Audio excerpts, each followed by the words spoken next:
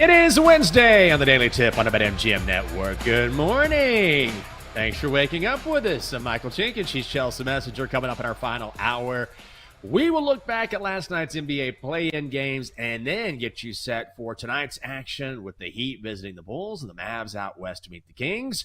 Our coverage of that Eastern Conference battle continues in 20 minutes with Alex Salana, the pre- and post-game host for the Heat on WQAM radio. Then we take you through our best bets at 8:40. Also, check us out on Stadium via ValleySportsLive.com and the Valley Sports Live app, along with YouTube TV, DirecTV, Amazon Prime, Samsung TV Plus, and other platforms. Chelsea, what's going on in the world? Pop culture-wise, get me up to date. You know what? I'm actually finally doing it. I've been talking about staying off my phone more, and I've done a really good job. But I'm trying to find that balance between making sure I'm informed and updated on what's happening. Because I find myself, especially with the news, like just doom scrolling. I'm like, I don't like this. I don't like this. This is terrible. And it's not great. And so I'm like, you know what? I'm going to take a breather here and just take a breath and relax a little bit and stay off the Black Mirror in my hand. So what is something pop culture, something fun, anything to lift my spirits and get me going in this final hour? Well, I don't know if this is going to lift your spirits, but the talk on social media yesterday, at least in like the sports journalism circles, was, did you see the Braves reporter who got the phone number of a girl during a live broadcast? Like, this was like the huge deal. Did you see this? I did not see this. Oh my God. Okay, so let me set the stage for you. Yes, I feel like I was ready to because a lot of people were mad about this. And I was ready to be mad too, saying, okay, like maybe this guy needs to focus on baseball. Like, I don't know, there's a baseball game going on. But when you watch the broadcast, like it's a lighthearted broadcast, like, because that's the thing about baseball. Sure. There is a lot of free time to fill. So they do some crowd work where they go into the stands and they talk to people. So this young guy, who is the reporter, was talking to a couple of blonde, attractive females. So the broadcast booth is like, hey, get their number. And so he keeps talking to them. And he's like, yeah, they want me to get your number. And there's this whole conversation. But a lot of female reporters were mad, saying, hey, if a female reporter did this, she would probably lose her job and she would get raked over the coals on social media, which I think is true. But I feel like you can't use that for saying, hey, this guy needs to get raked over the coals too. You say, hey, maybe we keep this in mind next time we do something to a female reporter and say, hey, this is not professional. So I think it goes both ways. In the moment, if you watch the video, I feel like it wasn't as big of a deal as it needs to be. But Jenks, you know this about the internet. There are things that the internet gets mad over that I feel like it's a very internet thing. In real life, it's not that big of a deal. But this was something that drove the internet mad yesterday. So if you want to know, go watch that video. Okay, I'll watch. I think you make a really good point, which is just because there might be a double standard, which it sounds like there is a double standard, and I totally agree with you, doesn't mean that we just have to punish this person who didn't really do anything wrong, and especially if it was a lighthearted moment. Now, I need to watch it. But I always say, I wish the people who get so angry about this, on the internets, I wish you would take that same energy and focus it on a real problem. Not that things don't need to be called out, but you know what I mean? There are so many actual problems going on in the world, and not to get too serious, but it's if you spent half as much time trying to solve some real issues as opposed to just being livid and throwing your hands up because you saw a guy in a telecast get a number, we'd actually make some progress. It's all right, just calm. Because some people get really into this. They go back and forth. They get in the comments. It's your energy, I can assure you, would be better spent elsewhere. And plus, people will forget about this in 24 hours. Right. This is a prime example of something that's a huge deal on the internet, but not in real life. Another example is the Harrison Butker stuff. The thing that he said about women, which I have a job. I don't want to just be a homemaker, but listen, his speech does not affect me. I don't care what his opinion is. He doesn't have any say over my life. So honestly, I don't care that much. It's not a big deal. Right. Oh, God, I'm not even going to get into that conversation. It's tough for you to be in a spot. I don't want to put you on the spot because I feel like I can say these things because I am a female. I know this puts you in a difficult position. So you can plead the fifth, Jenks. It's fine. I have certain opinions about it, but Instead, what will I do? I'll just softly pivot to the Magic and the Hawks, as natural as it can be. Last night, Magic all over the Hawks, 120-95. We'll get to this and look at the recaps pretty quickly and then look ahead to tonight's game. The Magic covered the 6.5. They were minus 230 on the money line. Total set at 220.5. The under hits. Paolo Banchero was 17. Doesn't lead the way, but gets it done. Banchero shakes his head no. Magic have numbers. 12-point Magic lead. Banchero, another and one. Banchero asked about Harrison Butker, shakes his head no. He's not going to talk about it. No. 17 for Paolo once again. Cole Anthony comes off the bench, scores 26. The Magic advance to face the 7th seed Boston on Sunday, and Trae Young ejected from this game. He was unhappy with the referees and how they were calling. Yeah, Trae Young doing Trae Young things. But this wasn't very much of a game in the fourth quarter. Like in the third quarter, I watched the second half of this game, and the Hawks kind of made a charge. And a lot of it was simply because Orlando could not make a shot. And this is the sabotage factor for Orlando in the playoffs. Their defense is always good, and they're always going to be physical on the boards, and we saw that last night. But sometimes their offense is kind of prone to lapses. It's similar to like what we saw from like the Houston Cougars in the world of college basketball. But Paolo Banchero was a huge boon here. Even though it doesn't show up as much on the stat sheet, you say, oh, he only had 17 points. He is still the driving force of that offense. Still had 9 rebounds, 7 assists in that game. So like he was a huge boost to this Magic lineup. I know he's been dealing with some injuries, but the Magic looked like the squarely better team in this one. Play the song. The Magic are moving on. Moving on, they face the Celtics on Friday night in game 1 of that first round series. Celtics laying 13.5 points. The series price Magic 22-1. The Celtics minus 10,000. Don't bet that. Warriors taking on the Grizzlies last night, and the Warriors get it done 121-116. The Grizzlies plus 6.5, so they cover the number. The Warriors minus 290, and your total at BetMGM 225.5. The over hits. This is a 2-point game with just more than a minute to play when Steph Curry starts doing his thing. Butler with the move. Green. Curry. 3. Good! Call courtesy of TNT. That's the great Kevin Harlan. Steph with 2 clutch 3-pointers puts the game away as part of his 37 on the night. Jimmy Butler, 38 points, 7 boards, 6 assists. Golden State moving on to a first-round series against the Rockets on Friday night. Steph was great, but this is also why they made the trade for Jimmy Butler. He was fantastic. Yeah, playoff Jimmy was great. Steph was chef cooking in this one. Night, Grizzlies. We'll see you later, or at least we'll not see you, in the actual tournament unless you win another game. This one had to feel good for the Warriors because it was the Grizzlies that have been running their mouth about the Warriors over the last few years. Remember when John Morant famously said, oh, we're not worried about anybody in the Western Conference. We're only worried about the Celtics. I feel like the Warriors have taken that personally. And we've seen this back and forth over the last few years. So not only was this a meaningful game that the Warriors needed to win, they also had some bad blood. So I knew that the star players were going to pop off in this one. And Jimmy Butler, what a performance here. This is playoff Jimmy that they traded for, 38 points. It's nice when it's not Steph Curry having to carry the load offensively speaking. This was, a fun game. We knew it was going to be high scoring, back and forth, and it absolutely delivered. No question about it. Now the Warriors moving on to take on the Rockets. That's on Sunday night. Warriors laying a point, total 214.5 if you're curious about the series price. Warriors are minus 210, which is a little surprising to me. The Rockets are plus 170. All right, we have 2 more playing games tonight, Chelsea. Let's start with, I think this is my least favorite of the 2, but I wanted to get your thoughts. The Heat visiting the Bulls. The Bulls laying a 1.5. They're minus 150, and the Heat are minus 105. Talking about an essential flip of the coin here. The total 222.5. I can make a case for either side. The number tells you that. Initially, I lean Heat. I like Coach Spo. I like the Heat defense, but also the Bulls own the Heat during the regular season, going 3-0 against them. What do you think? I have no idea what's going to happen in this game. You want something else? Maybe a player prop? Yeah, I think when you have conflicting factors where, one signal is pointing one direction, the other one is pointing to the other team, maybe just go with player props because we did see this in the Grizzlies and the Warriors game is that the star players usually step up. So for me, here's how I'm going to play it. Like, this is kind of comical, but I'm doing a same game parlay tonight. I'm going to go Tyler Hero to score 20 plus.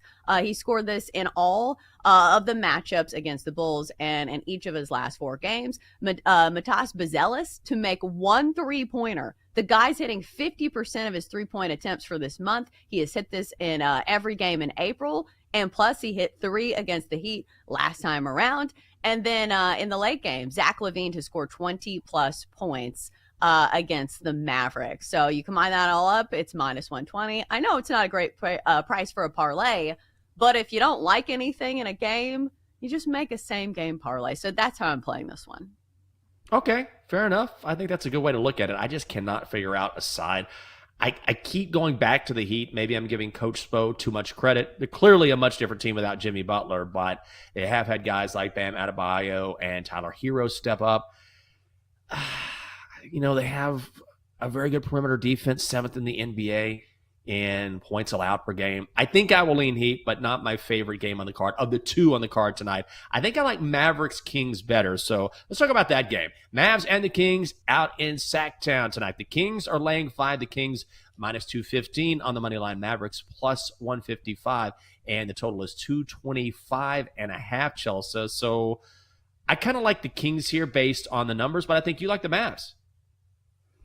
I think you could go either direction. I thought you liked the Mavs. Like, oh, maybe yeah, that's I mixed that up. An indication of our confidence. Yes, I like the play. Mavericks. Yes. Right. Yeah, I think you had to switch there. But I think the big story in this one is that it's a really solid matchup. Like, we talk about this in March Madness, we talk about this in basketball in general, is sometimes the matchup matters. And here, we're going to have the matchup of 2 jumbo packages. Don't quote me on that, saying she just said jumbo packages. But it's going to be 2 teams with really big lineups is kind of what I'm getting. Because you have the bigs who are taking the spotlight in this one. Obviously, for the Kings, it's Domantas Sabonis, who is the star player on the Kings. They also have Jonas Valanciunas. But if anybody has the length and the height to contend with the Kings, it's certainly a very tall team that has the jumbo package that they use for the Mavericks. And Anthony Davis, they have Derek Lively in there, and they also have Daniel Gafford. So I think it's going to be an interesting game. Again, I'm only playing that 1 player prop.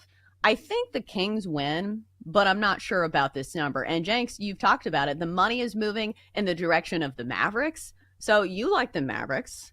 Is it because of the matchup that presents itself here? Yeah, yesterday this was sitting at Kings minus 5.5, and I just thought that was too many points. And, when you look at matchups, those are certainly a part of every single handicap, but also the numbers matter as well. And the Kings were just awful at home this season against the number. 14, 24, and 3, Chelsea. Second worst in the NBA. The only team worse against the number at home was the Sixers. So when you think about the Kings and you think about Sabonis and Zach LaVine, ultimately, Dallas is just so big, and now that they're healthier, I mean, I know it took them a while to get Daniel Gafford back and AD back, but between those guys and Derek Lively, they are really formidable in their front court. And so I think that's going to cause Sabonis in particular a lot of problems there. I would also take a look at the over as well. So defensively, if you look at the numbers, both of these teams have started to fall off like over the past few weeks. On the road this season, this is another thing where the numbers play into it as well. The Mavs are 27, 14, and 1 to the over. Again, second only to the Sixers, the only other team that has had worse issues defensively. And the Mavs can be a good defensive team. They can match up well against the Kings, but ultimately these are 2 defenses that have faltered somewhat. So I would look at the over. I would also look at the Mavs getting the points. Yeah, I really like the over on this one. I think you make a great case for it. And plus, I think both team kind of has matchups over the other defense. Like, if you look at the Kings and you say, okay, Anthony Davis is a really good defender down low, it's going to be a tough matchup for Sabonis. I think it's going to be a fine matchup for some of the guards on the Kings. And we've seen big games. DeMar DeRozan, Zach LaVine have each had big games. I think DeMar DeRozan had 42 last time around in this matchup. So the over, I think, is a really good look as well. Yeah, maybe that's the play. I want to play the NBA tonight, but I think it's going to be baseball instead. We'll see how it goes. Still got time before we make our best bets coming up here in just about a half hour. Before that, What will happen tonight in the Windy City when the Heat meet the Bulls? We're going to ask Alex Salana, the pre- and post-game host for the Miami Heat on WQAM Radio. She's Chelsea Messenger. I'm Michael Jenkins. This is the Daily Tip on the BetMGM Network.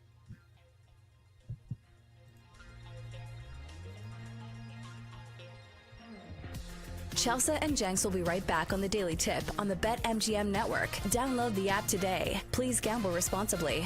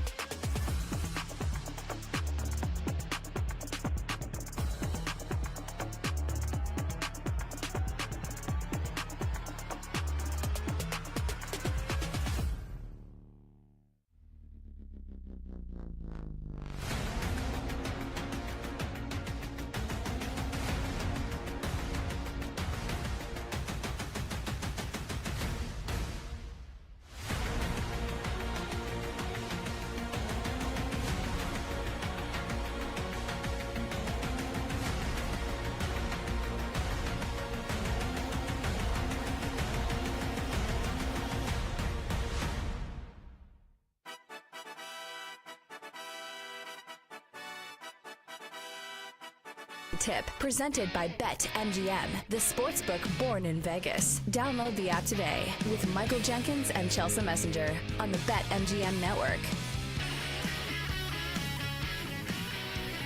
Welcome back. It is the Daily Tip on the BetMGM network. I'm Michael Jenkins. She's Chelsea Messenger. Great to have you with us on Wednesday. We're live across the country from 6 a.m. to 9 a.m. in the East. Coming up shortly, we're going to head down to South Beach and talk about both the Heat and maybe a little Dolphins with Alex Salana, the pre- and post-game host for WQAM Radio for the Miami Heat. Chelsea, we cover all the important stories on this show. And there is a 28-year-old man from Belgium who has offered an apology because at a cycling race on Sunday in Paris, he threw a water bottle at former world champion Matthew van der Poel. So the man has apologized, said it was, quote, stupid and dangerous, and then also admitted that he had been drinking a lot that day. Said, I'm so happy he crossed the finish line first on Sunday despite my stupid actions. A water bottle was in the grass. I picked it up and threw it when he passed without thinking. Half a second later, I realized what I had done. So I know that I have not thrown a water bottle at anyone. I'm sure you haven't either. But have you ever been, as someone who worked in local news like I did, have you ever been on location somewhere where someone tried to distract you, threw something at you, said something, interrupted your live shot? Because people can kind of get crazy, or you were at an event, people have been drinking a little bit, they try to get on camera and you had to push them away. I feel like you see those moments on a pretty regular basis. Oh, yeah. Like if we're going to be talking Miami stuff, I covered the Florida State-Miami game. And there was like 15 frat guys that like came up during my live shot and started saying things that you cannot say on live TV. Because this was at the height of like, there were people who would come on like local TV and they would be like, you know, crossing over people's live shots. And they would say a certain phrase that I feel like Jameis Winston might have said. I don't want to say it on live TV, but bottom line, it is inappropriate. And like, I was a young reporter. So, like, this definitely caught me off guard, and I did not handle it that great. Like, I continued talking about, like, Jameis Winston's touchdown to interception ratio, and meanwhile, like, this sideshow's going on in front of me. And I feel like in that moment, like, you can't ignore it. Like, you have to acknowledge it and just, like, throw it back to the studio. But in the moment, I was just spouting off stats very nervously. So that's how that went. Oh, I remember one time, this was actually not too long ago. Well, I take that back. It was probably like 5 or 6 years ago now. And I snapped at a fan who I would interview him, and he kept dropping F-bombs. And I'm like, hey, like, stop doing that. And so I interviewed him again, and he just like kept saying it again. I was like, listen, do you want to do this interview or not? Because if you're going to keep doing this, I'm not going to talk to you. And then the crowd, there was a lot of crowd. It was right outside Capital One Arena after a Caps game. The crowd was like, yeah, show some respect. Yeah, stop dropping F-bombs, man. And finally he settled down and gave me a soundbite. And I was like, dude, like, I'm not trying to be a jerk here, but I'm not going to put you on camera if you keep saying F this and F that like every other sentence. So thankfully it wasn't live, but it was frustrating. You never know how people are going to get, especially after a few pops in the system. Thankfully, this morning we are sober. I mean, sometimes we'll drink during the last hour, but this morning, it's just nothing but straight coffee. Focused in, locked in, laser focused on the Bulls and the Heat tonight in Chicago. So let's bring in Alex Salana. He is the Miami pre- and post-game host on WQAM Radio in Miami, also producer of the Hochman and Crowder show on WQAM. Alex, good to see you. Thanks for being with us. And let's start with just sort of a basic question about Miami, which I know obviously they're without Jimmy Butler now, but how has their style of play changed without playoff Jimmy? How are they different now? You can never trust somebody from Miami to be sober when you bring them on, by the way. So that's right. No problem. I learned that lesson from my end. It's interesting because when you think of the Miami Heat with Jimmy Butler, obviously playoff Jimmy, and yeah, he reminded everybody what he's capable of last night with Golden State. You think of this hard-nosed team. Nobody wants to play the Heat, right? That was always the narrative. And that rang true. Couple series, Milwaukee learned the hard way in the first round. But I just don't think the Heat really carry that physical stigma anymore that they did with Jimmy Butler. I don't necessarily think anything changed. I mean, yes, Jimmy Butler was that kind of player, right? Like, he's going to do the dirty work. He's going to get to the free throw line. But ultimately, they just don't have their leader anymore. They're a team that's a lot more focused on shooting threes right now. And Tyler Hero and Bam Adebayo are their two leaders. They're their two best players. They're the two guys that have been hand-selected literally through the draft. And then now by the front office, by the head coaching, Eric Spoelstra, to lead this organization. And they haven't had the same success as they did with Jimmy Butler. This season has certainly been a roller coaster ride. Yeah, don't they call it heat culture? I feel like I've heard them say that. Like, that's the like embodiment of like the physicality and the smart play and playing as a team, where we've come to expect that over the years from Miami Heat. But I will say they still have Coach Spo. Eric Spoelstra should have the coaching advantage in this one. How much does that matter in the playoffs? Yeah, I mean, it's a fair question, because the reality is you're telling me that a team in the Chicago Bulls, neither of these teams are great teams, right? Neither of these teams are winning the NBA championship. The Bulls have beaten the Heat 3 times. In all 3 of those games, Miami had a double-digit lead at one point in those games. And most recently, Miami had an 11-point lead in the first half. Chicago won the second half. The only game that they played in Miami, they played 3 games this regular season. The Heat had a 17-point lead in the second half and coughed it up. This year, the Miami Heat coughed up more double-digit leads than anybody else in the NBA. And you can point to a head coach with that type of statistic, right? And say, this might not be Coach Spo's best season. But the reality is, I think we'd all be in agreement, Coach Eric Spoelstra is one of the best head coaches in the NBA. He's proven that he can do a lot more with a lot less. This roster right now is definitely more described as a lot less than a lot more. And you're telling, the casual NBA fan who's looking at the spread right now, it's gone from Bulls -1 to Heat -1, now back to Bulls -1. I've seen that 1.5. You're telling the casual NBA fan, Eric Spoelstra had nearly a week to game plan for one game against a mediocre team that's below 500, that's already beaten his team 3 times. They tell you, yeah, I'll take Spo his team's due in a matchup like this. We're talking with Alex Salana. He is the Miami Heat pre- and post-game host on WQAM radio in Miami. So, Alex, the Heat are 1.5-point dogs in this game tonight, and I say that just to point out we're expecting a toss-up, right? It could go either way because, as you mentioned, neither of these teams is great. They're just trying to sort of maybe make a run if they can. What must the Heat do? What's the most important factor for the Heat to win this game? So, the buzzword around the Miami Heat, their practice yesterday, and since they played the Bulls a week ago and lost that game, it was a pivotal game. Miami could have controlled their destiny going into Chicago. And like I mentioned, 11-point lead wasn't big enough. They ended up just getting smoked in that second half. The buzzword has been pace. The Chicago Bulls play at the second fastest pace in the NBA. And the Miami Heat play at the 4th slowest pace in the NBA. So can the Heat keep up with the Bulls? That's the big question. You know what Chicago's trying to do? They're trying to get up and down the floor. Josh Giddey's averaging a triple-double versus the Heat in 3 regular season games. And when he's been healthy, because he's been dealing with a bit of an injury the last week of the season, he's been averaging almost a triple-double for the Chicago Bulls. Like, he's been terrorizing the Miami Heat. So the buzzword has been pace. How do you slow down the Chicago Bulls? But I think ultimately, that's who the Bulls are. They're trying to run up and down the floor. They're trying to beat you in the painted area. They're trying to turn your misses and just beat you down the floor and turn them into makes. You can't change a team. This is going to be game 83. Like, you can't just take a team's identity away from them in game 83. Sure, the Bulls can go out there, shoot 30% from the floor, but they'll lose to anybody doing that. And it's just not likely in a win or die situation. So, look, Miami is going to have to make shots. Tyler Hero is going to have to be outstanding.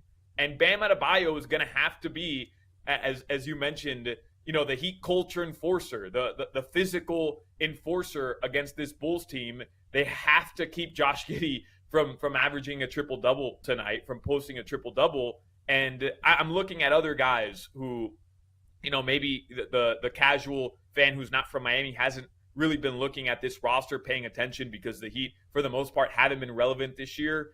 Duncan Robinson, Alec Burks, who has actually found a nice spot in the rotation with the Miami Heat this season. Davion Mitchell, who was a midseason acquisition those guys have been really important to this team while they tried to rebound from a 10-game losing skid and won 6 in a row. And then Andrew Wiggins, the main part of that Jimmy Butler trade. Ironically, the Heat's biggest gripe with Jimmy Butler was that he wasn't available. Andrew Wiggins gets traded to the Miami Heat, and he hasn't been available with them. He's missed over half the games. If he's healthy today, he's been dealing with a hamstring injury. If he's healthy and he can give you 18 to 22 points and defend Josh Giddey, that's the game changer for the Heat right there. That's their third option, another guy who can post 20 points, another two-way player, somebody who can play a similar Jimmy Butler role. But if this is a close game down the stretch, as Vegas expects it to be, there is no guarantee picking Miami because, as I mentioned, nobody's blown more double-digit leads than the Heat. Also, nobody's played as poorly as the Miami Heat in close clutch games down the stretch. I want to point out your composure. Like the no-look stopping of the alarm while you continue to talk. Incredible. Like hat tip, my friend. So I want to ask you about... I don't wake up at 6 a.m. like the two of you, or 3 a.m. So this is an early wake-up call for me, but thank you. Yeah, that was a clutch. Slick. That was a veteran move. That was like the Nikola Jokic behind the back assist right there. So you mentioned all those role players, but I think for me in the playoffs and especially in these play-in games, the star players matter. And we see some of these guys will take over games because obviously it's win or go home. It's win or you have to play another game. So I want to ask you about Tyler Hero. Do we think it's a big night from him, or do you think it's a group effort tonight? It has to be a big night. Nobody's been the Heat haven't relied on anybody as much as they've relied on Tyler Hero. So this has to be a huge night from him. I know the line is at 24.5 for him tonight in the over-under. If he's not getting to 24 or 23 at least, the Heat aren't winning this game. Like, period, end of story. Look, Tyler, for the most part, has had a great season. He was an all-star this year. And you think back to the offseason, the Pat Riley press conference, everybody kind of focused on what he said about Jimmy Butler, right? Shut your mouth or you're not on the floor. But what was also forgotten by, I think, people outside of Miami was that Pat Riley put Tyler Hero on blast as well. He said, yeah, he's got to be more available. It's getting ridiculous at this point. And Tyler answered that call this year. He played 77 games, became an all-star for the first time in his career, and he has seen more double teams than pretty much anybody in a Heat jersey going back to Dwayne Wade or LeBron James. And he's answered that call, being able to put up big numbers in the scoring column. In the last 10 games, he's averaging just the best stretch of his career. So he's coming in hot right now. The Heat are going to need him to be not only a leader and him and Bam, but scoring the basketball is what he does. Offense comes super easy to him. And last year when they played the Bulls in Miami, he was one assist shy from a triple-double in that second playing game.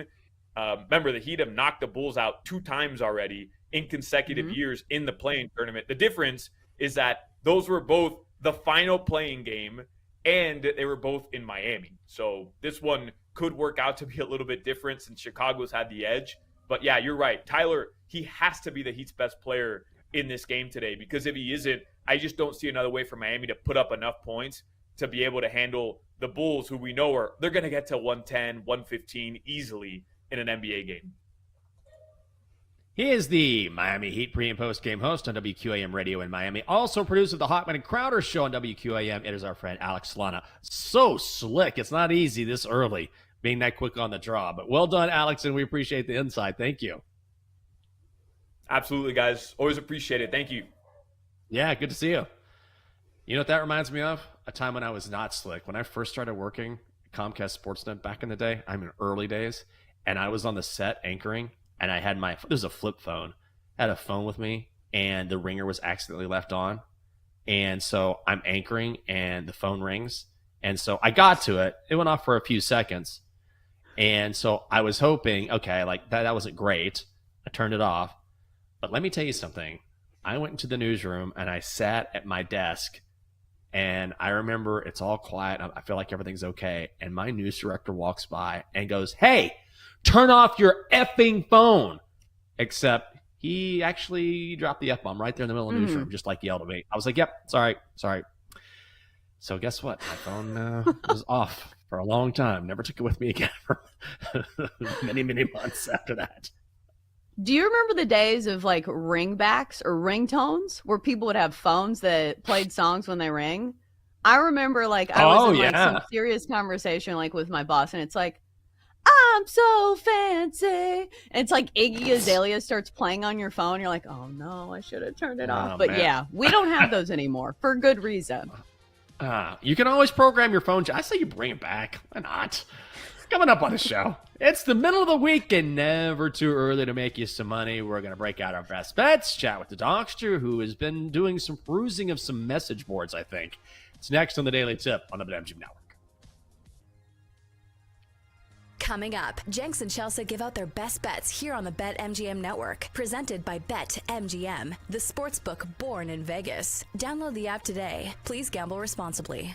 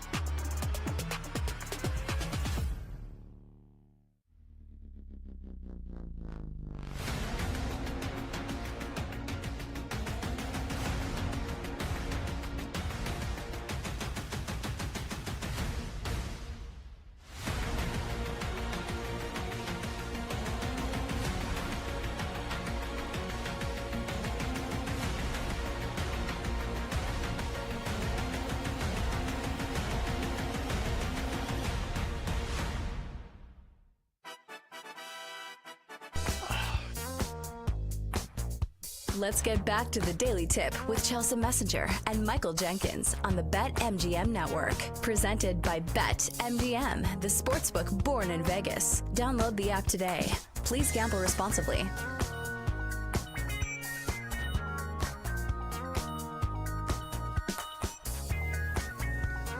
Welcome back. It is the Daily Tip on the BetMGM Network. Hope you're having a great morning. I'm Michael Jenkins. She is Chelsea Messenger. Coming up on the show, guess what? We'll have our best bets, talk with the Donkster. I know he's been doing some work a la Jordan Hudson. I don't know exactly what that means, but I guess we'll find out. God, you know what I did when I was getting coffee? Well, the lovely Catherine leaves around 9-ish, so I always leave about this time. I go bring her some coffee, so when she's kind of getting going. And as I was getting up, I stubbed my toe. That's the worst feeling in the world. I just you're just getting up and then, you're trying to be an adult about it, not like I'm doing right now. So I looked down and I think I got a little bloody sock, a little Kurt Schilling action. Little Kurt Schilling. That's what I was going to say. Yeah, I'm going to finish strong. I know a lot of people want to pull in PJ Glasser right now to finish out this show, but I'm going to stick with it, and I'll probably post a picture online. We'll make a social media thing out of it. Be like, hey, no one is tougher than our Michael Jenkins. Stubbed his toe. If you look very closely, there's a small speck of blood on his pinky toe, and yet he continued to do the show. Thank you, Dylan. Dylan says, welcome to Boston. That's really sort of the initiation. So I really feel like an honorary Bostonian now because I'm gutting it through right now. Hashtag Jinx Tough. We need to make a campaign. Yes. Are you Jinx Tough? Dodge Ram. Like, you got to say it in that voice. Like just a bunch of manly things. I like Jinx that. Tough. Jinx Dodge Tough. Ram. Guess what? Later, I'm going to get in my Dodge Ram and I'm going to go out and I'm going to chop some wood. Do I need wood? No. I'm just going to do it because I can. The end. I feel like we need to put you in like a parody ad for, have you seen the Glenn Powell Dodge Ram ads where he's Goldilocks? Yes. And he drives the trucks? We got to get you doing that. I feel like you kind of look like him a little bit. And you guys both went to Texas. That's true. I'll take that.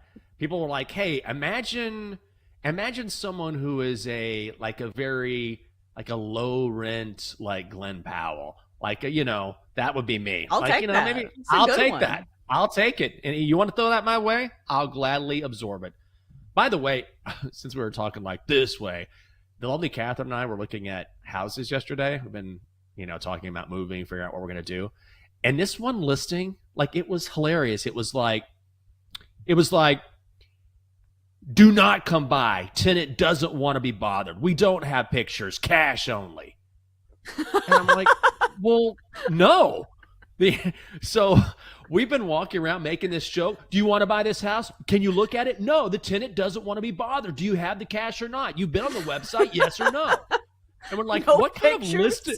It was like, no listing. You can't come inside. Tenant doesn't want to be bothered. And so we're like, then why is this even online? It was so bizarre. And so we were just laughing at the listing. Like, who in the world, if you can't come by, there's like a kind of a shady picture from the outside. Like you can kind of see the home, but then there's a lot of bushes in the way. Like, I'm like, what in the world? It just seems like the biggest scam in the world or some sort of terrible sales job. I don't know what's going on, but it was making us laugh just reading it. They're playing hard to get. Yeah. Yeah.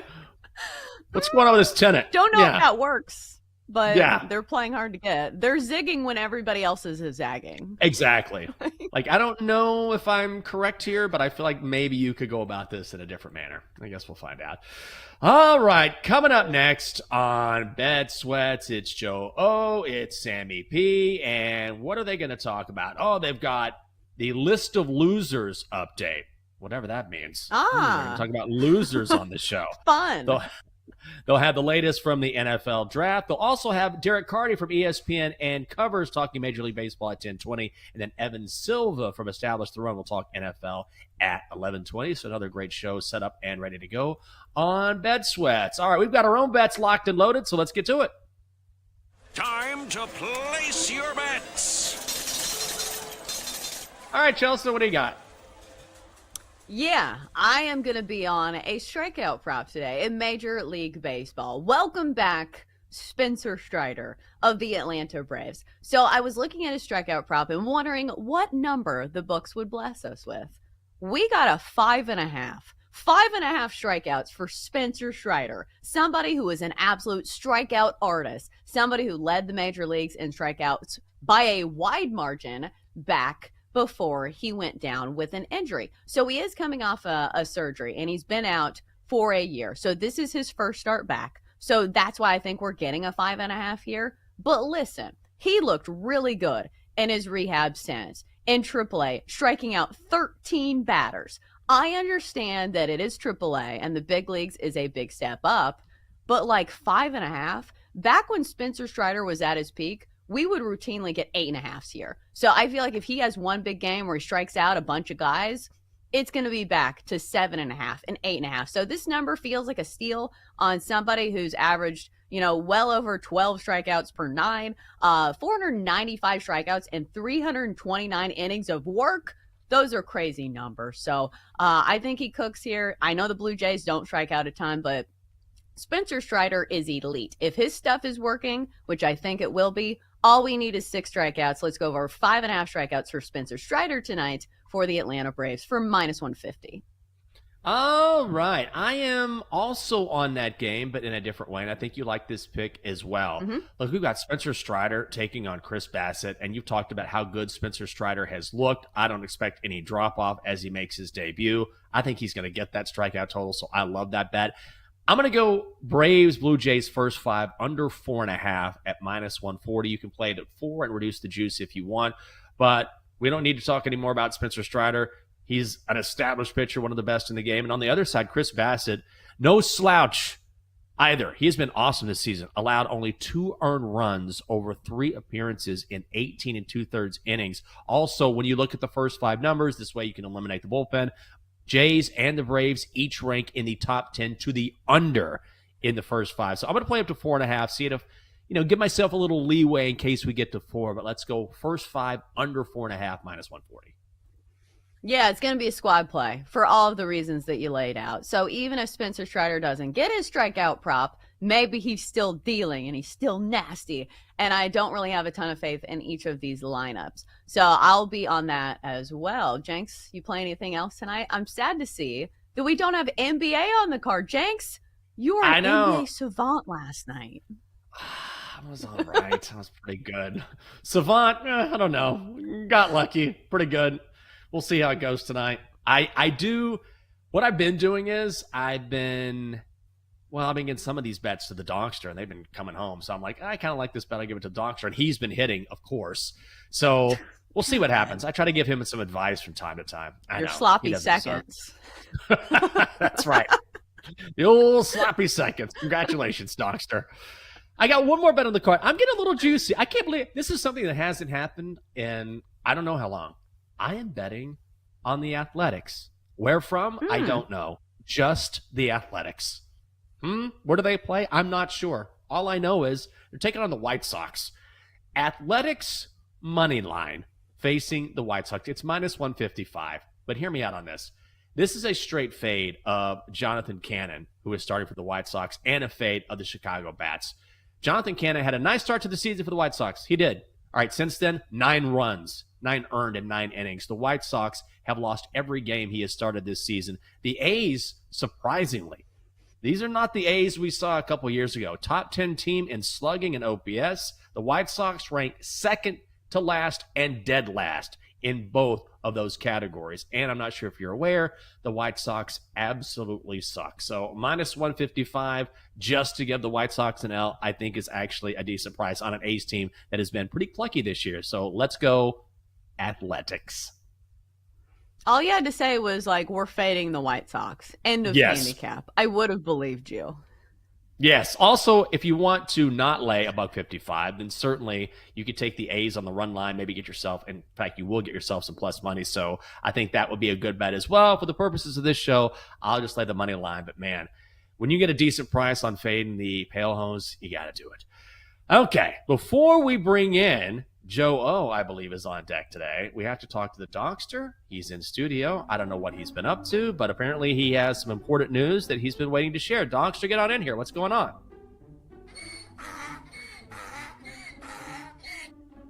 Yeah, guys, I hate to talk business here on the show, but I'm sending an email to Matt, who runs our social media. I'm trying to get a couple people banned from the message boards because of what they're saying about you. Oh, no. Well, what have you read? It's mainly about you, Dad. Double Glizzy 69 says that your bets suck and you need a haircut. Oh. Well, that's disappointing. What about Chelsea? Anything about Chelsea? Yeah, Crooked Ping 87 says that Chelsea needs to call you out more often on your bet sucking. Oh, well, that's Was that also... Crooked Peen? Is that what you said? Yeah, Crooked Peen 87, though. Let's make sure we get the number in there. Okay, so, I mean, I don't, this is just what the Donkster found. Crooked Peen 87. Man with so many opinions.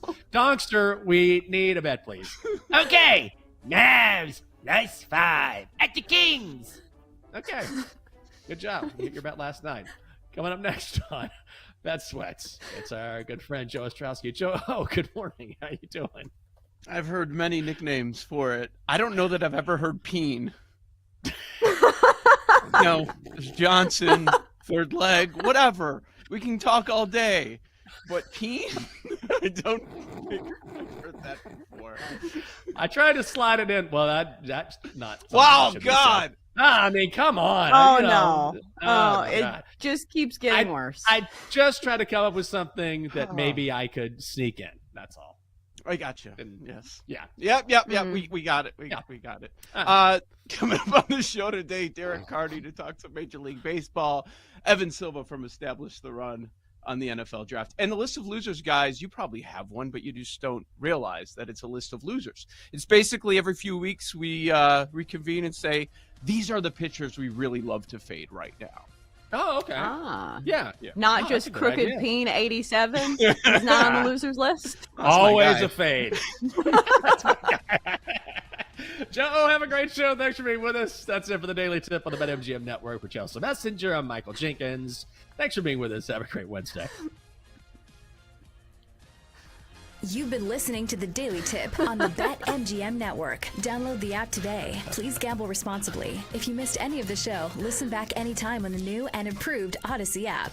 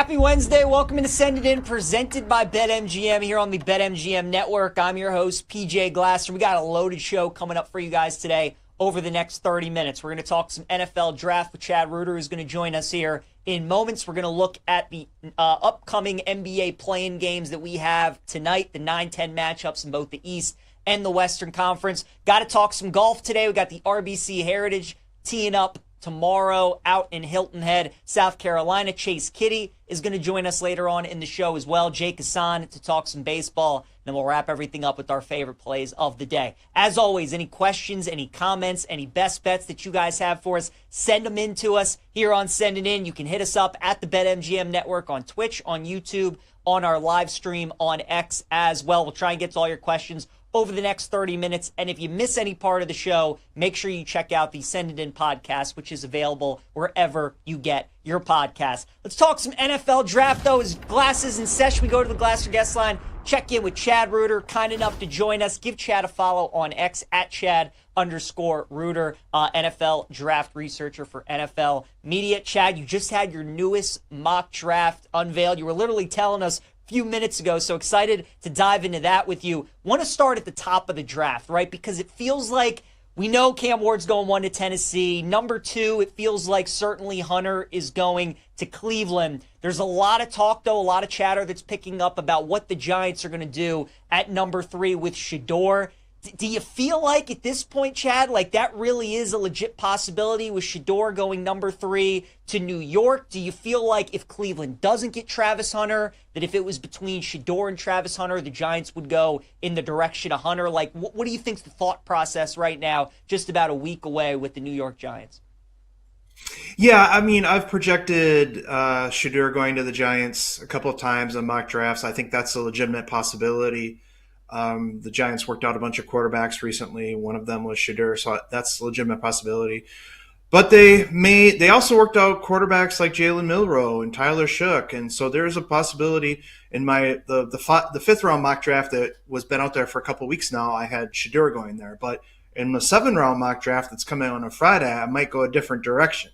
It's really up in the air. The quarterback situation for a lot of teams is up in the air. We don't really know, but I think obviously if Cleveland went Shedeur, which is not as likely, but certainly if they went a different direction other than Hunter, the Giants would have to consider him because he's just the best player in the class, period. And he's going to be an excellent player for years to come.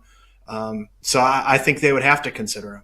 Yeah, certainly a unicorn, Travis Hunter, no question about it. What about the other New York team, Chad, the New York Jets? They're sitting there at 7. They got Justin Fields in the offseason. They're certainly looking for their franchise quarterback. Saw that you had Jackson Dart going number 7 to the Jets, which I think is really fascinating.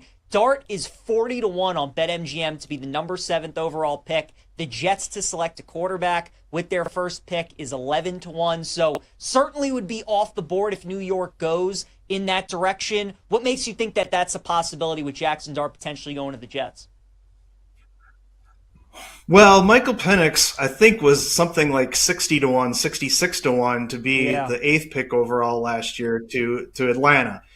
Things like that happen. And you know, the odds don't always take into account teams that will sign a Justin Fields or a Kirk Cousins or a Sam Darnold, but still pick a quarterback anyway in the top 10. And Dart, to me, I think is going to go top 10. If he doesn't go to the Jets, then the Saints will certainly take him, I would think, at this point. So I think that's a real possibility. Again, in my final 7-round mock draft, I have them looking at Armand Membu, the offensive lineman, just because they could definitely use that back-to-back tackles taken in the class. Just happened with the Steelers the last 2 years, so it's definitely a possibility. But I wouldn't count out Dart. Justin Fields, got more or less a 1-year deal, and teams are taking quarterbacks regardless of who they've signed as veterans. So I think that's a legitimate possibility still. Yeah, I wanted to go with Membu with you next as being the first offensive lineman potentially drafted, because right now a lot of people, it looks like Will Campbell is going to be the first O-lineman off the board. He's the favorite at BetMGM to get selected first. Do you feel like when it's those two guys, Chad, like is it all team dependent? Do you think that some teams view one guy higher than other? Do you think that maybe Membu is higher on a lot of boards than maybe we all perceive? How do you kind of break down like Campbell, Membu, and maybe which O-lineman goes first in the top 10? Yeah, I mean, because I think a lot of people think that the Patriots are going to go Will Campbell, and it's hard to fault that reasoning. But when you look at a guy like Campbell, who, people have made something about his lack of arm length, but also he's got a very narrow base, narrow in the shoulders. And you don't see a guy with that kind of build taken in the top 10 very often. That is typically saved for like the 11th pick. Like Taylor Lewan is a really good example of a guy who went to 11. So there's a good chance that he goes to the 49ers, for example, at 11. But the Bears could take him. But I still think Membu will probably go first. Sort of like Ike Ekwonu went, at like 6, I believe, to the Panthers. It's kind of a similar situation with Membu. And so I'm guessing he's going to be the first guy, and then Campbell goes like 10 or 11. But again, I understand why the odds are set with Mike Vrabel taking Campbell at 4. I get it. But, things don't always happen according to odds. Yeah, no, 100%. Membu, again, plus money, good value there if you think he's going to be the first O-lineman off the board. Chad, let me ask you, I think this draft is so awesome because we, again, know Cam Ward's probably going 1, Travis Hunter most likely going 2 as well. After that, though, I mean, we really don't know what's going to happen with the third pick and beyond. When you create all your mock drafts and you look at all these teams, is there a pick or two that you look at? And obviously nothing's a guarantee, but is there something you look at and you say, I really do feel good about that player going to that team? Yeah, it's been hard for me to not have the Jaguars picking Mason Graham at 5. They didn't really address the defensive line in free agency. They spent a lot of other money, but that's a tough pick to come off of. So I think if he's on the board there, if the Patriots don't, kind of throw a curveball to everybody, taking Graham at 4, it's hard for me not to see the Jaguars going with him at 5. Who's the team right now, Chad, that as you create your mock drafts, who's the toughest team to figure out for you? The one that just continues to, give you, that puzzles you when you're trying to figure out what player they're going to take? I have an article on NFL.com now, like 5 pivotal spots in the first round. And the Jets, the Patriots, and the Giants are all there. And those 3 teams, I could come up with 100 different scenarios of what they could do. Ashton Genty could go to the Patriots at 4. The Giants may be missing Saquon Barkley. He could go to the Giants at 3, if they don't like Abdul Carter and Shedeur Sanders. It's really interesting top 10 this year because there are so many spots that I'm just not sure. And we've already talked about the Jets. They could very well take a quarterback in Jackson Dart. They could take Membu. They could take Tyler Warren if they fall in love with a tight end like that. So it's really interesting, the top 10. And those 3 spots are I've spent a lot of time thinking about what could happen in those 3 spots. Very interesting. We're talking with Chad Reuter here on Send It In. Chad, a couple more questions for you. When you look at the draft, certainly every year we see teams try to trade up. Maybe they're aggressive to get a quarterback, get somebody that they really love, that they don't feel like is going to fall to them with their pick coming up and however many picks that they have. When you look at this draft, who are the teams that you're kind of looking at that you think could be aggressive, potentially trading up? Yeah, I don't see a lot happening in the top of the draft. Tampa Bay general manager Jason Light, alluded to this in a press conference. And like 3 out of the last 5 years or something like that, there haven't been any trades, until like the 13th pick or the 10th pick, a little bit later than usual. So I think the playoff teams, Bills, Chiefs, Packers, some of these teams at the bottom of the first round are going to be the really active ones, trying to get that one guy that kind of fills that spot that they really need. Like the Eagles, for example, going to get Walter Nolan, who could fill in for Milton Williams. That kind of trades at the end of the first round is really where I expect to be a lot of action. Very interesting. And then last question for me, Chad. Every year we see a guy who's kind of mocked to go top 5, top 10 that kind of falls down the board. You were saying you think Will Campbell, again, he could go 4, maybe he goes 11 potentially or something like that. Is there a guy you have in mind that maybe is mocked to go towards the top that you could potentially see sliding down? It's so funny. This year especially, there's a lot of variation. Guys are picked in the top 10 or they're picked at the end of the round. And it just depends on who you're looking at. But I think one guy, Shamar Stewart, Texas A&M, really great athlete. He put up some great numbers at the combine. not very productive. And there's a trend that a pass rusher goes a little bit lower than people thought, whether it's Miles Murphy, Montez Sweat, George Karlaftis, Greg Russo. There's a lot of guys that end up late first-round picks. And so Stewart kind of falls into that category, 4.5 sacks in 3 years. A team could take him in the top 10, but I'm guessing he's going to go more into the 20s, maybe Tampa Bay or Buffalo or Green Bay, somebody like that picks him up at some point at the end of the first round or near the end of the first round. All right, very good. Great stuff as always, Chad Reuter. Make sure you guys give him a follow on X at Chad_Reuter. NFL Draft Research with NFL Media. Always appreciate the time. Chad, thanks so much, man. Enjoy the NFL Draft. Hope to catch up again soon. Sounds great. Thanks for having me on. Yep, absolutely. All right, guys, let's continue talking some NFL Draft here on Send It In. As we've been doing this here over the last week or so, we look at every team in the NFL draft and we look at their markets on BetMGM. Who is the position that they're going to draft with their first overall pick? We got a lot of great stuff there from Chad. We're going to look at the NFC South today, and we'll start with the Atlanta Falcons right now. They are favored to get a defensive lineman or an edge rusher with their first selection. And I think there's some good value on them to draft a cornerback right now. It's 7-1. Some really good odds on BetMGM. Will Johnson, Jahdae Barron out of Texas, two corners that I'm looking at. Atlanta holds the number 15th pick. They ranked second to last in the NFL last year in passing touchdowns given up. They're looking for a corner outside, or on the other side, I should say, of A.J. Terrell. And Will Johnson and Jahdae Barron are right there, should be right in the range where Atlanta is selecting. So I'm looking at 7-1 for the Falcons to draft a corner. Chad has Will Johnson going to Atlanta. So I really like that value for Atlanta to get a corner with their first selection at plus 700. Then we got the Carolina Panthers. They're drafting in the top 10. I like this one quite a bit as well. So they're favored right now to get a defensive lineman or an edge rusher at minus 105. And again, certainly could happen. Maybe they get Jalen Walker potentially out of Georgia. Maybe Mason Graham slides down to them as well. But Chad had Tyler Warren mocked to go to the Carolina Panthers at number 8, and I kind of love that, right? We all saw the development and the progression that Bryce Young made the second half of this past season. And what better way to help continue the progression of a young quarterback?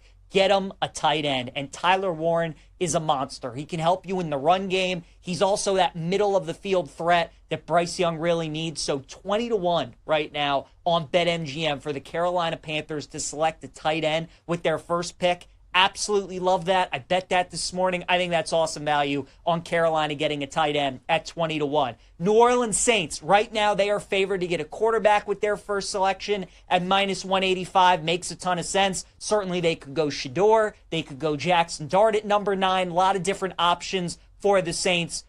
But however, with Chad's mock draft, he had Shador potentially going 3 to the Giants. He had Jackson Dart potentially going number 7 to the Jets. There could be a lot of chaos. There could be some teams potentially that trade up above New Orleans, knowing they're sitting there at 9 and maybe want to slide in front of them to draft a quarterback.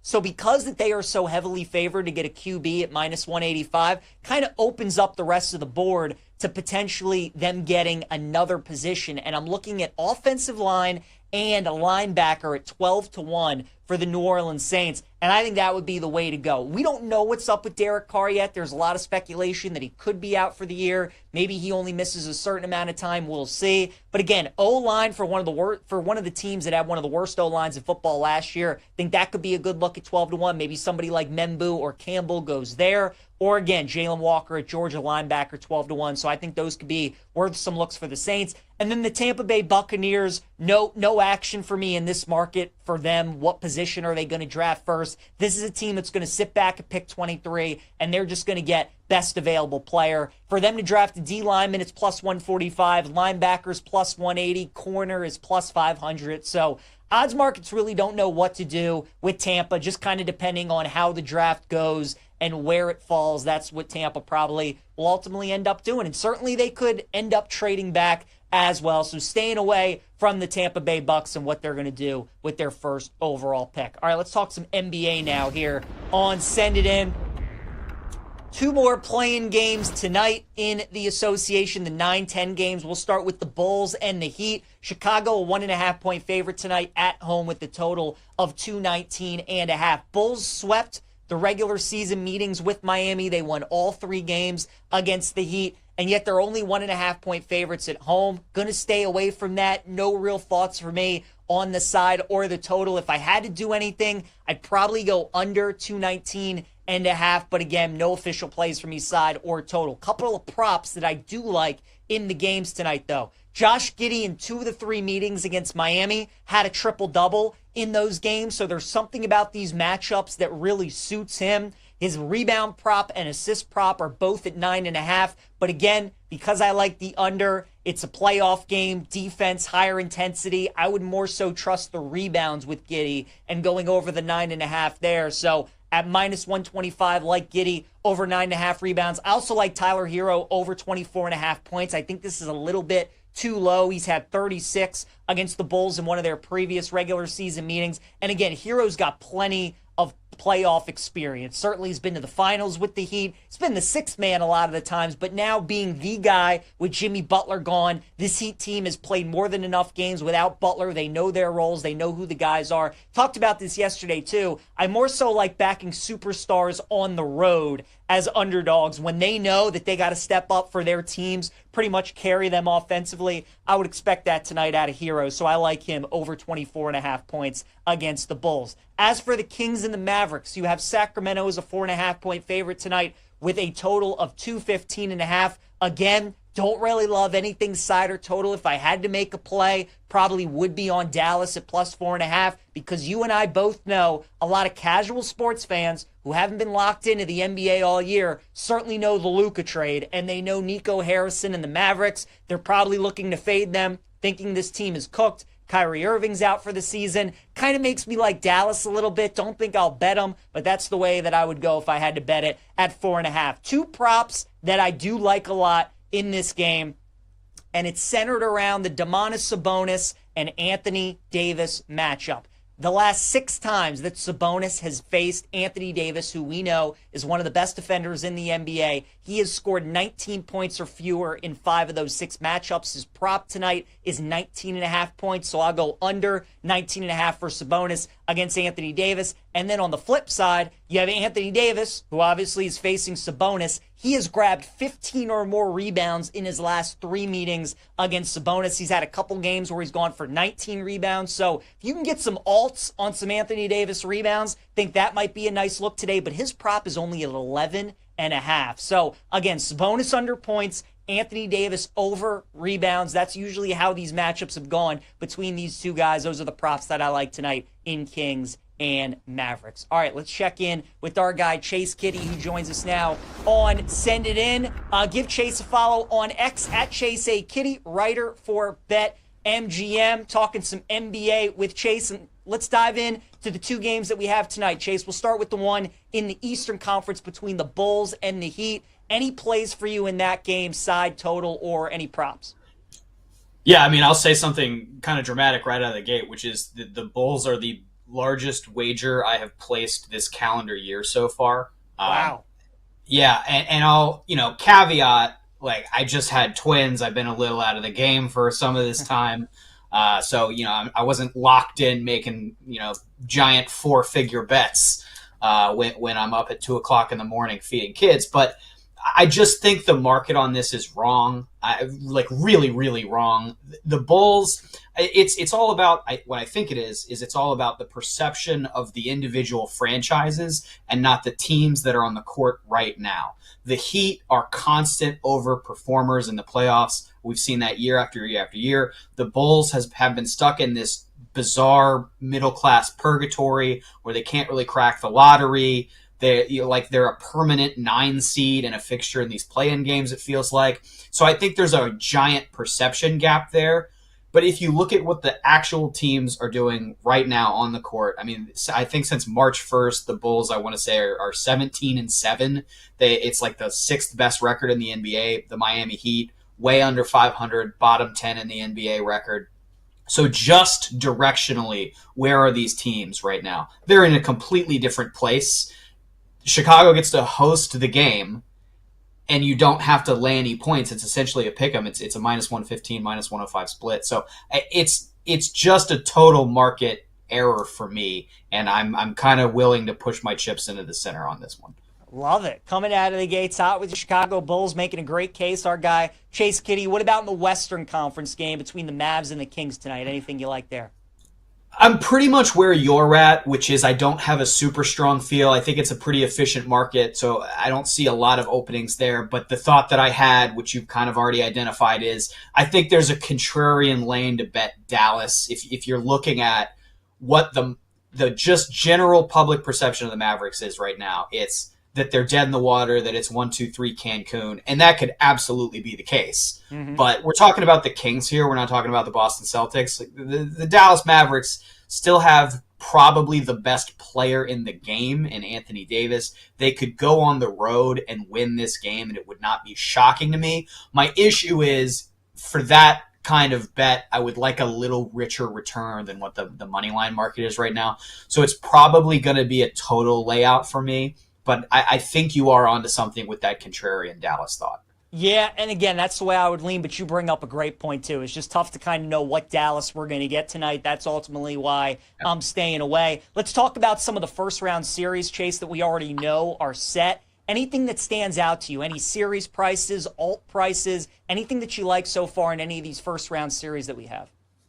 Yeah, I mean, I'm all over a bunch of stuff that's available at BetMGM. It's a giant futures market. It's one of my favorite markets of the year. You come out of March Madness and you're almost feeling depressed that it's over, and then you wait 7 to 10 days and you have all these NBA futures. So I can give you a couple that I like. I think the Pistons are really interesting in that Knicks series.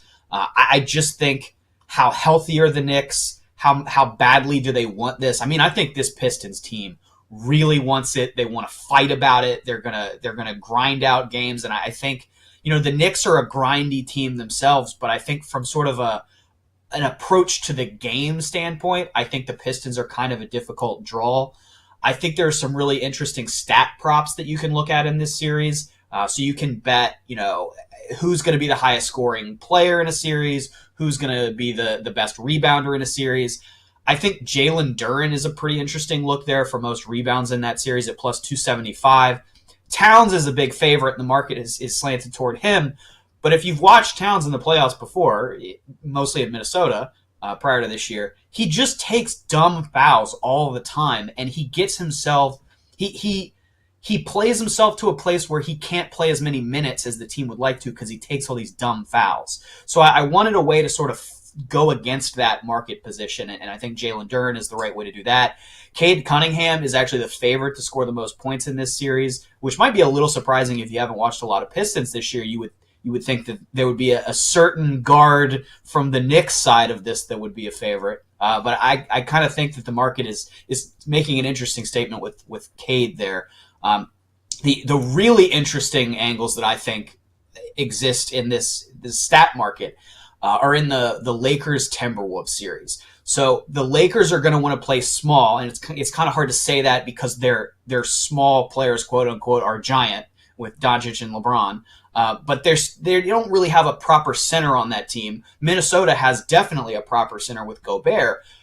You think probably that the Lakers are going to push the pace with a small ball lineup, and that's going to limit Gobert's ability to be on the court. It's kind of what we saw with the Mavericks last year in the Western Conference Finals, and Gobert's rebounding numbers were really, really down that series. Well, if you go look at the market for most rebounds in this series, Gobert is a giant favorite, huge. But if he gets played off the court again because the Lakers go small, you have a real ability to take a couple giant long shots with this rebounding prop. So the one I was looking at, Doncic is interesting at plus 650. Julius Randle is actually the next best rebounder for the Timberwolves. And you could imagine a scenario where he's playing a small ball 5 for Minnesota. He's 14-1 to lead that series. And I think one of the trends we're going to see with the Lakers in some of these exotics are that Doncic and Reeves and LeBron all have good stat lines, but they all kind of eat into each other's stats. And that makes it hard for one of them to dominate a stat line the way like an Anthony Edwards or a Julius Randle might when there's less competition for stats on the Minnesota side. Yeah, makes a lot of sense. Really good stuff from Chase Kitty. Excited to talk to him each and every Wednesday about the NBA playoffs. A lot of great stuff there. Give him a follow on X at Chase A. Kitty, writer for BetMGM. Make sure you check out his work. Chase, always appreciate the time, man. Good luck to you. We'll talk again next week. Thanks, guys. Yep. All right. Let's talk some golf, guys, before we get to our guy, Jake Hassan. Here's our full card for the RBC Heritage that we have this week out in Hilton Head. We're going back to the well with Colin Morikawa. I can't get off him. This course is tailor-made for Morikawa. What are the two things we're looking for most this week? Got to be accurate off the tee. Got to be great with your approach into the greens. Guess who leads the PGA Tour in both of those categories? That would be Colin Morikawa. How about Nick Taylor? Top 15 in driving accuracy, top 10 in approach to the green. Guys, 125-1 this week. So give me Morikawa. Give me Nick Taylor. We're also going Morikawa in the top 10 market. Have to take a piece of Patrick Cantlay, right? 6 of the last 8 times he has played here, he has finished in the top 7, so we like Cantlay. And then top 20, Russell Henley. This course, again, there's not maybe a better golfer who's accurate off the tee, good with his irons, and also with his putting than Russell Henley. He checks all 3 boxes, so we like him this week. Sepp Straka we also love. And then JJ Spaun, outside of Morikawa, Spaun is second on the PGA Tour in approach to the green. So we like those 3 guys to finish in the top 20 as well. B-Mills, I see you chiming in. You're tailing me on Morikawa this week. Cantlay, Henley, and Straka. Also hearing people talk about Xander. I do like Xander this week as well. Again, Xander's kind of working his way back from the injury. This could be a week where potentially he wins or certainly gets himself into contention. So I'm with you. I like Xander this week as well. All right, let's check in with our guy, Jake Hassan here real quick. Find out what's coming up on Bet Slips and Bat Flips. Jake, before you tell us what's coming up, any bets that you got going on live right now? We got Strider making his return. We got a couple other games. Anything that you're on? Yeah, I didn't want to try and read the tea leaves with Strider of how this was going to go, how long he was going to be in the game, but I did go the other way. I did bet Chris Bassett over 5.5 strikeouts, which started really great because he struck out the side in the first inning. So hopefully we can keep that rolling and we can get there. And I'm also sweating Spencer Torkelson over 1.5 total bases. I tried to fade Jose Quintana, but obviously dialed into this Strider start because a lot of implications here of maybe how the rest of the Braves season is going to go, some Cy Young implications. So dialed into that, of course. Love it. All right, Jake, so we'll be sweating out that during the show. What else do you have coming up for us as well? We got the rest of the card, of course, PJ, and we got a lot of news impacting Rookie of the Year. Matt Shaw of the Cubs was sent down to the minor leagues, and he was one of your favorites, so we'll address the fallout of that as well. Love it. Jake Hassan, Bet Slips and Bat Flips coming up 1:30 p.m. Eastern Time, a little over 2 minutes. Make sure you guys stick around for that. Jake, have a great show, sir. Thanks, PJ. Love you. Love you too, pal. All right, guys, let's wrap the show. PJ's Place here on Send It In. We'll start with going streaking. Give me Christopher Morel today of the Tampa Bay Rays. We were able to get back on the board with Mountcastle yesterday. We're going to keep it going with Morel. Look, this Rays-Red Sox series has just been an over bonanza. These teams have been scoring a bunch of runs. Newcomb, the left-hander's on the mound today for the Red Sox, so I'm taking Morel, the right-handed hitter. He's going to be our play today in going streaking. Anthony Davis, I absolutely love this prop. Over 11.5 rebounds today against the Sacramento Kings. Again, he's facing Sabonis. Last 3 meetings for AD against Sabonis, he's grabbed 15 or more rebounds, and we only need 12 tonight for him in the Kings and Mavs game, so we'll take that over rebounding prop. Dog of the day is going to be the Cleveland Guardians plus 105 against the Orioles because, folks, if the Orioles are favorites, just continue to fade them. This team stinks. They have no juice. They can't pitch. They're terrible. And honestly, the Guardians own them in Baltimore, so we're on Cleveland today at plus 105. And then finally, my best bet is going to be Morikawa to finish in the top 10 at minus 115. I think he wins this week, but again, Morikawa's been awesome to start this season. He's the most accurate driver of the golf ball off the tee and with his irons as well. Morikawa top 10 is going to be my best bet. Thanks again to Chad Reuter, Chase Kitty, Jake Hassan, all for joining us today on the show. Awesome show. Make sure you check out the podcast, and we'll see you guys tomorrow.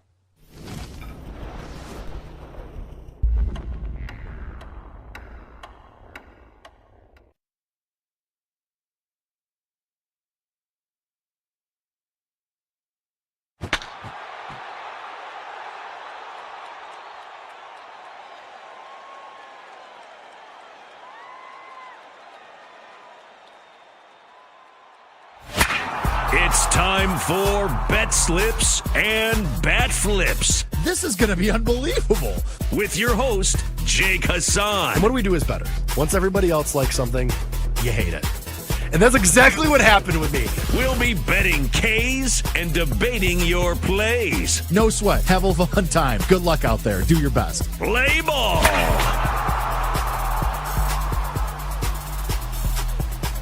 Hello and welcome to another edition of Bet Slips and Bat Flips, an edition that features 4, count them, 1, 2, 3, 4 live games happening in Major League Baseball right now. We have Braves, Blue Jays, we have Brewers, Tigers, we have Cardinals, Astros, and we have Twins and Mets. And we have drama in just about every single one of them, which we'll get to in just a little bit as soon as I take care of the housekeeping. This is Bet Slips and Bat Flips. I am your host, Jake Hassan. This is the BetMGM Network. You can find us on Twitch and on YouTube and on Twitter at the BetMGM Network. You can find me on Twitter at Jake_Hassan.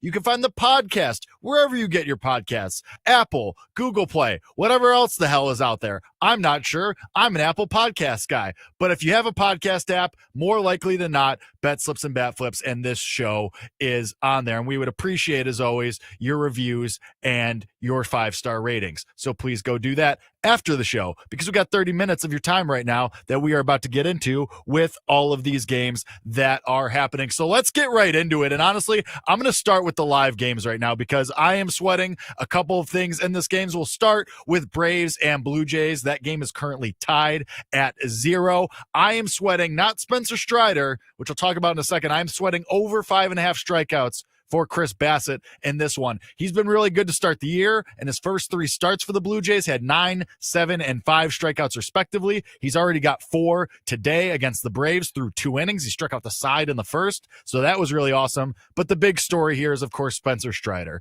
He makes his debut for the Braves after starting the year on the injured list after he had elbow surgery last year. And a lot of people watching this for a lot of reasons. If you're a Braves backer, how he does is pretty much directly tied to how the rest of the Brave season is going to go. Because if Spencer Strider looks like an ace the rest of the way, you feel pretty good about the rest of that rotation. Chris Sale then slides into the number 2 slot in your rotation, which you feel awesome about. Or Spencer Schwellenbach slides in the 2, maybe the 3, depending on how you value both of those guys, even though Schwellenbach got absolutely slammed yesterday. That was really great for us after we had Braves first 5, but we don't have to talk about that.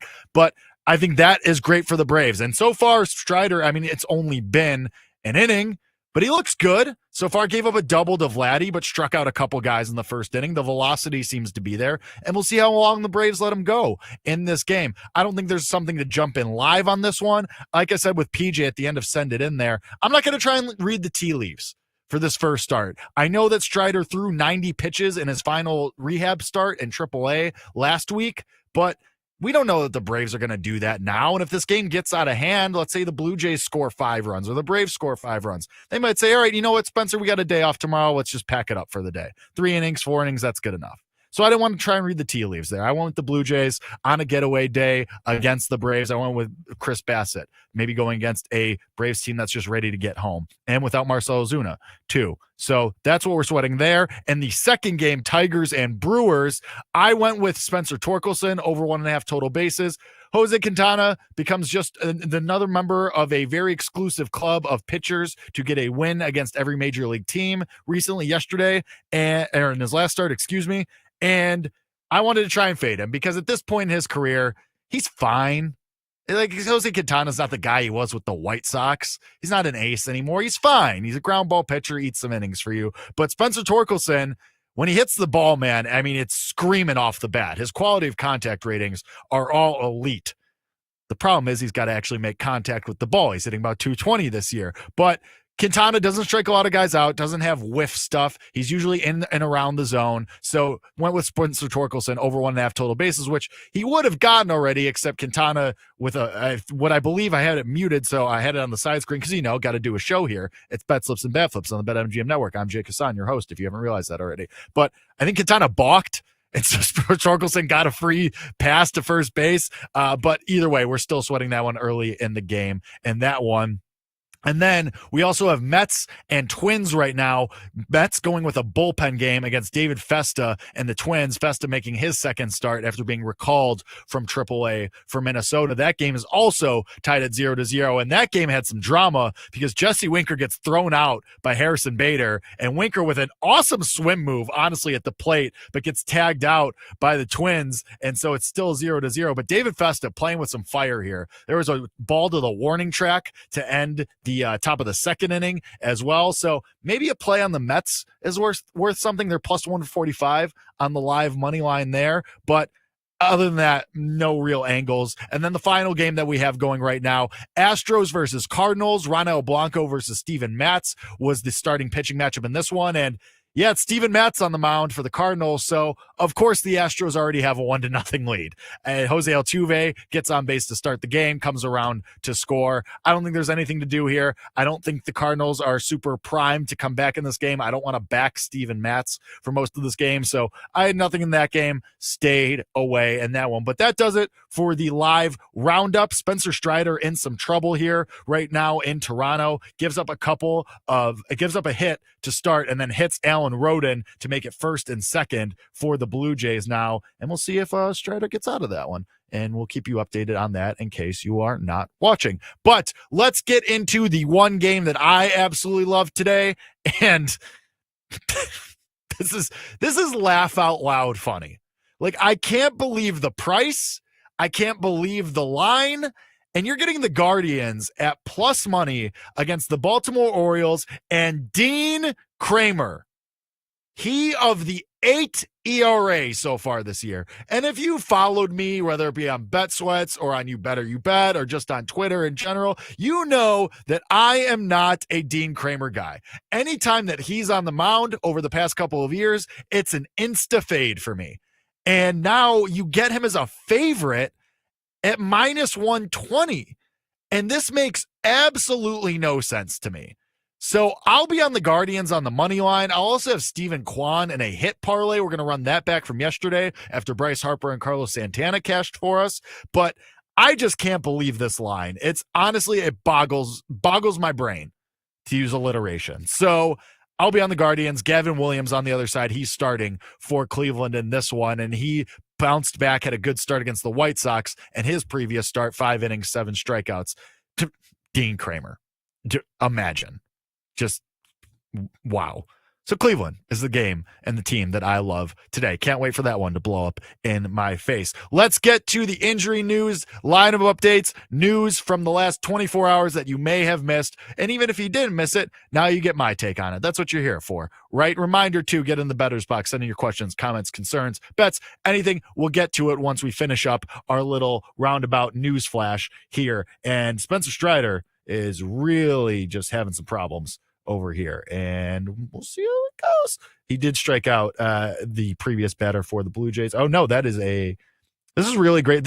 I love when there's live baseball on during the show because it really tests my ADHD. And as you can tell, I'm failing spectacularly right now. But listen, honesty is important.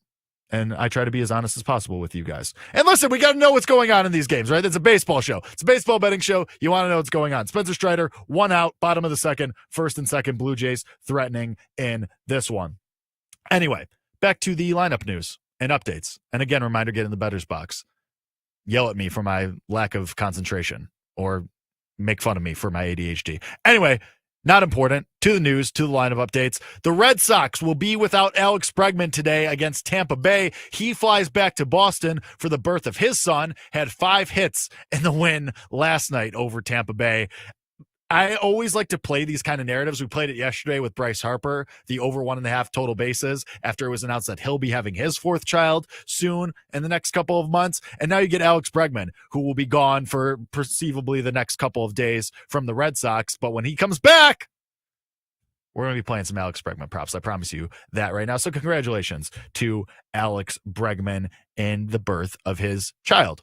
Tyler Soderstrom, to actual baseball stuff. He takes the lead in home runs for Major League Baseball. Hit 2 home runs against the White Sox last night to give him 8 on the season. The A's first baseman, I mean, he's been awesome. A breakout season for him, on pace to be an all-star. Obviously, we have a couple of months until we get there, but He's 18-1 right now to lead Major League Baseball in home runs. Aaron Judge, still your favorite, still a minus money price for that. That makes sense. But it's pretty bunched up. You go look at the home run leaderboard, there's a ton of people who are tied at 8 and floating around at 7 and 6 and 5. And so I think there's quite a bit of price disparity here, because I think there's some guys where we can maybe jump in on some bets. And one that popped out to me, Kyle Tucker's at 30-1 right now. He has 5 on the year, just 3 back of Tyler Soderstrom at 8. And Tucker is obviously having an awesome year for the Cubs. He's one of the top favorites for NL MVP. Don't think he's going to win because he knows Shohei Ohtani exists. But Tucker in a walk year where he'll be a free agent after this season with the Cubs and is going to try and get that bag. Obviously, he's going to be the premier free agent on the market this winter. I think Tucker could be a real threat here at 30-1. I've always liked Kyle Tucker. It's just a matter of staying healthy for him. And he had that weird leg injury last year that kept him out a lot. And I still think that the Astros just weren't telling us that he had a broken leg. But I think Tucker at 30-1 has some hashtag value if you're trying to beat Aaron Judge or Shohei Ohtani or any of the guys near the top. I also think Juan Soto at 50-1 is a little bit interesting after he has home runs in back-to-back games for the Mets. But Tucker was the one that really popped to me. Speaking of the Cubs, they make a roster move. They option third baseman Matt Shaw to the minor leagues. He was batting 172, was bottom 2% in exit velocity. By the way, still about 7-1, and I've seen as low as 13-1 to win NL Rookie of the Year. What are we doing here? The guy is not in the major leagues, and he was bad when he was. And the whole NL Rookie of the Year market is just all completely in flux. I mean, Roki Sasaki now has dropped to about a plus 250 favorite to win NL Rookie of the Year. By the way, Roki Sasaki still hasn't gotten through 5 innings, or he's gotten through 5 innings, hasn't thrown a pitch in the 6th inning in a major league start yet. He's gotten through 5 innings once so far, through 3 starts for the Dodgers. So what is this? He's plus 350 at BetMGM. I've seen plus 250 out there. Dylan Cruz is your second favorite. He's batting like 130. He's batting 8th for the Nationals. So what is this? NL Rookie of the Year is just a complete mess right now. Zach Veen is your third favorite for the Rockies. He's been atrocious too. I mean, Bubba Chandler's still up there. He's not even in the major leagues right now for the Pirates. I mean, half of this leader odds board for NL Rookie of the Year is all guys that aren't even in the majors yet. So we're waiting and to see if guys are like, I'm not doing anything in this market because I don't think the winner is on a major league roster right now. Griffin Conine of the Miami Marlins is a little bit interesting to me. The best price out there is 14-1. All his peripherals look good. And he's batting 291. His OPS is about 870. So I think that's a little interesting. And with the Marlins, he's going to get the playing time because they're a scrappy team, but not a good team. So he's a little interesting to me, but I still don't think that the Rookie of the Year winner in either league, honestly, is even up in the majors yet. Jack Caglione, by the way, hit another home run yesterday. Royals, you kind of need some offense. Can we quit playing around here? Can we get Jack the Ripper up in the majors, please? Thank you. Anyway, that's my rant on Rookie of the Year for the day. Ronald Acuna Jr. is progressing toward a rehab assignment. They just got Spencer Strider back, obviously, and he's still trying to get out of the 2nd inning here. He's thrown 40. This is about to be his 45th pitch. Still men on 1st and 2nd for the Blue Jays, but 2 outs in the 2nd. And he sails one into center field, trying to make a pickoff attempt at second base. So now it's going to be runners at 2nd and 3rd for the Blue Jays. Spencer Strider has a full count with 2 outs in the 2nd. He is going to try and get out of this one. Yikes. Not exactly what you want if you're a Braves fan or backer today. Anyway, speaking of the Braves, Ronald Acuna Jr. is setting up for a rehab assignment. He has been cleared to ramp up activity and begin progressing towards a rehab assignment. No timetable. Okay. But is, quote, on schedule to return next month. Okay, again, and I've been saying this, I'll believe it when I see it. Spencer Strider got out of it, by the way. Strikes out Miles Straw to end the inning on his 45th pitch.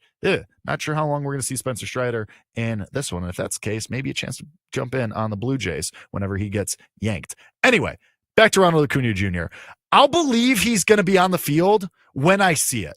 when he's in Atlanta or has joined the club and we get an actual official announcement. He's the leader for NL Comeback Player of the Year right now at plus 350. And Strider's the second favorite, about plus 390, 4-1. I don't want anything to do with either of those guys. Does Spencer Strider look like a comeback player of the year to you right now? I'm not going to bet this now. Granted, can he win? Yes, of course he can win. But right now he's kind of struggling. Might not even go out for the third inning. It definitely doesn't look like he's going to get through 5 or 6. So I'm good on that. Jung-Hoo Lee continues to be awesome. If I had to make a bet right now, it would be him to win this award. And that's my thing with the Braves, too, is that everybody keeps saying, well, just wait till Ronald Acuna Jr. gets back. We don't know when that is. We have no timetable. They're kind of telling us next month, but is that written in stone? What's stopping him from having a setback? I don't know. I think this is all very weird, and I'll believe Ronald Acuna Jr. is coming back when he's actually on the field. And then we can assess the comeback player of the year market, the Braves futures. But until then, I am way good on anything Ronald Acuna Jr. and anything regarding the Braves. Let's get into the bettor's box. Let's get to your bets, your questions, your comments for today. Moist Cupcakes 11, nothing better than listening to you with live games going on. I appreciate you loving that. I'm sure there's some people that this is very frustrating for, and I appreciate their patience during that time. But yeah, listen, when there's games on, it's awesome. We're sweating bets right now. Hopefully Chris Bassett can get to 6 Ks right here in the top of the third and get us an early winner. That would be really awesome. Monitoring other stuff. Obviously, the Cardinals with Thomas Saggese, kind of monitoring him for Rookie of the Year. His price crashed to 25-1. Hint, I'm not betting him because he doesn't play every day. And when he does play, he doesn't play the full game. It's the Wilyer Abreu conundrum. Anyway, which you may be familiar with from last year. That's neither here nor there. Back to the comment. Thank you, Moist Cupcakes 11. I appreciate your kind words. I hope this show is still pretty good.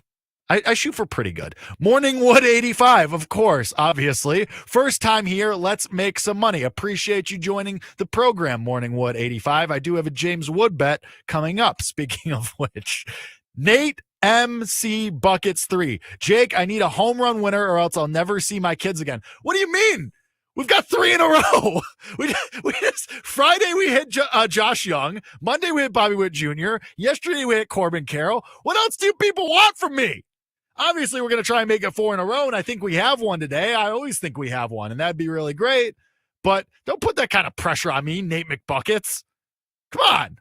I love pressure. Pressure makes diamonds. Kay Helmer's one of our regulars. Welcome back. Vladdy struck out. Santander hit the double. Crazy Vladdy still no home run. Yes.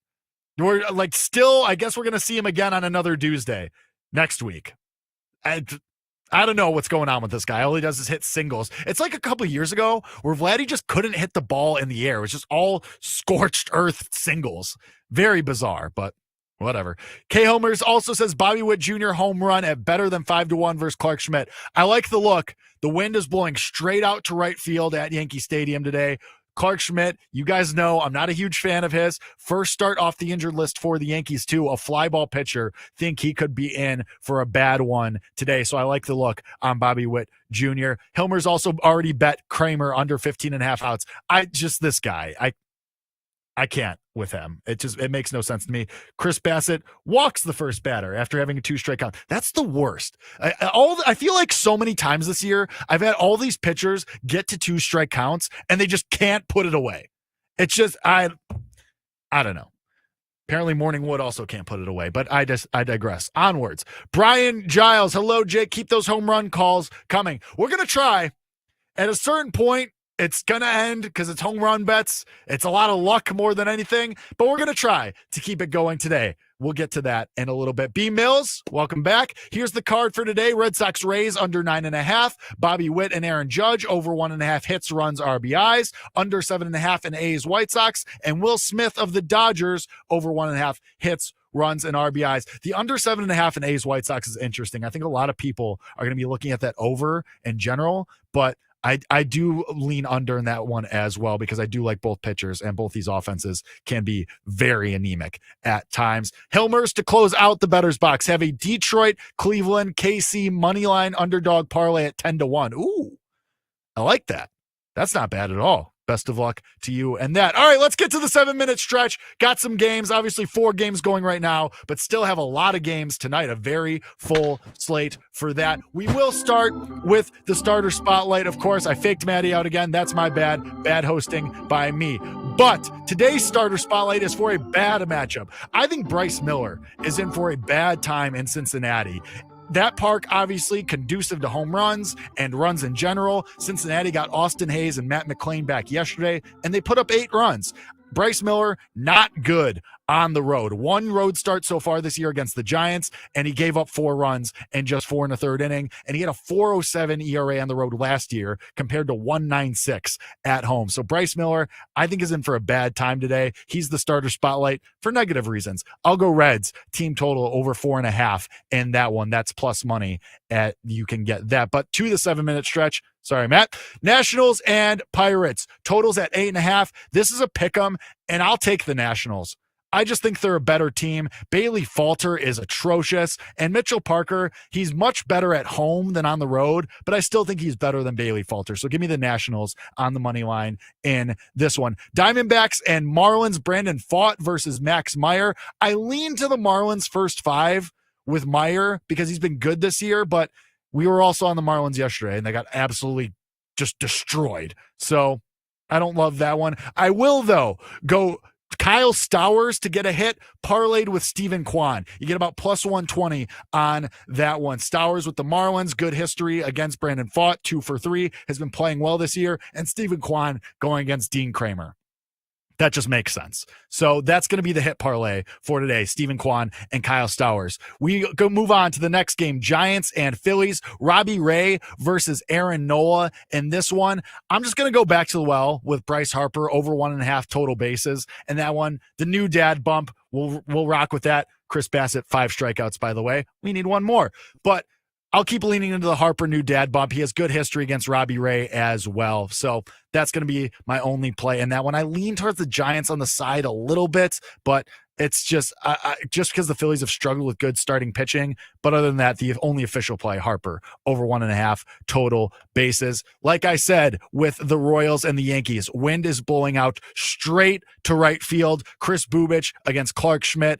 I'm tired of losing money on the Royals, and I'm really tempted to take them on the money line. But I think the first 5 over is probably the way to go here with the wind blowing out. Clark Schmidt fresh off the injured list for the Yankees, a fly ball pitcher who saw the Royals a couple times in the playoffs last year and the year before. He saw them during the regular season. They touched him up a little bit. So I think the first 5 over would be the play. If anything, a little tempted by that Royals money line price, but I'm tired of losing money on this team because they can't score runs. Red Sox and Rays, Sean Newcomb versus Zach Littell, 2 awful pitchers. If anything, it would be the over for me in that Mickey Mouse ballpark against 2 bad pitchers, but it was just a stay away overall for me. A's versus White Sox, total is at 7.5. A's minus 155, White Sox plus 130 in that one. Osvaldo Bido versus Jonathan Cannon. I also kind of have nothing here. The bettors box, you guys had a good idea with the under. It's 7.5. The first 5 under is 3.5. People are betting the over in that one. So I kind of want to wait till the last second and maybe take the under, just because both these offenses can go through dry spells where they're just real bad. And Beto, I'm a fan of. Cannon, even though the ugly ERA of 5.79 and a bounce back spot after he was got touched up in his last start. And Chris Bassett, 6 Ks. That is a winner after just 3 innings. How about that? What a time to be alive. Now we get Spencer Torkelson at some point too, and I believe he's going to be up next for the Tigers. So maybe we cash 2 here live, and that would be really awesome. I would feel great because then that gives us more to roll over into tonight, which would be really awesome. But if anything for White Sox and A's, it would be the first 5 under 3.5. Maybe, with these Chris Bassett winnings, we'll roll into that. Angels and Rangers, Jose Soriano versus Patrick Corbin. I almost made this one my starter spotlight. I almost made this one the game I love. I can't believe we're getting the Angels at just minus 125.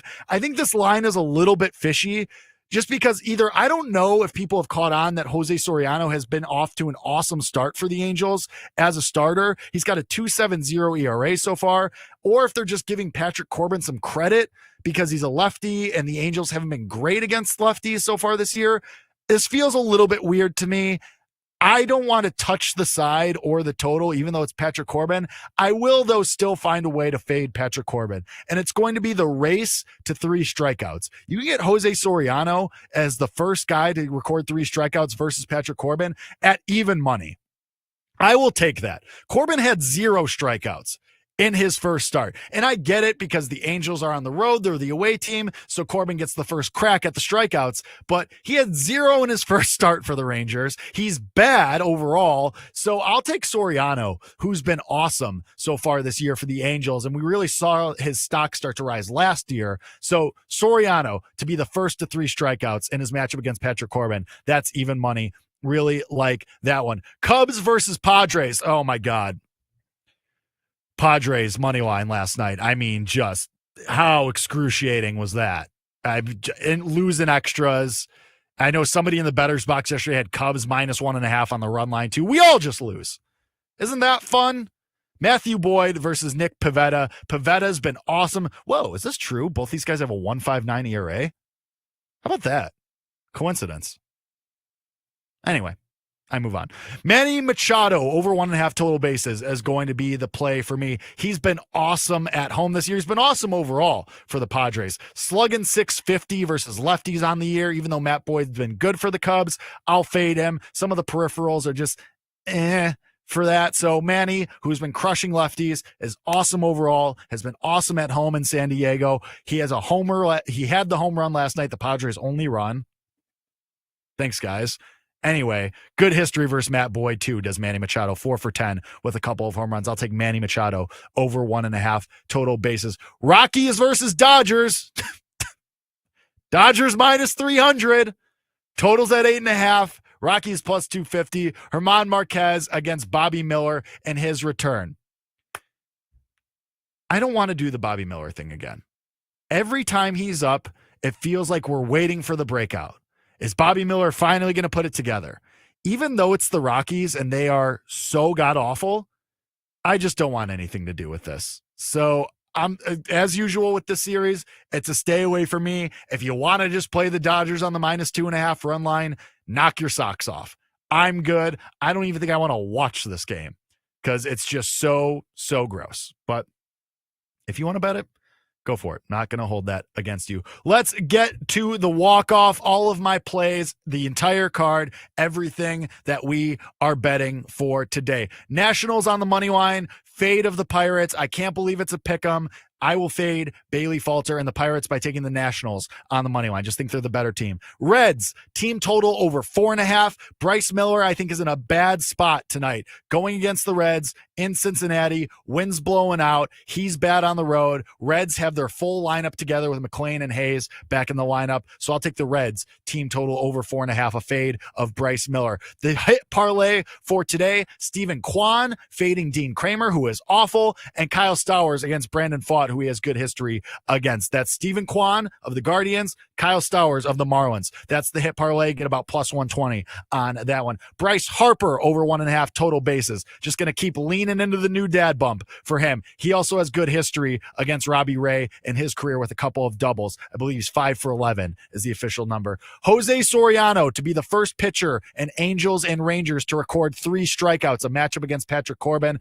I just think that at even money and Corbin, who is bad, good value on that one. Manny Machado over 1.5 total bases. Crushes when he's in San Diego. Crushes in general. A .650 slugging percentage against lefties and good history, including a couple of home runs against Cubs starter Matthew Boyd. So give me Manny over 1.5 total bases. And the Jake Hassan just for funsies home run play of the day. Let's try and make it 4 in a row.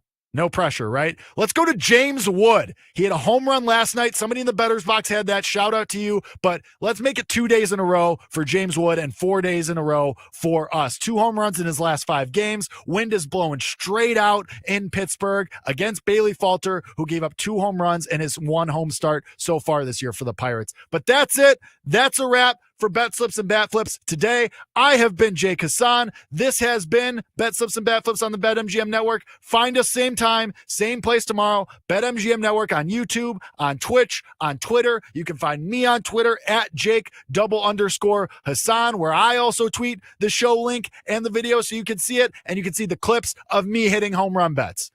Try to get 4 in a row today. But we'll see you tomorrow, same time, same place. Love you guys. Maddie, hit the music.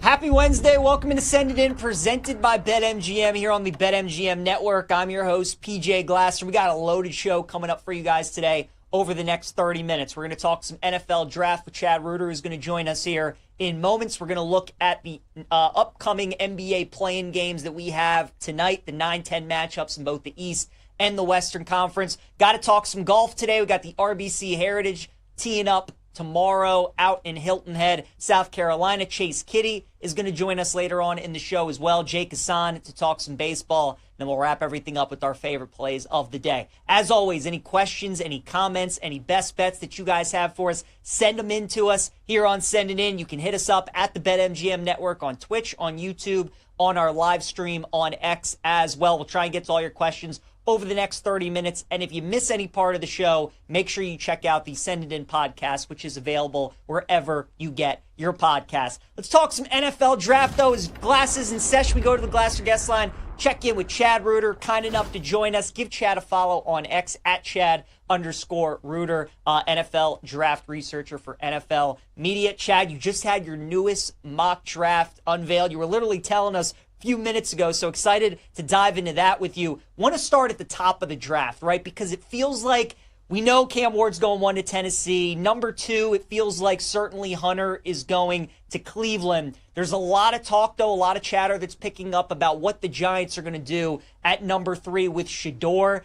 Do you feel like at this point, Chad, like that really is a legit possibility with Shedeur going number 3 to New York? Do you feel like if Cleveland doesn't get Travis Hunter, that if it was between Shedeur and Travis Hunter, the Giants would go in the direction of Hunter? Like, what do you think's the thought process right now, just about a week away with the New York Giants? Yeah, I mean, I've projected Shedeur going to the Giants a couple of times in mock drafts. I think that's a legitimate possibility. The Giants worked out a bunch of quarterbacks recently. One of them was Shedeur, so that's a legitimate possibility. But they also worked out quarterbacks like Jalen Milroe and Tyler Shook, and so there's a possibility in the 5th round mock draft that was been out there for a couple of weeks now. I had Shedeur going there, but in the 7th round mock draft that's coming out on a Friday, I might go a different direction.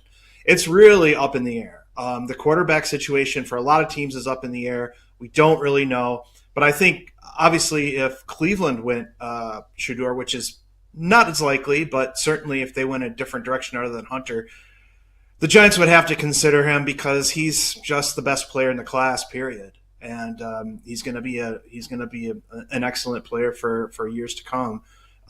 So I think they would have to consider him. Yeah, certainly a unicorn, Travis Hunter, no question about it. What about the other New York team, Chad, the New York Jets? They're sitting there at 7. They got Justin Fields in the offseason. They're certainly looking for their franchise quarterback. Saw that you had Jackson Dart going number 7 to the Jets, which I think is really fascinating. Dart is 40 to 1 on BetMGM to be the number 7th overall pick. The Jets to select a quarterback with their first pick is 11 to 1. So certainly would be off the board if New York goes in that direction. What makes you think that that's a possibility with Jackson Dart potentially going to the Jets? Well, Michael Penix, I think, was something like 60-1, 66-1 to be the 8th pick overall last year to Atlanta. Things like that happen. And, the odds don't always take into account teams that will sign a Justin Fields or a Kirk Cousins or a Sam Darnold, but still pick a quarterback anyway in the top 10. And Dart, to me, I think is going to go top 10. If he doesn't go to the Jets, then the Saints will certainly take him, I would think, at this point.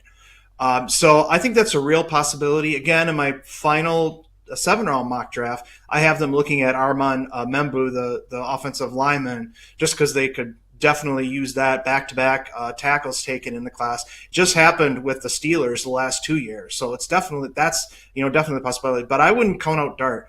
Justin Fields, got more or less a 1-year deal. And teams are taking quarterbacks regardless of who they've signed as veterans. So I think that's a legitimate possibility still.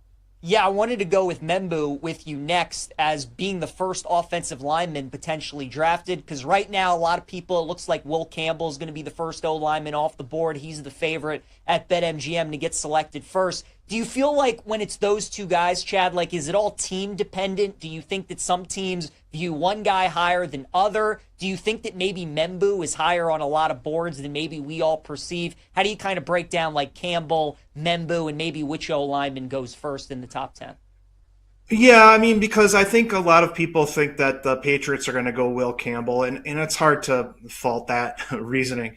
But when you look at a guy like Campbell, who people have made something about his lack of arm length, but also he's got a very narrow base, narrow in the shoulders, and you don't see a guy with that kind of build taken in the top 10 very often.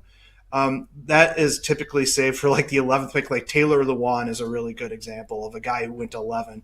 So there's a good chance that he goes to the 49ers, for example, at 11. But the Bears could take him. But I still think Membu will probably go first. Sort of like Ike Ekwonu went, at 6, I believe, to the Panthers. It's kind of a similar situation with Membu. And so I'm guessing he's going to be the first guy, and then Campbell goes 10 or 11. But again, I understand why the odds are set with Mike Vrabel taking Campbell at 4. I get it. But, things don't always happen according to odds. Yeah, no, 100%. Membu, again, plus money, good value there if you think he's going to be the first O-lineman off the board. Chad, let me ask you, I think this draft is so awesome because we, again, know Cam Ward's probably going 1, Travis Hunter most likely going 2 as well. After that, though, we really don't know what's going to happen with the third pick and beyond. When you create all your mock drafts and you look at all these teams, is there a pick or two that you look at? And obviously nothing's a guarantee, but is there something you look at and you say, I really do feel good about that player going to that team? Yeah, it's been hard for me to not have the Jaguars picking Mason Graham at 5. They didn't really address the defensive line in free agency. They spent a lot of other money, but that's a tough pick to come off of. So I think if he's on the board there, if the Patriots don't, kind of throw a curveball to everybody, taking Graham at 4, it's hard for me not to see the Jaguars going with him at 5. Who's the team right now, Chad, that as you create your mock drafts, who's the toughest team to figure out for you? The one that just continues to, give you, that puzzles you when you're trying to figure out what player they're going to take? I have an article on NFL.com now, 5 pivotal spots in the first round. And the Jets, the Patriots, and the Giants are all there. And those 3 teams, I could come up with 100 different scenarios of what they could do. Ashton Genty could go to the Patriots at 4. The Giants may be missing Saquon Barkley. He could go to the Giants at 3, if they don't like Abdul Carter and Shedeur Sanders. It's really interesting top 10 this year because there are so many spots that I'm just not sure. And we've already talked about the Jets. They could very well take a quarterback in Jackson Dart. They could take Membu. They could take Tyler Warren if they fall in love with a tight end like that. So it's really interesting, the top 10. And those 3 spots are I've spent a lot of time thinking about what could happen in those 3 spots. Very interesting. We're talking with Chad Reuter here on Send It In. Chad, a couple more questions for you. When you look at the draft, certainly every year we see teams try to trade up. Maybe they're aggressive to get a quarterback, get somebody that they really love, that they don't feel like is going to fall to them with their pick coming up and however many picks that they have. when you look at this draft, who are the teams that you're kind of looking at that you think could be aggressive, potentially trading up? Yeah, I don't see a lot happening in the top of the draft. Tampa Bay general manager Jason Light, alluded to this in a press conference. In like 3 out of the last 5 years or something like that, there haven't been any trades, until like the 13th pick or the 10th pick, a little bit later than usual. So I think the playoff teams, Bills, Chiefs, Packers, some of these teams at the bottom of the first round are going to be the really active ones, trying to get that one guy that kind of fills that spot that they really need. Like the Eagles, for example, going to get Walter Nolan, who could fill in for Milton Williams. That kind of trades at the end of the first round is really where I expect to be a lot of action. Very interesting. And then last question for me, Chad. Every year we see a guy who's kind of mocked to go top 5, top 10 that kind of falls down the board. You were saying you think Will Campbell, again, he could go 4, maybe he goes 11 potentially or something like that. Is there a guy you have in mind that maybe is mocked to go towards the top that you could potentially see sliding down? It's so funny. This year especially, there's a lot of variation. Guys are picked in the top 10 or they're picked at the end of the round.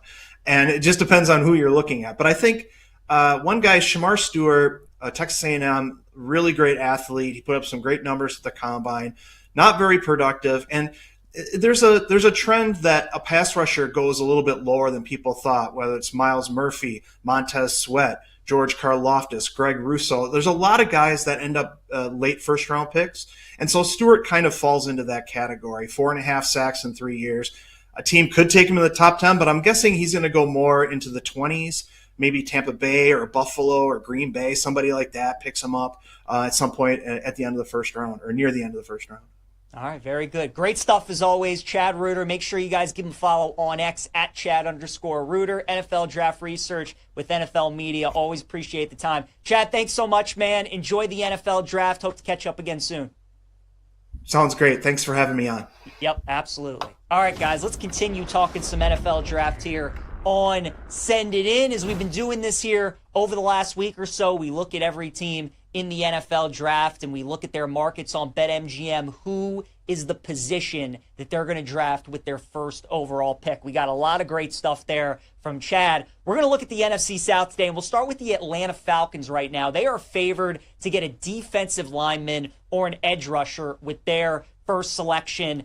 And I think there's some good value on them to draft a cornerback right now. It's 7-1. Some really good odds on BetMGM. Will Johnson, Jahdae Barron out of Texas, 2 corners that I'm looking at. Atlanta holds the number 15th pick. They ranked second to last in the NFL last year in passing touchdowns given up. They're looking for a corner outside, or on the other side, I should say, of A.J. Terrell. And Will Johnson and Jahdae Barron are right there, should be right in the range where Atlanta is selecting. So I'm looking at 7-1 for the Falcons to draft a corner. Chad has Will Johnson going to Atlanta. So I really like that value for Atlanta to get a corner with their first selection at plus 700. Then we got the Carolina Panthers. They're drafting in the top 10. I like this one quite a bit as well. So they're favored right now to get a defensive lineman or an edge rusher at minus 105. And again, certainly could happen. Maybe they get Jalen Walker potentially out of Georgia. Maybe Mason Graham slides down to them as well.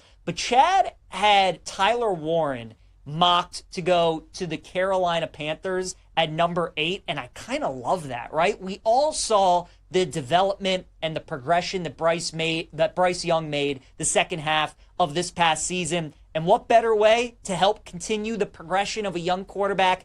Get him a tight end. And Tyler Warren is a monster. He can help you in the run game. He's also that middle of the field threat that Bryce Young really needs. So 20-1 right now on BetMGM for the Carolina Panthers to select a tight end with their first pick. Absolutely love that. I bet that this morning. I think that's awesome value on Carolina getting a tight end at 20-1. New Orleans Saints, right now they are favored to get a quarterback with their first selection at minus 185. Makes a ton of sense. Certainly they could go Shador. They could go Jackson Dart at number 9. A lot of different options for the Saints.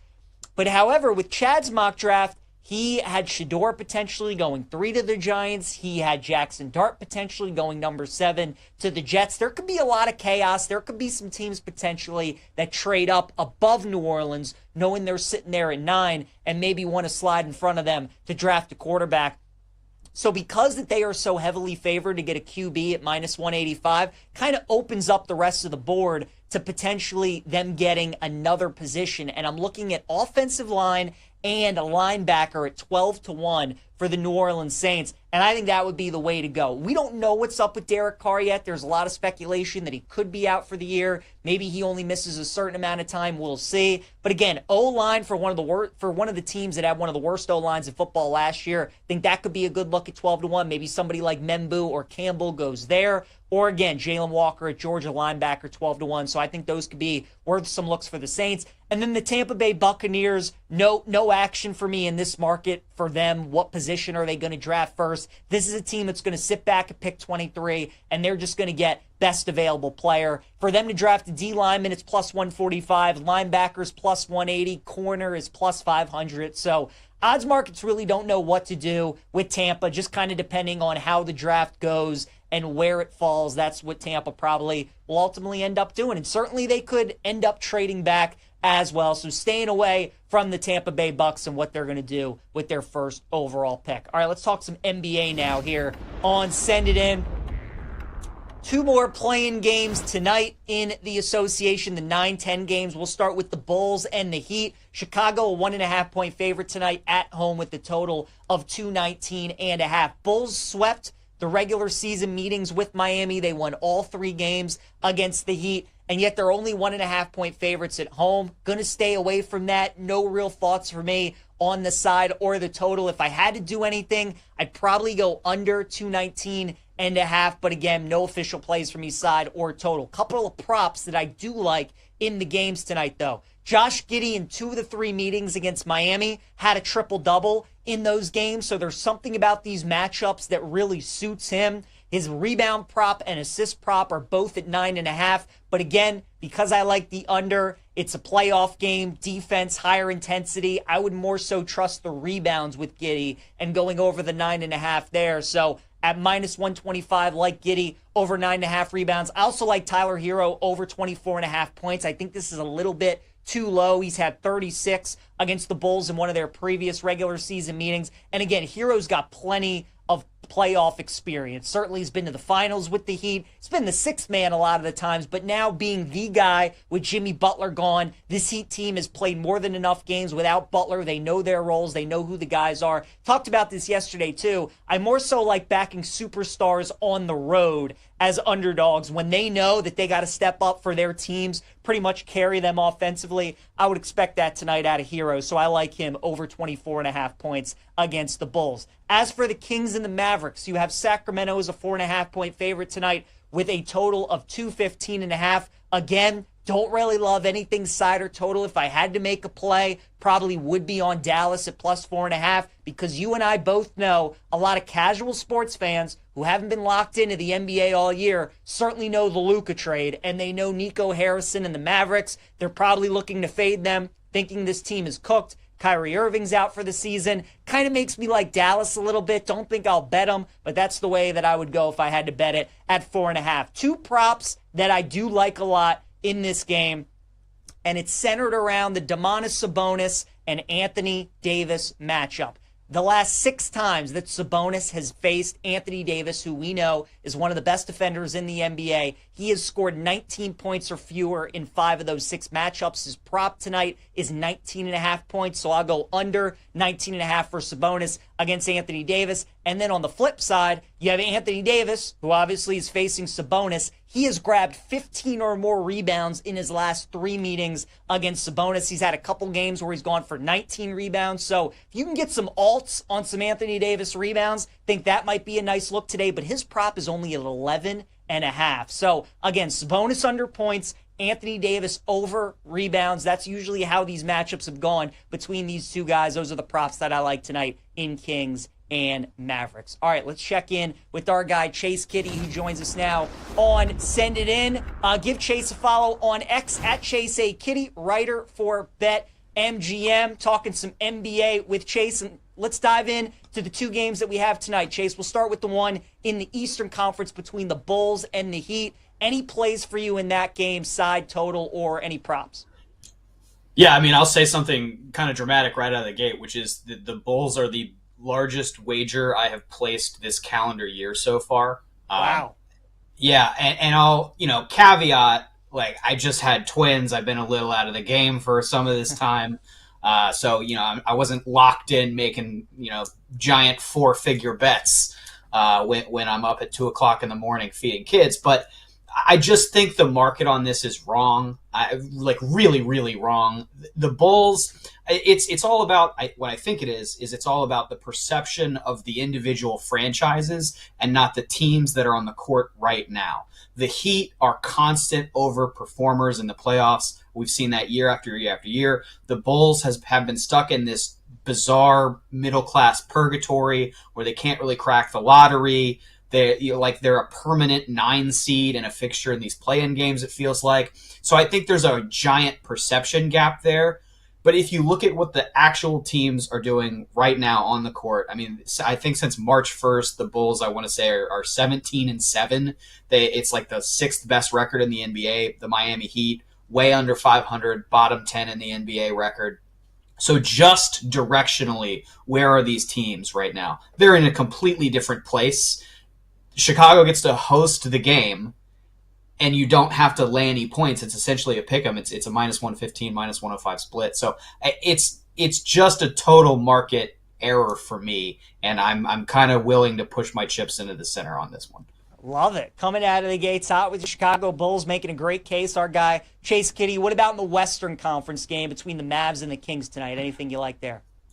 I'm pretty much where you're at, which is I don't have a super strong feel. I think it's a pretty efficient market, so I don't see a lot of openings there. But the thought that I had, which you've kind of already identified, is I think there's a contrarian lane to bet Dallas. If you're looking at what the just general public perception of the Mavericks is right now, it's that they're dead in the water, that it's 1-2-3 Cancun, and that could absolutely be the case. Mm-hmm. But we're talking about the Kings here. We're not talking about the Boston Celtics. The Dallas Mavericks still have probably the best player in the game in Anthony Davis. They could go on the road and win this game, and it would not be shocking to me. My issue is, for that kind of bet, I would like a little richer return than what the money line market is right now. So it's probably going to be a total layout for me. But I think you are onto something with that contrarian Dallas thought. Yeah, and again, that's the way I would lean, but you bring up a great point, too. It's just tough to kind of know what Dallas we're going to get tonight. That's ultimately why I'm staying away. Let's talk about some of the first-round series, Chase, that we already know are set.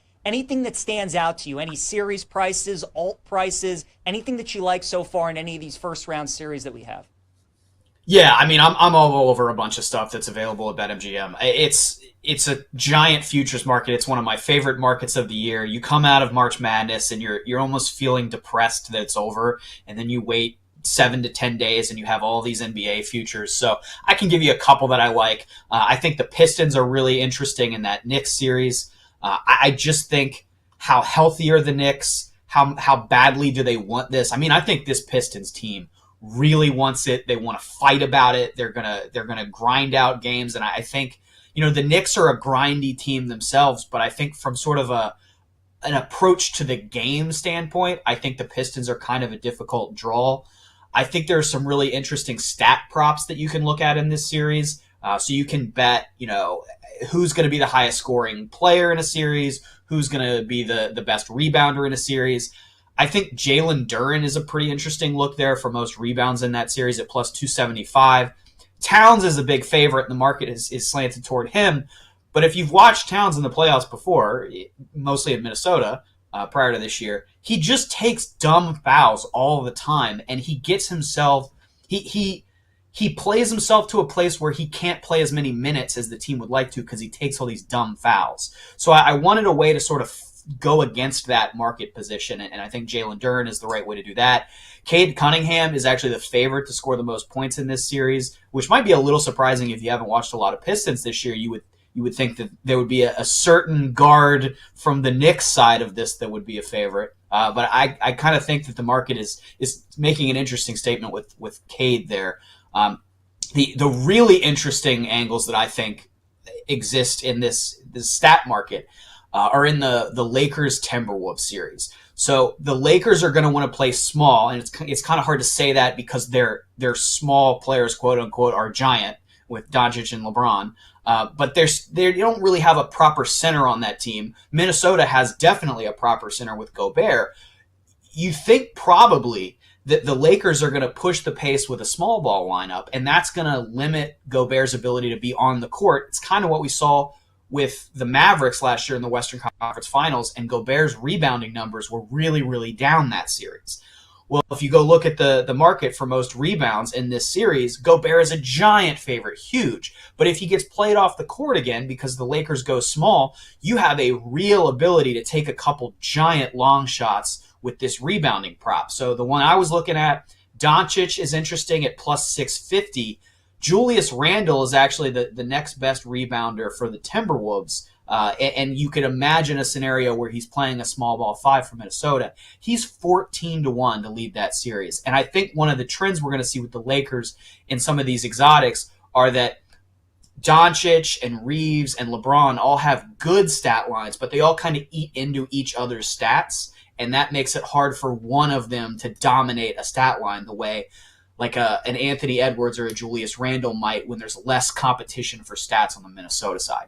Yeah, makes a lot of sense. Really good stuff from Chase Kitty. Excited to talk to him each and every Wednesday about the NBA playoffs. A lot of great stuff there. Give him a follow on X at Chase A. Kitty, writer for BetMGM. Make sure you check out his work. Chase, always appreciate the time, man. Good luck to you. We'll talk again next week. Thanks, guys. Yep. All right. Let's talk some golf, guys, before we get to our guy, Jake Hassan. Here's our full card for the RBC Heritage that we have this week out in Hilton Head. We're going back to the well with Colin Morikawa. I can't get off him. This course is tailor-made for Morikawa. What are the two things we're looking for most this week? Got to be accurate off the tee. Got to be great with your approach into the greens. Guess who leads the PGA Tour in both of those categories? That would be Colin Morikawa. How about Nick Taylor? Top 15 in driving accuracy, top 10 in approach to the green. Guys, 125-1 this week. So give me Morikawa. Give me Nick Taylor. We're also going Morikawa in the top 10 market. Have to take a piece of Patrick Cantlay, right? 6 of the last 8 times he has played here, he has finished in the top 7, so we like Cantlay. And then top 20, Russell Henley. This course, again, there's not maybe a better golfer who's accurate off the tee, good with his irons, and also with his putting than Russell Henley. He checks all 3 boxes, so we like him this week. Sepp Straka we also love. And then JJ Spaun, outside of Morikawa, Spaun is second on the PGA Tour in approach to the green. So we like those 3 guys to finish in the top 20 as well. B-Mills, I see you chiming in. You're tailing me on Morikawa this week. Cantlay, Henley, and Straka. Also hearing people talk about Xander. I do like Xander this week as well. Again, Xander's kind of working his way back from the injury. This could be a week where potentially he wins or certainly gets himself into contention. So I'm with you. I like Xander this week as well. All right, let's check in with our guy, Jake Hassan here real quick. Find out what's coming up on Bet Slips and Bat Flips. Jake, before you tell us what's coming up, any bets that you got going on live right now? We got Strider making his return. We got a couple other games. Anything that you're on? Yeah, I didn't want to try and read the tea leaves with Strider of how this was going to go, how long he was going to be in the game, but I did go the other way. I did bet Chris Bassett over 5.5 strikeouts, which started really great because he struck out the side in the first inning. So hopefully we can keep that rolling and we can get there. And I'm also sweating Spencer Torkelson over 1.5 total bases. I tried to fade Jose Quintana, but obviously dialed into this Strider start because a lot of implications here of maybe how the rest of the Braves season is going to go, some Cy Young implications, so dialed into that, of course. Love it. All right, Jake, so we'll be sweating out that during the show. What else do you have coming up for us as well? We got the rest of the card, of course, PJ, and we got a lot of news impacting Rookie of the Year. Matt Shaw of the Cubs was sent down to the minor leagues, and he was one of your favorites, so we'll address the fallout of that as well.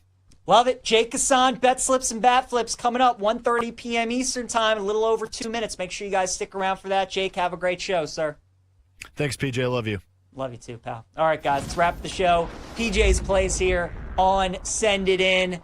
We'll start with going streaking. Give me Christopher Morel today of the Tampa Bay Rays. We were able to get back on the board with Mountcastle yesterday. We're going to keep it going with Morel. Look, this Rays-Red Sox series has just been an over bonanza. These teams have been scoring a bunch of runs. Newcomb, the left-hander's on the mound today for the Red Sox, so I'm taking Morel, the right-handed hitter. He's going to be our play today in going streaking. Anthony Davis, I absolutely love this prop. Over 11.5 rebounds today against the Sacramento Kings. Again, he's facing Sabonis. Last 3 meetings for AD against Sabonis, he's grabbed 15 or more rebounds, and we only need 12 tonight for him in the Kings and Mavs game, so we'll take that over rebounding prop. Dog of the day is going to be the Cleveland Guardians plus 105 against the Orioles because, folks, if the Orioles are favorites, just continue to fade them. This team stinks. They have no juice. They can't pitch. They're terrible. And honestly, the Guardians own them in Baltimore, so we're on Cleveland today at plus 105. And then finally, my best bet is going to be Morikawa to finish in the top 10 at minus 115. I think he wins this week, but again, Morikawa's been awesome to start this season. He's the most accurate driver of the golf ball off the tee and with his irons as well. Morikawa top 10 is going to be my best bet. Thanks again to Chad Reuter, Chase Kitty, Jake Hassan, all for joining us today on the show. Awesome show. Make sure you check out the podcast, and we'll see you guys tomorrow.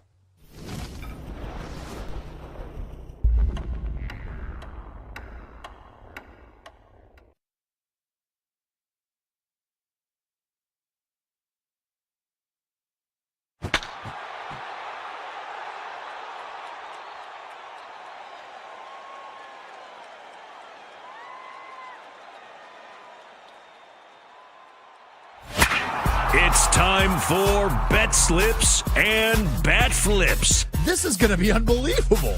With your host, Jake Hassan. And what do we do is better. Once everybody else likes something, you hate it. And that's exactly what happened with me. We'll be betting K's and debating your plays. No sweat. Have a fun time. Good luck out there. Do your best. Play ball.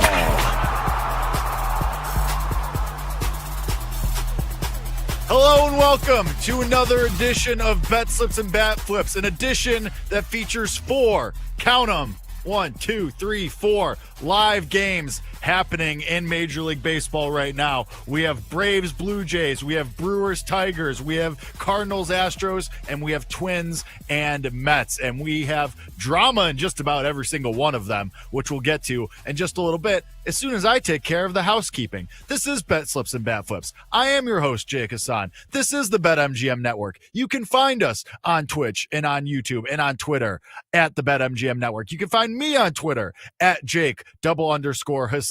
You can find the podcast wherever you get your podcasts, Apple, Google Play, whatever else the hell is out there. I'm not sure. I'm an Apple podcast guy. But if you have a podcast app, more likely than not, Bet Slips and Bat Flips and this show is on there. And we would appreciate, as always, your reviews and your 5-star ratings. So please go do that after the show, because we got 30 minutes of your time right now that we are about to get into with all of these games that are happening. So let's get right into it. And honestly, I'm going to start with the live games right now because I am sweating a couple of things in this game. We'll start with Braves and Blue Jays. That game is currently tied at 0. I am sweating not Spencer Strider, which I'll talk about in a second. I'm sweating over 5.5 strikeouts for Chris Bassett in this one. He's been really good to start the year, and his first 3 starts for the Blue Jays had 9, 7, and 5 strikeouts respectively. He's already got 4 today against the Braves through 2 innings. He struck out the side in the first, so that was really awesome. But the big story here is, of course, Spencer Strider.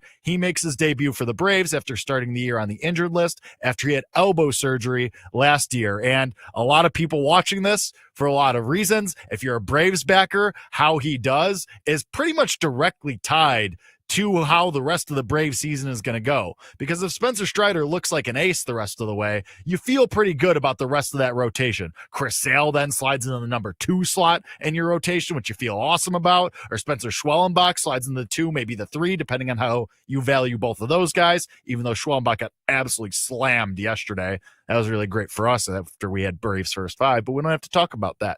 But I think that is great for the Braves. And so far, Strider, I mean, it's only been an inning, but he looks good. So far, gave up a double to Vladdy, but struck out a couple guys in the first inning. The velocity seems to be there, and we'll see how long the Braves let him go in this game. I don't think there's something to jump in live on this one. Like I said with PJ at the end of Send It In there, I'm not going to try and read the tea leaves for this first start. I know that Strider threw 90 pitches in his final rehab start in AAA last week, but we don't know that the Braves are going to do that now. And if this game gets out of hand, let's say the Blue Jays score 5 runs or the Braves score 5 runs, they might say, all right, you know what, Spencer, we got a day off tomorrow. Let's just pack it up for the day. 3 innings, 4 innings, that's good enough.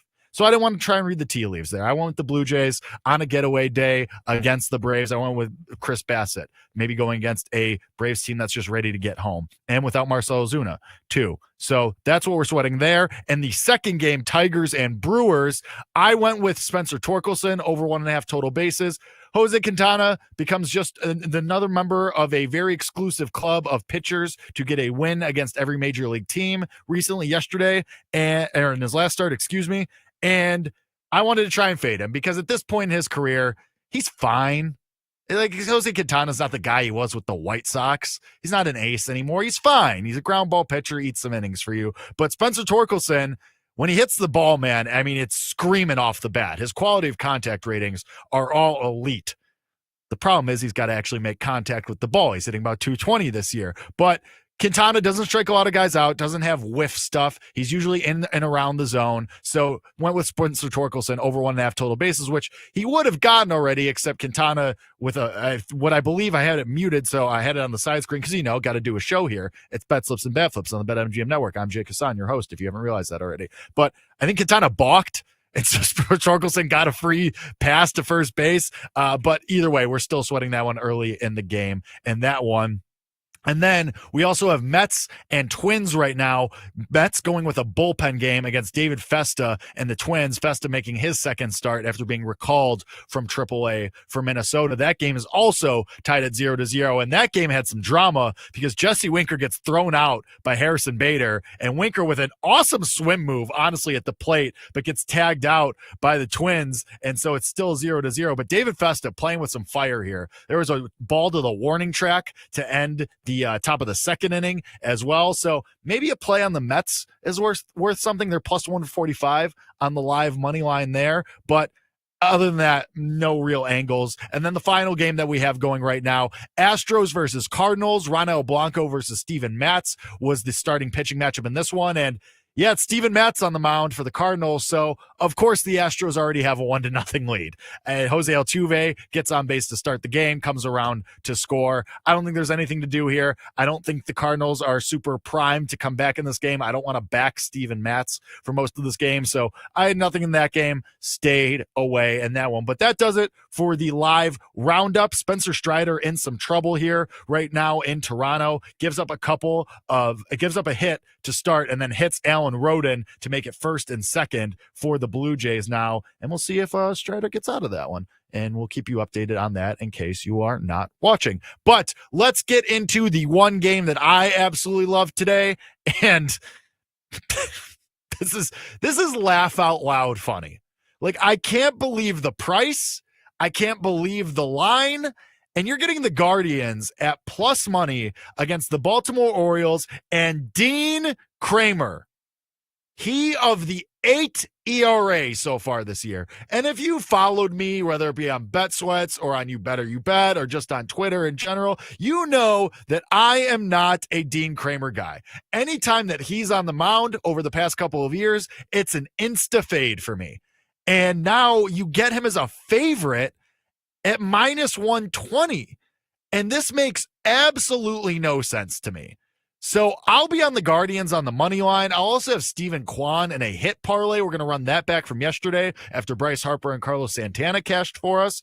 But I just can't believe this line. It's honestly, it boggles my brain, to use alliteration. So I'll be on the Guardians. Gavin Williams on the other side. He's starting for Cleveland in this one, and he bounced back, had a good start against the White Sox, and his previous start, 5 innings, 7 strikeouts.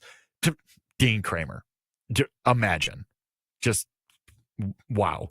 So Cleveland is the game and the team that I love today. Can't wait for that one to blow up in my face. Let's get to the injury news, lineup updates, news from the last 24 hours that you may have missed. And even if you didn't miss it, now you get my take on it. That's what you're here for, right? Reminder to get in the bettor's box, send in your questions, comments, concerns, bets, anything. We'll get to it once we finish up our little roundabout news flash here. And Spencer Strider is really just having some problems over here, and we'll see how it goes. He did strike out the previous batter for the Blue Jays. Oh no, that is a This is really great. See, I love when there's live baseball on during the show because it really tests my ADHD.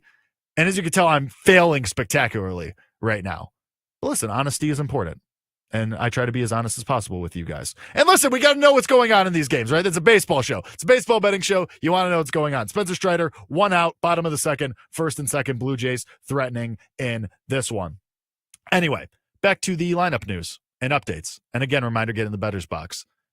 Yell at me for my lack of concentration or make fun of me for my ADHD. Anyway, not important. To the news, to the line of updates. The Red Sox will be without Alex Bregman today against Tampa Bay. He flies back to Boston for the birth of his son, had 5 hits in the win last night over Tampa Bay. I always like to play these kind of narratives. We played it yesterday with Bryce Harper, the over 1.5 total bases, after it was announced that he'll be having his 4th child soon in the next couple of months. And now you get Alex Bregman, who will be gone for perceivably the next couple of days from the Red Sox. But when he comes back, we're going to be playing some Alex Bregman props. I promise you that right now. So congratulations to Alex Bregman in the birth of his child. Tyler Soderstrom, to actual baseball stuff. He takes the lead in home runs for Major League Baseball. Hit 2 home runs against the White Sox last night to give him 8 on the season. The A's first baseman, I mean, he's been awesome. A breakout season for him, on pace to be an all-star. Obviously, we have a couple of months until we get there, but he's 18-1 right now to lead Major League Baseball in home runs. Aaron Judge, still your favorite, still a minus money price for that. That makes sense, but it's pretty bunched up. You go look at the home run leaderboard, there's a ton of people who are tied at 8 and floating around at 7 and 6 and 5. And so I think there's quite a bit of price disparity here because I think there's some guys where we can maybe jump in on some bets. And one that popped out to me, Kyle Tucker's at 30-1 right now. He has 5 on the year, just 3 back of Tyler Soderstrom at 8. And Tucker is obviously having an awesome year for the Cubs. He's one of the top favorites for NL MVP. Don't think he's going to win because he knows Shohei Ohtani exists. But Tucker in a walk year where he'll be a free agent after this season with the Cubs and is going to try and get that bag. Obviously, he's going to be the premier free agent on the market this winter. I think Tucker could be a real threat here at 30-1. I've always liked Kyle Tucker. It's just a matter of staying healthy for him. And he had that weird leg injury last year that kept him out a lot. And I still think that the Astros just weren't telling us that he had a broken leg. But I think Tucker at 30-1 has some hashtag value if you're trying to beat Aaron Judge or Shohei Ohtani or any of the guys near the top. I also think Juan Soto at 50-1 is a little bit interesting after he has home runs in back-to-back games for the Mets. But Tucker was the one that really popped to me. Speaking of the Cubs, they make a roster move. They option third baseman Matt Shaw to the minor leagues. He was batting 172, was bottom 2% in exit velocity. By the way, still about 7-1, and I've seen as low as 13-1 to win NL Rookie of the Year.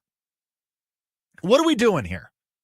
The guy is not in the major leagues, and he was bad when he was. And the whole NL Rookie of the Year market is just all completely in flux. I mean, Roki Sasaki now has dropped to about a plus 250 favorite to win NL Rookie of the Year. By the way, Roki Sasaki still hasn't gotten through 5 innings, or he's gotten through 5 innings, hasn't thrown a pitch in the 6th inning in a major league start yet. He's gotten through 5 innings once so far, through 3 starts for the Dodgers. So what is this? He's plus 350 at BetMGM. I've seen plus 250 out there. Dylan Cruz is your second favorite. He's batting like 130. He's batting 8th for the Nationals. So what is this? NL Rookie of the Year is just a complete mess right now. Zach Veen is your third favorite for the Rockies. He's been atrocious too. I mean, Bubba Chandler's still up there. He's not even in the major leagues right now for the Pirates.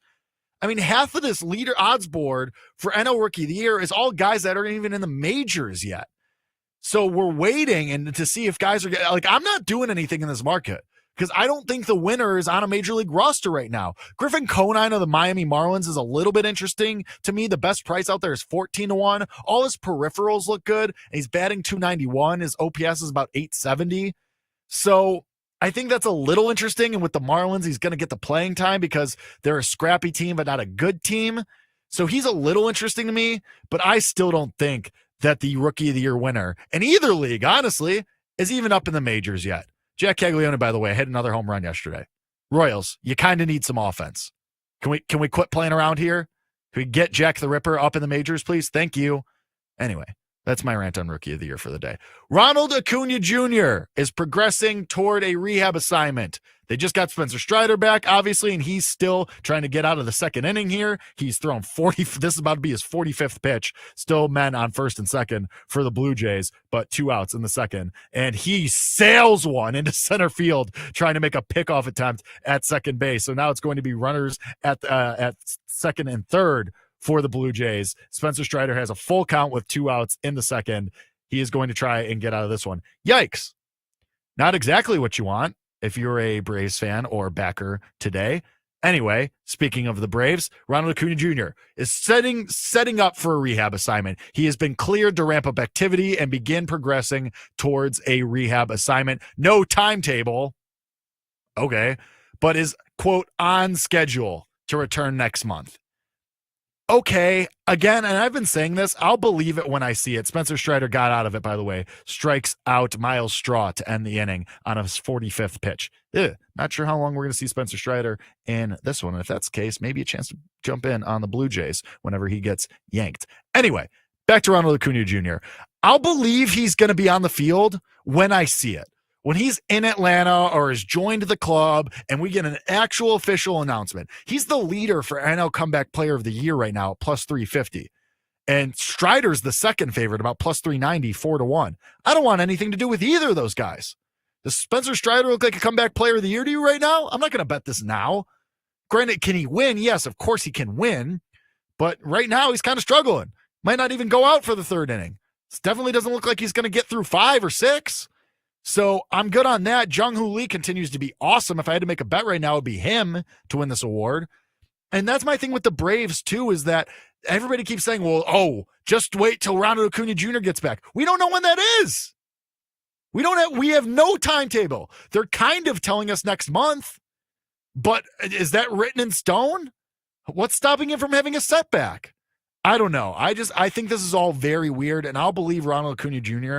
is coming back when he's actually on the field. And then we can assess the Comeback Player of the Year market, the Braves futures.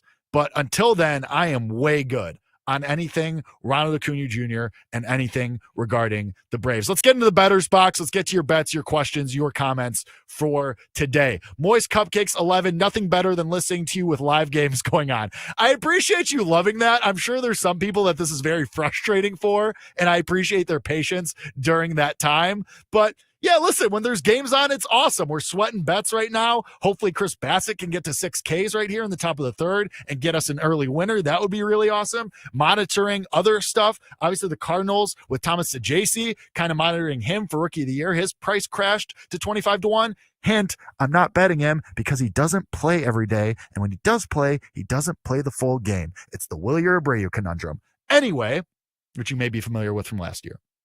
That's neither here nor there.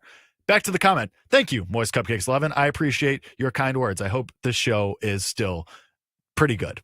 I shoot for pretty good. Morningwood 85, of course, obviously. First time here, let's make some money. Appreciate you joining the program, Morningwood 85. I do have a James Wood bet coming up, speaking of which. Nate MC Buckets 3. Jake, I need a home run winner or else I'll never see my kids again. What do you mean? We've got 3 in a row. Friday we hit Josh Young. Monday we hit Bobby Witt Jr. Yesterday we hit Corbin Carroll. What else do people want from me? Obviously, we're going to try and make it 4 in a row, and I think we have one today. I always think we have one, and that'd be really great. But don't put that kind of pressure on me, Nate McBuckets. Come on. I love pressure. Pressure makes diamonds. Kay Helmer's one of our regulars. Welcome back. Vladdy struck out. Santander hit the double. Crazy Vladdy, still no home run. Yes. We're I guess we're going to see him again on another Tuesday next week. I don't know what's going on with this guy. All he does is hit singles. It's like a couple of years ago where Vladdy just couldn't hit the ball in the air. It was just all scorched earth singles. Very bizarre, but whatever. K. Homers also says Bobby Witt Jr. home run at better than 5-1 versus Clark Schmidt. I like the look. The wind is blowing straight out to right field at Yankee Stadium today. Clark Schmidt, you guys know I'm not a huge fan of his. First start off the injured list for the Yankees, too. A fly ball pitcher. Think he could be in for a bad one today. So I like the look on Bobby Witt Jr. Hilmer's also already bet Kramer under 15.5 outs. This guy, I can't with him. It makes no sense to me. Chris Bassett walks the first batter after having a 2-strike count. That's the worst. I feel like so many times this year, I've had all these pitchers get to 2-strike counts and they just can't put it away. It's just, I don't know. Apparently Morningwood also can't put it away, but I digress. Onwards. Brian Giles. Hello, Jake. Keep those home run calls coming. We're going to try at a certain point. It's going to end because it's home run bets. It's a lot of luck more than anything, but we're going to try to keep it going today. We'll get to that in a little bit. B. Mills, welcome back. Here's the card for today. Red Sox Rays under 9.5. Bobby Witt and Aaron Judge over 1.5 hits, runs, RBIs. Under 7.5 and A's White Sox. And Will Smith of the Dodgers over 1.5 hits, runs, and RBIs. The under 7.5 and A's White Sox is interesting. I think a lot of people are going to be looking at that over in general, but I do lean under in that one as well because I do like both pitchers and both these offenses can be very anemic at times. Hilmers to close out the bettor's box have a Detroit, Cleveland, KC moneyline underdog parlay at 10-1. Ooh, I like that. That's not bad at all. Best of luck to you and that. All right, let's get to the 7-minute stretch. Got some games, obviously 4 games going right now, but still have a lot of games tonight. A very full slate for that. We will start with the starter spotlight. Of course, I faked Maddie out again. That's my bad. Bad hosting by me. But today's starter spotlight is for a bad matchup. I think Bryce Miller is in for a bad time in Cincinnati. That park, obviously, conducive to home runs and runs in general. Cincinnati got Austin Hayes and Matt McClain back yesterday, and they put up 8 runs. Bryce Miller, not good on the road. 1 road start so far this year against the Giants, and he gave up 4 runs in just 4 1/3 inning, and he had a 4.07 ERA on the road last year compared to 1.96 at home. So Bryce Miller, I think, is in for a bad time today. He's the starter spotlight for negative reasons. I'll go Reds, team total over 4.5 in that one. That's plus money. You can get that. But to the 7-minute stretch, sorry, Matt. Nationals and Pirates. Totals at 8.5. This is a pick'em, and I'll take the Nationals. I just think they're a better team. Bailey Falter is atrocious. And Mitchell Parker, he's much better at home than on the road, but I still think he's better than Bailey Falter. So give me the Nationals on the money line in this one. Diamondbacks and Marlins, Brandon Pfaadt versus Max Meyer. I lean to the Marlins first 5 with Meyer because he's been good this year, but we were also on the Marlins yesterday, and they got absolutely just destroyed. So I don't love that one. I will, though, go Kyle Stowers to get a hit, parlayed with Steven Kwan. You get about plus 120 on that one. Stowers with the Marlins, good history against Brandon Pfaadt, 2 for 3, has been playing well this year, and Steven Kwan going against Dean Kramer. That just makes sense. So that's going to be the hit parlay for today. Steven Kwan and Kyle Stowers. We go move on to the next game. Giants and Phillies. Robbie Ray versus Aaron Nola. In this one, I'm just going to go back to the well with Bryce Harper over 1.5 total bases. And that one, the new dad bump, we'll rock with that. Chris Bassett, 5 strikeouts, by the way. We need 1 more. But I'll keep leaning into the Harper new dad bump. He has good history against Robbie Ray as well. So that's going to be my only play in that one. I lean towards the Giants on the side a little bit, but it's just just because the Phillies have struggled with good starting pitching. But other than that, the only official play, Harper, over 1.5 total bases. Like I said, with the Royals and the Yankees, wind is blowing out straight to right field. Chris Bubich against Clark Schmidt. I'm tired of losing money on the Royals, and I'm really tempted to take them on the money line. But I think the first 5 over is probably the way to go here with the wind blowing out. Clark Schmidt fresh off the injured list for the Yankees, a fly ball pitcher who saw the Royals a couple times in the playoffs last year and the year before. He saw them during the regular season. They touched him up a little bit. So I think the first 5 over would be the play. If anything, a little tempted by that Royals money line price, but I'm tired of losing money on this team because they can't score runs. Red Sox and Rays, Sean Newcomb versus Zach Littell, 2 awful pitchers.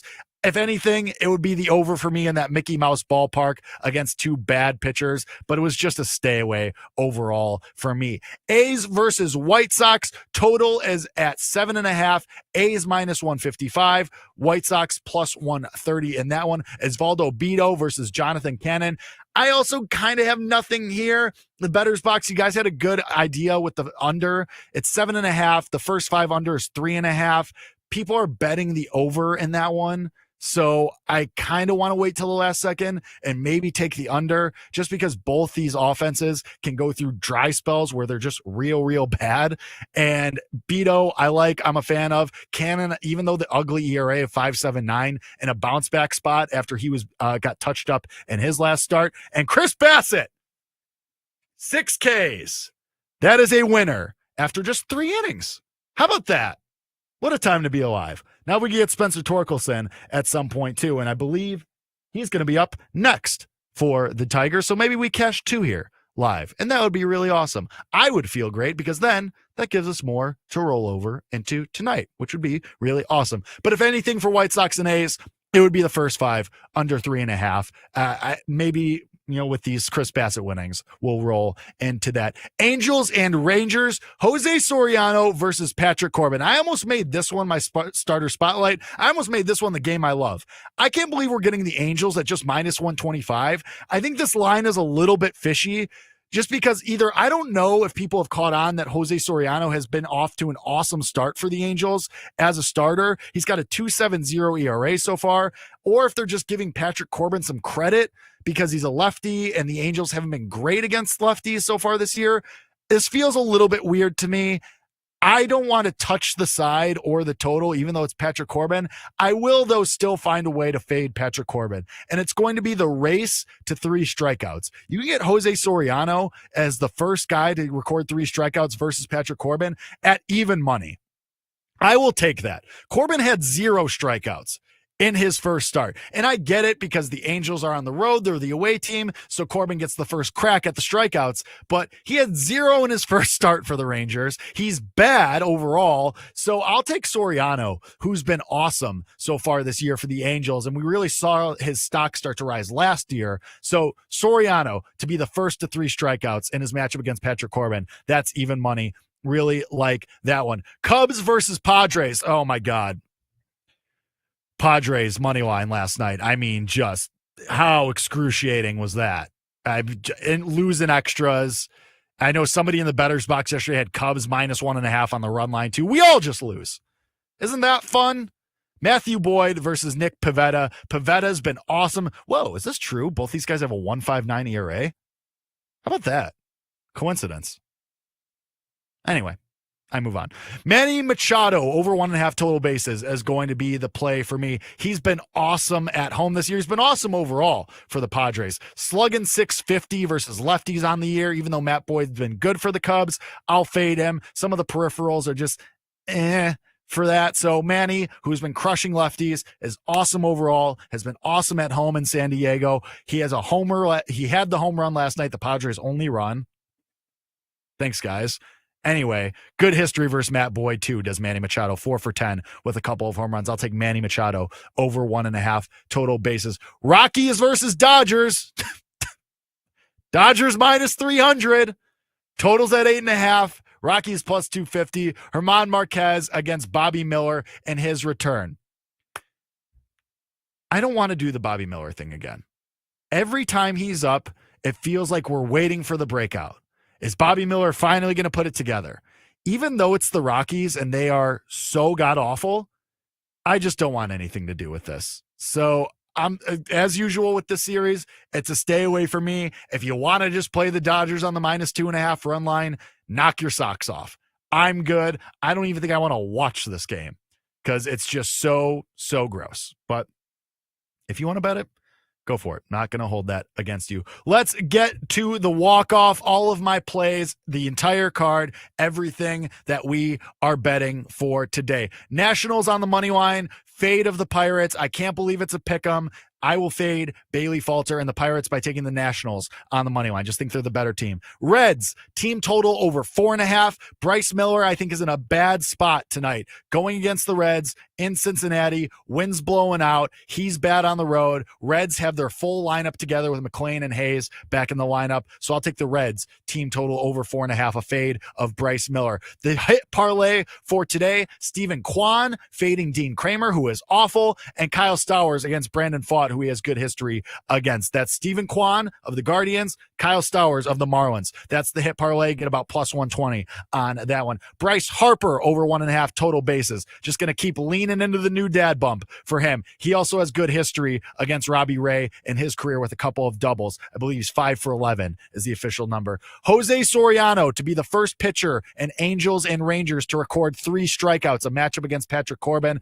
I just think that at even money and Corbin, who is bad, good value on that one. Manny Machado over 1.5 total bases. Crushes when he's in San Diego. Crushes in general. A .650 slugging percentage against lefties and good history, including a couple of home runs against Cubs starter Matthew Boyd. So give me Manny over 1.5 total bases. And the Jake Hassan just for funsies home run play of the day.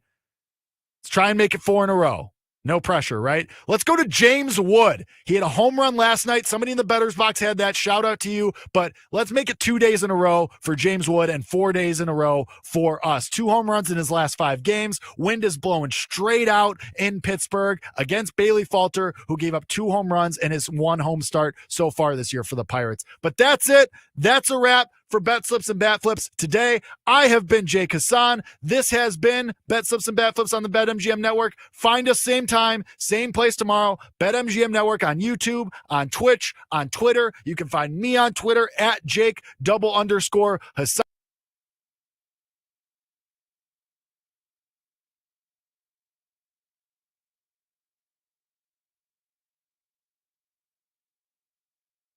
Are you ready? It's time to laugh, to win, and to live the thrill of the action. Hey, baby, let's go out there like a bunch of crazy dogs. What the hell's going on out here? No idea what's going on, but I am excited. Every pick, every play, every game-changing moment. This is You Better You Bet, brought to you by BetMGM, the sportsbook born in Vegas on the BetMGM Network.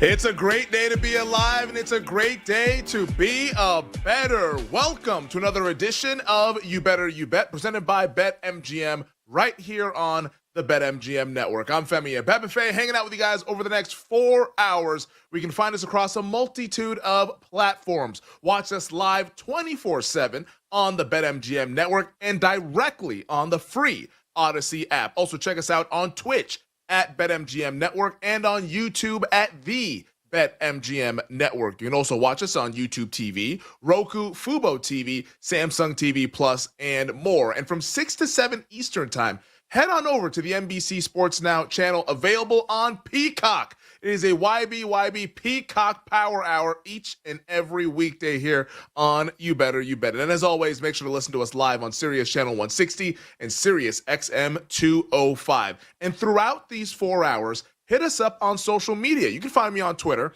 at Femi Abebefe. You can find the show on Twitter at You Better You Bet. You can find me on Instagram at Femi_Abebefe. We're in the IG streets, and make sure you check out the entire network at BetMGM Network over on Twitter. You like our show, you like Bet Sweats, Bet Slips and Bat Flips, BetMGM Tonight, all the shows that we have across the network, you can find them at BetMGM Network over on Twitter. We got the crew hanging out with us today on this Wednesday. Tyler Morales, Jake Hassan, Mike Brown, Sean Ha, Addie Bates, Nick Costos joins us 1 hour from now with his thoughts on last night's NBA play-in tournament games that saw the Golden State Warriors defeat the Memphis Grizzlies and the Orlando Magic embarrass the Atlanta Hawks, especially in that fourth quarter. And as always, if you miss anything across these 4 hours, make sure you check us out in podcast form. Just search You Better You Bet wherever you get your podcasts. And while you're there, you might as well go ahead and subscribe, rate, and review. Like we tell you guys, like you love the show, you tell us how much you love the Wagertainment. Subscribe, rate, and review.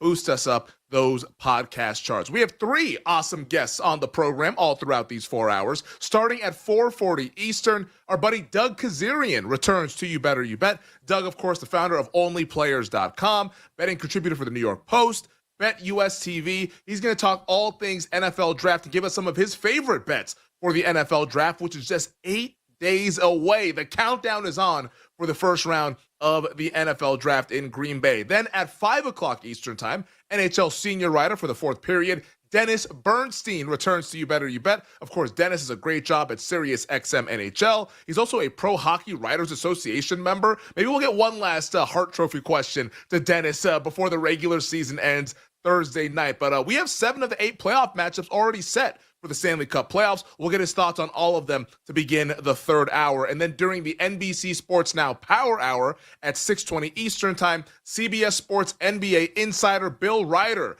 joins us on You Better You Bet.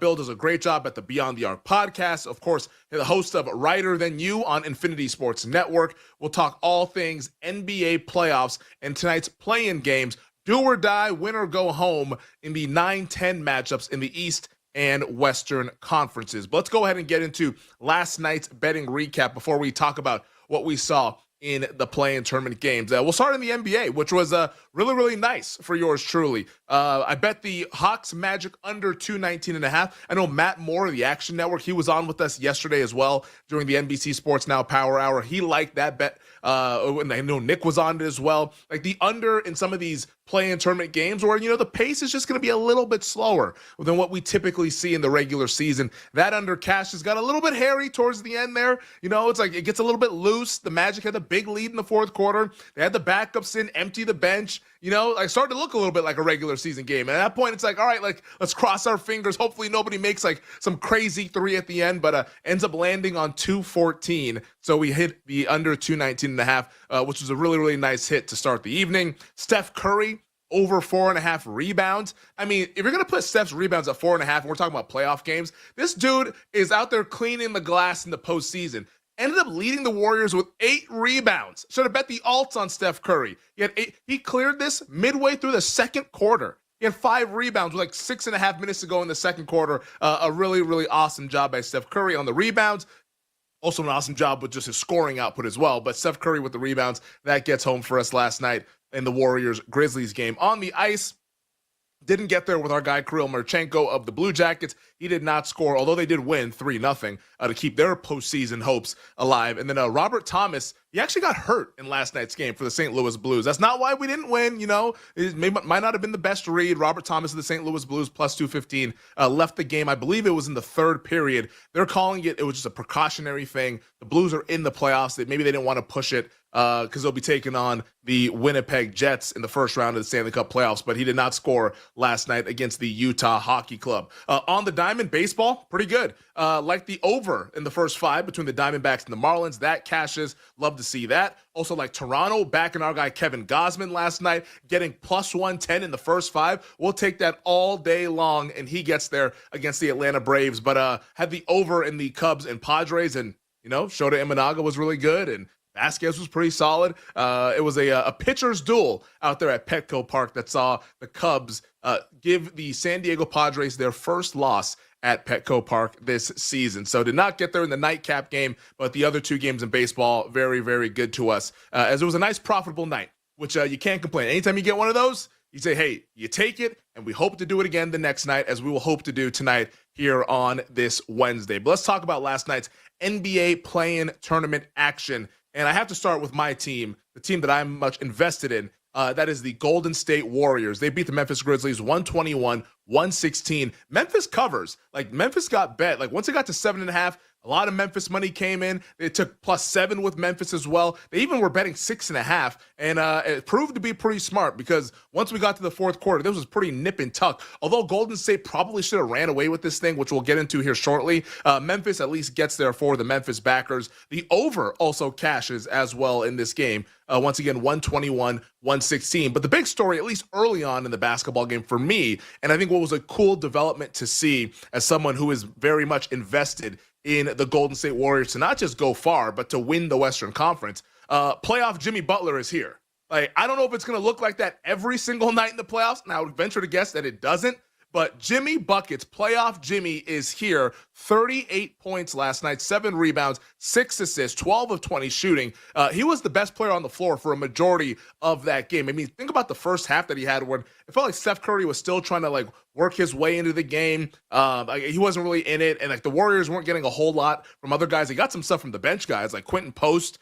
He was playing pretty well. Gary Payton II knocked down a couple of threes. But outside of that, Jimmy Butler was having to carry the load early on, and he did it. It looked like Miami Heat Jimmy Butler, the same Jimmy Butler that led the Heat to 2 NBA Finals appearances, once in the bubble and then one a couple of years ago when they lost to the Denver Nuggets. Like, he looked like Jimmy, and we really hadn't seen that since they made the trade. Like, the Warriors as a team have played really well with Jimmy Butler, but Jimmy Butler, from an individual standpoint, I mean, every night in the regular season, his points prop was like 16 and a half, 17 and a half, like well below what Jimmy Butler usually is, at least prime Jimmy Butler that we think of. And last night was, I don't know, I'm hoping it's not just like a vintage performance. I'm hoping that this is more of what's to come, but like, he looked like old Jimmy Butler last night, which was really, really good to see for the Golden State Warriors, because, boy, they're going to need it, because they weren't getting a whole lot of offensive output from the other guys. Like, Jimmy Butler and Steph Curry combined for 75 points in the game, and yes, we should applaud that, and that's great. And look at this dynamic duo, but also some other guys chip in. Like Jimmy and Steph are not like spring chickens here. They're not young. Like, we cannot be this every single night, needing these guys to have 70 plus in order to win games. But Butler was amazing. Steph Curry, you know what? Even in the first half, it wasn't that great, but you knew eventually he was going to get going. And like, you look at the box score, it wasn't the most efficient Steph Curry performance. 9 of 22, I believe it was. Yeah, 9 of 22, but he did make 6 3-pointers, so the 3-pointers at least were falling down for him. Got to the free throw line quite a bit, which was really nice to see. Ended up with 37 points in the game, but like, it wasn't like the vintage Steph. But when it got down to kind of winning time, under 2 minutes to go, Warriors need a bucket. That is when Steph Curry showed you that he is one of those legendary kind of players. Knocking down the threes. Like, he made an awesome corner 3 on a really cool play between Butler, Draymond, and they kick it out to Steph. He knocks down that 3 to put him up by 4. And then like the double pump fake on Scottie Pippen Jr. when he came out and like kind of closed out on him and was not able to get the block, because Steph kind of gives him a couple of pump fakes, which you have to respect. This is only like the greatest shooter to ever walk the face of the earth. You have to respect his pump fake. And then he knocks down the 3, and that put up the Warriors up by 6, which at that point it felt like, oh, they're just going to comfortably get through the game, you know, knock down some free throws. They're going to win the game. All is good here. But it's the Warriors. They had to make things a little bit difficult. And then they kind of got a little bit loosey-goosey with the ball. Jimmy had a bad turnover down the stretch, but they did hang on. But Steph, the closer, Jimmy Butler, the table setter, that is the formula for the Golden State Warriors, and that is what we like to see. And that's why before the show, or rather before the game, I should say, during the show yesterday, during this segment, I said, hey, if you don't have any Warriors and you want some Warriors, like, this is a last call situation, because they're going to be favorites if they win this game in their next series. And they are favorites, which we'll break down coming up in the next segment as they take on the Houston Rockets in the best-of-7 series to begin the actual NBA playoffs. But Steph was really good. He was a closer. Jimmy Butler, awesome as well, 38 points. But I would say the one nitpick that I would have for the Golden State Warriors, in addition to like wanting to see some other guys distribute the points a little bit more evenly, the rotations were a little bit funky. And this has been going on the last couple of games for the Golden State Warriors. You know, like Steve Kerr, I don't know what his relationship is like with Jonathan Kuminga. They've had some times where it's not that great. There's been times where, oh, okay, we get to see Jonathan Kuminga a little bit more. But like,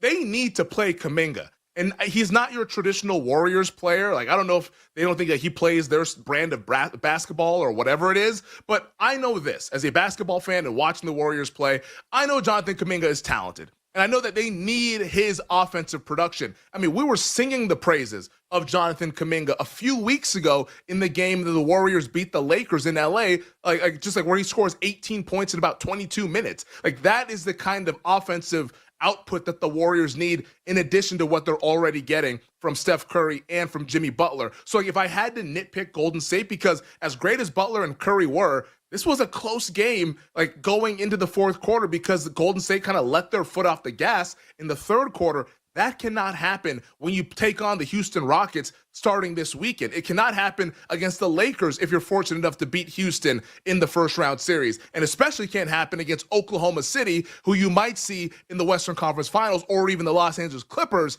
as well in the Western Conference Finals. So I want to see a little bit more Kuminga. I'm hoping that they don't just completely lose him, because they benched him in the second half against Houston this past Sunday, and then they just didn't play him whatsoever in the game last night.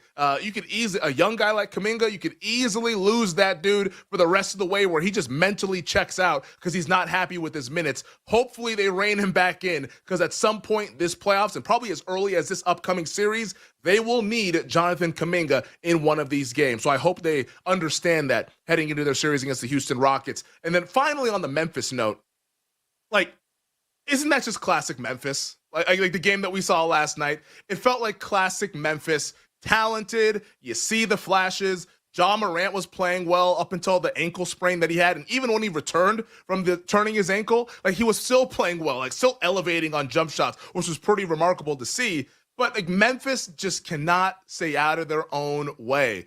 Ja's playing well, Desmond Bane's playing well, Edey's at least getting them second possessions with the offensive rebounds. But then here we are. They do all that effort to get it to a 3-point game with 5 seconds left, and what do? 5-second inbounding violation.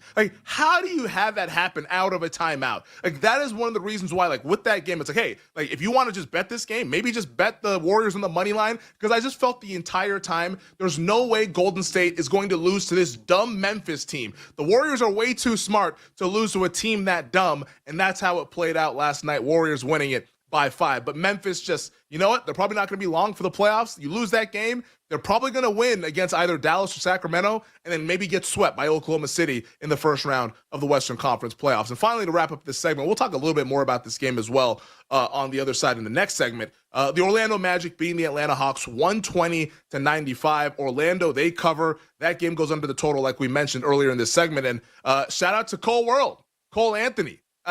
Cole Anthony looked like prime Damian Lillard coming off of the bench. He saved the Orlando Magic for a large portion of this game, because Paolo Banchero didn't have it going. Franz Wagner didn't really have it going. Those guys, 30 points combined. Those are two best players on the Orlando Magic. Just 30 points combined against Atlanta. Well, here's Cole Anthony with 26 off the bench, 4 3-pointers made. And how about his sidekick off the bench? Anthony Black, 16 points, 3 for 3 from beyond the arc. Orlando, of course, defensively, they're always going to bring it. They're always going to be able to kind of slow teams down, and they frustrated the hell out of Trae Young and the Atlanta Hawks, which we'll outline coming up next on the other side. But Orlando, big win for them. Are they long for the playoffs? Absolutely not. But it was a nice win for the Orlando Magic as they get into the 8-team field in the Eastern Conference. All right, on the other side, we will get to the top headlines here on this Wednesday. It's a hump day here on You Better You Bet, presented by BetMGM on the BetMGM Network. We'll be right back with You Better You Bet, presented by BetMGM, the sportsbook born in Vegas.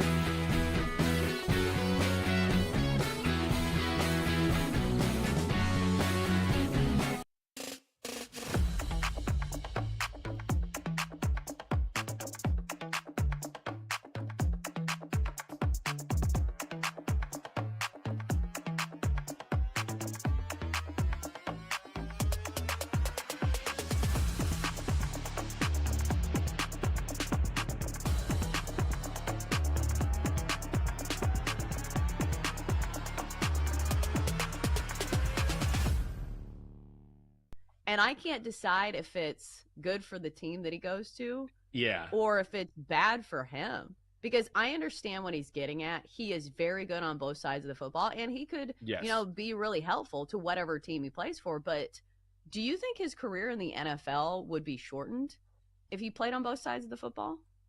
Yeah, I think that's exactly the point, Chelsea, which is it's not about his talent. It's just that the NFL is such a physical league, and he's pretty slight. So I think it's not, look, does he have the talent to do it? No question about it.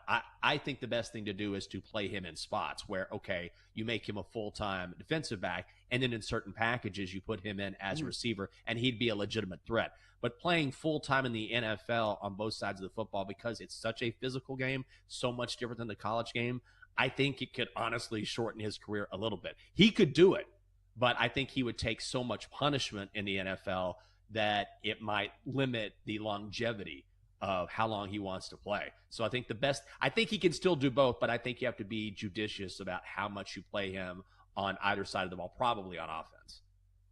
Yeah, it needs to be situational. It doesn't need to be an every down thing. Because think about it. If he's like a top 5 draft pick, this is a big investment for a team.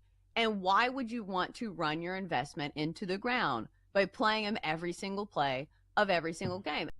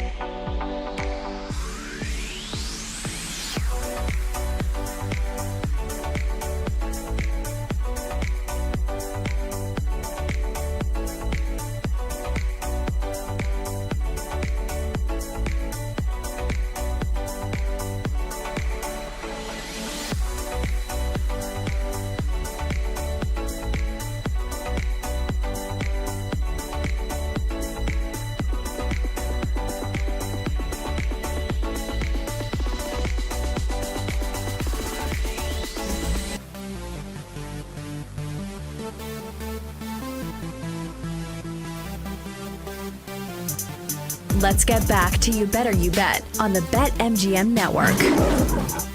Let's get back to it here on this Wednesday. This is You Better You Bet, presented by BetMGM here on the BetMGM Network. I'm Femi Abebefe, hanging out with you guys on this hump day. 40 minutes from now, we'll be joined by Nick Costos with his thoughts on what we saw last night in the play-in tournament, with the Warriors beating the Grizzlies and the Magic defeating the Atlanta Hawks. So Warriors now advancing to face the Houston Rockets. Magic will take on the Boston Celtics. And then we'll get the two losers from last night, Memphis and Atlanta, hosting games Friday night to decide who will be the 8th seed in the two respective conferences. So we'll hear from Nick coming up in about 40 minutes, 20 minutes from now. Best bets from Jake Hassan, Tyler Morales for the day in sports, as well as a recap and a look ahead, I should say, of the marquee games tonight in the world of sports. But joining me now, like he's done each and every weekday this week, it is our executive producer, Tyler Morales, filling in for Bill Zimmerman. Tyler, what's going on? How we doing? We got a little bit of day baseball on the TV, which is a welcome sight to see after the last couple of days out here in the world of sports. Yeah, I asked for day game baseball yesterday, and we got some. We got a nice slate. The Mets, ever since yesterday, I said I wanted to bet the Mets long term. I don't think they've scored a run since I've made that statement on the show. They are down 3-0 right now. They look terrible. The offense is bad. But yeah, it's great. The weather's not great here, but we got a golf tournament tomorrow. Excited to give out the golf bets later on in the show. So it's a good day in sports so far. Oh, no, the weather's not great. What you guys working with over there? It means April 16th. Man, geez. It feels like we're in Antarctica. It's like 40. It's like 40 degrees. The wind is high. I haven't touched grass in like days. It's awful. It's awful over here in New Jersey. Yeah, it's looking like it as we've outlined in previous shows. Yep. But enough of that. Let's talk about the top stories that we have on this Wednesday. Tyler, what's the number one thing we need to know this afternoon? With the Warriors win last night, they will advance to play the Houston Rockets in the NBA playoffs. Golden State is minus 190 to win the series against the Rockets. Any early thoughts on how you're looking to bet this series, Mr. Golden State Warrior? Yeah, I mean, I guess I am. That's my new nickname. It's me and the Dubs. Let's go, baby. Me in the Bay Area. We're all rocking and we're doing it. We believe. It dated back to the Baron Davis Golden State Warriors and Steven Jackson Warriors. But this is a really, really fun betting market from a series price standpoint. Like, this is a really, really cool one. I think we're going to get a lot of chatter about this, just not because it's a really competitive series and it's two fun teams that don't like each other, by the way. Like, that's on top of this whole heap as well. But like, just think about where this market opened. And for those of you who went to bed right after the game, like, I stayed up for about 10 minutes or so after the Warriors beat the Grizzlies because I was curious to see what the betting market would be for the series price. And at some pretty prominent domestic sports books, Golden State was as high as minus 250. Now, that was like a very, very soft opener. Like, I don't think there was much money bet into that because they quickly changed. And like, we've seen a lot of betting activity with this series in particular all throughout this morning and afternoon, to where now we sit here with Golden State, like Tyler mentioned, minus 180, minus 190, and you can get the Houston Rockets, who, oh, by the way, they have the home court advantage. They're actually the 2 seed. They have the second best record in the Western Conference. They're plus 160. Now, it makes a lot of sense when you put it this way. The Houston Rockets are a pretty young team that has like zero playoff experience. And now they're going up against 4-time NBA champion Steph Curry, 4-time NBA champion Draymond Green, Steve Kerr, who won a boatload of championships as a player and has won a boatload of championships as a head coach. Like, there's so much pedigree on the Warriors side. And now they've added Jimmy Butler at the trade deadline too, to like, he's another guy that has a lot of playoff experience. So it makes sense as to why the betting market fancies the team with the playoff experience versus the young team, which, outside of Fred VanVleet, I mean, I don't think any of these guys have ever sniffed like a deep playoff run. Dylan Brooks has played in like a couple series here and there. VanVleet's won an NBA title, but it's like Şengün and Amen Thompson and Jalen Green. These guys have never been to the postseason. They don't know what postseason basketball is like. So that's why we have the market sitting where it sits. Now, in the pure series price, I don't want to bet that because I don't want to lay that price because I think it's just right. Like, I think Golden State's going to win the series. Like, I've been wanting this matchup because I wanted them to face a team that doesn't have the experience and pedigree that matches there. So I like the matchup, at least surface level. How I'm going to look to back this series and bet it is I want to bet the Houston Rockets to win game 1, but the Warriors to win the series. And you can do this over at BetMGM. They have that market, the double result market, team to win game 1, team to win the series. And this pays out plus 260 for the Rockets to win game 1 and the Warriors to win the series. I think game 1 Sunday night is setting up to be a really, really awesome spot for the Houston Rockets. I mean, like, think about how everyone's going to talk about this series today, tomorrow, Friday, and even on Saturday. Like, everyone's going to be talking about how, oh, the Warriors should win because they have so much more experience. Ime Udoka is a really good coach, and with all this time to prepare, like, I think he's going to have his team so damn lathered up to just like play the underdog role that like they're going to be coming out with their hair on fire on Sunday night in Houston. Like, I think it's going to be a raucous environment. The city is behind that team. Like, they have a really good coach. Defensively, they are absolutely physical and they're really athletic. Like, I could see them giving the Warriors so many fits Sunday night to where, like, in the betting market for that game, they're not the underdog, but from the series price standpoint, they're definitely the underdog. So it's not even like they have to like come up with some fake underdog narrative. They're actually the dog in the series. So I think that they're actually going to come out, win game 1, and then we'll see if they can sort of maintain that level of intensity all throughout the series. I doubt it. So I think Golden State wins the series, but I do like Houston in game 1. So that's how I'm going to bet it. Plus 260 at BetMGM. Rockets win game 1. Warriors win the series. I think the Warriors ultimately win the series in about 6 games. Not going to be a quick and easy one. I think this will be a dogfight, but I don't see it going 7. Golden State gets it done in game 6 on their home floor in the Bay Area. Tyler, hit me with another story. Congrats to the Orlando Magic on their win against the Atlanta Hawks. You get the Boston Celtics in the NBA playoffs. Yeah. This isn't a typo. Over at BetMGM, the Celtics are minus 10,000 to win the series against the Orlando Magic. Like, forget winning the series. I mean, that probably won't happen. Do you think Orlando can win a game? Boston is a 14.5-point favorite in game 1. Yeah, I mean, like, you win the game against Atlanta, you're like, hey, we're into the playoffs. Who do we get? The defending Boston champions. Celtics. Yeah, you get the defending champion Boston Celtics, who, like, they just make light work of these, like, lesser than teams. Now, I will say this, like, on the other side of that equation, Boston has been known to sort of play with their food at times, and we know their style of play. It's take as many three-pointers as possible and see where their chips fall. Like, that's how they like to play basketball, and there's always, in a 7-game series, there's going to be one of those games where the shots just don't fall for you. Like, you don't make your threes. You end up shooting like 29% from three-point range. What does that game look like? That's the game that I think where Orlando can actually steal one. So even though Boston is a justified massive favorite, I do think this ends up going 5 games and the Celtics close it out in game 5 at home. So that's how I'm betting it. Exact series score 4-1 plus 165 is in the market. I bet it right before the show started. I think that's a fun way to bet this series. Like, probably not a whole lot of hedge options with that. Like, I don't think you want to be hedging it along. I think you want to just kind of ride it out. It's a fun bet to make. Like, you could bet them to do the sweep. The sweep is a shorter price. Sweep is a favorite outcome. Which, like, I get it because Boston is that much better and they're about a 2-touchdown favorite for game 1 Sunday afternoon. I just have seen too many Boston Celtics teams when they play like lesser than opponents, even though they're so dominant, like when the shots don't fall, like sometimes it can just get a little awry. And also too, like it hasn't been talked about enough, I don't think.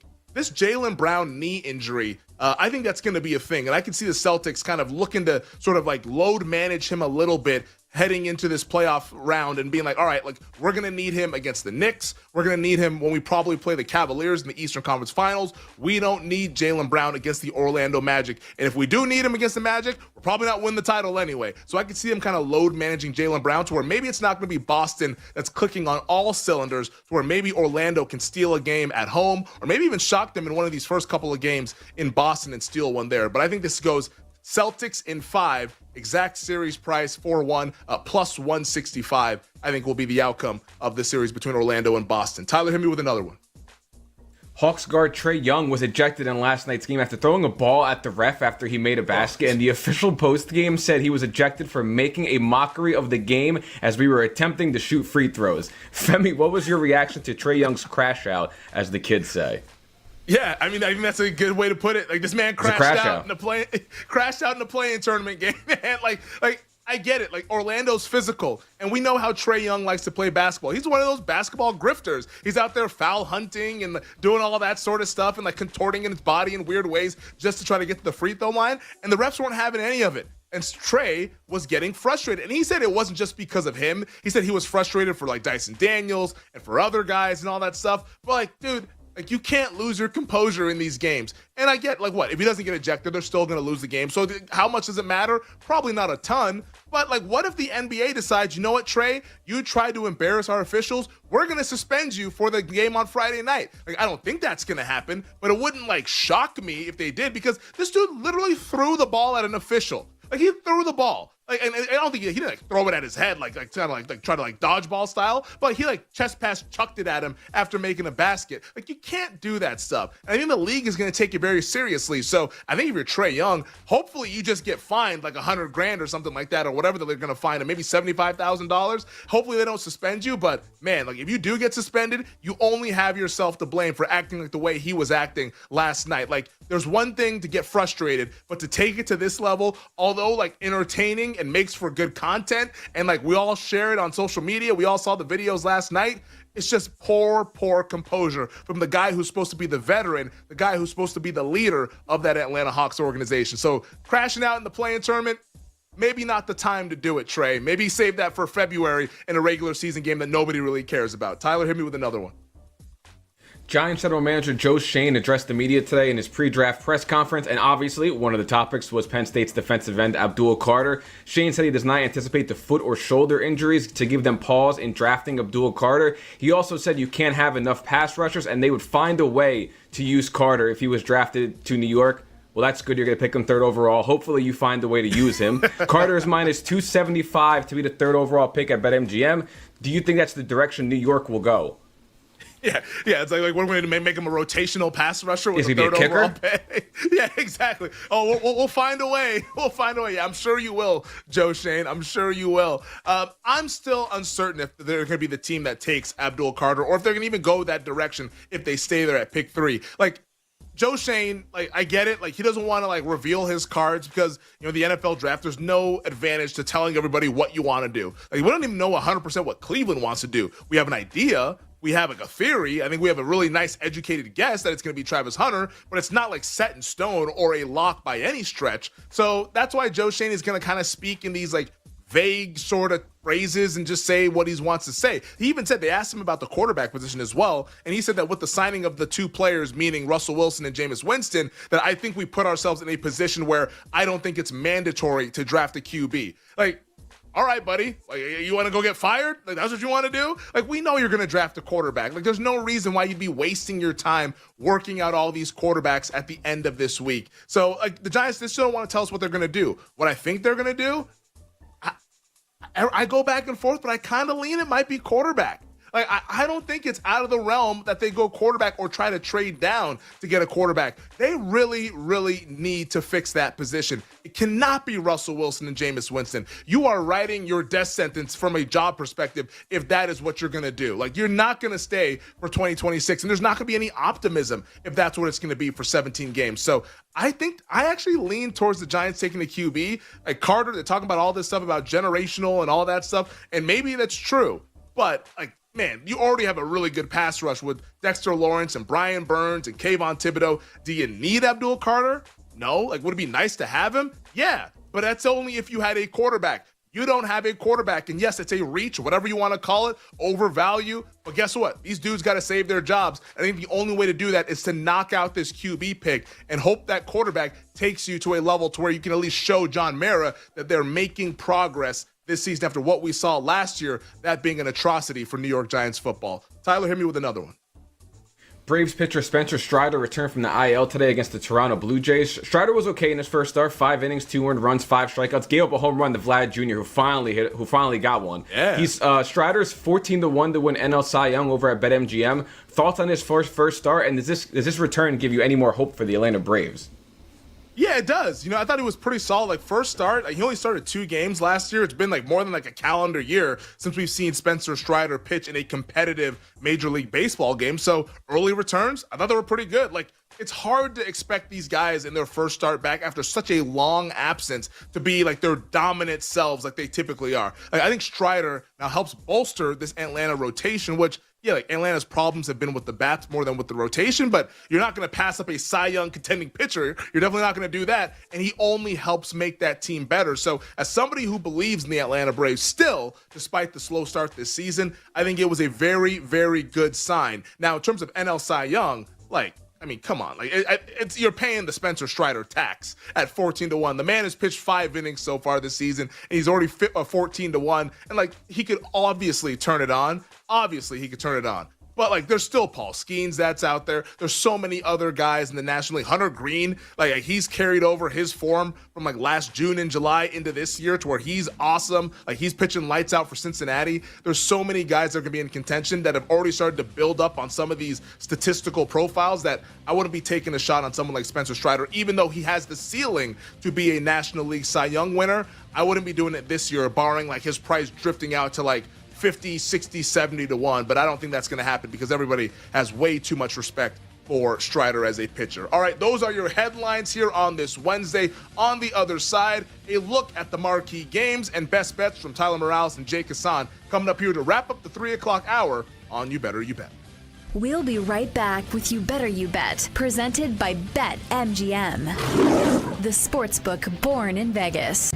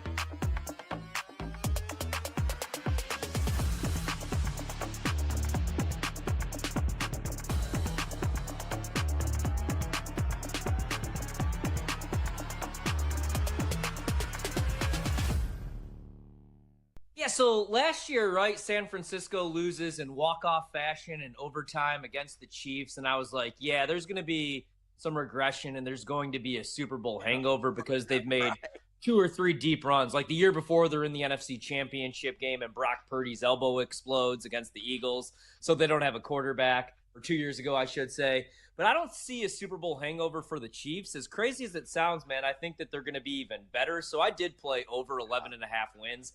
I think that's short. I think as long as Mahomes is healthy, they win 12-plus games. And last year, like next to his standards, that was a down year for Pat Mahomes. Also, though, the offensive line play was a mess, especially at the tackle position. So I do think that they have to go defensive line and offensive line in this draft. I also, in a deep running back class, wouldn't hate them going with another back. You have Pacheco and Kareem Hunt both entering contract years, and Pacheco wasn't the same back coming back from injury, man. Kareem Hunt is going to be another year older, and they were 22nd in PFF rushing grade last year. So you have Travis Kelce, maybe his last year, not the player he once was, but he should be extra motivated. Mahomes is going to be extra motivated. And like you said, man, you get Rashee Rice back healthy. Xavier Worthy will be in year 2. I like bringing back Hollywood Brown on a 1-year deal once again. I love that move last year. Unfortunately, we didn't see him till week 14, week 15, because he got hurt before the season began. But, even with, you lose some players on the defensive line, they're probably going to have to go a little bit younger. You still have Steve Spagnuolo calling the defense, Andy Reid calling the offense, and Pat Mahomes. So I'm going to continue to bet the Chiefs over 11.5 wins.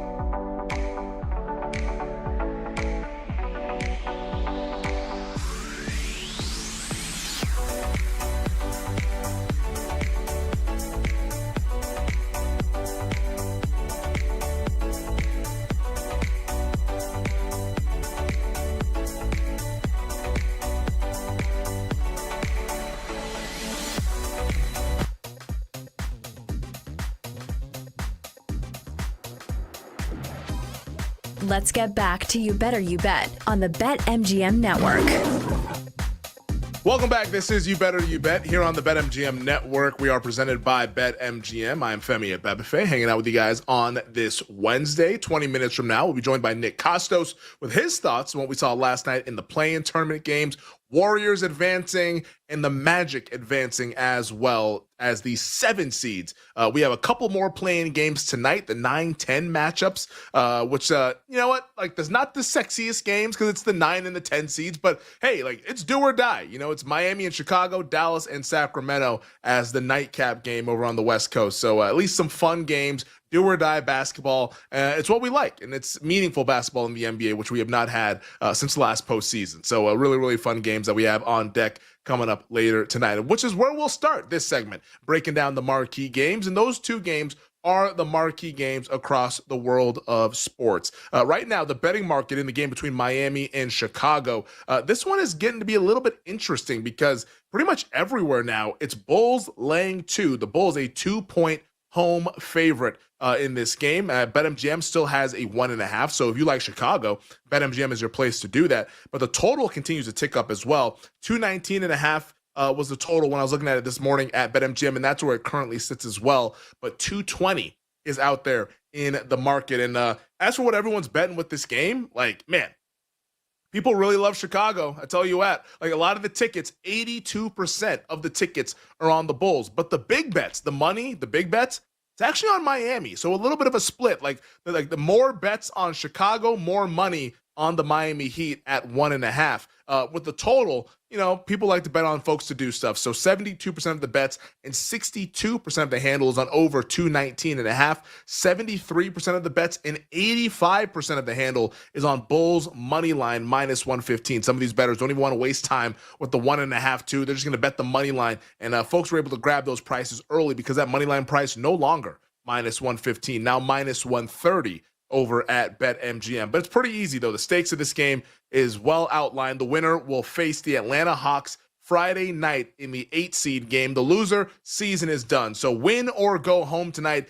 in the Windy City between the Miami Heat and the Chicago Bulls. From an injury standpoint, we're pretty clear. Josh Giddey, he's going to play tonight. That's well reported out there, dealing with the hand injury. So maybe Josh Giddey's not going to be 100% healthy. So if you're looking at some of the player props, I don't know if he's going to be a guy that you want to bet under. It's tough with these playoff games, or not playoff, but play-in games, when the marquee guys are going to just play a little bit more than what they usually do in the regular season. So going under, I don't blame anybody for just staying away from the Giddey props, but he does have the hand injury. So that's something to keep in mind if you're going to be betting his props or some other guys on the Chicago Bulls. So once again, Chicago 1.5-point favorites, total sitting at 219.5. In the Western Conference, we have the Mavs at the Kings. Sacramento right now, they're getting bet. And I saw as high as, I believe, 5.5. I want to say, so it looks like the 5.5s all got bet. So we're now back down to 5 with Sacramento, the favorites, against the Dallas Mavericks. That total, though, we have dropped almost 10 points with the total. Open 223. We're down to as low as 213.5. And I actually see we have gone 10 points because there's a 213 at a prominent domestic sports book here. So a 10-point move to the under. Do or die, play-in game. Makes a lot of sense, but man, I don't know if there's a whole lot more room left to go in terms of betting that thing under. If you're showing up here on game day today betting under 213, you have really, really missed the move on this game. At that point, it's hey, just over or pass. You don't have to bet the game, or maybe they get off to a hot start and they shoot the ball well in the first quarter. You can maybe get a live in-game under. So I wouldn't be betting under in this game, even though I get the thought process on folks knowing that it's a do-or-die play-in game, and those are typically lower-scoring games. Not quite like Game 7s, because there's not the 6-game buildup and the familiarity of a Game 7 where it's okay, everybody knows what everyone's running. But it's almost like a Game 5 in essence. It's okay, they played 4 times in the regular season. Now it's the 5th time, and it's for something meaningful. So that's why these games tend to get bet to the under. In this instance, bet 10 points to the under. As for what everyone's betting, though, 80% of the bets and 92% of the handle is on Sacramento laying the 4.5. So nobody wants anything to do with the Dallas Mavericks, who might be a dead team walking. I know they had Nico Harrison's press conference yesterday that with the no cameras and no recorders. It would not shock me if this team was just you know what, who cares? Let's start our summer, because this has been just a weird final 3 months of the regular season.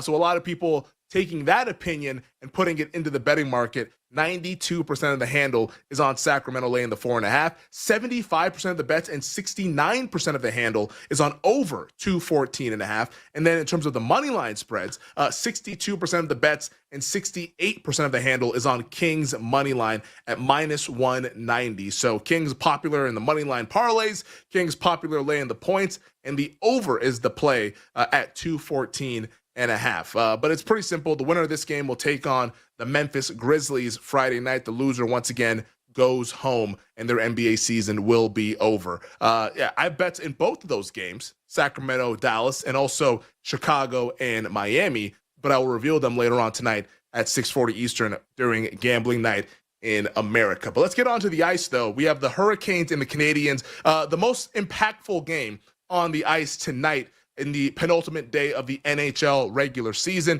Montreal right now, minus 120 on the money line. Carolina plus 100, even money. Total sitting at 6.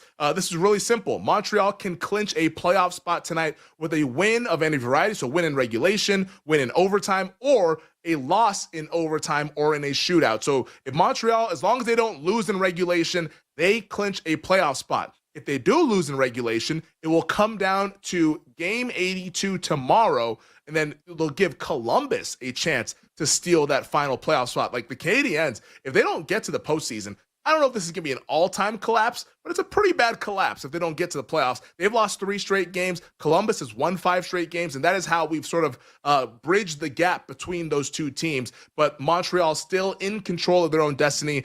As long as they don't lose in regulation, they are in your Stanley Cup playoffs, and they'll take on the Washington Capitals. But if they do lose in regulation, then we turn to tomorrow night with the Columbus and both Montreal having a chance to get it done.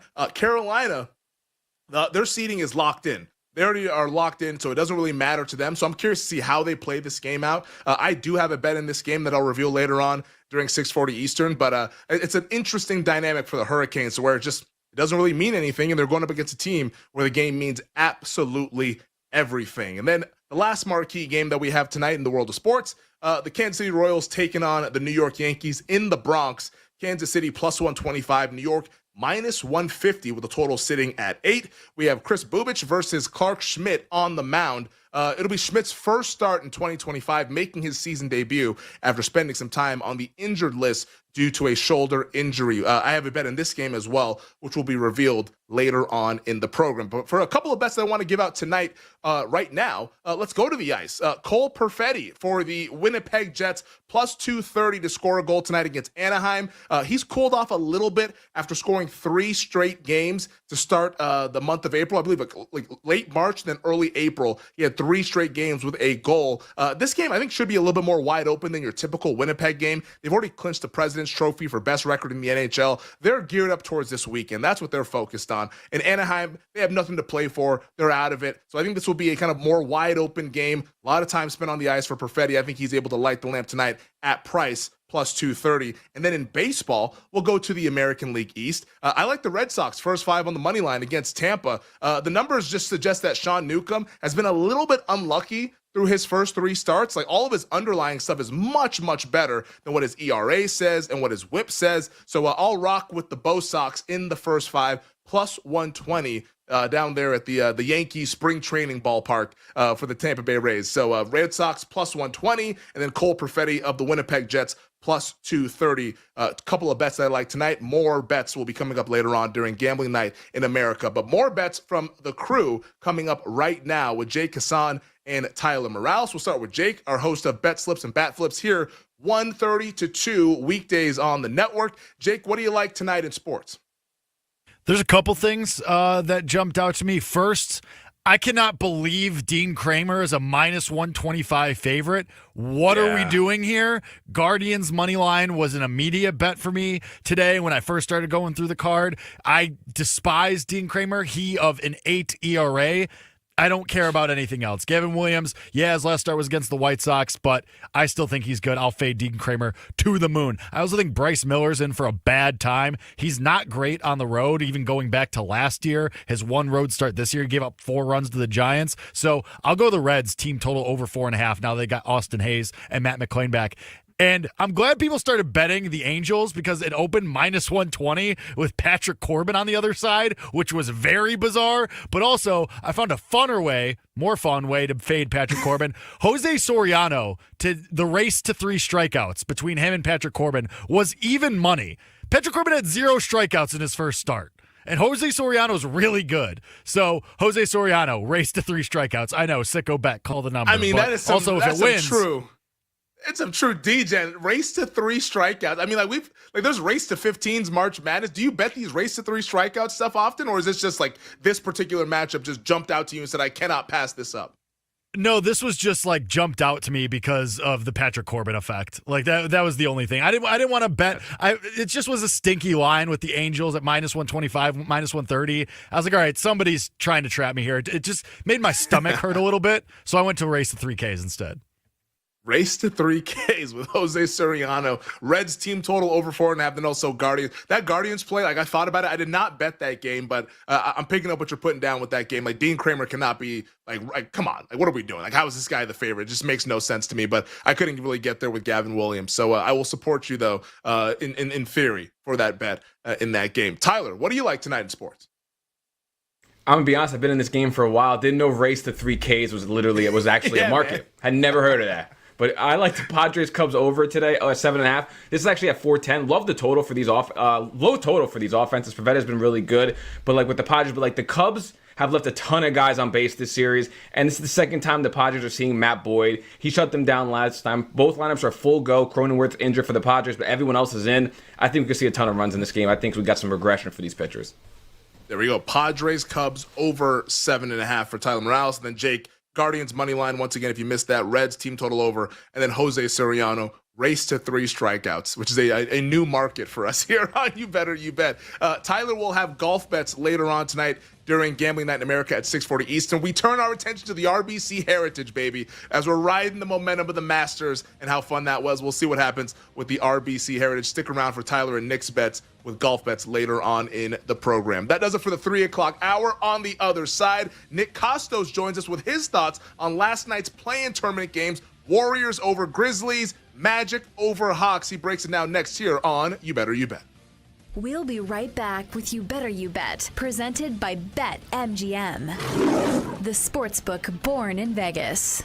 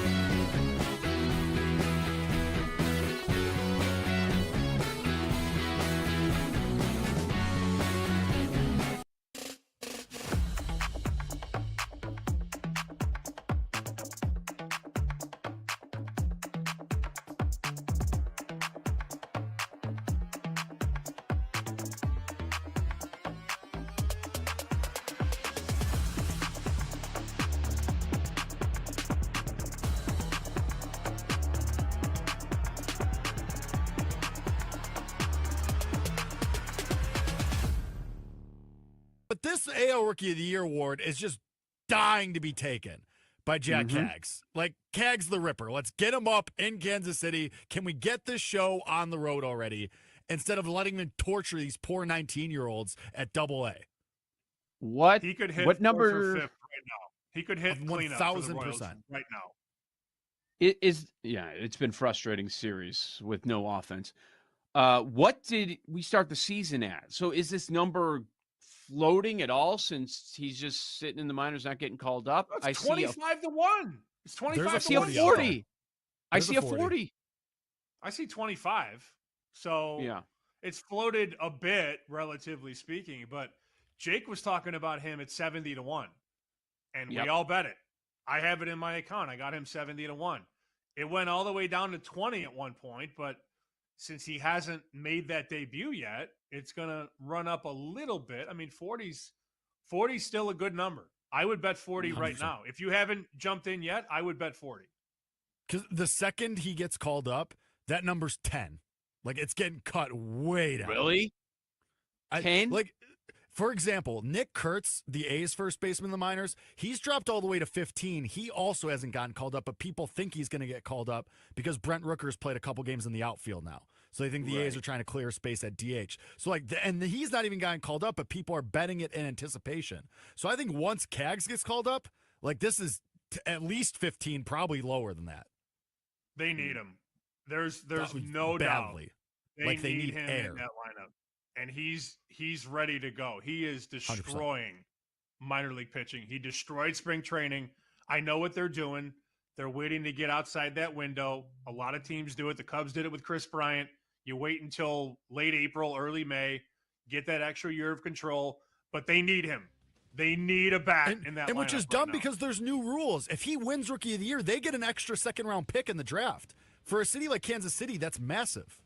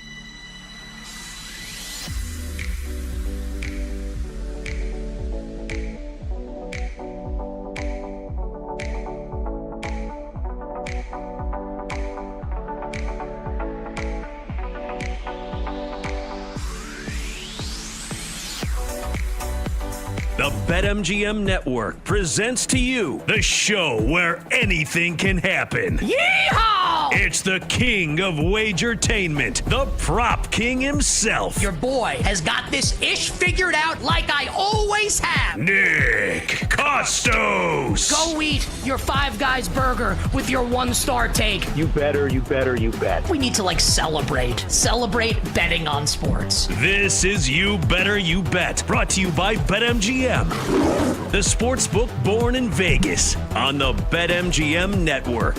What's up, everybody? Happy and merry, wonderful Sports Wednesday to you and yours. This is You Better You Bet on the BetMGM Network. Nick Costos, Femi Abebefe, the crew, and you here on the Odyssey app, on SiriusXM, on YouTube, on Twitch, the final hour on NBC Sports Now and Peacock, and radio stations nationwide. We're in your hearts and in your minds as we bring you the fastest show in all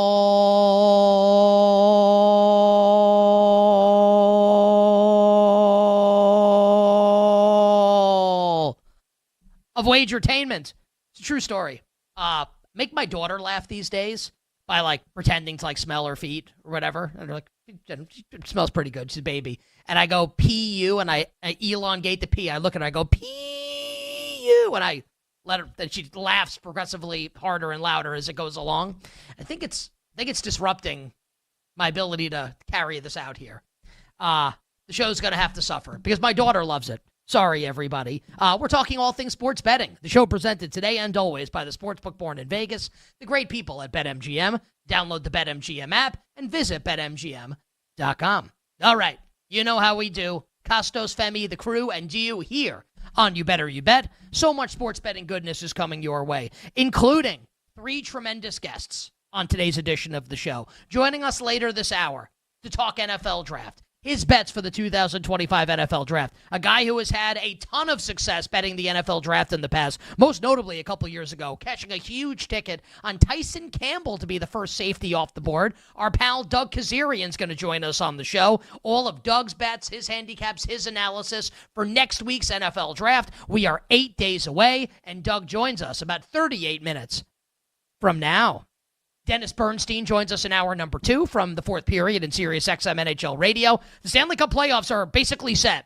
We've got series prices for 7 of the 8 series, Conn Smythe Market, etc. Dennis Bernstein joins to give us and you, dear listener and dear viewer, a first look at the Stanley Cup playoffs, which start on Saturday. Our friend Rob Bazzola will join us on the show tomorrow, giving us his early thoughts on the Stanley Cup playoffs. And in the final hour, the Power Hour, the NBC Sports Now Hour, our friend Bill Ryder from CBS Sports and the Infinity Sports Network, the Beyond the Arc podcast. Bill joins us with all of his NBA play-in bets for tonight. His bets coming up for the projected for the games on Friday, and all the first round series. Bill Ryder joins us in the final hour of the show on NBC Sports Now. All of his NBA bets for the playoffs. And Femi and I going to chop it up on the 2-7 matchups in both the East and the West, with the Warriors and the Rockets in the West, and the Celtics and the Magic in the East. Not as fun. We'll give you our opinions on those series and chop it up on the NFL draft. All sorts of good stuff. Femi's got some stuff. I've got some stuff. And one of the things that we'll be discussing under the umbrella of hashtag stuff, I think there's a big-time opportunity to make money in the first defensive back market, which does not include Travis Hunter, where Will Johnson is a minus 200 favorite.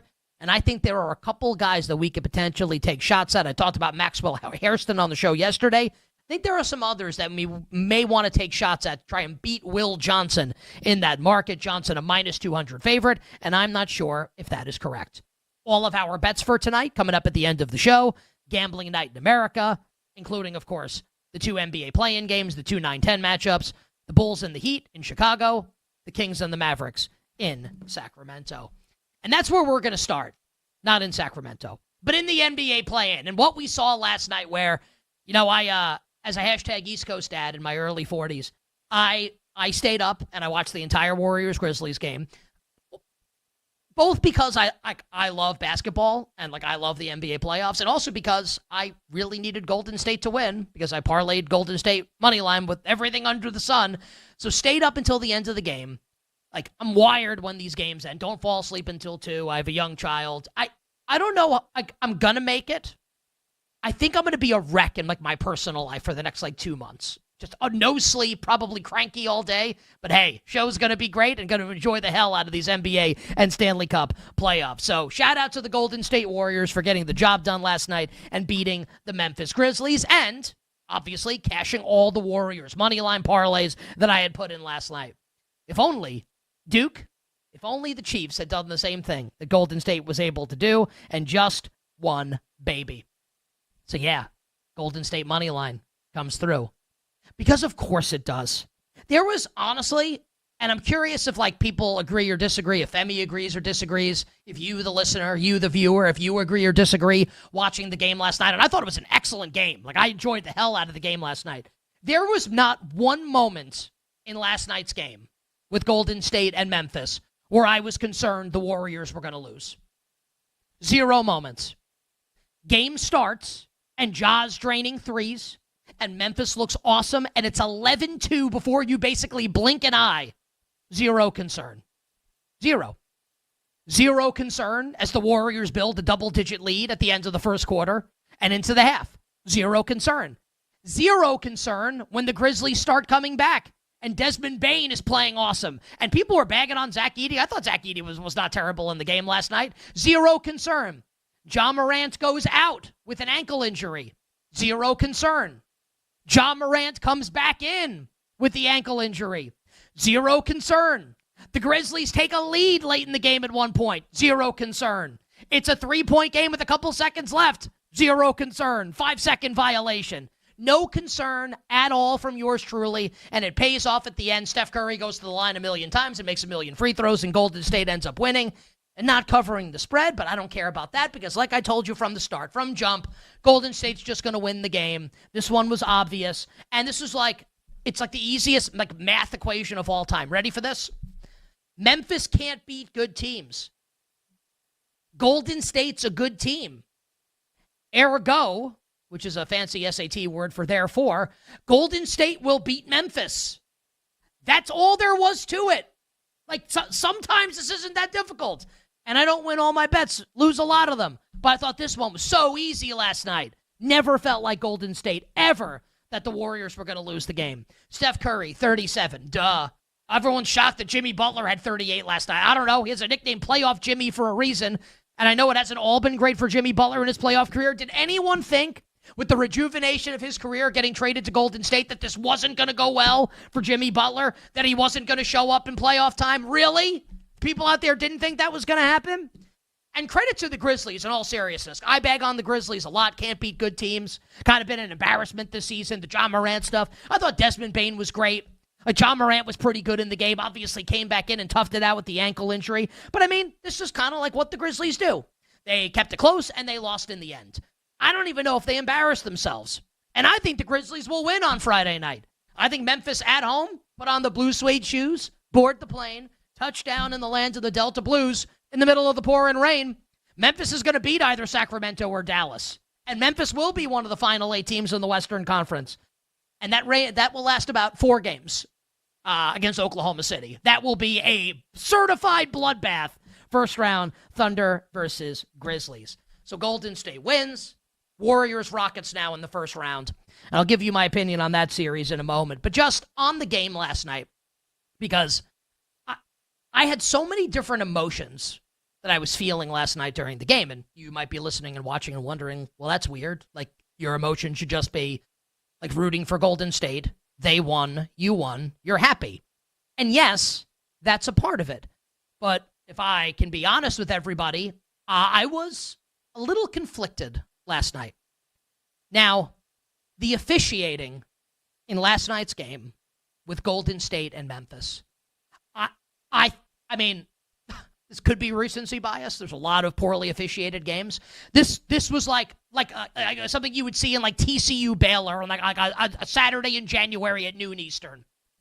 The officiating was abysmal. Like, you can't have that. And I don't want to do this whole bit like, oh, whatever, get like Mount Pius, whatever, as far as the officiating is concerned. The officiating was a 0 out of 10. Like, if Trae Young had played in that game last night with the Warriors and Grizzlies, I mean, he would have like rock bottomed a referee and then hit the people's elbow. They would have sent him to Guantanamo Bay for what he would have done if he played in that game last night. Forget about Hawks Magic. He plays in Warriors Grizzlies. There might have been an international incident. That's how bad the officiating was. And I will say, just to be really fair, at the end of the game, there were some calls that went against Golden State. And like, I'm being objective here, right? Where you can't even believe these calls, that Memphis is getting lucky on these calls. So that did happen at the end of the game. It wasn't totally slanted towards one team. But I mean, for the vast majority of this game, the whistle that Golden State is getting is absolutely ridiculous. And I bet on them. So, like, part of me really liked it. The other part of me has, like, PTSD with this team, with that coach and these star players. Because while they're in the midst of getting this unbelievable whistle, Kerr can't stop bitching and moaning with that stupid look on his face, that incredulous, like, I'm better than you look. Curry, like chewing the mouthpiece, going to town on that thing like it owes him money.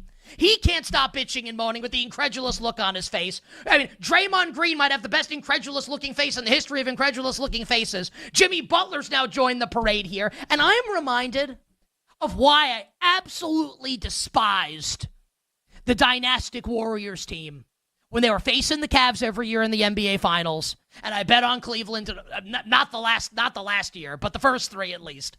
And 2016 was great. The other one's not so much. And I remember the Warriors winning in 2015 and celebrating like they had beaten, like the prime Michael Jordan Bulls, when in fact Kevin Love and Kyrie Irving had both gotten hurt, and it was LeBron and Matthew Dellavedova basically trying to beat the Warriors. And they treated that like, oh, we're the greatest team of all time. I hated them. Like, Kevin Durant, I didn't need Kevin Durant to join that Warriors team to despise them. I hated them before Kevin Durant joined them. I actually liked them more when Kevin Durant went there, because at least they were leaning into the fact that everyone thinks we're baby faces. Nah, we are actually mega heels. And they leaned into it, and I at least respected that a little bit.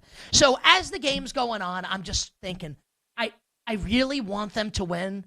And also, I hate their guts. I hate this team. And I'm being real. I hate them. I don't like them. Which doesn't mean I'm not going to bet on them against the Houston Rockets. Like, I'll talk about that in a second. Just that I thoroughly dislike the Golden State Warriors. Thoroughly dislike them. Which takes us to now the series in round 2. And what I said on the show on Monday. And I think I was proven correct in my assessment. Now, they could get shellacked by Houston, and maybe I'm wrong. I said on the show on Monday, the Warriors won by losing on Sunday to the LA Clippers. because they're never going to lose to Memphis, and then they're going to be a favorite in the 2-7 against Houston. And lo and behold, they are a favorite in the 2-7 against Houston. At BetMGM right now, Golden State minus 190 to win the series, and that's come down a little bit, so Houston's drawn some betting interest, and Rockets plus 160. Now, I think Ime Udoka is a fabulous coach. Like, people can say whatever they want about him off court. He is an awesome coach. And I think the Rockets are poised to be good for, and maybe they'll make some move, make Durant, whatever. They'll make some huge move. An awesome collection of young players. Şengün's awesome. Jalen Green's had his moments. Some battle-tested vets. Dylan Brooks. Fred VanVleet, who slayed the Golden State Warriors in the past. After it's a really funny joke to be made because his wife had a kid during the NBA Finals. I won't make it. But Fred VanVleet has stood toe-to-toe with Golden State and has beaten them in the past with some big-time shot-making with Kawhi Leonard and the Raptors back in 2019. So this is not meant to be an anti-Rockets thing. Amen Thompson's tremendous, and people will say, well, Amen Thompson's going to be able to stop Steph Curry. Okay, you can make that case if the officials are going to let all of that go. I don't think they're going to. Now, Adam Silver's not David Stern in the sense that, like, David Stern would have been, the moment the game ended last night, would have been on the phone saying, hey, we're looking to have 3 fouls on Amen Thompson every game by midway through the second quarter. So I don't know if Adam Silver's quite to that level of David Stern, but the Rockets-Warriors game from a couple weeks ago now, 106-96 Rockets on that Sunday. Like, do people actually think this is how it's going to get officiated?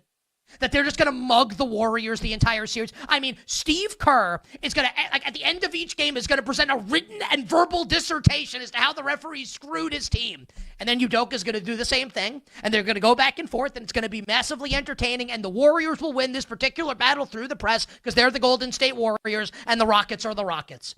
And if that's meant to be disrespectful to the Houston Rockets, if that's how it's taken, so be it. Because this Rockets team has done nothing, and this Warriors team has done everything. Game 1, Warriors a dog. I'll bet the Warriors money line in Game 1 on Sunday against the Rockets. And I don't know if I want to lay the series price because I don't really feel like laying minus 190. But I'll tell you, I would be stunned if the Warriors lost this series in the first round to the Houston Rockets. On the other side, I'll give you thoughts on the Eastern Conference play-in game, and then Femi joins me, and we'll bandy it all about NBA playoffs here. You better, you bet. We'll be right back with You Better You Bet, presented by BetMGM, the sportsbook born in Vegas.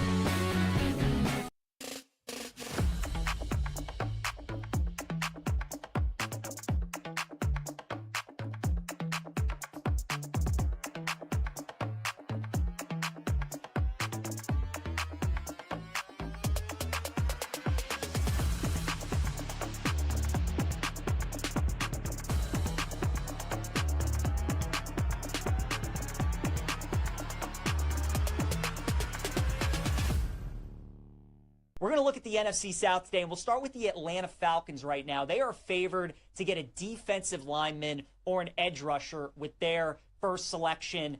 And I think there's some good value on them to draft a cornerback right now. It's 7-1. Some really good odds on BetMGM. Will Johnson, Jahdae Barron out of Texas, 2 corners that I'm looking at. Atlanta holds the number 15th pick. They ranked second to last in the NFL last year in passing touchdowns given up. They're looking for a corner outside, or on the other side, I should say, of A.J. Terrell. And Will Johnson and Jahdae Barron are right there, should be right in the range where Atlanta is selecting. So I'm looking at 7-1 for the Falcons to draft a corner. Chad has Will Johnson going to Atlanta. So I really like that value for Atlanta to get a corner with their first selection at plus 700. Then we got the Carolina Panthers. They're drafting in the top 10. I like this one quite a bit as well. So they're favored right now to get a defensive lineman or an edge rusher at minus 105. And again, certainly could happen. Maybe they get Jalen Walker potentially out of Georgia. Maybe Mason Graham slides down to them as well.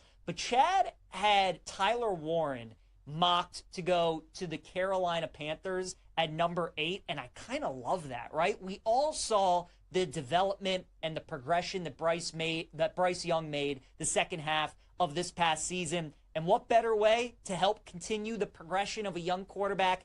Get him a tight end. And Tyler Warren is a monster. He can help you in the run game. He's also that middle of the field threat that Bryce Young really needs. So 20-1 right now on BetMGM for the Carolina Panthers to select a tight end with their first pick. Absolutely love that. I bet that this morning. I think that's awesome value on Carolina getting a tight end.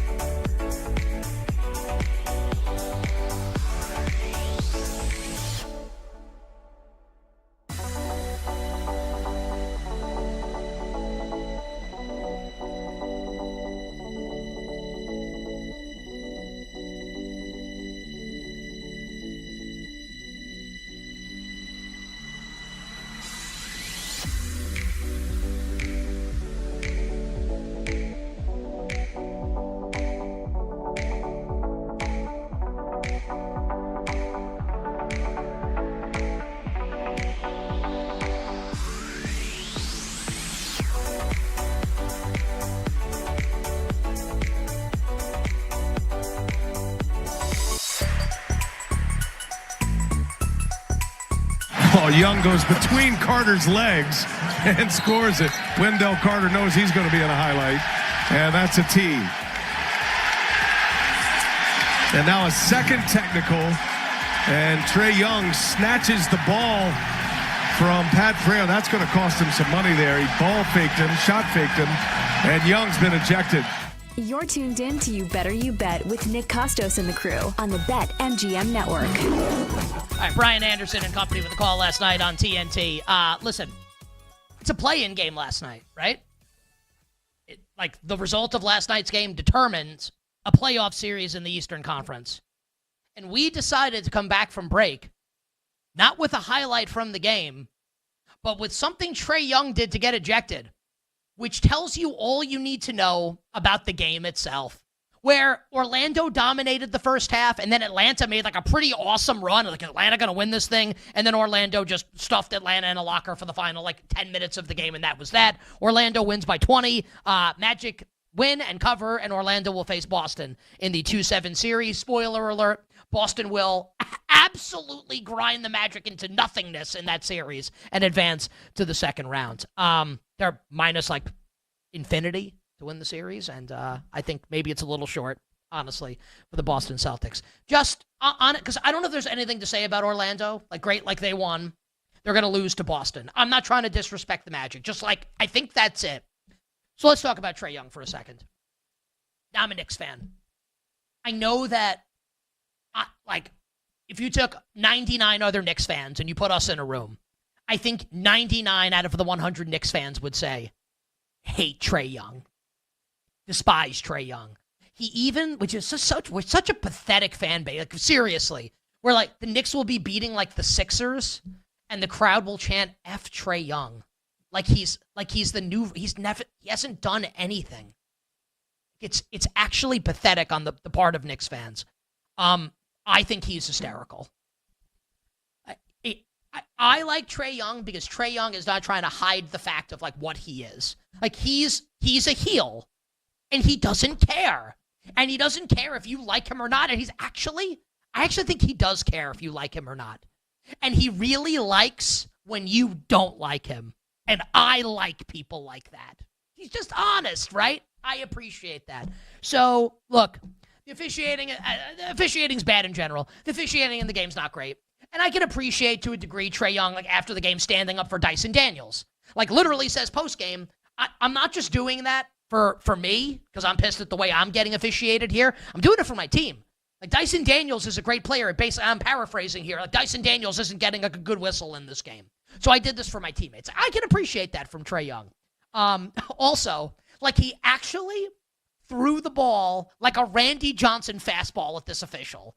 Now, it wasn't as bad as that if you haven't seen it. Like they were a pretty good distance apart. And he didn't like wing it at his head. He just like chest passed it as hard as he could at this official. So that was the first tech. And then the ball gets thrown down the court as Trae Young's walking to the other side, and he takes the ball and spins it at the official and then kicks it, gets ejected and doesn't break stride and just walks into the tunnel. This was like the NBA player getting ejected equivalent of when Michael Vick scored that overtime touchdown against the Vikings and just pieced out into the tunnel and just left.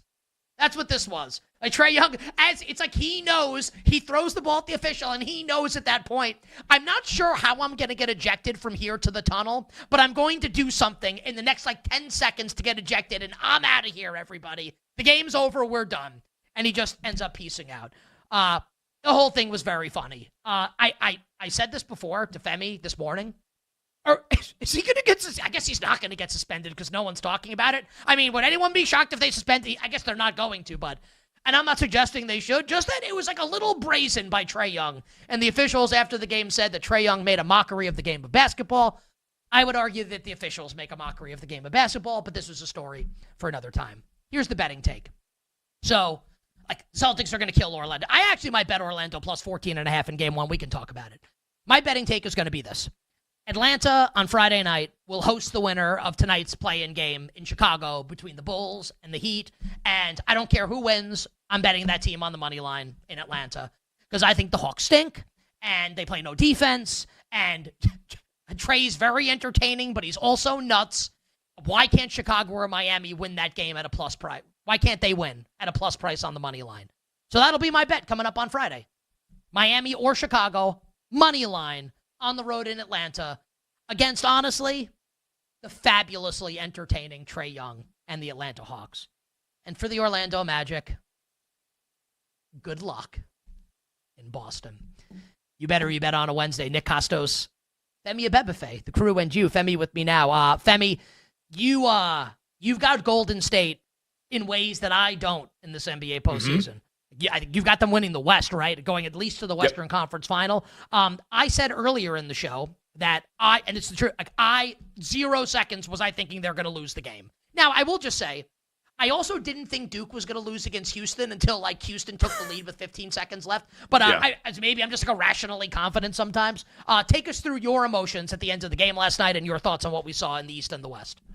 Yeah, I mean, my emotions were like, here we go with playoff Jimmy. Like that was my emotions. Like, this is why they made the trade at the trade deadline to get Steph Curry some help. Now, I think they still need more help, which is like, even though I'm Mr. Warriors guy, love to see them win. They have a nice setup in this first round series against Houston.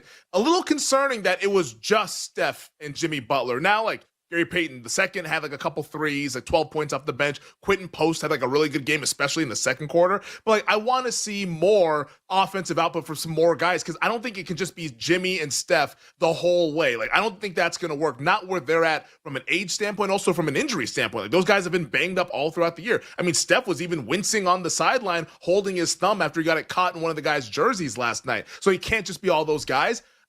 I want to see some Jonathan Kuminga. Like, I don't know if he's completely fallen out of favor with Steve Kerr. Clearly that's the case. Because, like, this dude, he got benched this past Sunday against against the Clippers in the Sunday, the dramatic game that we saw to end the regular season. And then last night, like, there was not even a hint that he would join them on the court. Like, that dude, he might as well have been sitting in row B, chilling, eating some popcorn, or like the guy that we saw in Orlando that was eating the plate of spaghetti or whatever he was doing behind the bench. Like, that should have been Jonathan Kuminga last night. They need him because Kuminga, like, he might not play Warriors basketball, but at least he can give you some explosive scoring where it's, here's 18 points in 22 minutes like he did against the Lakers a couple of weeks ago in that game in LA. Like, you need someone to help Jimmy and Steph along. It can't just be those two guys, even though the Batman and Robin kind of thing looks great. And hey, they had 75 combined points. Once you start to step up in competition, and especially this upcoming series, you need some more athleticism. You need some more offensive explosion. So hopefully we see Kuminga at some point, because if we don't see him, like, they're going to lose him for the rest of the duration of the playoffs. And at that point, you can never go to him again. Like, it's been a couple of games. Let's bring him back in the rotation to kind of bolster the offensive scoring. But outside of all that stuff,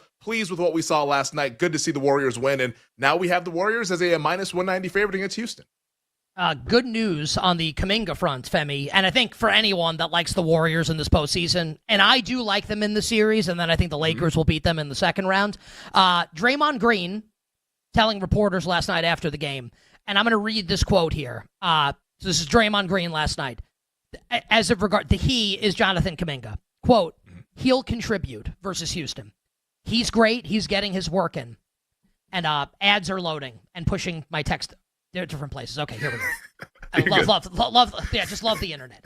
He's great. He's getting his work in. That's all you can do in that situation is get your work in. And he'll be meaningful for us in that series. I have zero doubt about it. I think the challenge for him is to stay mentally engaged, as it is for anyone in that situation. But I have zero doubt in my mind he's going to help us this series. He will, not 100%. He will 1,000%. And I don't, there are some players that could make comments like that, Femi, and you'd think, well, what the hell does this guy know? He's not the coach. He's not the GM.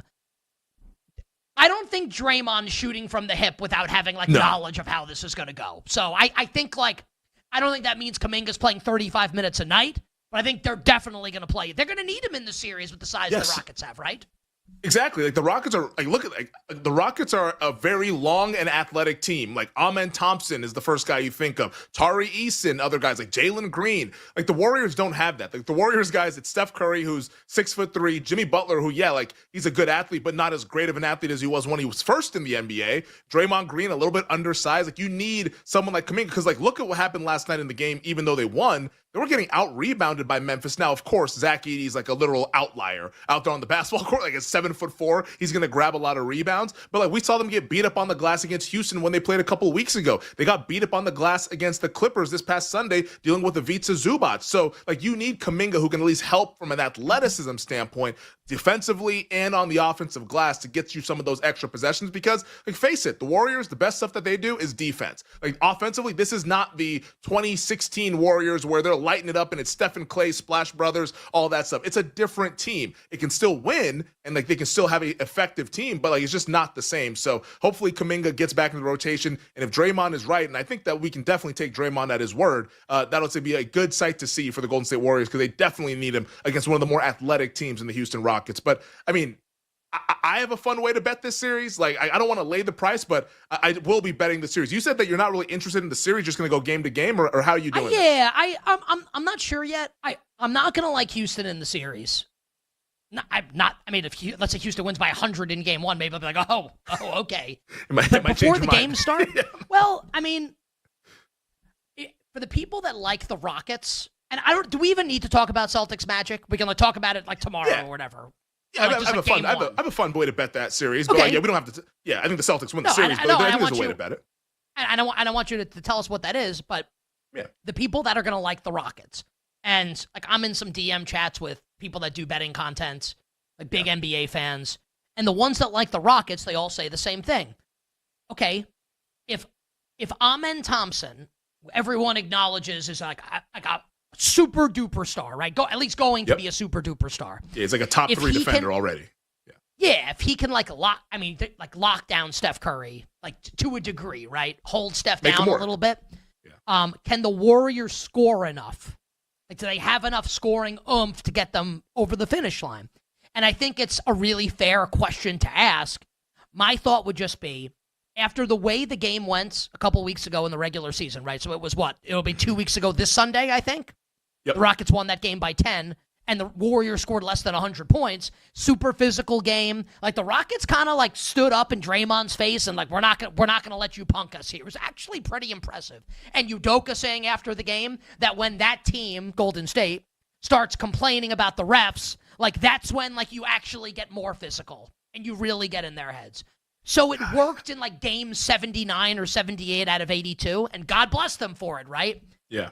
Is that really going to fly in a playoffs? And if it does, then maybe the Rockets just win in 5 or 6, right?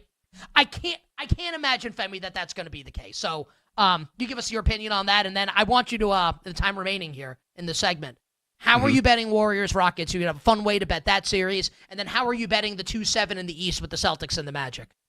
Yeah, let's start off first with the people that are kind of asking the question of how is Golden State going to score. We could ask that same question of the Houston Rockets. How are the Rockets going to score in this series? Because Houston, as great as they were in the regular season, we know regular season defense means more than offense. Like, on a night-to-night basis, that's why the Rockets were really good. Like, close game, 2 minutes to go. Who do you trust? Is it Golden State or is it Houston? Like, I know who I want. I want the team that has Steph Curry and Jimmy Butler, not the team that's hoping that Jalen Green doesn't take some ill-advised shot or is wondering if Fred VanVleet can get his shot off against someone like Butler guarding him or whoever they have guarding him. Like GP2, Gary Payton II. Like, I think in a close game, I will like the Warriors in that matchup. So that's what would be my response to the people that question if Golden State can score enough in this series. But how I'm attacking this series, because I do think that the chatter and the conversation leading up to Sunday night's game 1 is going to be about how the Golden State Warriors have so much experience and they have the big experience edge. They're the team that's going to win this series. I think Houston's going to come out with their hair on fire in game 1. Like, I like the double result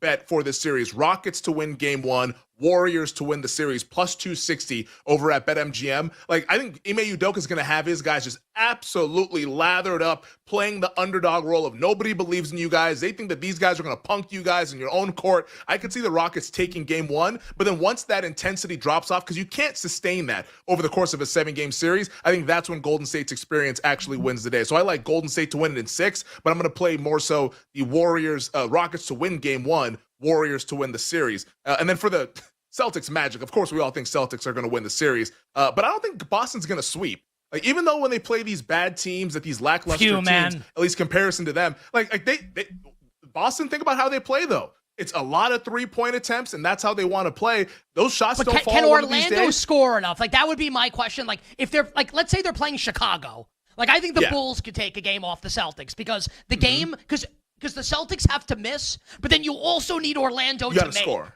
in order to win. Yeah, you have to score on the other side as well. But I do think that, like, because like they just take so many threes to where it will be a close game, and we know Boston in some of these close games, like, sometimes it doesn't go their way. It's gotten a little bit better from years past, but sometimes they get a little bit kind of ISO heavy with that basketball, and I think that's tough to do against a really good defensive team like the Magic. I like Celtics in 5, like Celtics 4-1. You can find even as high as like plus 160 out there in the market. That's how I'm going to play the game, because I think there's just going to be one of those games where Boston's just like, oh, we just didn't have it today, and then they make light work of them the rest of the series.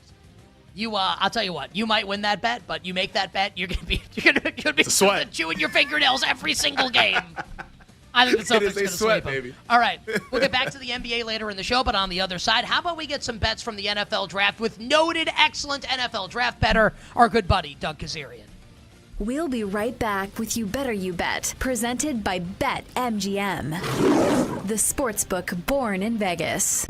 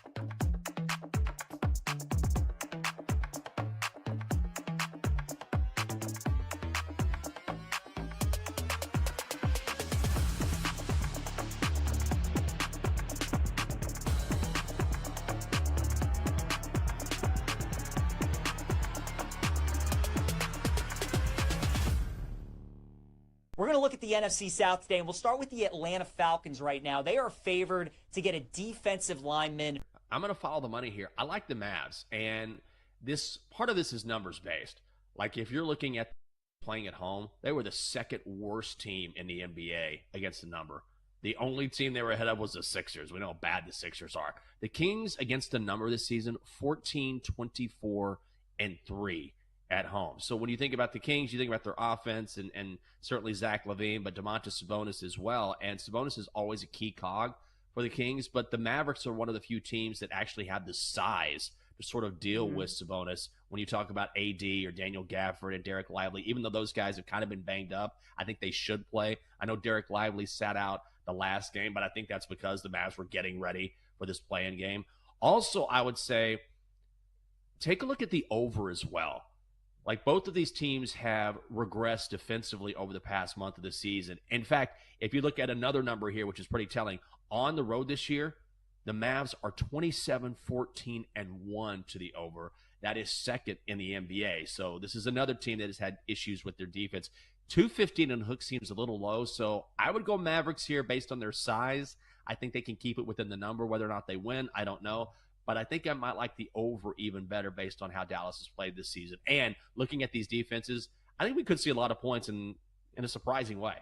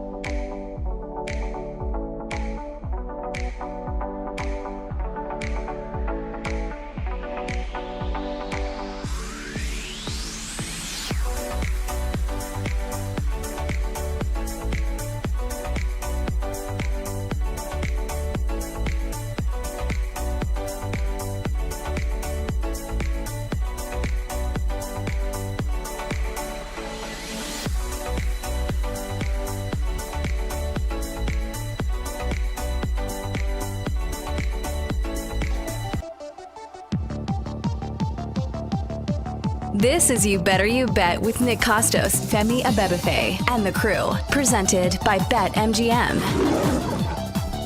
The Stanley Cup playoffs start on Saturday. The regular season doesn't end until tomorrow in the NHL, but all the series are pretty much set. Dennis Bernstein joins us from SiriusXM NHL Radio, and the fourth period to start hour number 2, 20 minutes from now. All of his thoughts on the first round series and the Conn Smythe market. Femi and I will run through the entire Stanley Cup playoffs tomorrow. Absolutely can't wait for it on the Thursday edition of You Better You Bet. Femi and I will get back to the NBA next hour, and we'll talk some NFL draft as well next hour on the show. But joining us right now to talk the NFL draft, one of our absolute favorites here on the show, the great Doug Kazarian, who's got an awesome Discord right now that's free that people can check out on his Twitter, at his name, at Doug Kazarian, does great NBA betting content for our friends at BetsUS, and I think he's one of the sharpest guys out there, one of the nicest guys out there in the space, so be sure to follow Doug at Doug Kazarian, and I'll pump you up a little bit because I really like you, and also because it helps the show since you're coming on. Doug has slammed the NFL draft. Most notably a couple years ago, making national news with like winning hundreds of thousands of dollars when Tyson Campbell was the first safety selected. So this is a great guest to have on as we approach the NFL draft. 8 days away. How's that for an intro, man? Who takes care of you like I do? Yeah. Check is in the mail there, Nick. Good to be with you guys. Obviously an exciting time of year. You mentioned the NHL playoffs, NBA playoffs, but the draft is a beast, and we're getting some pushback by some sports books out there, but it's just such a different animal, right? And this is something that is so heavily nuanced that it really requires just a different sort of train of thought from an odds making standpoint and even a betting standpoint. Every year is different.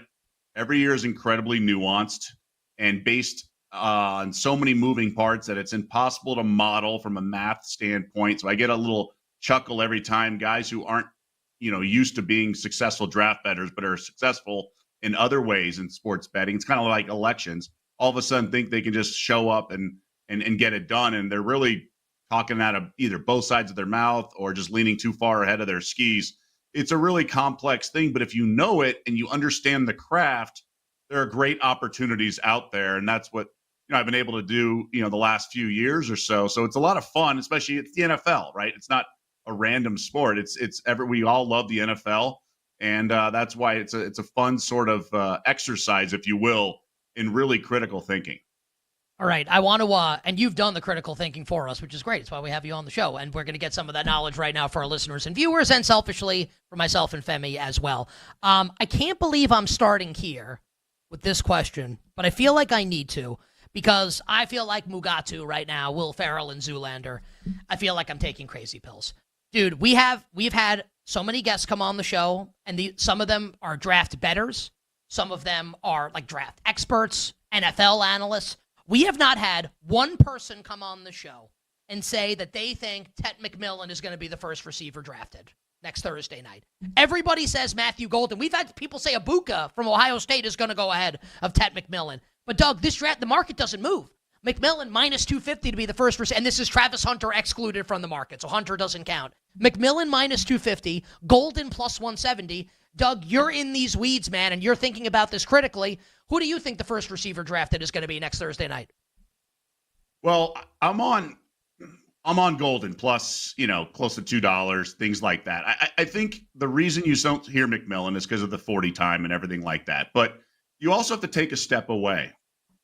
It's misinformation season, right? It's lying season the last month or so. So I think a lot of guys who really influence the market and understand this are holding their powder, so to speak. They understand the allure of McMillan and things like that, but some guys haven't pounced yet because they're waiting for other sort of dominoes to fall. Now, with wide receiver, just like our own fantasy drafts, there's going to be a run on wide receivers, and you sort of have to wait to see who's the first one to break, and then we'll see it. Is it Dallas at 12? And if it is Dallas at 12, then you get the first round grades and things like that.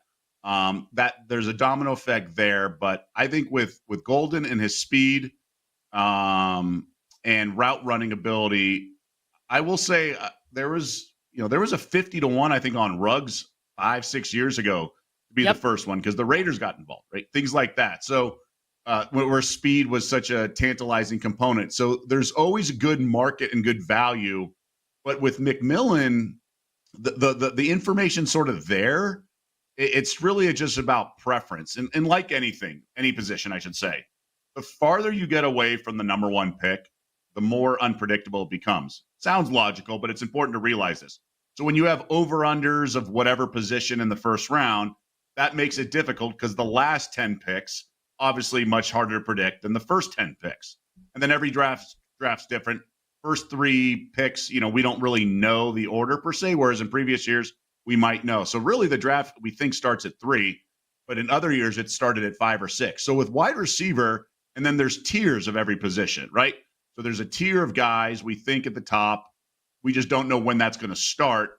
And then when it starts is also nuanced to this year as well because of other positions like offensive line. This year just happens to be not the most deep position of all. So we might see some reaches of O-lines guys in the 20s, whereas in previous years, they might have been a second round pick. So that's what it's all sort of intertwined. And that's why it's important. But you raise a good point, Nick. Like a lot of people are getting cooling on McMillan, but he is the favorite right now. So why hasn't that market changed? I'm of the belief, just talking to guys who do this year round and literally spend their entire bankroll on this and just take plus money here and plus. I just think there's like better bets out there in their eyes. Why would I bet like plus 150 on Golden when I can do plus 170 on something? And they're just kind of waiting for the market to move. where maybe Golden can just be up to $2 and they grab that. You better you bet on this Wednesday. Doug Kazarian, our guest.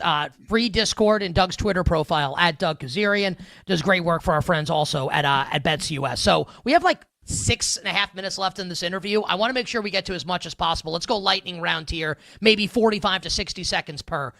You mentioned that the draft starts at 3, with the assumption being, I'm sure, that Cam Ward goes 1 to Tennessee, Travis Hunter goes 2 to the Cleveland Browns. What's your best guess right now as to what the New York Football Giants do at number 3 overall? Abdul Carter about minus 270 to be the 3rd overall pick. Well, this is the reason why it's so interesting with the draft is so heavily nuanced, because there's new sort of front offices with all these teams after X amount of years. So as some of these insiders lack certain contacts at certain places. So I think Carter, but there's no way I would lay the juice at Carter. I would just rather lay the lumber at, Travis Hunter minus 350 being the first non-quarterback off the board. I would be stunned if Hunter's not there. So I would not get cute with Sanders. I just don't think the payout is there. I think the juice has already been picked off, and I'm going to cough real quick. There you go. Doug taking his people listening on the radio right now. Doug took a sip of water also. Go ahead, bud. Right. So I mean, that's the thing. I mean, I think was the time to bet Sanders after the Giants made their quarterback offseason moves? Yeah, I think so. But I also think, and I learned this the hard way because I didn't lose money, but I didn't barely won the year there were all those trades when the Texans went back-to-back with Stroud. And that was, I think, the record number of trades on draft day for the first round or something like that. So if there's a team that wants to trade up, that's why you got to be really careful with the verbiage and which index bet you take. But, will a team go to 3 or will the Giants take Sanders or whatever? You got to be careful with what you take. But I think it's Abdul Carter. I know we wanted to go lightning round, but I covered a couple things there. I think Carter's the pick, but I wouldn't do the minus 240 there. I just think I'd rather lay the juice with Hunter. Well, Doug, let's talk Shedeur Sanders. You said you don't think that's going to be the case for the Giants at 3, but they could still maybe draft him maybe in the back half of the first round or maybe even at the top of the second round. Minus 115. Saints are the favorites to be the team to draft Shedeur Sanders. Steelers are 5-1, Browns 7-1, Jets 9-1, Raiders 16-1. In about 45 seconds, who do you think drafts Shedeur Sanders next weekend? So this is interesting. It's ironically their former coach, right? Sean Payton showed this last year where he drafted Knicks. Could he have gotten cute and fallen a few spots back? Yeah, he could have done that and taken his guy. I think the Saints are going to want to trade down, but they also need a partner to trade up. Now, the teams back trading behind them are not going to take a quarterback. The Bears, Niners, Cowboys, Dolphins. So I think he could take his guy, but I don't think it's Sanders. I actually think if I'm going to make this bet, I would make sure I bet quarterback for the Saints and lay a little bit more juice because I think Jackson Dart's right there in the mix. I don't you want to not all 10, 20 cents are created equal. I think there's much more bang for your buck if you lay a little bit more juice and say quarterback for the Saints' first pick, because I think they're going to try to trade down and go with Dart. 30 seconds here. Give us an off the beaten path bet that you like at like big odds that you have your eye on right now, something you've already bet. I was looking at some of these like crazy, like Sanders to the Raiders and things like that because of the Tom Brady connection and stuff like that. But there's not a whole lot out there. So the pickings are small, just given the loftiness.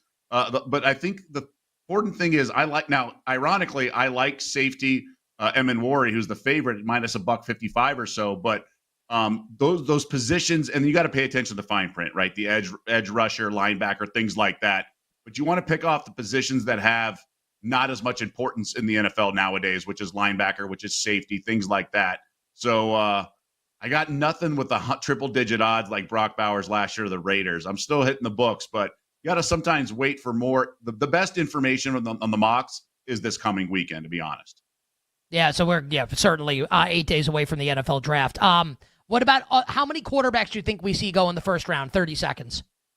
I do think we see 3. I'm not a fan of Dart, but I'm also not an NFL scout and the guys who matter. That's the interesting thing is it's not so much what teams should do or what you think they should. It's what are they going to do? And that's most important. But I think we see 3. Now, I think guys like, obviously Howie Roseman of the Eagles at the bottom of the draft, he's going to make some moves, things like that.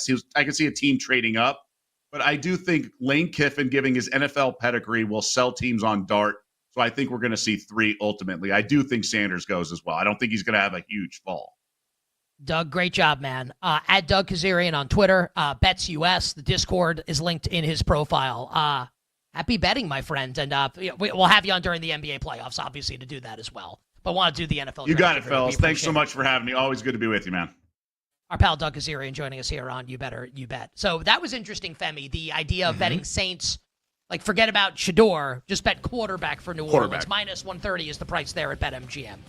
Yeah, I mean, sometimes it's like if you want to protect yourself, yeah, you got to pay a little bit more, but you at least give yourself more outs. I'm surprised that the name that he brought up was Jackson Dart and not Tyler Shuck, because that's the guy everyone's talking about. I guess is the Shuck noise? Is it just noise, or is there something to it? I've got some quarterback stuff that I need to vet a little bit more. That's a tease. I'm not going to do it today on the show. I got to vet it a little bit tonight, but I think I'm going to have some good stuff coming up tomorrow. All right, hour one done, hour two for you coming up on the other side. Stanley Cup playoff breakdown next with Dennis Bernstein. We'll be right back with You Better You Bet, presented by BetMGM, the sportsbook born in Vegas.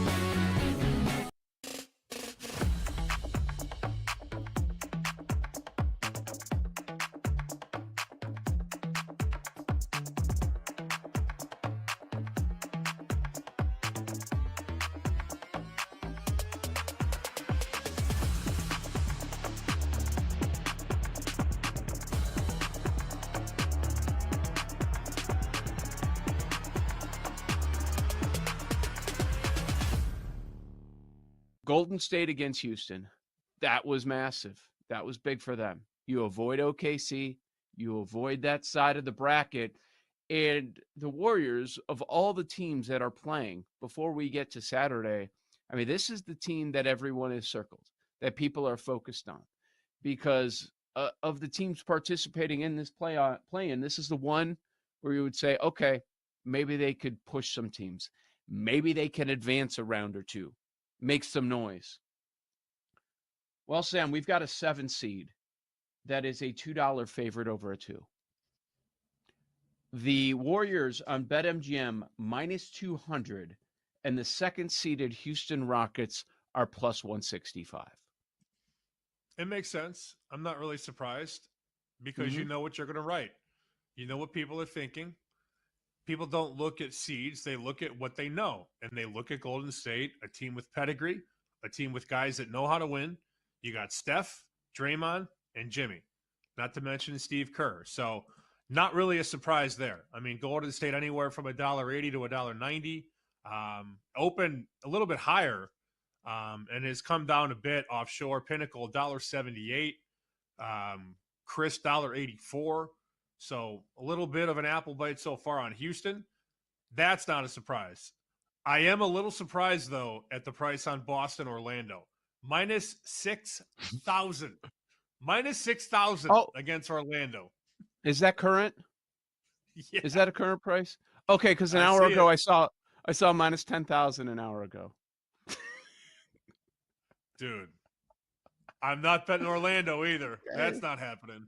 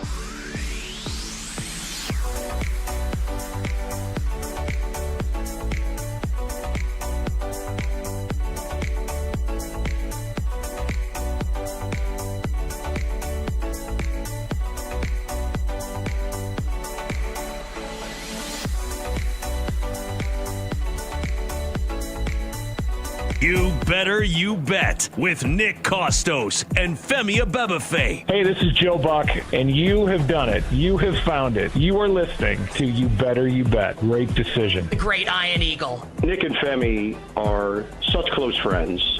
I would even consider getting divorced, even though I'm very happily married, just to get remarried, to have them as groomsmen.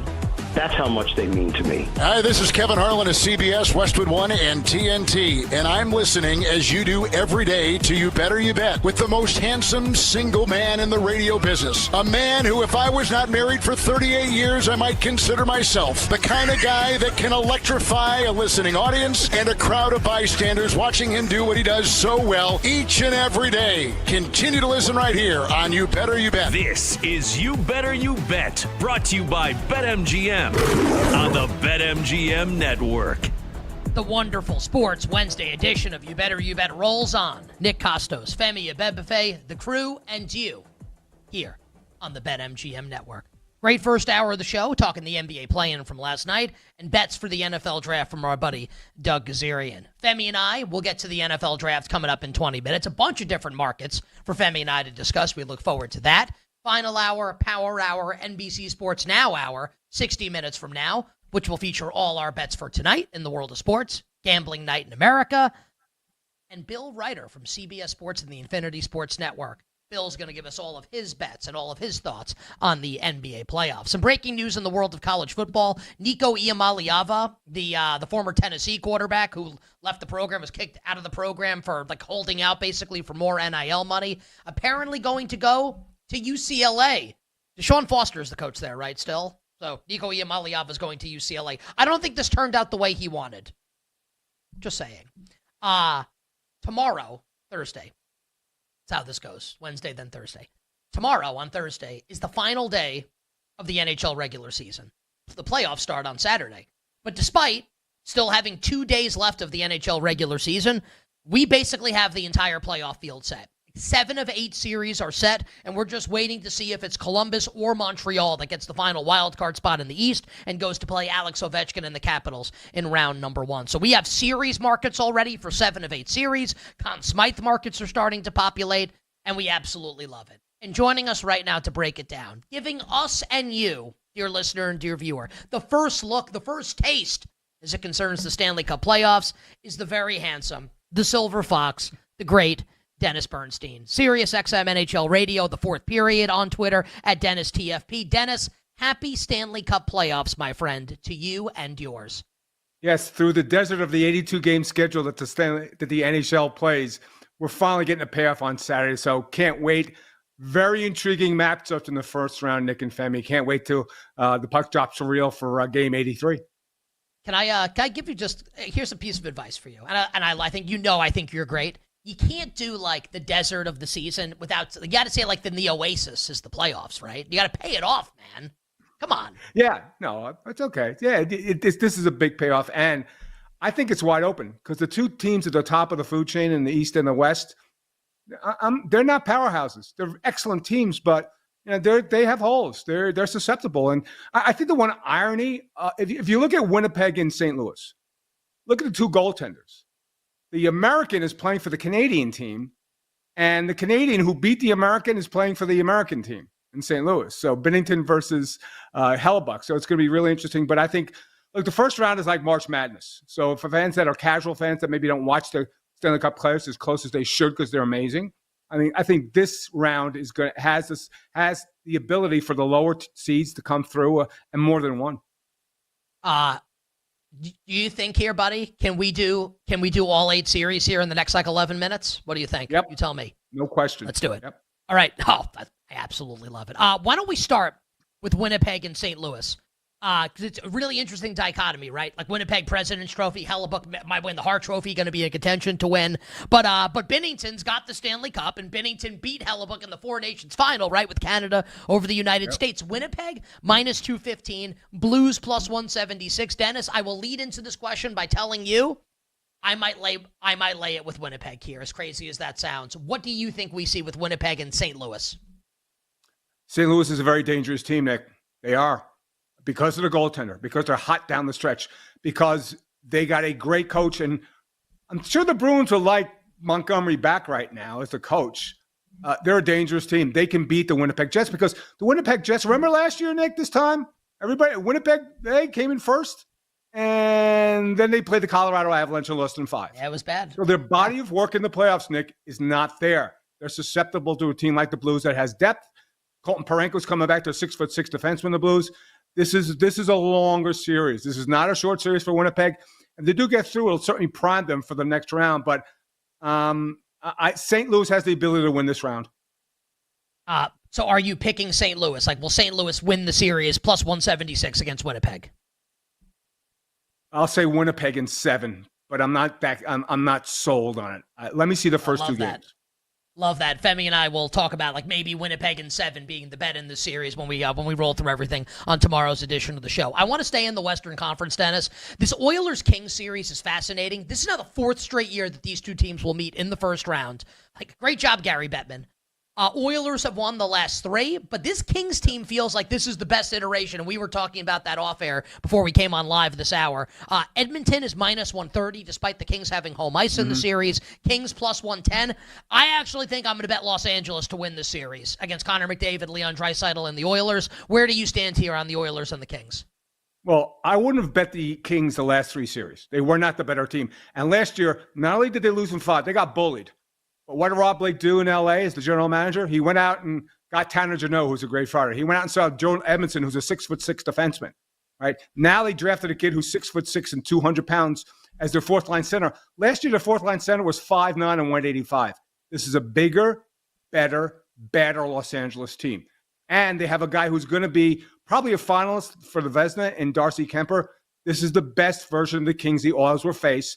And because the Oilers are minus money, it's because of 2 reasons. Connor McDavid and Leon Draisaitl. The rest of the team isn't as good. It's not. Like Skinner and Net isn't as good. They're the oldest team in the league, believe it or not. And they lost Matthias Ekholm, who's the best defenseman. Like, if you're ever going to bet the Kings against the Oilers, it's now. I think they can win in 6. They have home ice advantage. Everything's trending towards it. Now, Connor McDavid tried to lay it up today and say, we're not as banged up as we think. Really? Like, all these guys haven't played for weeks. Like, Leon missed 9 games. If it's ever going to be the year for the Kings to beat the Oilers, this is now, Nick.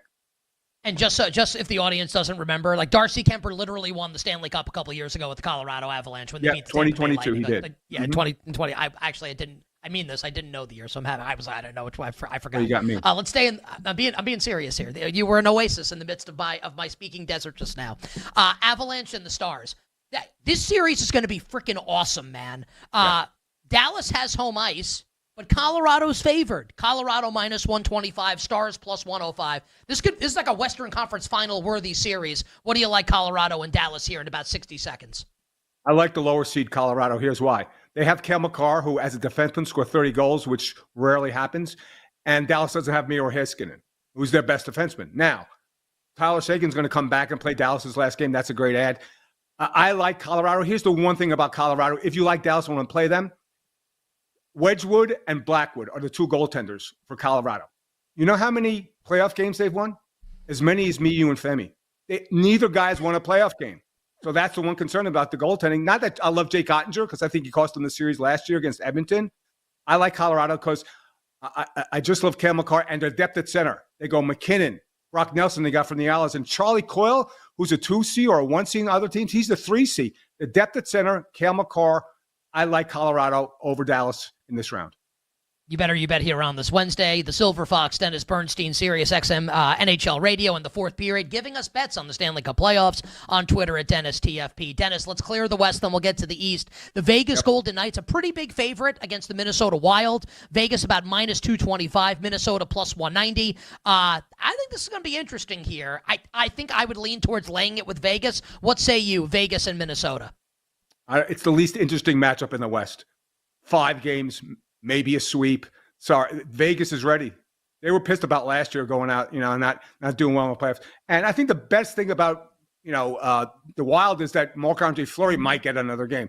Too deep, too good. I know they're getting back to Minnesota's getting back to 2 guys, Kaprizov and Harrison Ek. Not close. This is not going to be a close series. It's going to be a breeze, and it's going to help Vegas in the next round when they face the winner of Edmonton and LA. Easy for Vegas in this one. Dennis, let's get over to the Eastern Conference, the series that I'm most looking forward to seeing in the first round, Panthers and the Lightning. The Panthers right now, the favorite to win the Eastern Conference. Sounds like they're going to get Matthew Tkachuk back, who we haven't seen since the Four Nations face-off. But Tampa has been as hot as anybody. I mean, they've been better down the stretch than Florida. How do you see this series playing out? Who wins in the Battle of the Sunshine State? Femi, if you go with trends, the Panthers are crawling to the finish line. They're tired. They've played a lot of hockey. They went to the Cup final 2 years ago and lost. They won it last year. They look like a really tired team.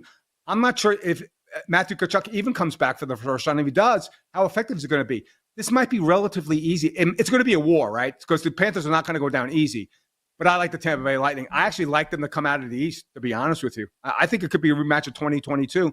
But right now, I like the Tampa. They're playing great, and just the Panthers, they just look just like a very, very tired team. So it won't be easy because of the angst between the two teams, but I do like Tampa Bay in this round.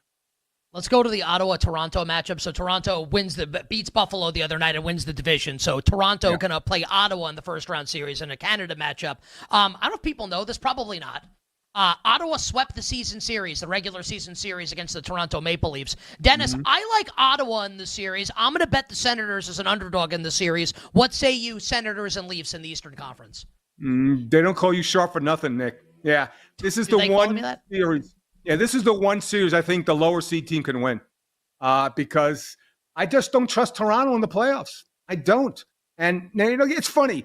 There's three teams in the East: Buffalo, Detroit, and Ottawa. One team got a goalie, Ottawa, and they're in the playoffs. This is a very, very dangerous round for the Toronto Maple Leafs. I think that's a smart bet by you. I wouldn't be shocked if Ottawa came out of this round and won. And Linus Ullmark, the former Vezina winner for the Boston Bruins, the goalie here for the Ottawa Senators. All right, Carolina and New Jersey. The Hurricanes minus 275, a huge favorite here. The Devils plus 225. Carolina deserve favorite. Dennis, my issue with the Hurricanes is they're playoff choke artists, man. And that doesn't mean they have to lose in the first round. They make me a little nervous. Do the Hurricanes make you nervous in the series here against New Jersey? No, but the series makes me sleepy. It's boring. I don't care. Neither one of these teams are going to win. You're right about Carolina. You can't trust their goaltending.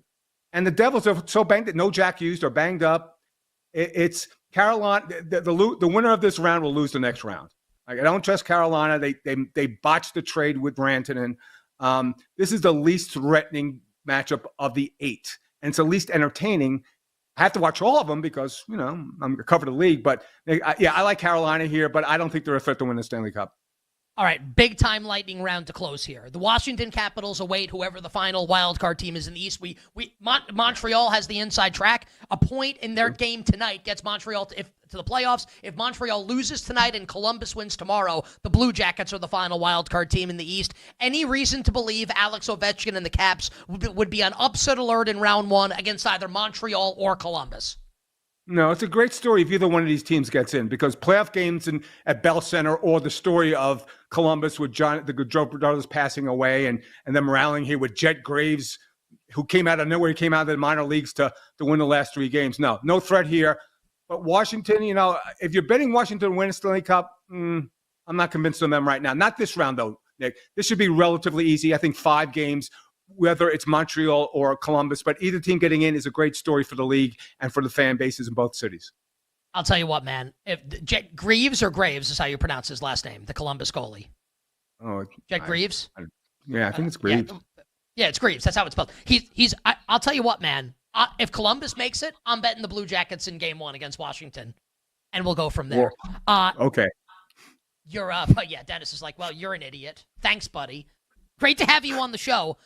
Your Stanley Cup final matchup right now before it all starts, Colorado-Tampa. I don't want to put words in your mouth, but that's what it sounded like. Yeah, rematch of 2022, Colorado and Tampa. I love the way these teams are playing. I love their depth. A little question mark in goaltending, as I mentioned, Colorado. But the deep teams, the teams with depth that have 4 lines that can roll and have 3 scoring lines, those are the teams you want to play. And I like Colorado. It'll be a battle if other teams come out. But I do like these 2 teams right now, Nick, as a rematch of 2022. And maybe Colorado does a trick again. And remember, they're going to get back Gabriel Landeskog, who hasn't played in 3 years. What an emotional boost for that team, if nothing else, for this guy. It might be a scenario like 2022 with Steven Stamkos coming back and in the bubble and winning. I think an emotional boost. But I think these are the two best teams right now, even though they're not the top seeds in either conference. Sounds like you'd be a little rusty. Dennis, you're awesome. At Dennis TFP on Twitter, Sirius XM NHL Radio, the fourth period. One word answer, just the last name. Who wins Conn Smythe? Wins Conn Smythe. Cale Makar. I asked for one word. It's always great having Makar. you, though. Thank you. We'll talk to you next week. Absolutely. Always great being on You Better You Bet. I gotta tell you, just like one of the absolute best guests. One of the absolute best. Love him. Dennis TFP on Twitter. Breaking it down. Whenever it says Cale Makar, I think of the 90s one-hit wonder. How bizarre. Cale Makar, Cale Makar. Ooh, baby, you're winning the Conn Smythe. Emmy and I will talk some Stanley Cup coming up next. We'll be right back with You Better You Bet, presented by BetMGM, the sportsbook born in Vegas.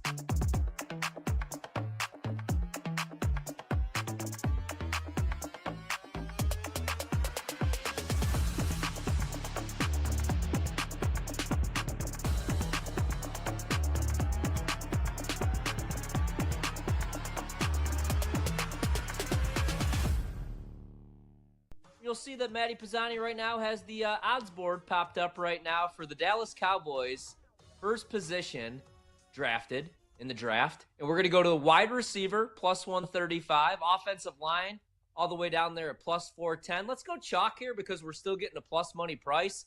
And because I'm gone for a couple days, and then when I'm back, I'm hoping that this price is long gone.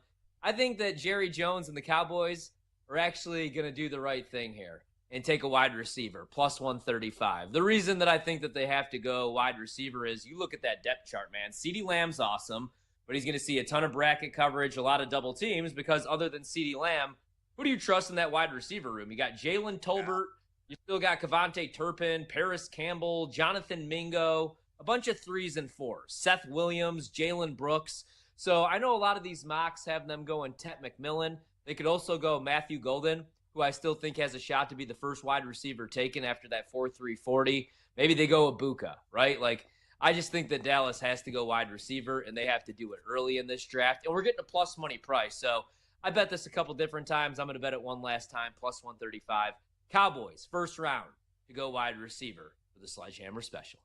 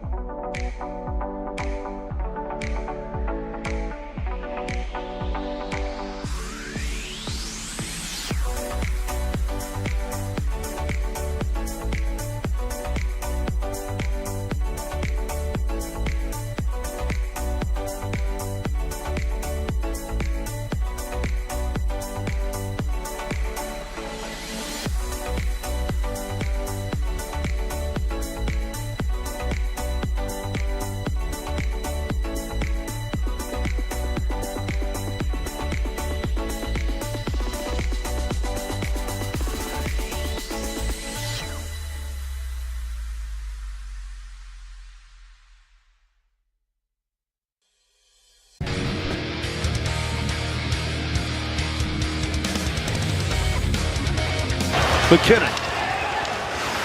Peeling high in the zone. Got away. McKinnon looks down the slot. McKinnon far side one-timer. Score! Cale Makar from right below the dot. Rips home the one-timer. This is You Better You Bet with Nick Costos, Femi Abebefe, and the crew. Presented by BetMGM. Altitude Sports, courtesy of the highlight. I wasn't listening. And I was like panicking. And then Jake typed it and like, that's the credit. It was Altitude Sports. I was like focused on something else, what was being typed in the chat. My bad. I didn't have to say this, but I just like to be really honest with everybody. Altitude Sports, courtesy of the highlight there. That was hockey, right? Yes. Altitude Sports. Colorado Avalanche. McKinnon. McCarr. Oh, it's Nathan McKinnon? Okay. Okay, cool. What'd you think of my, I've done this bit on the show before. I don't know why I think this. And I've said that we did like a one-hit wonder thing on the show recently, right? Like favorite, like 90s one-hit wonder. I don't think we did. Now, at least now since I've been on the show. I don't think we've talked about 90s one-hit wonders. I think we did it when it was like what song would you most want to hear after like having a couple drinks but those or weren't whatever. one-hit wonders though. Yeah, they did. Yeah, I mean, I guess But some of them maybe were. Didn't you say, or someone said like New Radicals, You Only Get What You Give, which is a great song? That might have been a viewer submission, I think, because we had the real ones submitted them too. But yeah, we did. Well, yeah, the we real did talk ones, about that. morons. Yeah, love the real ones. Thank you everyone for submitting. We love it. I'm being serious, we love it. So my favorite '90s one-hit wonder is How Bizarre. I actually think really it's like good a song. great song, and when I think about it, I hear Cale Makar. Cale Makar. Cale Makar. Ooh, baby. Ooh, baby. Yeah, and Addie types in, that is the best destination unknown as we pulling for some gas. I don't know the next line, but then you get the Every time I look around. Ooh, every time I look around. look around. Every time I look around. Every time I look around. Puts you in a Cale good Makar. mood when you hear that song. Yeah. Yeah, like it's actually like Tub Thumpin's a terrible song. Like it has I a good get knocked chorus. down and I get up But again. like actually, but I'm being serious. Yeah. Like I would encourage people, or don't. I don't care. Listen to that song. The chorus is good, undeniably, right? The rest of the song is atrocious. It's He says- actually bad. He drinks a whiskey drink. He drinks a vodka drink. He drinks. It's like mixing and matching or whatever he's doing. Yeah, it's like, oh, Danny boy, it sucks. Danny Boy's gonna be And then I hungover get tomorrow. knocked Is down, what's it's gonna good. happen. Yeah, Danny Boy's getting his stomach pumped. He drinks a whiskey drink. I think he says he drinks a vodka drink as well. I'm looking up the lyrics right now. He drinks a cider drink. Yeah, a lager drink. Yeah, so he drinks a whiskey drink. He drinks a vodka drink. He drinks a lager drink. He drinks a cider drink. I'm like, these are a lot of drinks, man. He sings the Like, songs that remind him of the good times and the songs that remind him of the better times. Yeah, like he's a drunk. Yeah. Oh, drunky boy. Here's what Danny Boy needs to do. He needs to go through the step 1 of the 12 steps. See Danny Boy at Alcoholics Anonymous coming up. Danny next Boy week. eventually is going to have to apologize to all the people in his life that he's wronged, and apparently there are many. No, how bizarre is actually fantastic. I will say, New Radicals, Only Get What You Give, which I brought up also, is another great song from start to finish. And I can't believe that's like their only hit because it's so good. And I have another one also, another induction into this. Can I say the name of this band? They were like, this song was really famous in the 90s. Can I say the name of that band on the air? I mean, I think you can. I mean, it's the name, you know. Okay, so Yeah. the name of the band, this song was wildly popular in the mid 1990s. The name of the band is Butthole Surfers. Not making that up because like I'm not saying it for shtick or for jokes. It's actually the name of the band. They did a song called Pepper, and for some reason, like I heard it recently, and I don't think I'd heard it since I was like 13 or 14 years old. Like, man, like this song's. Do you know it, Femi? I don't think I know. You would have to sing the lyrics, I think. All right, I don't, here's that's the not when that- chorus. It says, I don't mind the sands of time, the images it shows. I can taste you on my lips and smell you in my clothes. You know it? I feel like I've vaguely kind of remember, like the tune sounds familiar, but like the lyrics I would not guess. But I'll listen to that during the break because I don't remember that one. Like it's like a top. It's a good song. Was it like a super popular like one hit wonder? Yeah, I think so. I don't think it was like popular the way like Tub Thumpin' was, but it was Yeah, it's not really like Tub- popular yeah. for sure. Yeah. Look this up, guys. Like, where did till this day? Where did Pepper? Like, what was its like best ranking on like the I don't know, what is it? Yeah. What's the Butthole Billboard surfers? chart? Yeah, Billboard. The Billboard top whatever. I'm curious. I'm just Googling butthole surfers. Just Google butthole surfers and tell me, like, is the band the first thing that comes up, or is it something else? I'm putting Pepper at the end of this one, man. I'm not just Googling. Well, I don't know. Pepper might give you something also. Who knows? Okay. All right. Steal My Sunshine is one that I liked back in the day. Like Len is the band. Like it's like, if you steal my sunshine. Like that's yeah.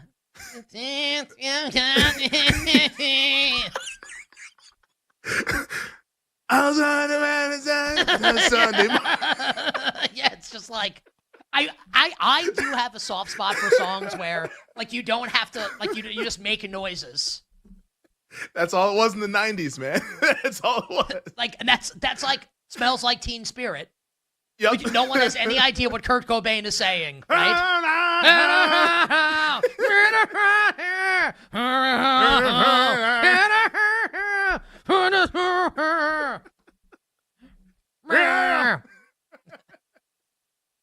Good song though. Great song. Anyway, respect. Yep. So we'll do a lot tomorrow on the Stanley Cup playoffs. Off of what Dennis said, Femi, do you have any betting thoughts percolating on the Stanley Cup playoffs? I think my big one is going to be I'm betting Ottawa to beat Toronto in the first round. Plus 145 is the price right now at BetMGM. Yeah. Like when you said that and then he agreed with you, I'm like, man, like Maple Leafs fans, like this is just like another year of this. Really, like this is what it's going to be. I mean, what's one more year at this point? Yeah, one more just dagger. I'm like, yeah, I guess you can't kill a man that's already dead. Maybe that's the thing with Maple Leafs fans because they have been through some rough ones in years past. I agree with him on Tampa, and I'm still going to do some work. We're going to talk about these more in full, but just for this particular series, like Florida's closed this. Like, they've closed really poorly. And Kachuk, I think he was on Kay Adams' show earlier today. It sounds like he wants to be back there for game one. He's a really tough guy. Like, is he going to be 100%? Probably not. But I just like how Tampa's looking. Like, Kucherov feels like he's like a man possessed. Obviously, Vasilevsky is a former Vezina winner, has obviously won a Stanley Cup. Like, this team is really, really good. It's deep. John Cooper's a great coach. Like, I think Tampa has the makings to potentially go on a run, but I do like them you can get plus money prices on the Lightning to win that series. So I think that's going to be my favorite bet in the first round for the Stanley Cup playoffs. Like, I like that matchup for Tampa. I know it's kind of plagued them in years past, but this year it felt like they were able to at least battle with Florida toe-to-toe, and now Florida's coming in a little bit banged up, and like Dennis mentioned, the fatigue factor after how much hockey the Panthers have played over the last couple of years. I'll bet the Lightning with you. Yeah, I think I'm in on I'm going to do some more work for a more long-term thing, but for this particular series, I'm in on the Tampa Bay Lightning. We might be in even more after tonight. Do I really want to bet against Edmonton? I think I do with the Kings. It's been a weird season for them, and the market's just been like, we don't care. Usually those teams kind of flame out.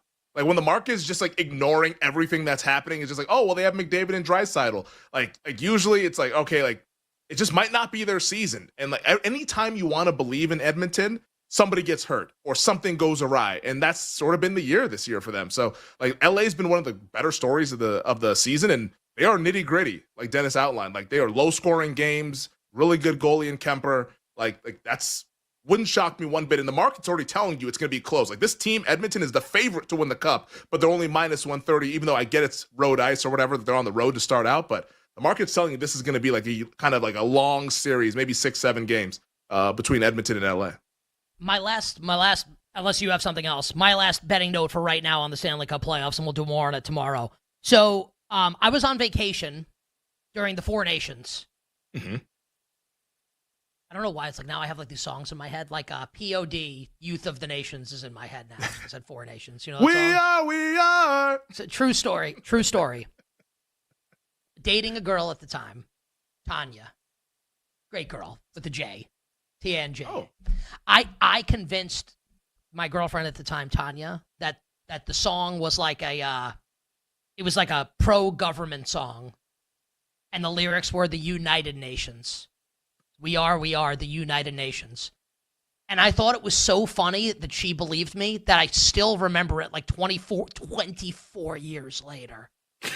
How long did she believe it, or does she still? I mean, Listen, I assume this you is don't talk important to for Tanya me to anymore. say. But... Oh no, I know. We like, Okay. I mean, she's like, we're both like married with kids, but like, yeah, we Yeah. talk on Instagram sometimes. It's like, hey, like, how's it Okay. going?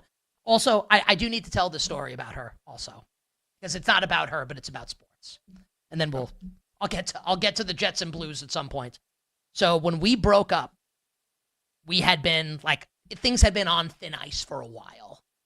So this is, I want to say, Super Bowl 2000. It's Giants Ravens Super Bowl, right? So that's so it's like this is like February 01, or maybe it was even January back then. I think it's 02. So the Giants had lost to the Ravens the year prior in Super Bowl 35. So we are driving like in my parents' 1994 Plymouth Voyager. And we're listening as one does when you're in the car with your girlfriend to Sports Radio 66 The Fan, WFAN New York. And they're doing Super Bowl trivia. And the question was, who is the New York Giants player who had like that played on last year's team that started in 4 Super Bowls? And the answer was Glenn Parker, offensive, who started for the Bills all 4 years they lost. Mm-hmm. And I'm like, I knew the answer immediately. And the guy on the phone who said he was a Giants fan didn't know the answer. And I'm like, I'm killing this guy. Like, how could he say this guy thinks he's a Giants fan? He thinks he's a sports fan. He's trying to do Super Bowl trivia. Doesn't even know. Like Glenn Parker was like, they said it a million times during the game. Like Glenn Parker, like it's his 5th Super Bowl loss. They said it. He's a Giants fan. He doesn't know this. She looked at me. I don't remember what she said, but I remember the look on her face. She looked at me and was basically like, something to the extent of like, I hate you and I hate this relationship.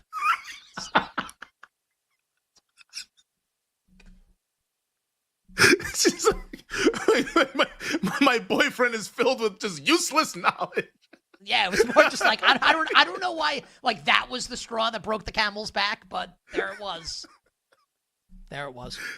Anyway, I'm sure that's a look that you'll never forget the rest of your life. Oh, it's like I see it. Disgusting. I can my smell it in my clothes. So I was on vacation during the Four Nations, and I didn't bet it because I made like the promise, really like to myself, but to, like like coming off a football season, I don't pay attention to my family. Gotta step away for a little bit. We get it. Yeah, it's like, do I have a family during football season? I do. Yeah, it's the National Football League. And this show, in theory, yeah, and all of you. Mm-hmm. It's a real what a great 5 months that is. So like I know the game's going on, but I didn't bet it because I'm not gonna watch it. I'm really trying to unplug. And I came on the show, whatever the Monday or Tuesday when I'm back from vacation. I said this was actually like the greatest betting opportunity ever with Canada.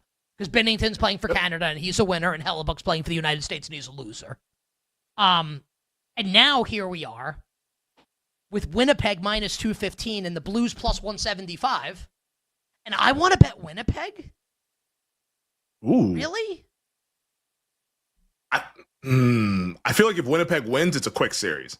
Because if this thing, the longer it goes, the more the pressure and the more of like, oh, look at postseasons pass. See, this is where I'm sick. Like, I'm actually, like, I've constructed a narrative in my head where, like, Hellebuck wins Game 7 at home and, like, oh no, gets the monkey off his back and, like, no. Nope. No.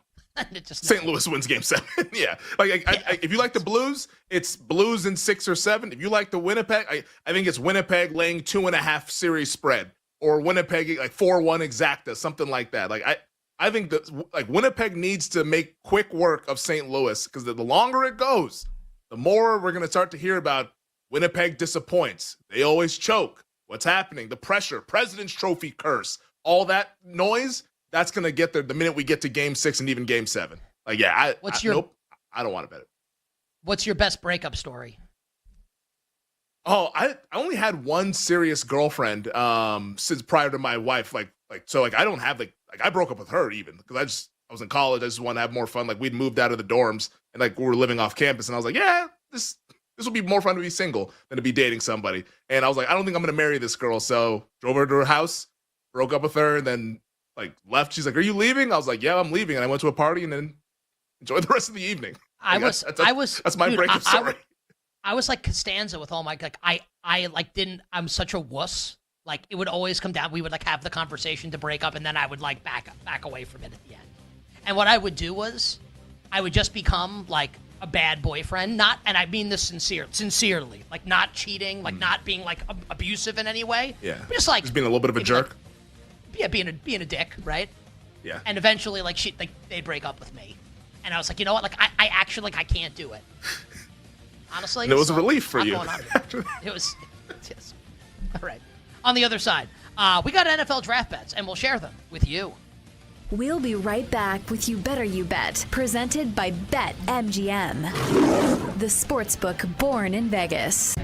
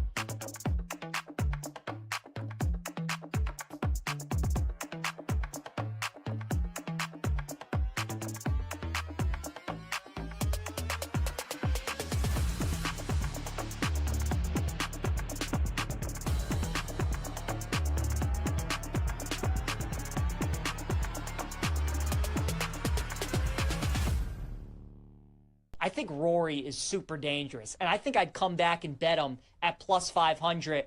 Rory winning the Masters is obviously incredible for the history of golf and him capturing the career Grand Slam. But what that does for the rest of Rory's season and what that does for the rest of his career, I don't think can be understated. It reminds me a lot of Xander Schauffele, what he did last year, right? Xander's been this incredible golfer. Obviously, he doesn't have the resume that Rory does, but Xander's an incredible talent. But he hadn't been able to seal the deal at a major, right? He hadn't been able to close the door. He hadn't been able to finish strong. He finally won the PGA. He finally got that monkey off his back. And then what did Xander do? A couple months later, he turned around and won the Open Championship. Even though Rory had won 4 majors before yesterday, he had to remember, he had to feel what it was like to win a major again. So many times we have seen him recently choke or collapse down the stretch and not be able to seal the deal. And we thought yesterday for a while there it was looking like that was going to happen again. But for Rory to finally win the Masters, win the Grand Slam, get that monkey off his back, I think it's kind of scary for the rest of the PGA Tour, for the LIV, all the guys that are going to be playing in these majors. Because now Rory's got no pressure on him. He's won all the majors, and he finally has won at the Masters. And with the way that the rest of the majors line up this season, with him playing at Quail Hollow, which is probably his best course, the U.S. Open's at Oakmont, which is maybe the most difficult course in the country, and the best players are probably going to separate themselves. And then the Open Championship is at Portrush this year, which is in his home country in Northern Ireland. So could be a massive year for Rory. And I know we're all caught up in how great the Masters was and how historic that victory was yesterday. But I'm looking at these majors upcoming and the potential for what Rory could do this season. And it starts at Quail Hollow with him being plus 500 to win the PGA Championship. And I think you got to have a piece of that with Rory at the PGA.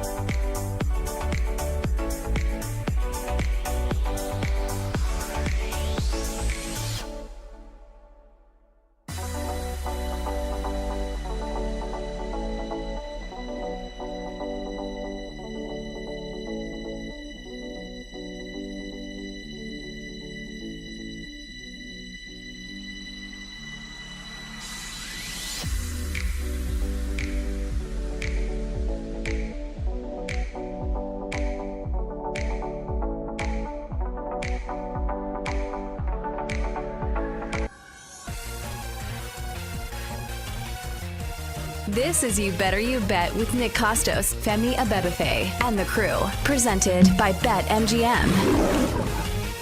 All right, 20 minutes from now, final hour, Power Hour, NBC Sports Now Hour, featuring an interview with our friend Bill Ryder from CBS Sports and the Infinity Sports Radio Network, all of his NBA playoff bets. And then Femi and I will give you all of our bets for tonight in the world of sports, including the two play-in games, Sacramento and Dallas, and Chicago and Miami. And just quick market updates there in those two games. The Bulls remain a small favorite, -1.5, total 220.5 in the East game. And then in the nightcap, Sacramento remains a 4.5-point home favorite. The total 213.5 with Sacramento and Dallas. Femi, the last segment got sidetracked. Let's get to the NFL draft here. What do you have for us today as it concerns betting the NFL draft that tickles your fancy? Yeah, like the quarterbacks is where my mind is at right now because, I was thinking about it last night just because we had the conversation yesterday, and I think everybody's been talking about how, hey, Tyler Shuck, and a lot of evaluators really like him, and Jackson Dart, a lot of people like him, and Jalen Milroe even. Like, you turn on the TV shows in the morning, Jalen Milroe might be a first-round pick. I don't think it's a one-to-one comparison because it's definitely not because the quarterback's going to go number one overall. So that's where the comparison will die. But I don't know. It feels like we're getting a little bit of whiffs of this 2022 draft that saw only one guy go in the first round. No, I think we'll get two this time. Cam Ward, of course, is going number one. My guess is Shedeur Sanders goes somewhere from pick 8, 9 to 21 with the Pittsburgh Steelers.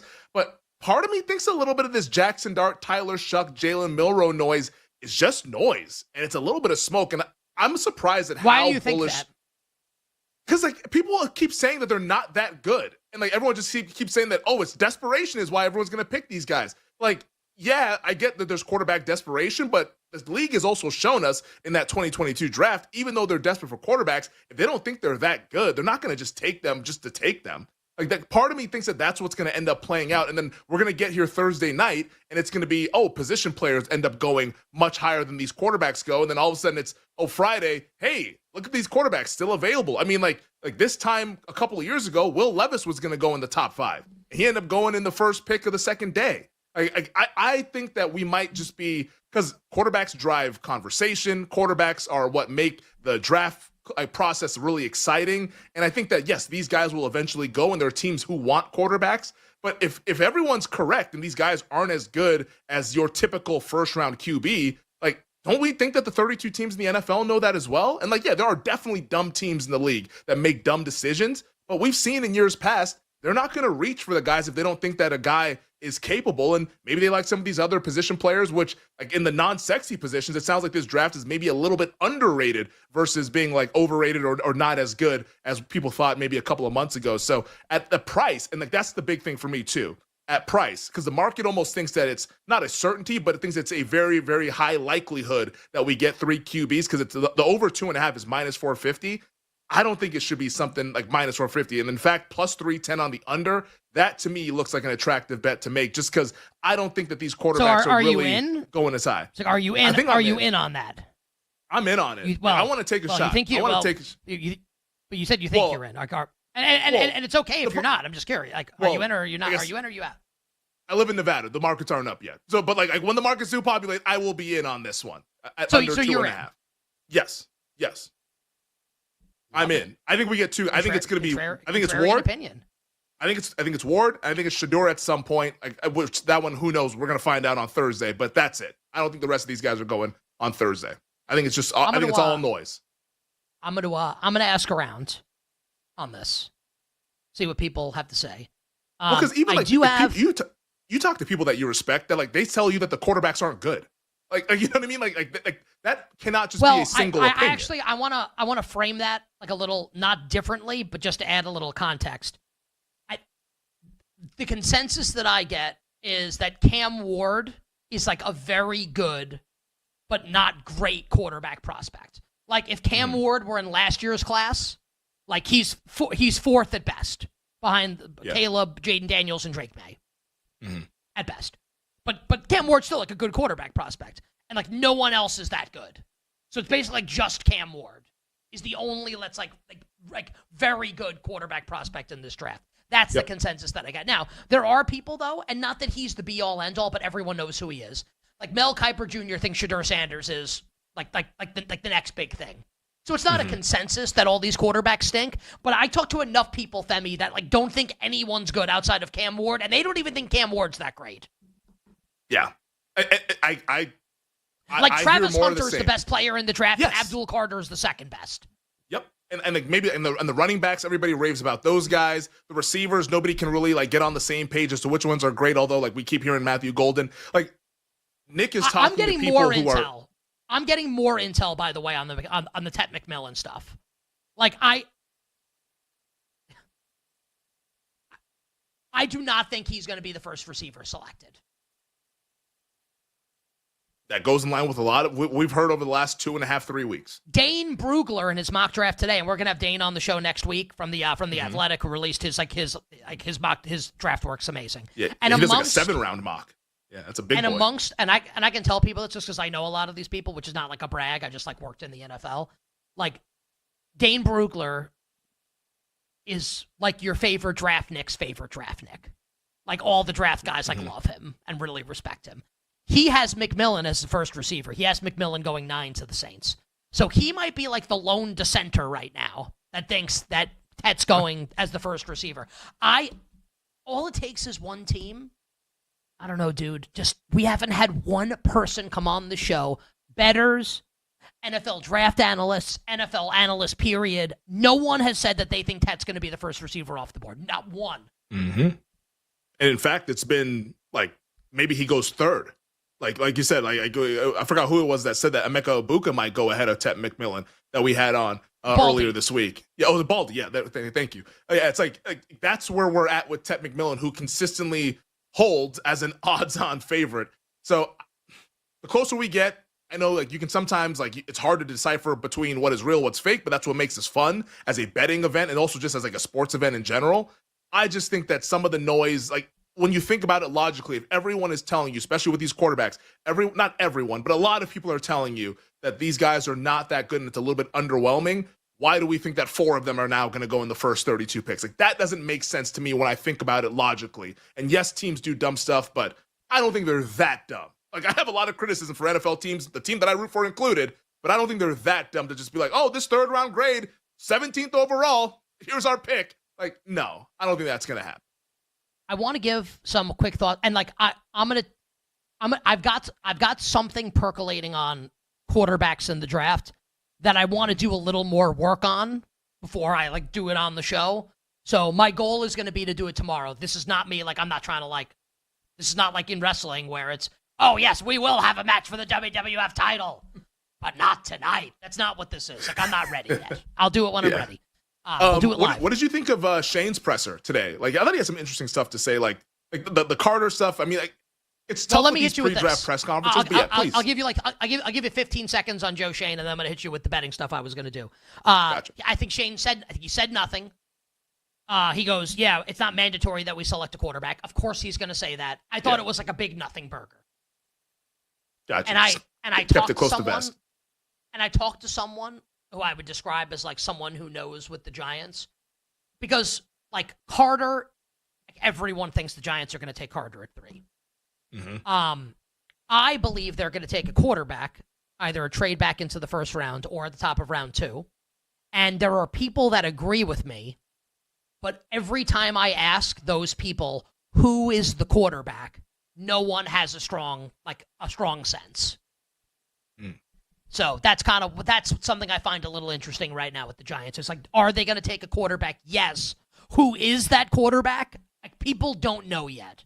The markets that I want to spend a second on here are like the first selected, right? So running back is going to be Genty. Genty's going to be the first running back selected. We don't have to talk about that market. Wide receiver, like this is we're an anti-Ted McMillan show here. Golden's plus 170. Ibuka is plus 1,400.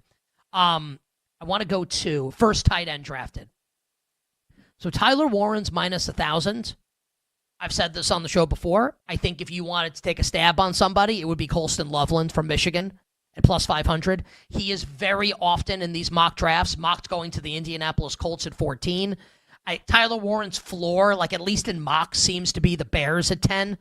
I don't know, man. Like I get the thought that he's going to be their Sam Laporta. Like the Lions also took Sam Laporta in the 2nd round. Like I don't know if that makes sense to me. I can be wrong. And then first defensive back, and I actually think we probably moved this market yesterday when we talked about Hairston at 80-1. He's 40-1 now. Doug Kazarian talked about Nick, and I hope I get this name right, Owanawari? Emanwari, I believe is how you say it. Emanwari. Yep. Emanwari. Nick Oruwariye.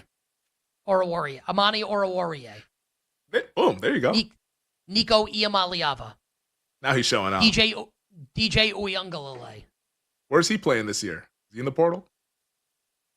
Yes, he's just been he's in the portal to go to play for the Edmonton Eskimos. Will Johnson minus 200. I would say his name again. Emanwari. Nick Emanwari. Emanwari at 18 and Hairston at 40. I think is an interesting combo to try and beat Will Johnson, who's minus 200 to be the first defensive back selected. Those are some bets that I'm eyeing right now. And the wide receiver bets I'm in on fading Ted McMillan. Yeah. And Emanwari, looking at his profile, he's the safe safety for South Carolina. I like that bet because it's a long, big athletic freak. Those guys go higher than people think, even if they might not have the big time production or have been a Saturday star that everybody knew watching the college football season. Whenever it's whoa, how did that guy go high? You look at their physical profile. Oh yeah, 6'3", 4'3", 40. Teams love traits. So I think and I know Nick, you'd probably agree with that as well. That's kind of how the draft typically goes. And you get a long shot price on a guy like that versus look at the guy that we're trying to attack in Will Johnson. He's a long corner, but he's slow. They don't like slow corners, especially at corner. Slow at receiver, you can kind of get away with it. At corner, teams get scared off of that. So attacking him with a big physical freak, I think that's a good way to do it. So, but under 2.5 quarterbacks for you in the first round. You're in on that. I think it's noise. I think it's noise. We're going to get here Thursday night, and everyone's going to be saying, my best available is Jackson Dart. Great. See him on Friday. I could definitely see that happening. Yeah. 2 hours down. Final hour still to come. The final hour is the Power Hour. The Power Hour is the NBC Sports Now Hour, featuring all our bets for tonight to close the show. Gambling night in America. We'll be right back with You Better You Bet, presented by BetMGM, the sportsbook born in Vegas.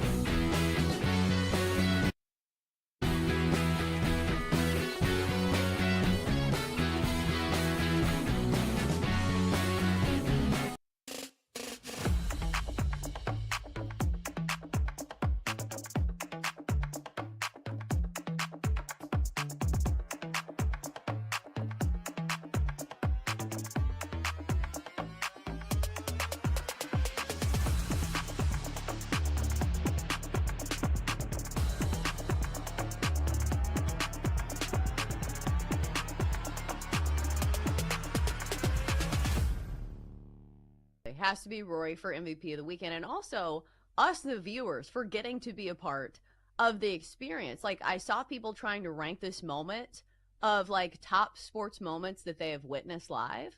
This has to be in the top 10 for me. Watching somebody not only win the Masters in the way that he did, but also etching his name into the Mount Rushmore of the greatest golfers of all time. What a moment for Rory in the biggest spotlight that you can possibly imagine in the world of golf. And like you mentioned, I feel like it was so relatable for people. I think this is what makes sports so amazing. These guys who are not relatable, like Rory McIlroy was a golf prodigy. From a teenager, he was expected to do big things, and he makes a ton of money, which a lot of us, don't make nearly what he makes.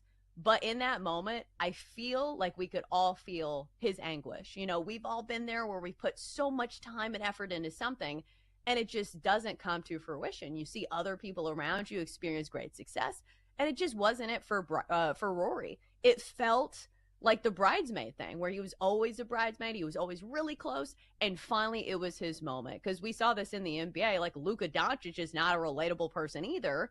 But when you see him tearing up when he goes to Dallas, that's a relatable moment. Because we've all been thrown to the wayside, by somebody who said, we don't believe you, we're not going to pay you, whatever. So I think it was one of those relatable moments. And it just happened to be when everybody was watching.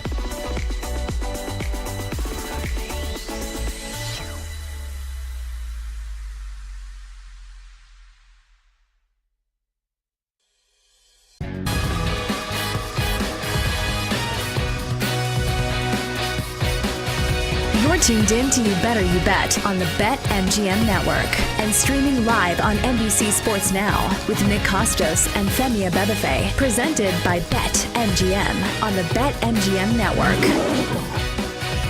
Bring it up, Jake.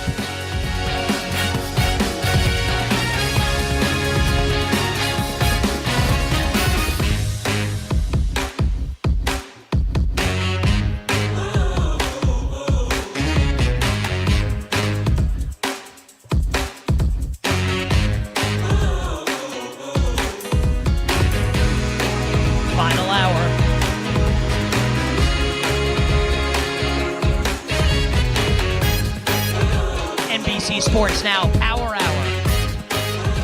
You better you bet on the BetMGM network. Nick Costos, Femi Abebefe, the crew, and you. You better you bet's NBC Sports Now Power Hour, presented today and always by the Sportsbook born in Vegas. The great people at BetMGM. You, dear listener and dear viewer, should download the BetMGM app and visit BetMGM.com. Coming up 20 minutes from now, Femi Abebefe and yours truly, me, Nick Costos, will be joined by the great Bill Ryder from CBS Sports, CBSSports.com, CBS Sports HQ, and the Infinity Sports Radio Network. Bill is one of the sharpest NBA minds out there, hosts an awesome NBA podcast, Beyond the Arc, a CBS Sports production. I think he's one of the smartest NBA people, one of the smartest people out there, period, in sports media. I love his NBA breakdowns, and Bill will join us in 20 minutes, giving us his thoughts and bets on the play-in games tonight, what we're going to see coming up on Friday, and all the first-round series in the NBA playoffs. Bill Ryder joins me and Femi Abebefe coming up 20 minutes from now and 40 minutes from now. You know who we are, and you know why we're here. To get you, dear listener, to get you, dear viewer, set to bet and win tonight in the world of sports, gambling night in America. All of the bets, all of the handicaps, all of the analysis for the NBA play-in, Chicago, Miami, Sacramento, Dallas. For the National Hockey League, including like a huge game as it concerns the Eastern Conference final wildcard spot. Montreal, can the Canadiens get the job done? And Major League Baseball got some pretty good games starting this hour. We'll get to those coming up in 20 minutes and the rest of the slate tonight. So NBA play-in, National Hockey League, Major League Baseball, all of the bets will close the show. It is all on the way. In the fastest hour in all of Wagertainment. And it starts right now. Lights. Camera. Action. Oh, baby. Gold coins cascading down around me. And if you're watching, you're not watching the show if you're just listening. That means nothing to you because you can't see. But if you're watching, oh, yeah, the gold coins. Mike, send. Yeah, thank you. I love Mike Brown. He just knows. Yeah, I want the gold coins. Do you know why I want the gold coins?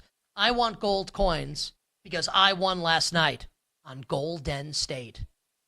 See what I did there? Oh, baby. What a win last night for the Golden State Warriors, who beat the Memphis Grizzlies to clinch the 7th seed in the Western Conference. I told everybody, I've said it for days, that this was going to be, now Timberwolves over Grizzlies last week was like my best bet of the regular season. This was right up there with my favorite NBA bet of the season. We don't need to mess around laying the points with Golden State. Like, Golden State going to win by 8, 7, 6? I don't know how much they're going to win by, but here's what I do know. Golden State's going to beat Memphis. What happened last night? Golden State beat Memphis. Now, I have an accounting degree from the prestigious Fordham College of Business Administration. So, for me, this is easy. Actually, I'm pretty terrible at math. I cheated my way through college. Don't tell anybody. My mom would be very upset to hear that. But for the people out there that are bad at math, I'm going to make this really, really easy for you. Ready? Memphis can't beat good teams. Golden State's a good team. Ergo, therefore, I am pretty good at that. Golden State beats Memphis. Duh. Of course, Golden State won the game. Parlayed Golden State with everything not bolted down last night. Some of it went great. Under in Columbus, Philadelphia. Hockey. Some of it went poorly. The New York Mets. But Golden State parlayed with everything under the sun. Pretty good last night. The Warriors get the job done because, of course, they do. Now, just quickly on Memphis. I think Memphis are losers when it comes down to playing the really good teams. Like, if Memphis plays Oklahoma City in the first round, they're going to get swept. It's going to be an absolute bloodbath. But I do like Memphis coming up on Friday night against the winner of Sacramento or Dallas tonight. We'll talk about that game at the end of the show. So I am going to like Memphis on Friday, putting on the blue suede shoes, boarding the plane, touching down in the lands of the Delta Blues in the middle of the pouring rain. WC Handy. Shout out to Mark Cohn. Grizzlies will win that game and be the 8th seed and get destroyed by Oklahoma City. But it was not a pathetic performance last night from Memphis. They just lost at the end against a good team because that's what they do. And now we get Golden State and Houston. And I'll talk about that series in a moment. But first, I need to be super honest with you, our audience, our listeners, our viewers. So I'm watching the game last night, right? And I'm an East Coast dad. I got a 1-year-old, basically. It's brutal staying up till 1 in the morning, but this is the fate that befalls us this time of year with the NBA and the Stanley Cup playoffs. You got to do it. A couple months of not a lot of sleep to really enjoy the splendor, to drink the sweet nectar of the winter sports postseason. I'm absolutely looking forward to it. So I have Golden State to win the game last night, and I'm rooting for Golden State, obviously, because I want to win my bets. But as the game is going on, and it's a really poorly officiated game. One of the worst, it was like Big 12 Saturday in January with TCU and Texas Tech. Like, the officiating's as bad as it gets. And there were some calls at the end of the game that went against the Golden State Warriors. Like, it did happen. But for the most part, Golden State got a favorable whistle in the game. And I'm watching the game. And I'm rooting for Golden State. And I'm watching them get all the calls. And still, Steph Curry, with that stupid look on his face, going to town on that mouthpiece like it owes him money. Did someone ever tell him, hey, stop chewing on the mouthpiece? His teeth are going to fall out. Now I sound like my father. Anyway, Steph bitching and moaning and complaining. Steve Kerr, like the first ballot Hall of Fame, whiner and loves to bitch and moan and complain. It's his favorite thing to do. Up on Mount Pius looking down on everybody. Draymond Green has the best incredulous face in the history of incredulous faces, and they're getting all the calls. And I'm reminded, and I'm in the minority here. It's a contrarian take for me. I'm guessing you, the listener, and you, the viewer, will disagree with this. I hate the Golden State Warriors. I hated them on their dynastic run. I hated them in 15, 16. I actually liked them more when Kevin Durant joined them because at least they leaned into being the bad guy. In 15, when they beat the Cavs to win the championship, they acted like they slayed like the 95, 96, 72 win Bulls with Michael Jordan and company. When in fact, in the NBA Finals that year, and I bet the Cavs, so a little bit of sour grapes for me, Cleveland's up 2-1 in the series, best of 7 against Golden State, and then Kevin Love and Kyrie Irving both get hurt and Golden State wins 3 straight and wins the title. I hated them since then. And I had the Cavs in 2016. And when they came back to win from 3-1 down against the 73-win Warriors, and they won 93-89 in Game 7, oh, baby, that's one of the best nights of my life. And then a couple hours later was the Battle of the Bastards episode on Game of Thrones. That was a really good night of television, that night in June, back in the year of our Lord, 2016. But man, I'm reminded of, I hate the Warriors. I hate them. So, I got money on them. I'm rooting for them. But I also can't stand the sight of them. I can't stand their faces, that they're always whining. They're always complaining. Always. And somehow in the eyes and minds of sports fans and hearts of sports fans, they have turned into 1985 Hulk Hogan. Prime John Cena. Like the baby faces of all baby faces. And I don't get it. I'm looking forward also to having a similar experience over the next couple weeks against the Houston Rockets for the Warriors. Because as I told all of you on Monday here in the NBC Sports Now Power Hour, the Warriors won by losing on Sunday to the LA Clippers. And people are like, you're nuts. How could you say that? Well, they beat Memphis, and now they're minus 190. They're a big favorite, despite being the road team, obviously, in this series without home court against Houston. Now, I think the Rockets are awesome. Ime Udoka, great coach. Şengün, Jalen Green, Amen Thompson, especially Thompson, absolute studs. Vets, battle-tested. Dylan Brooks, Fred VanVleet, who stood toe-to-toe with the Warriors in 2019 and helped Kawhi Leonard win that title in Toronto, helped that the Kevin Durant and Klay Thompson both had terrible injuries in that series, but still, VanVleet was awesome in that NBA Finals. So I don't mean this to disrespect the Houston Rockets. And I know that Houston in the final regular season game that these two teams played a couple weeks ago kind of like shoved Golden State in the locker. They weren't intimidated by Draymond. They got really physical and got the Warriors off their game. And Ime Udoka said after the game that when that team, referring to Golden State, when they start complaining and they start whining, that's when you ratchet up the physicality. And like, it's pretty awesome. Hey, how can you not respect that? Here's my thought. There's no way the NBA and the officials are letting the Rockets get away with that. Like, this is not, like, they're not letting Amen Thompson mug Steph Curry for 5, 6, or 7 games in this series. No way. Golden State's a dog on Sunday in Game 1 against Houston. Now, if Golden State had lost and had to play on Friday, and they're going to play Oklahoma City, Oklahoma City's going to win that game by 100 because the Warriors are old and they have no rest. They're going to have 4 days off. They're going into that game fresh as a daisy. As dogs? So look, I hate them. Being real, I'm a hater. I respect him. I don't like Steph Curry. I don't like Steve Kerr. I don't like Draymond Green. I don't like Jimmy Butler. I don't like the Golden State Warriors. But I will have money on them in Game 1 and in the series coming up against the Houston Rockets.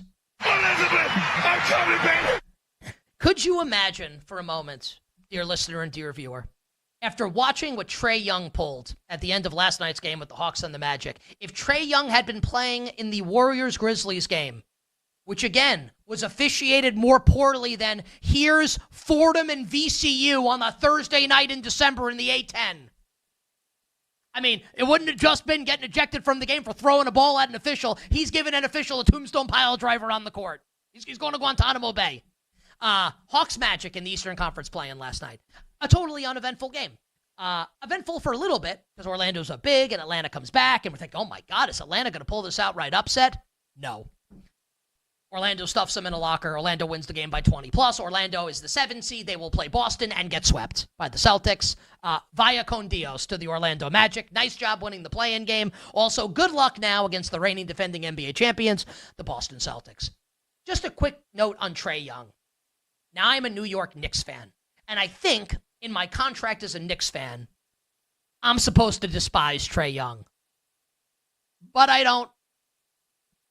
I like him. Because Trae Young doesn't care what you think. Actually, he does. He likes when you don't like him. Doesn't that make him so refreshing as a star player and just in sports in general? He loves it when you don't love him. And you know he made that decision last night after he made that basket. He made that decision, I'm getting ejected. Wings the ball at the official, 1 technical. And as he's walking up the court, you can almost see the gears turning in his head. I don't know how I'm about to get ejected, but I'm going to do something to get ejected. And he literally just spins the ball at the official, grabs it from the official, and just walks straight out into the tunnel, making this the first ever NBA player that's ejected that absolutely mimics Michael Vick's overtime touchdown run for the Falcons against the Vikings when Vick just runs into the tunnel out of the end zone. It was cinema. I loved it from Trae Young. Also, the Hawks stink and play no defense. I'm not going to sit here and tell you, because I don't have a great idea of who's going to win tonight. I think the Bulls will win. I don't have a strong thought, Bulls and Heat. Here's what I will tell you. Whoever wins tonight's Eastern Conference play-in game with Chicago and Miami, I will be betting on Friday night to beat the Atlanta Hawks. We don't need to mess around with the points. I think if Atlanta loses, they're just losing. I don't know if they're winning by 2. I think they're just losing. So Bulls or Heat, you're up Friday night in Atlanta against Trae Young. And if they're going to lose, I'd like to see him get ejected in a more colorful manner than he did last night against the Orlando Magic. Say hello to Lumber for me. And just a quick note on tonight in the play-in games. So, doesn't make me feel good to say this, sincerely. Did anyone hear the story, by the way, about Nico? It's like a start to a bad joke. Anyone hear the story? Nico Harrison finally spoke to members of the media and didn't allow them to record anything. Seems like everything's all well and good and normal in Dallas. You might have heard he traded Luka Doncic in the season, went to hell. Kyrie Irving tore his ACL, was bad. I like the Mavericks tonight. Didn't feel good to say that out loud. Dallas has the best player in the game in Anthony Davis. It's Anthony Davis against Sabonis. We'll see what happens. Dallas has Jason Kidd, the better coach, and I get 4.5 points. It doesn't make me feel good to say it, but I'll be on the Dallas Mavericks tonight plus the points in the Western Conference play-in game against the Sacramento Kings. Again, whoever wins that game will lose to Memphis, and then Memphis will get annihilated by OKC in round 1. Take a quick break. On the other side, we'll give you baseball bets for the game starting in 20 minutes, and Bill Ryder from CBS Sports joins with his analysis for the NBA postseason here. You Better You Bet, NBC Sports Now, Power Hour. We'll be right back with You Better You Bet, presented by BetMGM, the sportsbook born in Vegas.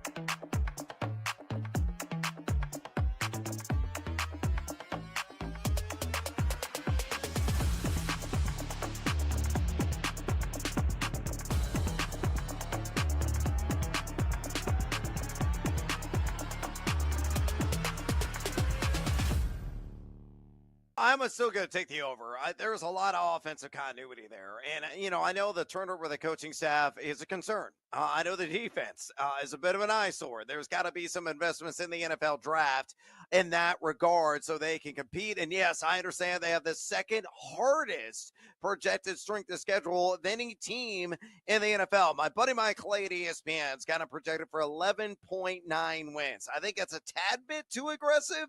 I think it's going to be 11 right on the nose. They're still number 3 in EPA per play offense last year. They're going to be a top 5 team in that category this year, as long as all the key components stay healthy. And you look defensively, they were actually number 7 in EPA per play defense. Now, they could take a step back in that regard and still win enough games to cash the over. You got Goff, you got Gibbs and Monty, that dynamic 1-2 punch on the ground. I still got St. Brown. J-Mo certainly flashed at times last season, and I love Tim Patrick, especially you fantasy fans out there. We're going to get him in the beer fuzzy hours of your draft, right? It's going to be like around 13, 14 before you take that kicker, before you take that defense. Just add him to your bench, because if, God forbid, something happened to J-Mo or to Amon-Ra St. Brown and his target share were to spike, he's a big body receiver. He had his touchdown kind of streak flourish there toward the end of the year. I think he's a guy that could be a meaningful contributor as a wide receiver 3 or flex option in 12-team and deeper leagues at some point this year. And he got this other guy named Sam Laporta as well, as a very high-end tight end producer. So put all together, I think Detroit, they'll take a step back. They're not going to win 14 again. But even shave 3 wins off, you're still cashing. I think they're landing right on 11 total wins.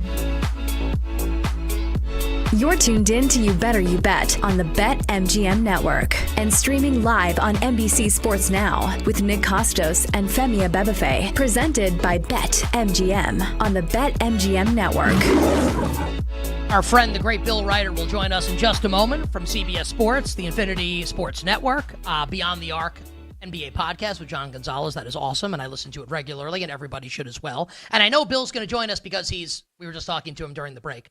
On Twitter at Sports Writer. Now, before we bring Bill onto the show, Femi, we got to give some baseball bets out because we have a bunch of games starting in the next 20 minutes. And I'll just say, and I'll say it at the end of the show also, I don't love the baseball card tonight. Games that start at 7 o'clock Eastern and later.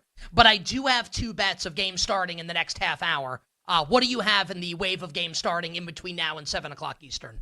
Yeah, just 2 for me. We'll start off with the Miami Marlins first 5 on the money line, plus 110. They're taking on Arizona. Max Meyer has been off to a really good start for Miami. Like, going up against a tough lineup with this Arizona team, but like, he's been putting out quality start type stuff with each one of these starts. So I like getting the plus money price with him. I also go with the Pittsburgh Pirates, the Buccos, plus 105 at home against the Nats. Bailey Falter historically underperformed some of his numbers, so I'm going to bet on him today to at least get up to that level that the peripherals say he should be at. So I like the plus money price against Washington.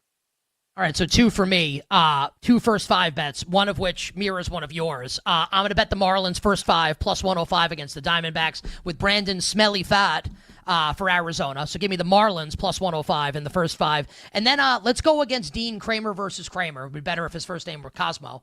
I will bet the Guardians first 5 about even money on the road at the Orioles, and Orioles fans absolutely hate their team right now. The Orioles unable to hit. Feels like Mike Elias may not be long for that job. Walk with Elias potentially to the unemployment line in Baltimore. So Guardians first 5 and Marlins first 5 for me. And now that the baseball bets have been given out, now we can welcome to the show our friend, absolute superstar for our friends at CBS Sports. CBSSports.com, CBS Sports HQ, the Beyond the Arc podcast, Infinity Sports Radio Network, the very talented and the very handsome Bill Ryder on Twitter at SportsWriter. What's going on, buddy? Handsome. Somebody tell my wife after 20 years, she doesn't even know that anymore. Hello, gentlemen. Good to be here. What up? Oh, Bill, it is awesome to have you on the show. I opened the show this hour, the NBC Sports Now hour, talking about the Warriors-Grizzlies game last night. Not surprised that Golden State won. And I like Golden State coming up in the 2-7 matchup against the Houston Rockets. And for context, the Warriors are pretty big favorites in this series, despite the fact the Rockets have home court, a much younger team. Golden State about minus 190, Bill. Rockets plus 165. Houston is a small favorite at home in game 1, but Golden State's still favored for the series. I think it's such an interesting handicap and an interesting series to discuss. How do you see it playing out right now with the Dubs and the Rockets, the 2-7 in the West? I love the Warriors. I think the Warriors are... Look, I'll tell you this. A few weeks ago, my brother, who's the big gambler in the family, right? I mean, this guy wins $500,000 a year playing poker and then wins or loses some of it back betting on sports. I told him to put money on the... He wanted like a gamble. He wanted like a bet in the hard ways and craps kind of... I told him to put money on the Warriors making the finals, knowing we didn't know the path yet. And I think they have that kind of ceiling. I was telling both of you in the break, I think every team in the West has that ceiling, including Memphis. Not anymore, but sort of before the play-in and everything was set. I love the Warriors, and I'll give you some sort of geek out on some numbers here, and this is going to be important. In the history of the modern NBA, since Bird and Magic, almost every team that has won an NBA championship is balanced, top 10 offense, top 10 defense in the regular season. The few exceptions are Shaq in that three-peat year with Kobe, Durant when he played with the Warriors, the Pistons team that was a weird champion this century. There aren't many exceptions. So it's a good thing to keep an eye on. And this Warriors team, they don't qualify, but since the trade deadline, they're top 8 in offense, they're top 3 in defense, they're 4th in net rating. Jimmy Butler has totally liberated this team. Draymond's a better defender. Steph is more free to do what he does offensively. Depending on your sort of temperature and your mileage, guys, on the Thunder versus the field, right? I like the Warriors, not just against a Houston team that can't score, that will be overmatched, I think, by the moment. They haven't had playoff experience. The Warriors are full of it. I like the Warriors to win this series, and I think the Warriors have a ceiling beyond this series as well. I only want to spend like 30 seconds on this, Bill, if that's all right. But I mean, you're so good with this stuff because people will ask me this question, and my answer is just I don't think the refs will allow it to happen. But the people that like the Rockets, right, and Golden State's after the win last night, since we can do this, right, they will say, well, Amen Thompson, who's no one's going to argue is like not an awesome player, right, that Amen Thompson can shut down Steph Curry, or maybe not shut him down, but at least contain him a little bit. And then can the Warriors score, and maybe that gives Houston the leg up in the series. Bill, like, you're so good with the NBA. Like, what would you say to people that want to make the case for Houston based on the idea that Amen Thompson is this great defensive stopper and that he can contain and hold down Steph Curry in this series?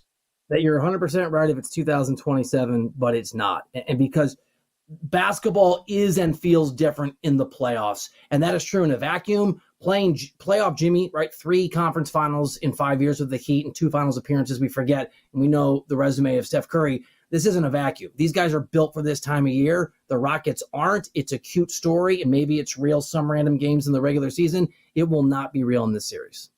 All right, so Golden State over Houston. You and I both agree on that. Femi likes Golden State over Houston as well. I'm sad because, I'm sad. I wanted the Lakers and the Wolves on the other side of the bracket. They're playing in the first round. It's brutal because I love Minnesota, but I don't like them, Bill, against the Lakers. So that would set up Lakers-Warriors potentially in the second round. How do you see that series playing out with the Lakers and the Wolves?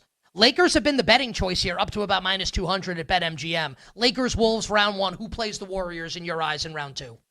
So I'll give you an answer. 55-45 for me, lean on the Lakers. And there's all these sort of caveats that are really interesting. I mean, the Wolves obviously made the conference finals last year. And I noted, I think you guys in the break, and I just said, I think to your audience, you got to be top 10 in offensive and defensive rating historically. Over the course of the whole regular season, there's only 5 teams that have done that. One is Memphis. 3 are the big boys and the Thunder and the Cavs and the Celtics. The other is the Timberwolves, right? So, I think Anthony Edwards is capable of being the best player on the floor 4 or 5 nights. It doesn't mean he'll do that with Luka and LeBron on the other side of the equation, but I think he can be. So I want to talk myself into the Timberwolves. I think that they're undervalued. The problem is that Julius Randle subtracts from the sum of all human joy in the postseason. He is literally one of the worst shooting players in the history of basketball in the playoffs. And the thing is, hater is wrong. I just think Julius Randle sucks. I don't think he's very good, but I've been wrong. I do, but I've been wrong the last 2 or 3. He's been great down the stretch. And so they're going to double the hell out of Anthony Edwards. They're going to make life hard on him. And by the way, I can pick apart some Lakers thing. I think shine is one thing. Winning basketball games is another. And I think maybe the Lakers get a little too much credit for their ceiling and not enough credit for their floor because of Luka and LeBron and the fact they wear purple and gold. But if it comes down to someone other than Anthony Edwards hitting those shots when he is double teamed and it's a pressure-packed moment, and that somebody is Julius Randle, it makes me lean Lakers, but it's closer to a coin toss for me than it is for a lot of other people. Yeah, I think that's how I see it as well. I think this is Lakers in 7. I think it's a long, fun series that the Lakers ultimately are victorious in. This is You Better You Bet. Nick Costos, Femi Abebefe, hanging out with Bill Ryder here during the NBC Sports Now Power Hour. Bill, of course, CBS Sports NBA insider and the host of the Beyond the Arc podcast. Check him out on Twitter at Sports Ryder. How about the series between the Clippers and the Nuggets? The betting market is infatuated with the Los Angeles Clippers. They closed the season hot, winning 18 of their last 21. Denver, of course, fires Michael Malone a couple of weeks ago. Are you as in on the Los Angeles Clippers as the betting market is, or do you think that maybe Denver as kind of a now underdog with Nikola Jokic as the best player in the world? Femi, I am, but let me tell you, Nick said a bunch of nice things when I came on, but the truth is that sometimes I'm a total idiot. I like to say it's only 20% of the time, but it depends who you ask. And literally at the start of the year, I went to the new Intuit Dome here in LA. I went to the Clippers game. They won the game, and I wrote, great, cute little win in their beautiful arena. You're going to suck all year, and you're not going to make the playoffs. And then just doubled and tripled and quadrupled down the entire season because Kawhi Leonard is like that girl at the bar, that girl that you date. If she cheats on you once or twice, you're an idiot. Don't go back. That's how I feel about believing in Kawhi Leonard, and yet the beauty has captured me. The sexiness of his game has captured me. Yeah, I'm in on the Clippers, and I don't want – and I'm going to believe in James Harden in the playoffs. Someone want to do a wellness check? But the fact is they're one of the best 3 defenses in the NBA. Harden and Kawhi can create their own offense. And since Leonard came back, since Kawhi came back January 4th, and it's intermittent, right? They do this load management thing where he never plays. They are a top 5 offense. They're a top 6 defense over that stretch. I think they're 4th in net rating. I keep giving you these stats. And Denver is a question mark. It is Nikola Jokic, and he's amazing. I actually voted for him for MVP on my official ballot, so I don't know if that's controversial, but I did. I think he's that good. And I know, sorry, SGA lovers, I apologize. This is what it is. It was a tough call.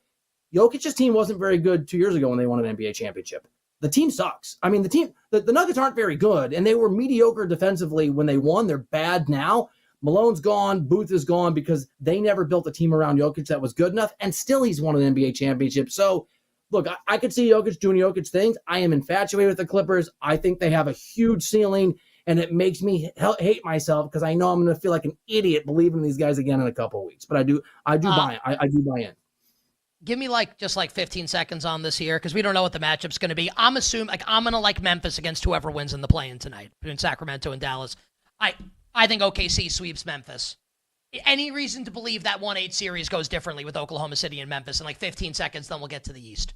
No, I don't think so. I do like the field against the Thunder, though, again, it's sort of a coin toss kind of thing for me. And I think Memphis can push them more than people think. I think that can be, if there's such a thing as a tough 5 games, like a non-gentleman sweep 5 or maybe 6. I mean, John Morant's a competitor, but no, the Thunder are too good to lose to a Grizzlies team that's in chaos. So I said I listened to Bill's podcast Beyond the Arc, and on his podcast, Bill, you have kind of been, I don't know if you're like Mr. Indiana Pacer this season, but you like the Indiana Pacers a lot. I mean, I'm a Knicks fan. I hate them.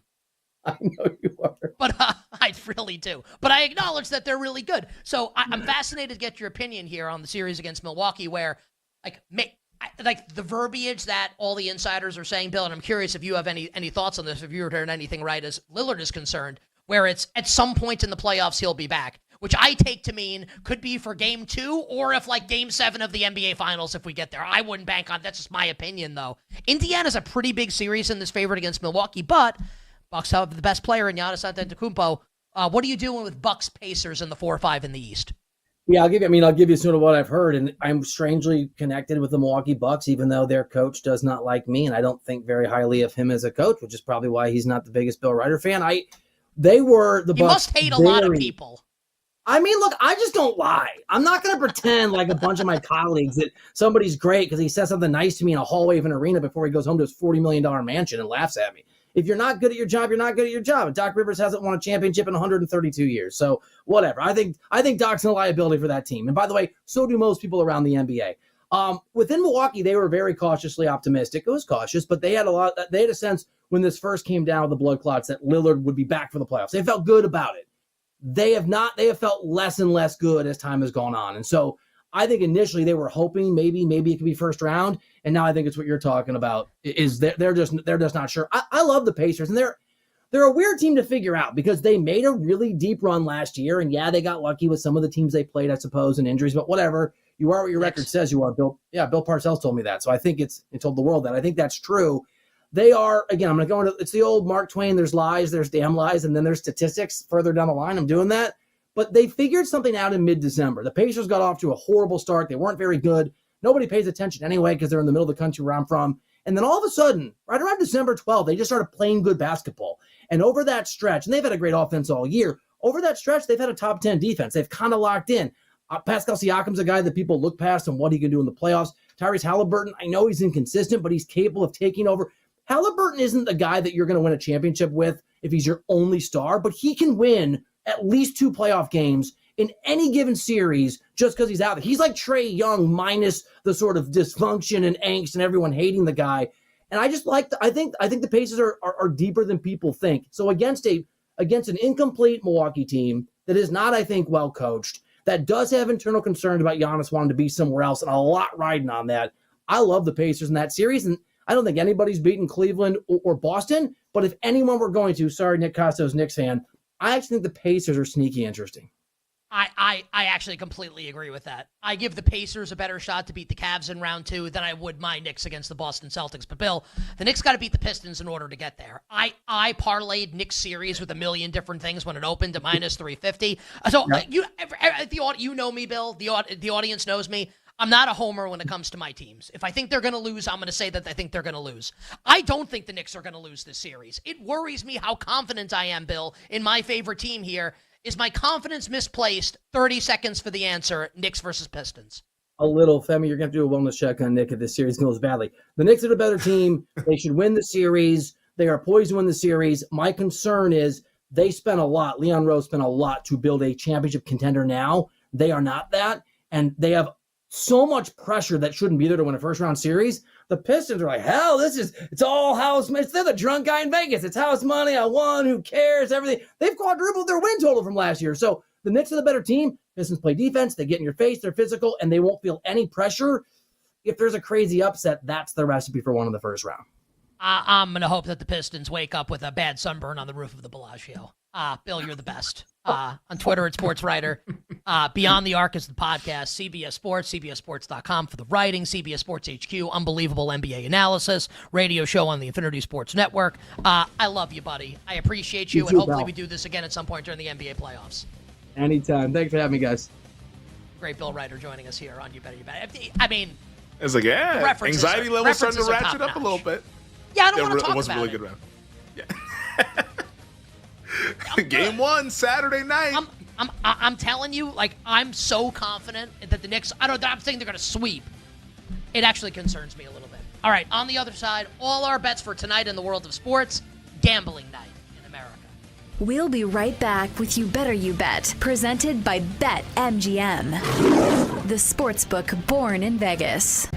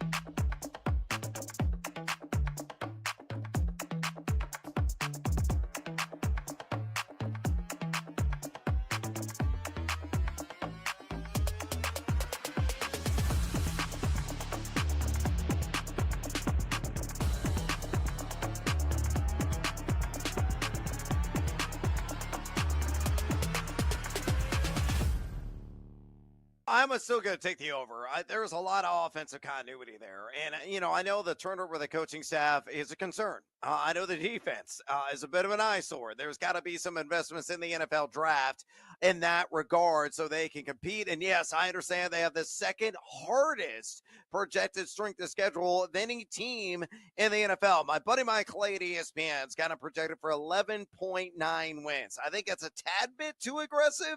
I think it's going to be 11 right on the nose. They're still number 3 in EPA per play offense last year. They're going to be a top 5 team in that category this year, as long as all the key components stay healthy.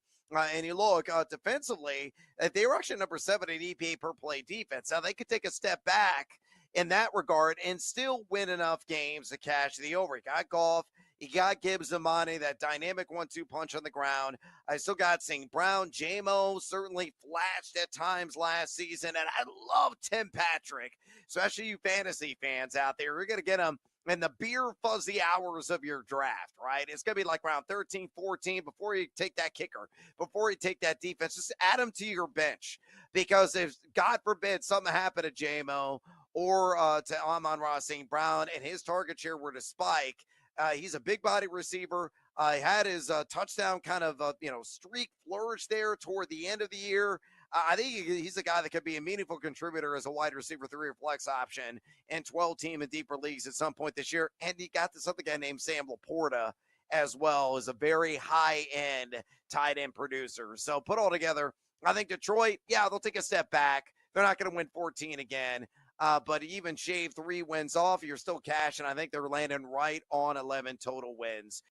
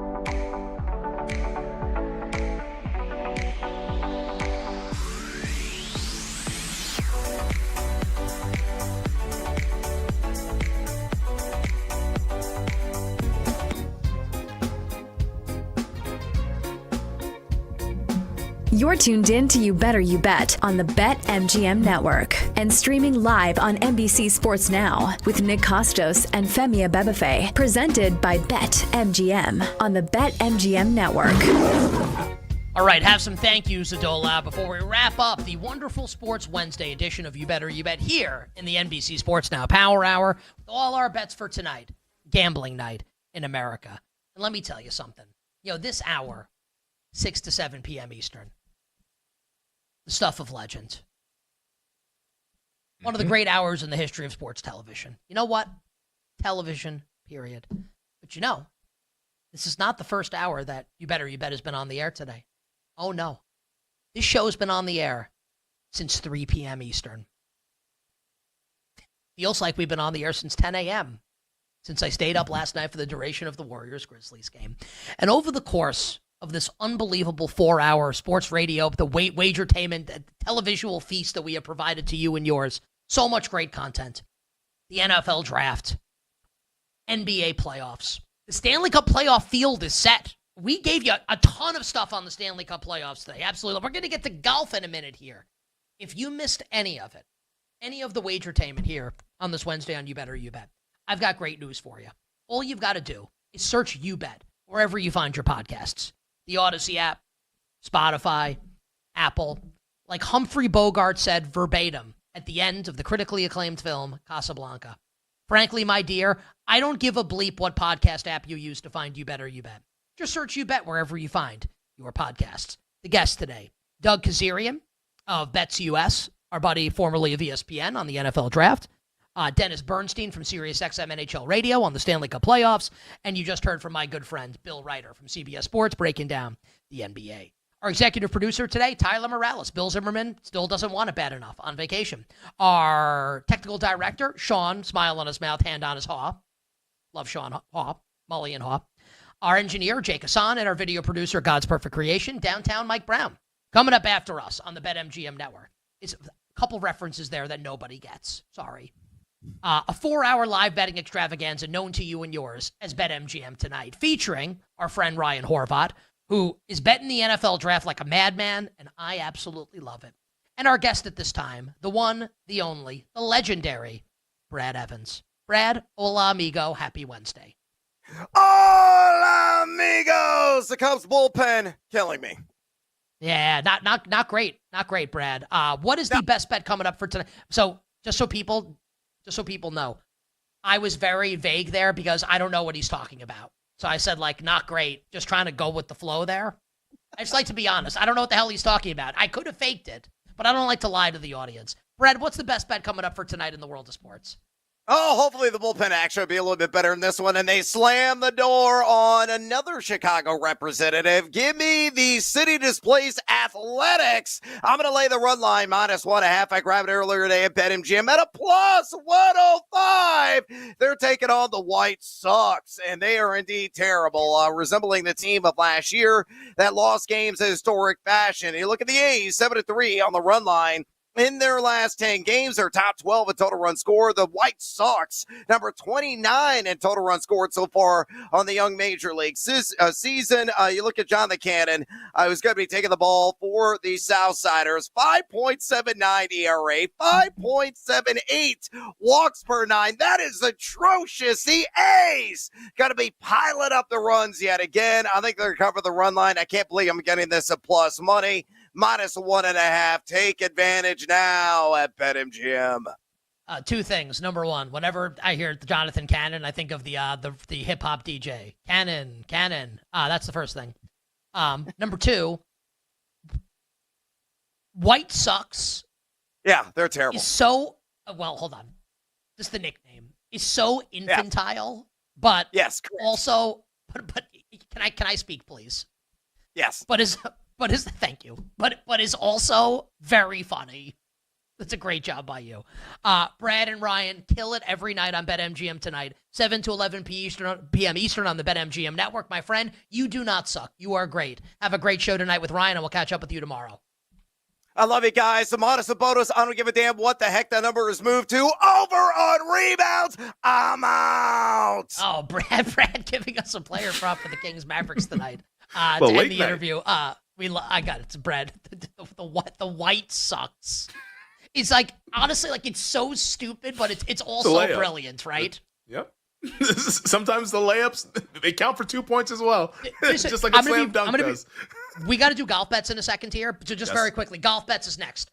Just very quickly. Do you know what I'm talking about? Cannon, like hip hop, like the start of some rap song back in the day? I do not know. Okay, so anyway, it was like hip hop DJ in like the early 2000s. And it was actually, people thought it was Cannon. His name was Cannon. And what it actually is, the soundbite, look this up, is Pat Summerall saying Rich Gannon's last name. Gannon. And it sounds like, it's a true story. You should look this up. All right, anyway. I'm going to Google right now. Tyler Morales is with us, our executive producer this week, and also ace golf handicapper who told everyone Colin Morikawa was going to win the Masters. We won't hold that against him. With so much drama at the RBC this week, we got to give golf bets for the RBC Heritage. We're looking to piggyback off the momentum of the Masters here and win some bets. Tyler Morales, in 60 seconds, your bets, please, for the RBC Heritage in golf. Yeah, it'd be nice if one of our golfers can finally close on a Sunday. I thought Bryson was going to win that, and he didn't. All right, so I got 5 golfers here. Justin Thomas, 20-1. I've been saying all season that betting on Justin Thomas is basically just a Ponzi scheme. Like, you bet him, you expect more money. Instead, you just get scammed when he finishes, like, in 40th place. I actually love him this week because you really can't use driver here, and he can't land a driver in the ocean right now. So, and he has a new caddy who's won multiple times with Max Homa. So give me Justin Thomas. And here are my other bets. Russell Henley, 25-1. I'm going back to a bunch of guys that failed the Masters. Masters. Robert McIntyre 50-1, Akshay Bhatia 75-1, and Bud Cauley 80-1. I love Justin Thomas. I'm calling my shot. I think he finally gets off the schneid and wins. And Tyler, I would say, I don't know what like your lighting situation is, but you look like this is like a hostage interview. But thank you very much for the bets. I look like It's not Casper. Tyler, the friendly producer. Yes, and you also need to like stop producing Wagertainment and go outside to get some sun. Yeah, we love Tyler gotta on fix the the show. light. It's freezing in the Northeast. He's right. It's freezing today and windy. It's Femi, tough. bets for the RBC quickly. I don't have any bets for the RBC. I'll see you boys at Quail Hollow for the PGA Championship next month. Like I said on Monday, there's only one bet needed here. It's square. I don't care. Scotty Scheffler finished 4th at the Masters. Everyone buries him like he's some curtain jerking jabroni. He's not. He's the best player in the world, not Rory McIlroy. Scotty Scheffler nukes the field this week at the RBC and reminds everybody that he's the best. Only one future needed. Scotty Scheffler to win the RBC. All right, we'll get to the bets for tonight in a moment, but first we got to pay the bills. Jake the Snake, please drop the dope-ass beat. Now, who's a terrible clock man? Matt Eberflus. I manage the clock like Matt Eberflus. So I'm about to race through these reads here. This is Mike, O2 put Andy the full Reid. screen up. Yeah. All right, so ready? Here we go. We want everybody to check out BetMGM's Refer a Friend program. Sign in, click on the Refer a Friend tab. In a few simple steps, you and your buddy will receive a $100 bonus brought to you by BetMGM, the sportsbook born in Vegas. Download the app today and please gamble responsibly. NBC Sports Now is the best, and you, dear listener and dear viewer, can watch or listen to Chris Sims Unbuttoned as Chris Sims takes an unfiltered look at the NFL offseason, scouting prospects for the NFL draft, and more. Watch Chris Sims Unbuttoned on the NFL on NBC YouTube channel and the new NBC Sports Now channel, or listen wherever you get your podcasts. Oh, I am feeling super patriotic today. Gambling night in America, Femi, we begin in the association. 2 play-in games tonight, the 9-10s. First game in the Eastern Conference, Bulls, a small home favorite against the Miami Heat. And then the Kings, 4.5-point favorites against Anthony Davis and the Luka Doncic-less Dallas Mavericks, 219.5 the total for Bulls Heat, 214.5 Mavs Kings. What do you got tonight in the association? In the first game, Heat and the Bulls, a little bit of a tough nut to crack. Nothing on side or total. And to be honest, I just wanted something to sweat. So I'm going with Bam Adebayo over 19.5 points. Star players tend to play big in these games. I think Bam Adebayo against Nikola Vucevic should have a decent matchup offensively. In the late game, I do like the Dallas Mavericks plus the 5 and on the money line. I think this is like a coin flip kind of a game. All roll with the underdog. I think a lot of people writing Dallas off. Let's not do that. Sacramento's not impressive either. So I like Dallas on the points and also on the money line. So I like Dallas also. Not a big bet for me on Dallas, but I have Dallas plus the points as well. 4.5 is the number at BetMGM. If you can find a 5, obviously try and do that. And I'm going to put a small bet, just for something fun to watch, on the Bulls tonight against the Miami Heat. Moneyline minus 130 right now at BetMGM. All right, let's go to the ice. National Hockey League up next. And Femi, the big one tonight is Montreal hosting the Carolina Hurricanes. Montreal needs 1 point, so get this game to overtime or win in regulation, and the Canadiens clinch the final wildcard spot in the Eastern Conference. If Montreal loses in regulation to Carolina tonight, then Columbus, with a win tomorrow night, can claim that final wildcard spot in the East and play the Washington Capitals in round 1. Femi, bets for you tonight, sir, in the National Hockey League. Yeah, let's go to that game in Montreal between the Montreal Canadiens and the Hurricanes. Big-time players play big-time in big-time games. Cole Caulfield to score a goal, plus 190. Season on the line, he gets it done. Do you, the wonderkin that just got called up for Montreal, Ivan Demidov? Demidov? Yeah, he scored in the first game. Fun guy, 3-1, I believe. Dude, he's tremendous. Plus 300 to score tonight. Honestly, if you like Cole Caulfield to score tonight, Cole Caulfield, maybe back it up with a bet on Demidov, who's tremendous. I have no NHL bets for tonight. I don't have a good feeling on the Montreal-Carolina game. I'm not messing around with the games where there's no motivation for the playoffs. I will be locked in for the Stanley Cup playoffs, but I am out on the NHL tonight. Maybe I'll be back tomorrow if the Columbus game means something, depending on how the Montreal game goes tonight. And then we go to Major League Baseball. My Yankees looking to sweep the Kansas City Royals here, win 3 in a row against KC. The Colorado Rockies look like one of the worst teams of all time. Femi, bets for tonight in Major League Baseball if you've got them. Yeah, just two bets. Me fading pitchers making their debuts. So we'll go ahead and fade your New York Yankees. Royals first 5 on the money line, plus 130. Chris Bubich has been really, really good. And also, let's plug our nose and back that terrible Colorado Rockies team, at least in the first 5, plus 210 Colorado on the money line. We're fading Bobby Miller.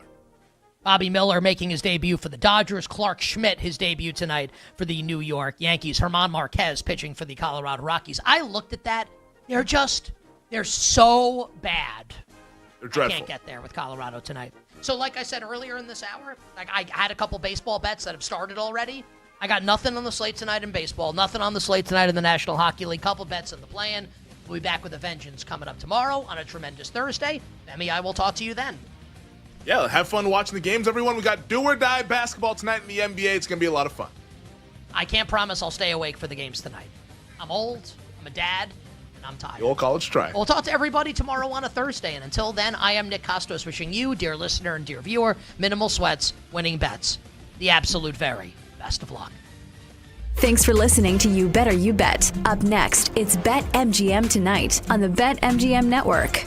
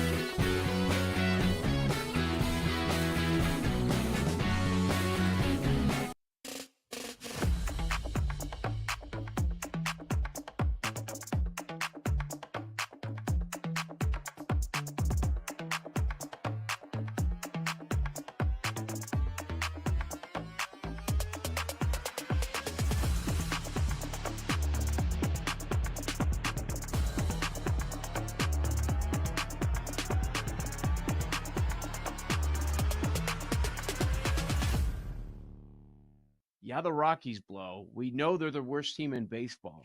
But outside of that, we can sit here and make a case for any team in that division. Can't we? You just made one for the Padres. Of course, you've got the Dodgers, the best team in baseball by far the highest win total. And then we like the Diamondbacks. They're 9-7 on the year. And then the Giants are off to this crazy start, man. They're sitting 12-4 on the season. I would think that they're a surprise to many. Dodgers, of course, talked about a ton. We talked about the Diamondbacks, I don't know about under the radar, but not discussed as much. And then people kind of forgot about the Padres, or maybe they're sick of being wrong on the Padres a little bit. Totally forgot. Everybody blew past the Giants. I didn't hear anybody talking up this team big picture-wise this year. No, I didn't either. You look at the rail right now, if you're watching on Stadium or on Twitch or on YouTube, there's the prices to win the National League West. Dodgers minus 650, give or take. Padres 7-1. D-backs 13-1. Giants 22-1. And if you zoom in just a little bit, the Rockies are now 500-1 to win the National League West. It's anybody's division outside of Colorado, of course. And that game was on TV too, because I have the Rockies to be the worst team in the game. And I saw this tweet from Fabian Ardia, who covers the Dodgers. This is at 11:44 p.m. Eastern last night. The Rockies just scored their first run in their last 32 innings. Wait, so repeat that? They had gone 32 innings without scoring a run on offense. Get out of here. 32? They are horrendous. I'm telling you. We talked about it before the season. We talked about it after 1 week. I brought it up last Friday. You could have still bet plus 110, worst record.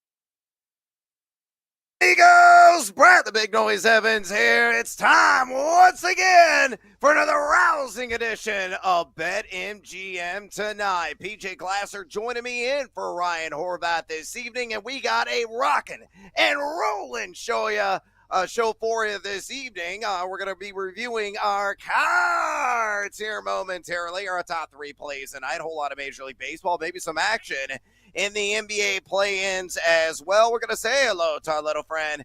We're going to roll the shoulders against the deuce by the juice. And Parlay Pete is going to be dropping by for his parlay of the day. And he is at back-to-back parlays today.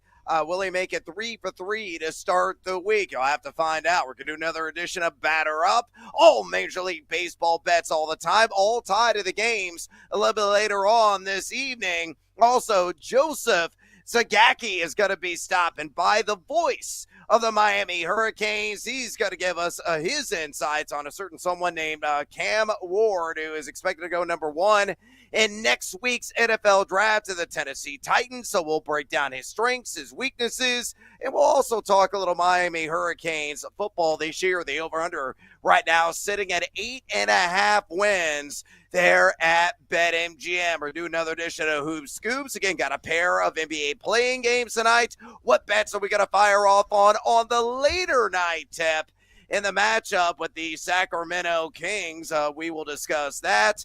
AFC North win totals also on the agenda. Rachel Dory is going to be dropping by from Betalytics. What we are going to learn from her is what her model says. It is outstanding. It is generally accurate. We're going to talk some NHL hockey. We're going to talk the NBA. We're going to talk some Major League Baseball as well and get you some of those key betting insights for you to fire off on some tickets and hopefully make some cold, hard cash. Another edition of Pigskin Prophecy also on the menu. All NFL draft all the time. What are we fading?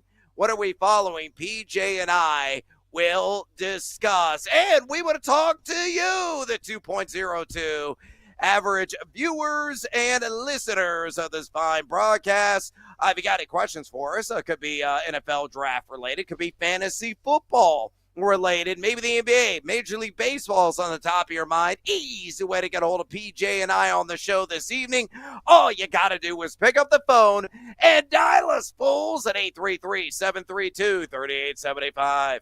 833-732-3875. You can also hit us up on the X or the Twitter at BetMGM tonight, where we have our pole dancing poll question of the day. And it's asking you this: another day, another NFL future. What is your favorite win total over in the AFC North? That's, of course, pulled from BetMGM. Is it the Ravens over 11.5 wins at -115? The Bengals over 9.5 wins at a hefty -145. The Steelers over 8.5 wins at even money, that's +100. Or the Browns over just 4.5 wins at a sky-high -165. Nearly 170 votes cast. Make your voice be heard. Exercise your democratic right.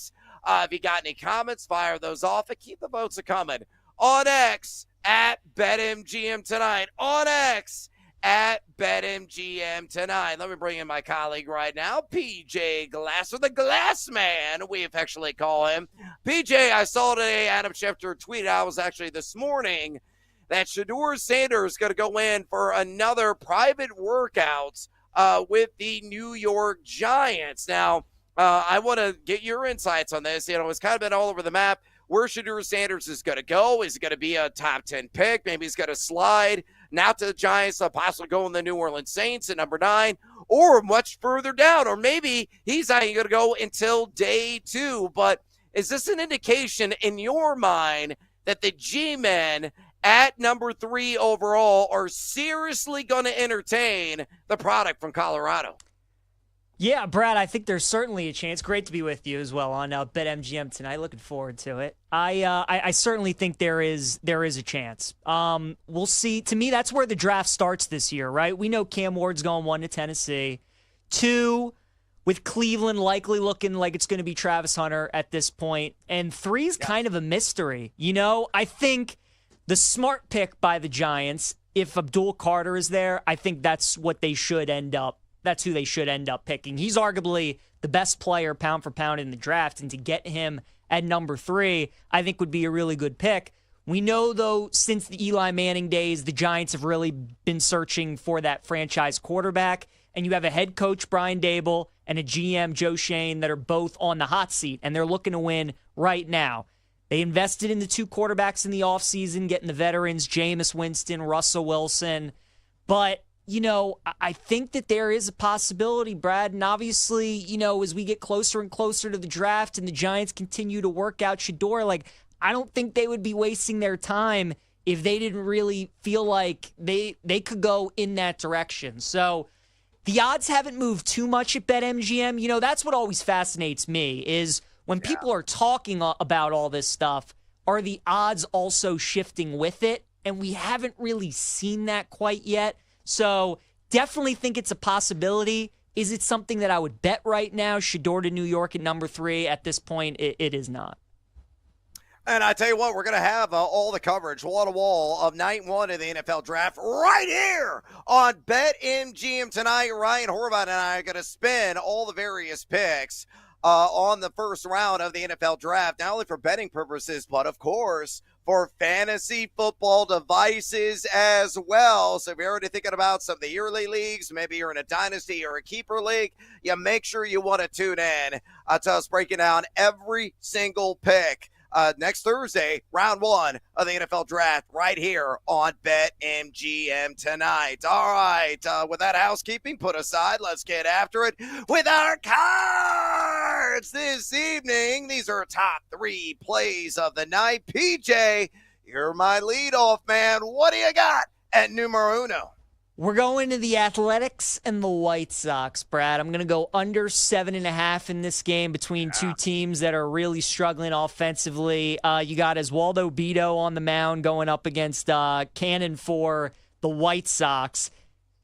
So far, Cannon's only had 3 starts. He was good in the home opener against the Angels. And then his next 2 starts that he's made on the road, he got hit up a little bit. So I think being at home is going to benefit him. Oswaldo Bido's been okay so far for Oakland, and he's going up against the White Sox team that ranks dead last right now in baseball against right-handed pitching. So it's by no means a great pitching matchup, but it's 2 bad offensive teams. The White Sox continue to struggle to score runs, especially when they face right-handers. So I like under 7.5 tonight, Brad, between the White Sox and the Athletics. I absolutely love that call. We're going to have more bets and A's and White Sox, as I have not so affectionately call them here in a minute. But numero uno on my card tonight, about to get underway at Yankee Stadium. First 5 in KC and the New York Yankees. Give me the under on 5 flat runs. So, yar, shiver me timbers. No Captain Hook involved in this one. Minus 115 on that under on 5 runs through the first 5 innings. You look at Kansas City. They have not gone off to the most stirring starts so far this season. Their record over to under and through the first 5 innings, 3, 13, and 2. I've been following them on this wager consistently throughout the year. It's been quite profitable. Same with the Philadelphia Phillies. Now, New York, the opposite end of the spectrum, they have the most overhits on first 5 totals. They're 11, 4, and 2 over to under through the first 5 innings. You look at the Yankees, they're numero uno in Major League Baseball.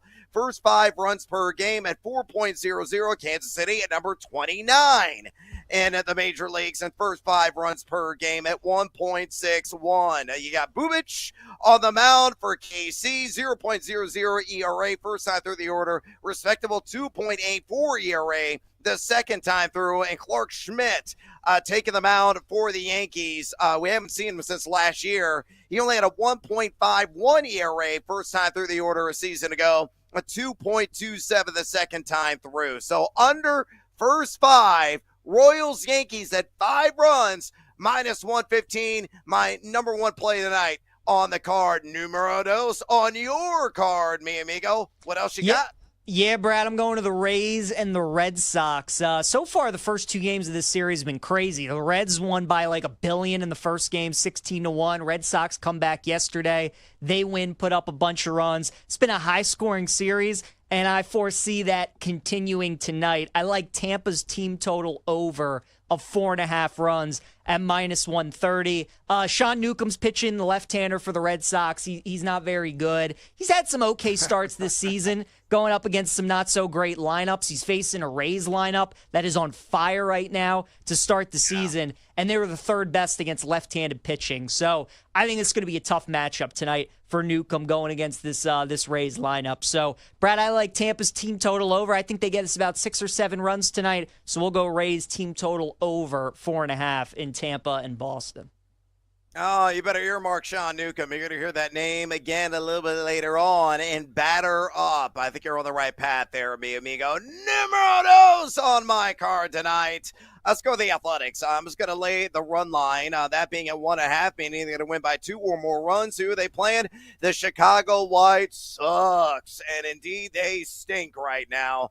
The White Sox are starting to resemble the team that broke the loss record a season ago. Number 29 in total runs scored. I cannot believe this line is available right now with plus money. I grabbed it at plus 105 earlier today there at BetMGM. Diving in a little bit deeper on the A's, 7-3 on the run line in their last 10 games. Have been quite respectable offensively. Number 12 in total run scores so far the young season. Against Chicago, number 29 in total run scored, 5-5 against the run line in their last 10. Oswaldo Vito, you already mentioned it, he's going to be on the bump. He's been decent so far this year, 3.00 ERA. The 3.86 expected ERA suggests there's only going to be a slight correction, though I do worry about his command at times, evidenced by his 3.60 walks per 9 mark so far this year. But Jonathan Cannon, a guy missing his mark early and often. He's got nearly a 6 ERA on the season.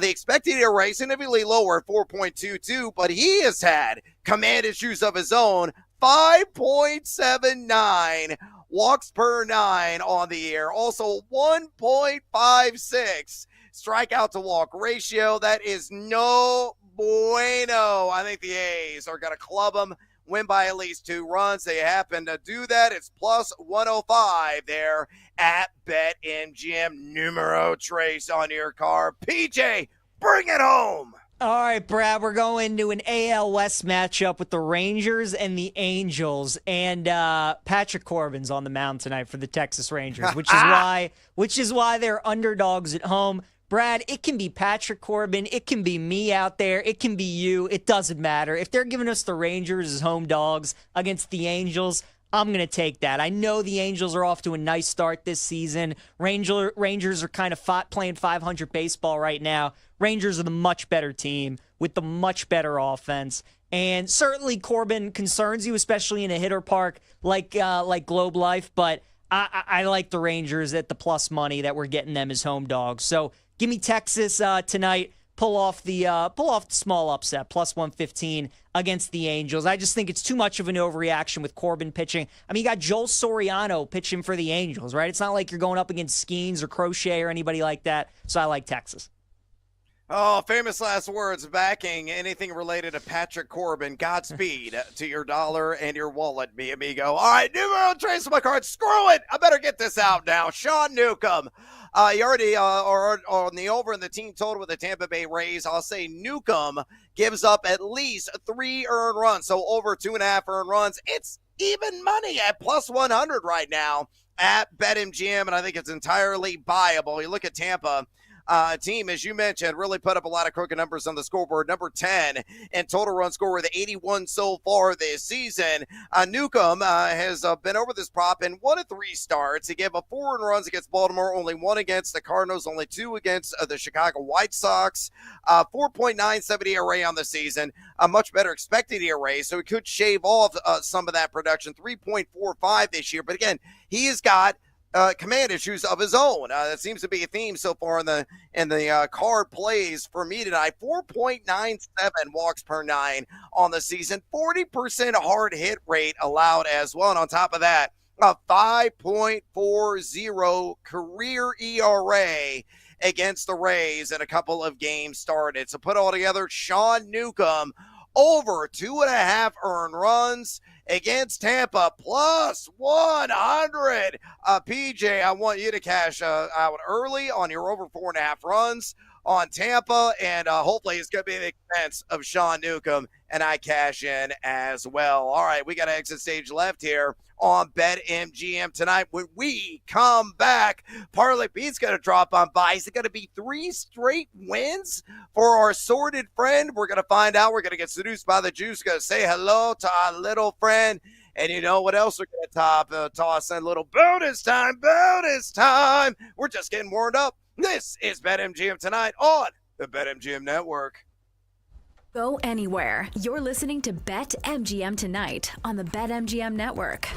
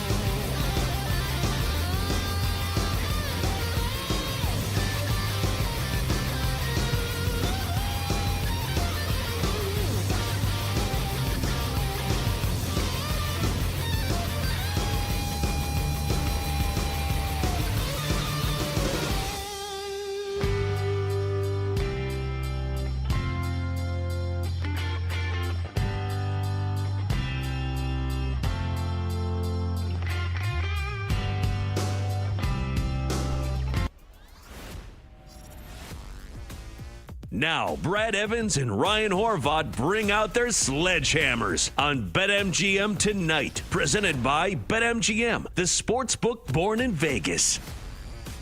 Welcome back to BetMGM tonight. Brad the Big Noise Evans with you. In for the vacationing Ryan Horvath, PJ Glasser. We're going to get some more bets on the board here momentarily. Parlay B's got to drop on by. Is it going to be 3 wins in a row for our little pirate friend? We're going to find out here momentarily. We're going to say hello to our little friend, get our Sledgehammer special rolled out. We're going to roll the shoulders as well, get seduced by the juice, and work at some bonus time wagers to boot. Again, there is no other show on the planet that packs in more picks nightly than right here on BetMGM tonight. If you want to share your picks, you can pick up the phone and dial us whenever you please. All you got to do is punch in these numbers: 833-732-3875, 833-732-3875. You can also hit us up via the X or the Twitter at BetMGM tonight, where we have our pole dancing poll question of the day. And it's asking you this: another day, another NFL future. What is your favorite win total over in the AFC North? Odds, of course, pulled from BetMGM is that the Ravens over 11.5 wins at -115. The Bengals over 9.5 wins at -145. The Steelers over 8.5 wins at +100. Or the Browns over a measly 4.5 wins at -165. Nearly 170 votes cast. Make your voice be heard. Exercise your democratic right. Keep the votes coming and fire off your comments. We're going to read them a little bit later on and give you a shout out as well. So keep on coming on X at BetMGM tonight. On X at BetMGM tonight. And pardon me for a second, I got to yell at this jackass at the bar. Hey, you weird dude with the sword, get over here. Yar! Shiver me timbers. I'm here to make some booty. Yeah, Parlay Pete in the house. He has won back-to-back parlays. This is going to be 3 in a row.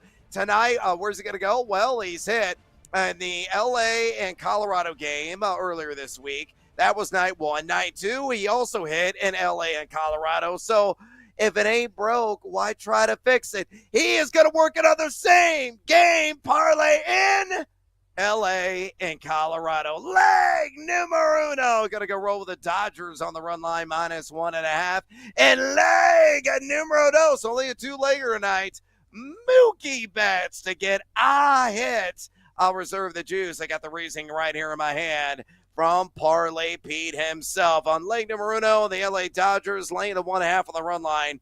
This L.A. Dodgers team 7-3 against the run line spread in their last 10 at home against, what a quinky-dink, the Colorado Rockies. Look at the Rockies this season, 4-13 ATS. They've only won 1 road game, folks. They stink. They're the true definition of the dregs of the keg. They're going to be maybe the worst road team in baseball, maybe the worst overall team in baseball this year. Also, Colorado, not exactly covering 2 of their last 8.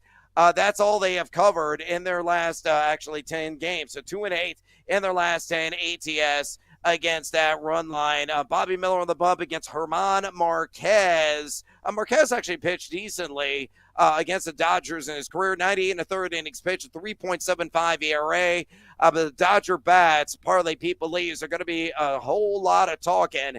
And Bobby Miller is going to do no damage. And with that outstanding bullpen, they're going to slam the door. And he says the Dodgers win by at least 2 runs. And leg numero dos are the reason why the Dodgers are going to score enough runs to get the victory. Mookie Betts. Parlay Pete only needs him to get a hit, just 1, which Betts has done in 8 of his last 10 games. A guy that's batting .311 against right-handed pitching this season, which German Marquez is a right-hander, and he's got a great history against Marquez to boot. He's faced him 22 times in his career, has smacked 7 hits. I'm no mathematician, but carry the one. That's a .318 batting average lifetime against Marquez. So a lot of success there, sense of familiarity.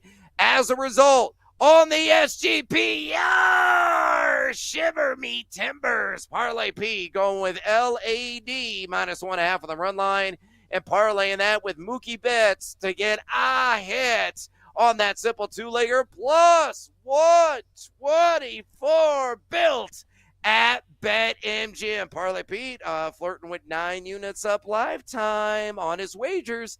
Hey, you can actually win if you make sensible parlays. And Parlay Pete, as drunk as he is proven exactly that. All right, it's time to pivot, and say hello to our little friend PJ. What is the phrase that pays? Daddy wants, daddy needs, daddy's gotta have it. And Brad, we're going tonight to the NBA play-in game. We're going Mavs, we're going Kings, and we're taking Anthony Davis over 11.5 rebounds tonight against Sacramento. It's all about the matchup with Sabonis. The last 3 times that AD has gone up against Sabonis, he's grabbed 15 or more rebounds. He's grabbed 19 rebounds 2 of those 3 games. We only need 12 of them tonight. Over 11.5 rebounds. It's a playoff game. No Kyrie. AD's got to do everything. He's got to score on offense. He's got to rebound and defend on defense. I think it's a monster Anthony Davis night. He loves these matchups against Sabonis. Over 11.5 rebounds is the sledgehammer for me tonight. Oh, let's say in the association and the play-in tournament. Daddy want, daddy need, daddy gotta have it. Ooh. Yeah, let's go with the other matchup between the Miami Heat and the Chicago not-so-lovables. Now, the Bulls typically do well in the play-in game, but wham, bam, thank you, ma'am. I'm going to go with Bam Adebayo over 19.5 points at a lighter juice at a -105. Against Chi-Town, a guy that's had a tremendous amount of success against his franchise this season. In 3 prior games there in the regular season, he averaged 21 points per game, hitting the over on 19.5 points in 2 of 3 games, going 18, 22, and 23 respectively in those matchups. Adebayo, 5 of his last 6 games entering the postseason, he cashed the over, reaching the 20-point threshold. And you look at Chicago, ho-hum defensively. They allowed the 12th most opponent points per game over the last 15 at 116.1. They're the fastest team in the NBA, number 1 in pace of play, which means faster, more up-tempo, means more possessions and more opportunities to put ball through basket. And on top of that, the 11th worst adjusted defensive efficiency mark on the season, giving up 1.148 points per possession. So, bam! Adebayo over 19.5 points against the Bulls. That game about to tip off, so you might want to lock and load if you want to follow or possibly fade that action. Go ahead and do so, but I think Adebayo is going to get to the necessary threshold, and I am hopefully optimistically going to count my winnings in the end. Again, at a light -105 juice. All right, it's time to roll the shoulders against the deuce. By the juice. Oh, thank you, bartender, for the healthy pour. It's been a day. Betting day baseball. I gotta make some units back, so what no better way than chasing with some plus money. So, PJ, take a sip. What do you like? Well, I'm hoping this guy can be my hero tonight, Brad, because we're going Tyler Hero, 30 or more points at plus 275. He's had 36 points against the Bulls earlier this season. Look, Hero's got to be the guy tonight. You know, I like backing superstars and the leading scorers on these teams when they're in like elimination type games, when they're going on the road, right? Because usually the home team, the role players play much better. They're more accustomed. They're more comfortable. But when you go on the road, you need your stars and your leading scorers to carry the way. And I think that's what Tyler Hero is going to do tonight. I would expect him to shoot the ball close to 25 times. So if he does that and he shoots like 40% from the field, then he's going to get his 30 or more points. I like the plus 275. So I think Hero is the way to go tonight. I like 30 or more points for him at plus 275. PJ, do you ever know that you're my hero? I mean, it's only appropriate if you crank that Bette Midler banger of a classic. Even War Daddy is familiar with that song. He, cranks it every morning he gets out of bed. It inspires him throughout the entire day. Little known fact that a lot of people don't know. You're going to hear more about Tyler Hero here in a minute. But I am going to get seduced by the juice on Kobe White under a half a steal. I don't think he's going to have those active kleptomaniac hands at plus 124. I'm optimistic this one's going to cash. Look at Miami over the last 15 games. The 13th fewest opponent steals per game allowed at 7.9. In 3 prior matchups in the regular season against the Heat, White went 0, 0, and 0. Yeah, he opened up a Krispy Kreme franchise there in the steals category. He went under in 3 of his last 6 regular season games. So Kobe White under a half a steal at plus 124. It definitely captivated my attention. I fired off a ticket on it as a result. Hey, guess what? We got plenty of extra bonus time. PJ, whether it's in the NBA play-ins, Major League Baseball, a few games left on the docket tonight. Maybe we'll look ahead to the NFL draft. I don't give a crap where you're selecting. I just want another bet. So feed me, PJ. Feed me. Brad, let's go to Hilton Head, South Carolina, to Harbortown Golf Links. We're looking at the RBC Heritage, and my favorite bet in golf this weekend is Colin Morikawa to finish in the top 10 at minus 118 on BetMGM. Brad, I love Morikawa this week. To me, the handicap is simple at this golf course. They have the second smallest greens on tour, so you got to be very accurate with your irons. They have very narrow fairways, so you got to be accurate off the tee as well. Accuracy is the name of the game. I don't need you to be long off the tee this week. I don't need you to bomb it like Rory or DeChambeau. Just put it in the fairway and put it on the green. Do you know the guy who's number 1 on the PGA Tour in driving accuracy off the tee and who's number 1 on tour in approach to the green? That would be Colin Morikawa. So if there was a course that is tailor-made for Morikawa, it is Harbortown Golf Course, and we're getting him at minus 118 to finish in the top 10. Guy's played in 6 events this year. He hasn't finished worse than tied for 17th. Absolutely love this bet. That's my bonus play, Colin Morikawa, top 10. Oh, throwing me a little curveball, a little Mr. Snappy there, going golf on me. Absolutely love that deeper pull. All right, I'm going to go back to the NBA play-in. You convinced me, man. I love Tyler Hero as well. You got him at 30-plus points, a plus 275. But I'm a bit of a fraidy cat, so I'm going to work some of the alternative markets and work in some other categories as well. So on this SGP, all Tyler Hero all the time. Give me Hero to score at least 20 or more points. Give me Hero to drop at least 5 or more assists. And then give me Hero to drain at least 3 or more triples. Uno, dos, and tres, mi amigos. All 3 of those legs hit. You're looking at plus 116 overall. And again, I built this here at BetMGM. You look at what Hero did in the regular season in 3 matchups against the Bulls. He only hit the over on all 3 categories in one of those 3 games, going for 23, 9, and 3 in one of those games. The other ones, he came very close, a couple of ticks shy on the assist mark in one game. Then one of the other games, he fell 1 3-pointer shy.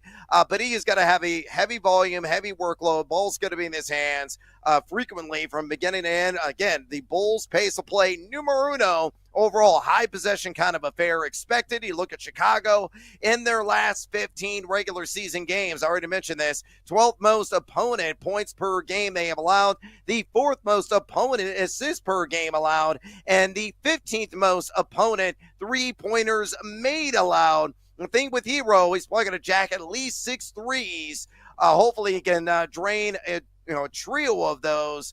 That's the only leg I'm really concerned about. I think the 5 assists going to come through, though you may have to sweat that out into the 4th quarter. And I think the 20 points honestly could happen in the first half, given the pace of play in the game. So same game parlay. Did you ever know that you're my hero? Heck yeah! I'm going to roll you 3 different ways. Tyler Hero, 20 or more points. Tyler Hero, 5 or more assists. Tyler Hero, 3 or more made threes. That checks out to a cool plus 116 there at BetMGM. PJ, you on board with that one? Fade or follow? What do you say? I like it, Brad. I'm following. You know, I'm big on Hero tonight. I like him to score 30 or more points. So I think that's a good look. That should be a good game tonight, Heat Bulls. I didn't touch the spread with the Bulls being like a 1.5 point favorite, but if I had a lean, I kind of think Chicago ends up winning the game tonight. That'd be my guess. All right, I got to get War Daddy here real quick. War Daddy, you're a Bulls fan. Are they winning and covering tonight? Go. Absolutely winning and covering. They have too much guard play, too much firepower for the Miami Heat, and this is the Miami Heat of the old, where they just walked their way into the playoffs and then suddenly they're a threat. That's the Miami of the past, not the new. All right, super fan of Bette Midler, War Daddy, loving the Bulls tonight. All right, we got an exit stage left. When we come back, we're going to pick up the stick for another edition of Batter Up. Stick around. This is BetMGM tonight on the BetMGM Network. Don't go anywhere. You're listening to BetMGM tonight on the BetMGM Network.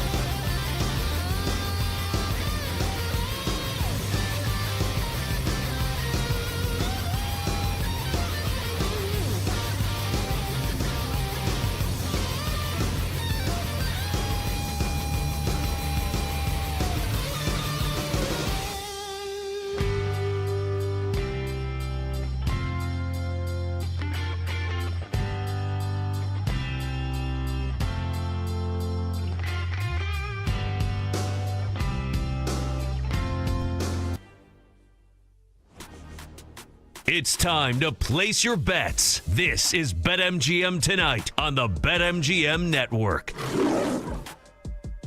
Welcome back to BetMGM Tonight. Brother Big Noise Evans with you. PJ Glasser, the Glass Man, and for the vacationing Ryan Horvath. We're going to pick up the steak and take some hacks at the dish. Another edition of Batter Up here momentarily, keeping our eyes peeled on the NBA playing game as the Heat and Bulls about to get underway in Chi-Town. A further reminder, if you want to talk NBA with us, if you want to talk NFL, maybe the draft is on top of your mind, some of the bets in that sport, maybe you're already thinking about your fantasy football draft and franchise, and you want to fire off some questions or maybe got some comments, easy way to make your voice heard right here on BetMGM Tonight. All you got to do is pick up the phone and dial us, fools, at 833-732-3875.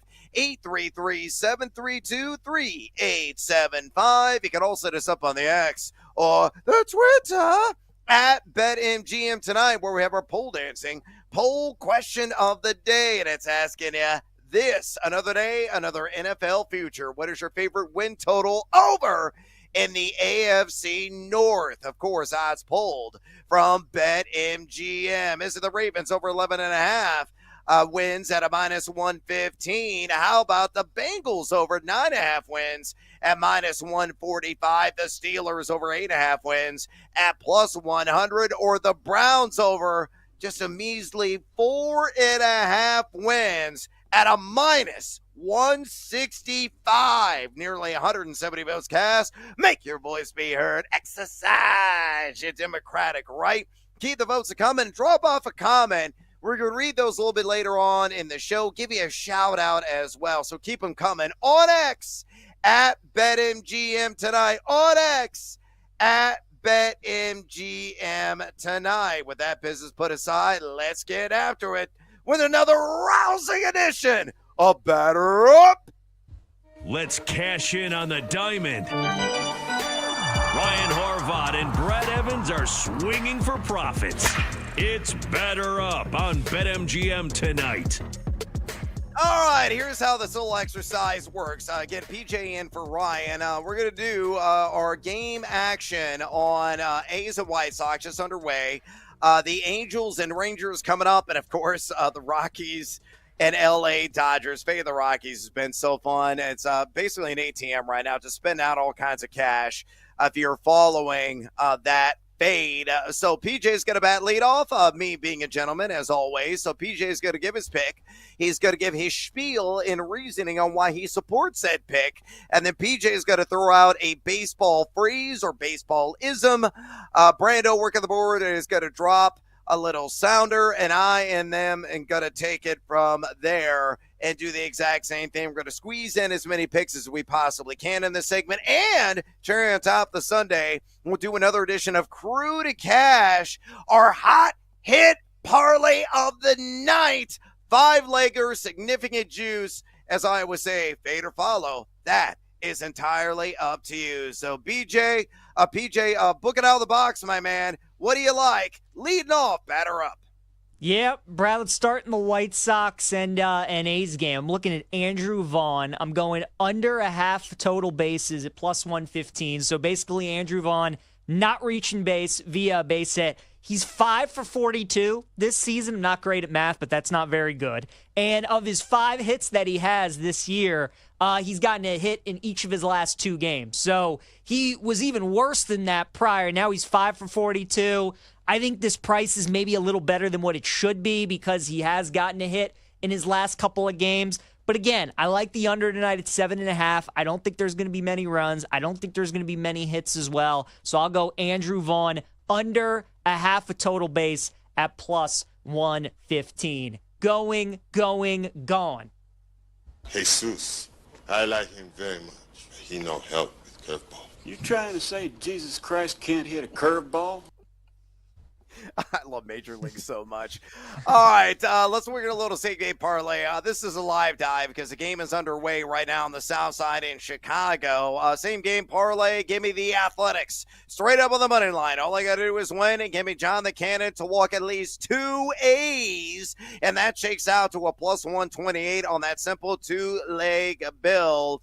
If you look at John the Cannon, 5.79 reprehensible walks per 9 mark this season, only a 49.8% zone percentage and 23.6%. That's a really low number. I mean, call plus swinging strike percentage as well. Oh, and look at the king of consistency going 3 walks in each of his first 3 starts. So certainly a number that is wild. Hopefully that trend is going to continue. And even if he shaves off 1, we still cash in on that leg at 2 or more base on balls. The A's just over 23 in base on balls percentage so far this season. Earned that free pass on 8.6% of their plate appearances. And they're 2-2 on the year straight up against the White Sox. But I think the A's will get the victory, and John the Cannon is going to put at least 2 on base via the walk. Both those events occur plus 128 there at BetMGM. Brando, let's touch them all. Well, hello. Okay, bombs away for Brent Rooker. Man, when he gets a hold of them, he sends it a long ways. Oh, I love it. That's so good. My next pick is a home run pick. I'm going with Angels and Rangers. We're taking Mike Trout at plus 300 to go yard off of Patrick Corbin. I mean, is there really anything else that needs to be said? You're getting Mike Trout against Patrick Corbin, a right-handed hitter against a left-handed hitter. I can just envision Trout running into one of Corbin's curveballs or one of his off-speed pitches. The power numbers are still there for Trout. The average up to this point isn't where you would expect it to be. I think it'll get there if he stays healthy, but the power numbers are still plenty there. He's playing in one of the best hitters' parks in all of Major League Baseball. So Mike Trout to go deep, plus 300. That is going to be my next play. Going, gone. Hey, you want some more? I haven't had anything yet, so how can I have some more of nothing? You're killing me, Smalls. Another great movie reference there. Brando's got a ton in the bag tonight. All right, let's go to a name you may not be familiar with. He is a member of the LA Angels. He is their starting second baseman tonight. Yeah, he bats down in the order. I think he's going to be batting the 7th spot tonight. But all I need from him is a base hit of the single-only variety. Kyron Paris, slap one in the outfield, and stop at first base. Don't you dare try to leg it out and get a double. If you get a single tonight in your matchup, it is a minus 120. I think it's very much on the table. He's off to a scorching white-hot start to begin the year. You look of the 15 hits he's collected, 13 have been of the single variety. A guy that is 4-7 so far in the young season against southpaw pitchers. That's a .571 batting average. And who's he going to go against? Yes, Patrick Corbin, the batting practice machine himself. You look at Paris, he has gotten a single in 6 of his last 8 games. And Corbin, an unsightly 6.75 ERA this season, and it is far worse. The expected ERA, folks, for Corbin is 11.19. So if you do a deeper dive in some of the advanced analytics, are suggesting there is going to be a correction in a negative sense. So that ERA could be climbing. Kyron Paris, all I need is to slap a single, and we cash. Hey, Brando, give him the heater, Ricky.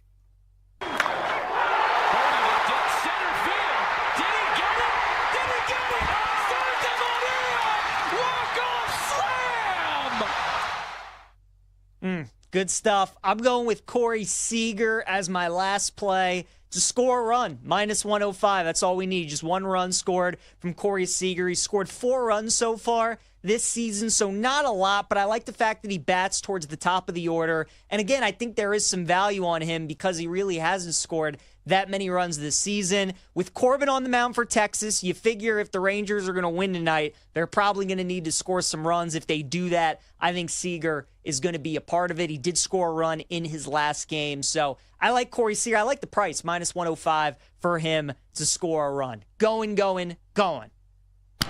This is going to be a tough play. The Cubs win the World Series. Brian makes the play. It's over. And the Cubs have finally won it all. All right, I'm going to race around the bases here because we got to get to Crew to Cash. My last play, same game parlay. I'm going to take the over the all total and Angels and Rangers on 6.5. Why? It's a pitching matchup. And 2, Jose Soriano under 2.5 walks. I think he's going to walk 2 exactly. A guy who is cashed the over on this prop in 2 of his first 3 starts with the Rangers have the lowest base on balls percentage of any team in the bigs this season. So again, LAA and Texas over 6.5 total runs. Soriano under 2.5 walks, minus 110.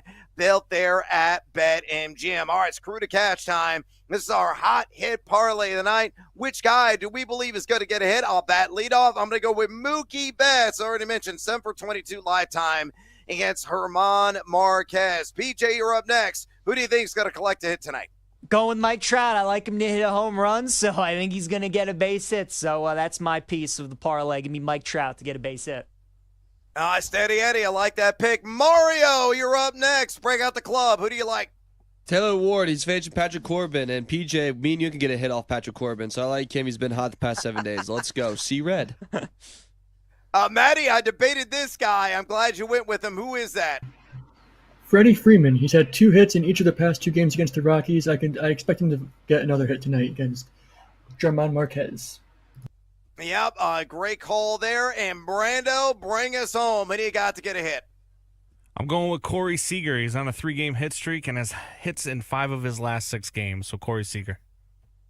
He's got a smooth stroke. Can never go wrong with a little Corey Seager action. So again, Mookie Betts, Mike Trout, Taylor Ward, Freddie Freeman, Corey Seager. You build that 5-leg hit parlay, shakes out to plus 335 at BetMGM. And hopefully that one is going to touch the ball and bring it home. We just missed the first 2 exercises in our 5-leg hit parlay. I'm feeling like we're going to hit one of these nights, and it might start this evening. As I always say, though, fade or follow. That is indeed entirely up to you. All right, we got exit stage left. We come back. Joseph Zagacki is going to be joining us. He is the voice of the Miami Hurricanes. He knows a little bit about Cam Ward. We're going to talk that and maybe a little Miami Hurricanes football as well. Stick around. This is BetMGM tonight on the BetMGM Network.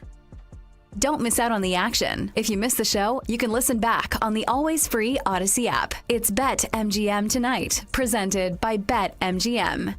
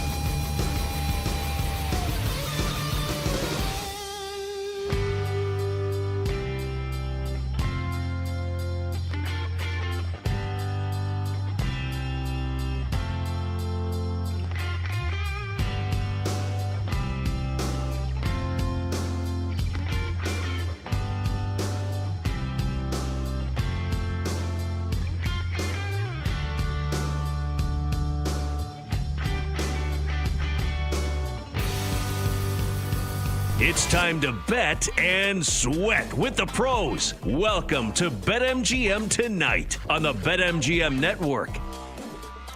Welcome back to BetMGM Tonight. Probably the Big Noise Evans with you. PJ Glasser in for Ryan Horvat on this whole third edition of the show. And we're going to be breaking everything down when it comes to Miami and Chicago, keeping you up to date on everything going on in that playing game. 4:09 remaining in the first quarter. We got time on the floor, and the Miami Heat already up 10. Tyler Hero in Fuego to start the game. 6 minutes of action for him. He's already sat on the bench for a minute. He's already got 11 points, 5 of 6 to start the game. 1-1 from way downtown, a pair of assists as well. Wiggins also with 10.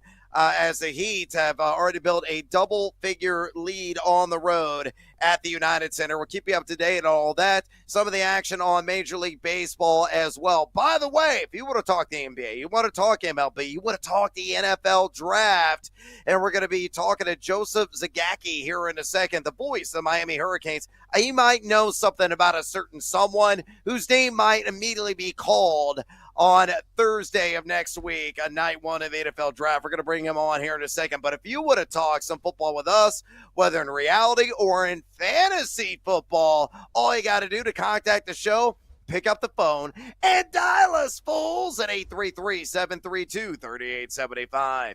833-732-3875. You can also hit us up on the X or the Twitter at BetMGM Tonight, where we have our pole dancing poll question of the day. And it's asking you this: another day, another NFL future. What is your favorite win total over in the AFC North? Of course, odds pulled from BetMGM is that the Ravens over 11.5 wins at -115, or the Bengals over 9.5 wins at -145. How about the Steelers over 8.5 wins at +100? Or finally, the Browns over just 4.5 wins at -165. Over 170 votes cast. Make your voice be heard. Exercise your democratic right. Drop in your comments. We're going to read those a little bit later on the show. Give you a shout on in air as well. And keep the votes coming on X at BetMGM Tonight. On X at BetMGM Tonight. Right now, let's go out to the phone lines and talk to Joseph Zagacki, the voice of the Miami Hurricanes. Make sure you follow him on X, where he's always giving it to you there at Canes Voice. I love that handle. On X, again, at Canes Voice. Give him a follow. Joseph, welcome to BetMGM Tonight. Straight away from me, universally, draft pundits say Cam Ward will inevitably go at number 1 overall in next week's NFL draft. What are the Titans getting? What are Ward's biggest strengths? What areas do you feel he needs to work on most to be successful at the next level? And most importantly, I'm a fantasy football nerd. Is he going to bring an instant impact, in your opinion, year one with the Tennessee Titans? Man, those are some loaded questions. Thank you for having me. What they're getting in Cam Ward is a very confident player, a guy that refuses to lose, refuses not to be successful, very determined, guy that plays with a purpose, really student of the game. Maybe his weakness would be all the above. Very confident player, sometimes too confident that he can make plays. Sometimes at that position, you've got to live for the next down. I think he'll learn that at the NFL level. In college, you can get away with some of the things that he tried to do and was able to do at the NFL. In the NFL, probably not going to get away with scrambling to the right sideline and throwing across your body to the middle of the field, hoping you hit a wide receiver and creating a big play. In the NFL, that's going to be intercepted, and then your teammates are probably going to not be happy with that. So I do think he'll go number 1. And I do think he'll be a productive player. Will he be, a stat stuffer for the fantasy leagues right off the bat? I don't know. But once he gets into the NFL and takes over that job as a starter, and I think that's always hard for a guy coming out of college to step right in. But once he's integrated into the games and it becomes his job, I think he's going to be a very successful quarterback and put up big numbers. Yeah, Joseph, I mean, it's incredible. You know, coming into the season, he certainly wasn't the consensus #1 overall pick, right? He wasn't thought of like a Trevor Lawrence or an Andrew Luck, but here we are a week away, and it seems like a formality at this point that he's going #1 to Tennessee. Are you surprised that, like, it feels like this much of a lock that he's going #1? Certainly this year's quarterback class isn't as thought of as last year's, but you still have some good QBs. Are you surprised that it's this much of a lock that it feels like he's going to Tennessee? Well, I think he certainly has separated himself since the end of the season with all the evaluations that the pro scouts have put him through and the other quarterbacks. They have figured out that he's a difference maker, so he has separated himself. If you had asked me the same question a year ago when he was first coming to Miami, I wouldn't have had any idea. But the thing that I do like, one of the many things I liked about Cam Ward is he achieved exactly what he wanted by coming to the University of Miami, and that was to become the first pick in the draft. I mean, he wanted to win, there's no question, and he led Miami to 10 wins. But I thought it was interesting when he was at Washington State, he threw the ball 65% of the time. Coming to Miami, I thought, well, how's that going to work? Because Mario Cristobal, he wants to run the ball 60% of the time. Well, Cam Ward won that tug of war. He threw the ball. Miami threw the ball more than they ran it. He was given the freedom at the line of scrimmage to make those checks, to either check off from a pass into a run. Most of the time he stayed with the pass. Most of the time he was successful. You look at his numbers, 36 touchdown passes against 7 interceptions. And I would say 3 or 4 of those interceptions were plays that if he had just decided to eat the ball, he would have had 36 touchdowns and 3 interceptions. But some of those interceptions were self-inflicted wounds. The other thing that I do like about him, and I think it will help him in Tennessee and Miami, probably a lot like New York or Philadelphia, some other big NFL cities, if you're going to be the quarterback at the University of Miami, it's a full-time job, just like it is for Tua with the Dolphins. Because when you play quarterback in this town, whether it's for the Dolphins or the University of Miami, you are going to face scrutiny every single day. And at the college level, not a lot of guys want to take that responsibility of being the quarterback 7 days a week, 24 hours a day in Miami. Cam Ward, he embraced that. He embraced that responsibility. He embraced those expectations. He was the best quarterback the University of Miami has had, in my opinion, since Vinny Testaverde played here. Wow. Yeah, I mean, he had a heck of a season. And look, Joseph, I mean, the last couple years, we've seen C.J. Stroud get drafted. He changes the Texans overnight. They make the playoffs in his rookie year. We saw it with Jaden Daniels last year, a guy like Cam Ward who played a lot of college football. He took Washington to the playoffs. I mean, do you think that there's a chance, with Cam Ward going to the Titans, the AFC South being a winnable division, do you think that maybe the Titans could be like last year's Washington or Houston of the year before, where Cam Ward comes in and they could maybe be a playoff team this upcoming season? Well, I don't know if they'll be a playoff team this upcoming season. I'm sure, considering where the reason they've got the #1 pick is they've got a lot of needs. And when you have the #1 pick, you're not just one player away. That's a pretty big leap to go from worst team in the league to playoff team, putting that on the shoulders of a rookie quarterback. So I don't think that I would walk the plank on that one. I do think he will make them a successful franchise. How long that will take, I don't know. I think some of that's going to come down to their front office and their coaches in his second year, creating his culture and putting Cam Ward in the right offense. He's not going to be short on confidence, and he's not going to be short on leadership and demanding that the players around him put the work in to become a successful team, as he did here in Miami. I think one of the best things that he was able to accomplish in Miami, besides taking them from a 7-win team to a 10-win team, and if they had a better defense, it probably would have been a deep playoff team in college football. But one of the things he did here that they needed was hold players accountable. make football important, and that's what he's going to do in Tennessee. He's going to make winning important, make football a priority, and that's going to be the number one thing that he wants to achieve. I think he's going to help set that culture of them probably being held accountable to each other, which is a lot to put on the plate of a rookie, but he's not going to be afraid to back down from that.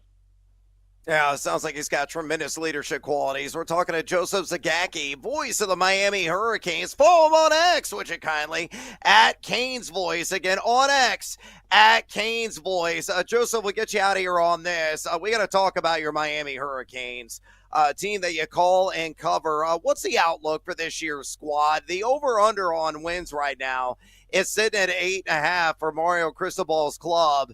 And looking at the schedule, oh my gosh, talk about staring down the barrel of a gun to begin the season. You get Notre Dame at home. You can really start off the year with a bang if you can pull off of what presumably will be an upset. But what's a general outlook from your point of view with this Miami team, especially with Cam Ward now going to be playing snaps in the NFL? Yeah, well, they went from 5 to 7 to 10 wins. 8.5 probably would not be where the fans would want the program to be. Now, you pointed out the schedule. It's Notre Dame in week 1, then the Florida Gators in week 3, and then in week 5, no, maybe the Gators are in week 4. I take that back. Notre Dame week 1, Florida week 4, and Florida State right after Florida. I don't know the last time that Miami played Florida and Florida State back-to-back, probably 1991 in that era.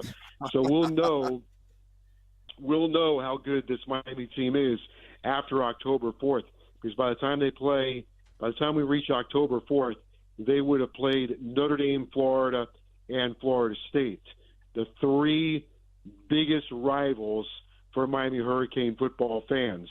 If they go 3-0, they could probably shut the season down right there. People would be happy. But 8.5 overall after what they achieved last year, which was, on one hand, a big accomplishment because of what Cam Ward was able to do, put Miami back in the national spotlight. The offense averaged 538 yards a game, number one in the country. They played offense the way the Miami Hurricanes played offense in 2001 and in the 90s. Unfortunately, they played defense the way Miami's played defense for most of the last 20 years, and that's what held them back. So they'll have to make a giant leap on defense this year. Offensively, Carson Beck is supposed to start throwing here in the very near future. They probably won't be as good offensively as they were last season, but they probably need to balance that out a little bit. The trade-off will be maybe they won't average 550 yards. Maybe they won't be quite as explosive. Maybe protect the ball. And then defensively, if they can make a big leap there, I think they can get past that 8.5 number. Yeah, there's certainly going to be a challenge with that daunting opening season schedule, to say the least. We're going to find out real quick, Joseph, just how good this Miami Hurricanes team could be this upcoming fall. Excellent stuff from Joseph Zagacki, the voice of the Miami Hurricanes. Follow him on X, at Canes Voice. Again, on X, at Canes Voice. Joseph, we appreciate the time, my man, and enjoy the calls this fall. All right, fellas. Thank you very much. Appreciate it. Yeah, thank you very much as well. There he goes, Joseph Zagacki, the voice of the Miami Hurricanes. What are your thoughts, PJ, on this Miami Hurricane team? You mentioned, Carson Beck, obviously going to be in the fold there, presumably under center, hopefully game 1. But, man, you talk about an intimidating start this season. Notre Dame, Florida, Florida State. Holy mackerel. That's the part of it. I don't like betting win totals on teams like that, Brad, because I want the season to play out. It feels like with that win total, 8.5 in the start to their schedule, I mean, they lose 2 of those games, they're pretty much cooked. So Beck is going to be interesting, change of scenery for him, playing under Cristobal, who always has good offensive linemen, good running backs. I think that's going to be good around Beck. But look, this defense has to be way better than what it was last year. 2 years ago, it was very good. And then this past season, when they had a great offense, they couldn't stop anybody. So So much talk about Beck in the offense, Brad, but for me, it's going to come down to Miami's defense. And, I mean, they were really bad last year. I expect them to be better. But, again, with that schedule, man, I don't know if they're going to be, better enough to win 9 games. So I'm staying away from the Canes this year.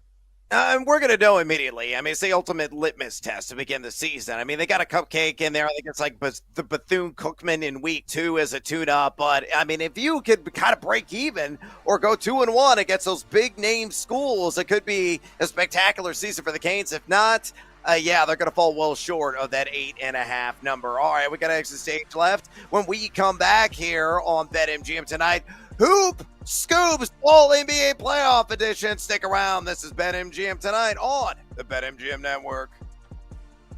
Don't go anywhere. You're listening to BetMGM tonight on the BetMGM Network.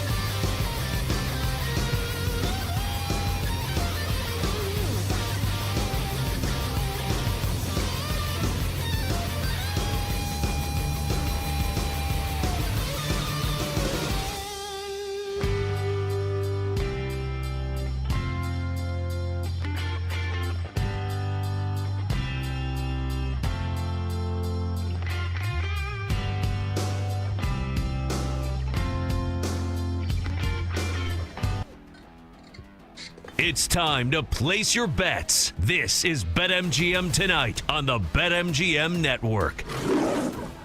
It's Curry off a screen, fakes, fires, stuck it! He just stuck it! Timeout! Oh, shout out to TNT for that rejoiner sounder on Steph Curry, pumping and nailing a three there, which he normally does on a routine basis. We saw him in action last night. He was doing exactly that. I think he made 6 triples in that game, that play-in tournament game. So we got another play-in tournament game underway. We're keeping track of everything in the NBA. We're going to have another one on the late night tip there on the left coast.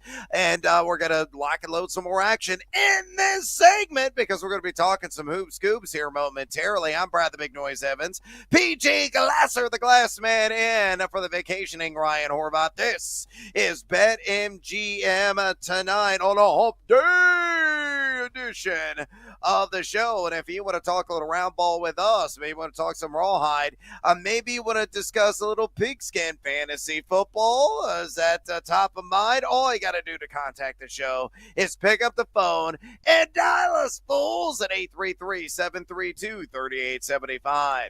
833-732-3875. You can also hit us up on the X or the Twitter at BetMGM Tonight, where we have our pole dancing poll question of the day. And it's asking you this: another day, another NFL future. What is your favorite win total over in the AFC North? Odds pulled from BetMGM is that the Ravens over 11.5 wins at -115. The Bengals over 9.5 wins at -145. The Steelers over 8.5 wins at +100, or the Browns over 4.5 wins at a -165. Pretty heavy juice on that one. Over 170 votes cast. Make your voice be heard. Exercise your democratic right. I've got any comments. Drop those off. We're going to read them and give you a shout out on the air a little bit later on in the show. And keep the votes coming on X at BetMGM Tonight. On X at BetMGM Tonight. Let's get an update. Speaking of little hoop scoops here, and Bulls and Heat. Bulls not playing great right now. 47-30. Miami is up. 8:35 remaining there in the first half. A War Day diehard Bulls fan is not very enthused about this game because Tyler Hero will not miss. He is a perfect 7 for 7 to start this game. He is breathing fire. He is whizzing fire. I might want to get that checked out. 2 of 2 from 3, 2 of 2 at the free throw line. Just impeccable start. Already got a couple of rebounds, 3 assists as well. Wiggins has got 10. Bam Adebayo's got 7 and 3 so far in this game. Also a couple of assists for Wham Bam. Thank you, ma'am. Josh Giddey leading the Bulls in scoring with 13, followed by White with 8. But Chicago already down now 20. They're down 50-30. They just hit a 3. 50-33, 17-point spread for the Miami Heat. Certainly delivering on the flame-like name that they have under 8 minutes ago there inside the United Center. Again, we'll keep you abreast of everything that develops in that contest. We're also keeping our eye on the Diamond and numerous games right now. And my first of 5 just went down, unfortunately, with the Kansas City Royals and New York Yankees. And the Yankees put up 2 spots in the 5th inning. 3-3 Royals and Yankees right now. The bottom of the 5th inning, Yankees up. Or no, let's see, they're not up. Yeah, they are up at the dish right now. 3-3 as Bubic gave up a couple of runs. And let me see who put him on the board. Cody Bellinger had a 2-run double. So 3-3 in that game. Kansas City also got a couple of runs as well. So we'll continue to monitor all the action on the diamond and on the hardwood. And speaking of the hardwood, we got to get after it with another edition of Hoop Scoops. Let's hit the hardwood to bring in the cash. Here's Michael at the foul line. A shot on Elo. Good! The Bulls win! They win it! Set the Cleveland Cavaliers and find the Cinderella story. Clark in a straight check. Oh, he didn't need to do that. He threw it away. It's Hoop Scoops on BetMGM tonight. All right, let's go ahead and get after it. Here's how this whole exercise works. I'm going to batter up. We're going to go back and forth. PJ is going to get the rock first. He's going to fire off on, could be a side, total, maybe a player prop. Maybe he's going to get adventurous and throw out an SGP. He's going to give his pick. He's going to give some reasoning. And the PJ, the phrase you got to use to trigger Brando there back in Chicago to drop a little basketball reference and sounder, you say, hit me with the hoops. They'll drop the sounder, and I'll take it from there. We're going to go back and forth and get you as many picks as we possibly can in this segment. So, PJ, again, you're batting leadoff, my man. You're first up, so kiss one off the glass and bring home a winner. What is your first Hoop Scoop? Let's go with DeMar DeRozan, over 24.5 points tonight for the Sacramento Kings. So him and Zach LaVine, Brad, right now on BetMGM, they're both listed at 24.5 points. So certainly both of those guys could go over. Both of those guys could go under. I'm tending to think, though, that one of them is going to go over and one of them is going to go under. And I think with this being a playoff game, with this being a low total of 213.5 that continues to drop, it was 215.5 this morning. Expect a low possession game, a defensive game, and that plays right into DeMar DeRozan, obviously being a mid-range guy, a guy who gets his buckets in the half court. He gets to the free throw line. So I'm more so like DeMar DeRozan than I do Zach LaVine. He's the guy that I would target with the high point total. So we're going over 24.5 points for DeMar DeRozan. Hit me with the hoops.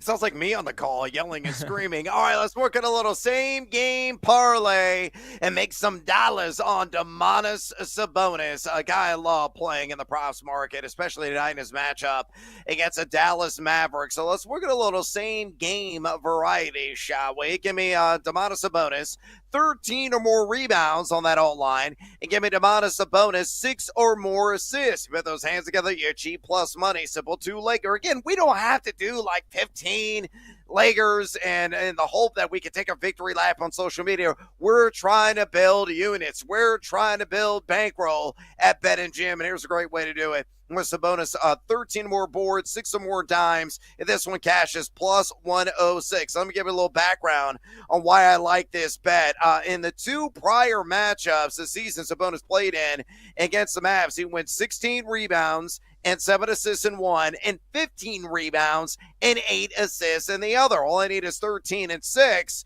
to score some cold hard cash. In the month of April, he's averaging right at both of these thresholds needed. 13 rebounds per game exactly, 6.3 assists per game as well. Dallas in their last 15 contests entering the NBA postseason, 11th most opponent assists per game at 27.1, and the 10th most opponent rebounds per game at 44.6. So it is an appreciable matchup. He's already had a record of success against this exact team. He is very active on the glass, and he's got great court vision and kicking it out. And hopefully, his compatriots will be dropping some threes or some jumpers so he can score that assist. So to recap, same game parlay, Domantas Sabonis, 13 or more boards, Domantas Sabonis, 6 or more dimes, plus 106 there, built at BetMGM. Brando, hit me with the hoops. Improbable! Unbelievable! Impossible! Magic Giddy! Good day, mate! Brad, look, Sabonis can get all the rebounds he wants tonight. He can get all the assists he wants tonight. Just no points out of Domantas Sabonis. We're going under 19.5 tonight against Dallas. I like your looks with the rebounds and the assists. I certainly think this is a game where Sabonis could affect in other areas. But when it comes to scoring, he tends to struggle with this matchup against Anthony Davis. 5 of the last 6 times that Sabonis has faced AD, he's gone under 19.5 points. And I think this is going to be another one of those games where he's not going to be able to get to 20 points. So if you are going to bet Sabonis, I think Brad's angles are the way to go. Look at rebounds, look at assists. But I like under 19.5 points for Sabonis tonight. Whenever he goes up against Anthony Davis, like most people, because we know AD is one of the best defenders in the NBA, he does tend to struggle. So under 19.5 for Sabonis tonight against Dallas for me. Brandon, hit me with the hoops. Elizabeth, I'm coming, baby. All right, let's go to an over on made threes. The number is sitting just 1.5 for PJ Washington, and hopefully he's going to pile up production from way downtown. A little bit heavier juice here. He got to shell out a few more times at a minus 145, but I'm willing to do so against the Sack. In his only game against the Kings this season, he was 4 of 9 from distance, and hopefully that volume is going to be in a similar vicinity. To finish the regular season, he went over on what I have made triples in 3 of his last 5 games. On the year, a guy that's netting 1.6 made threes per game, so just barely over this number, on 4.2 assists per game, and shooting 38.1% from distance. Sacramento ranking inside the top 12 and most opponent threes made per game over their last 15 contests. So it's a plus matchup. PJ Washington going to play around 18 to 22 minutes in this one. I think he's going to jack at least 5 or 6 outside jumpers. Hopefully he's going to splash one. Hopefully he's going to splash another. And we cash. Give me the over. PJ Washington, 1.5 made threes against the Kings at minus 145. Brando, hit me with the hoops. Wade finds James. Grab that, put it under your Christmas tree. Brad, I'm sending all my good PJ vibes your way, hoping that PJ Washington comes. Hoping he comes through and gets you 2 made 3-pointers. I'm looking at some of the series that we already have in the first round. I'm looking at this Denver and LA series with the Clippers. That should be really good.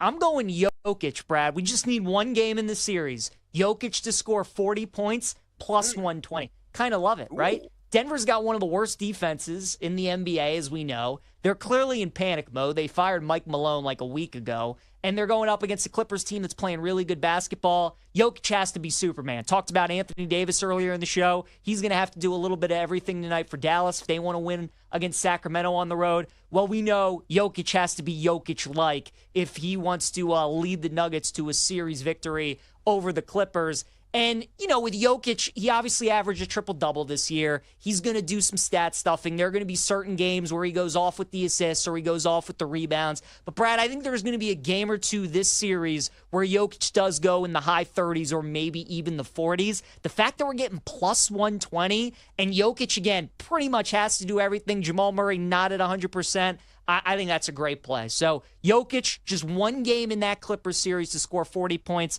plus 120. Brandon, hit me with the hoops.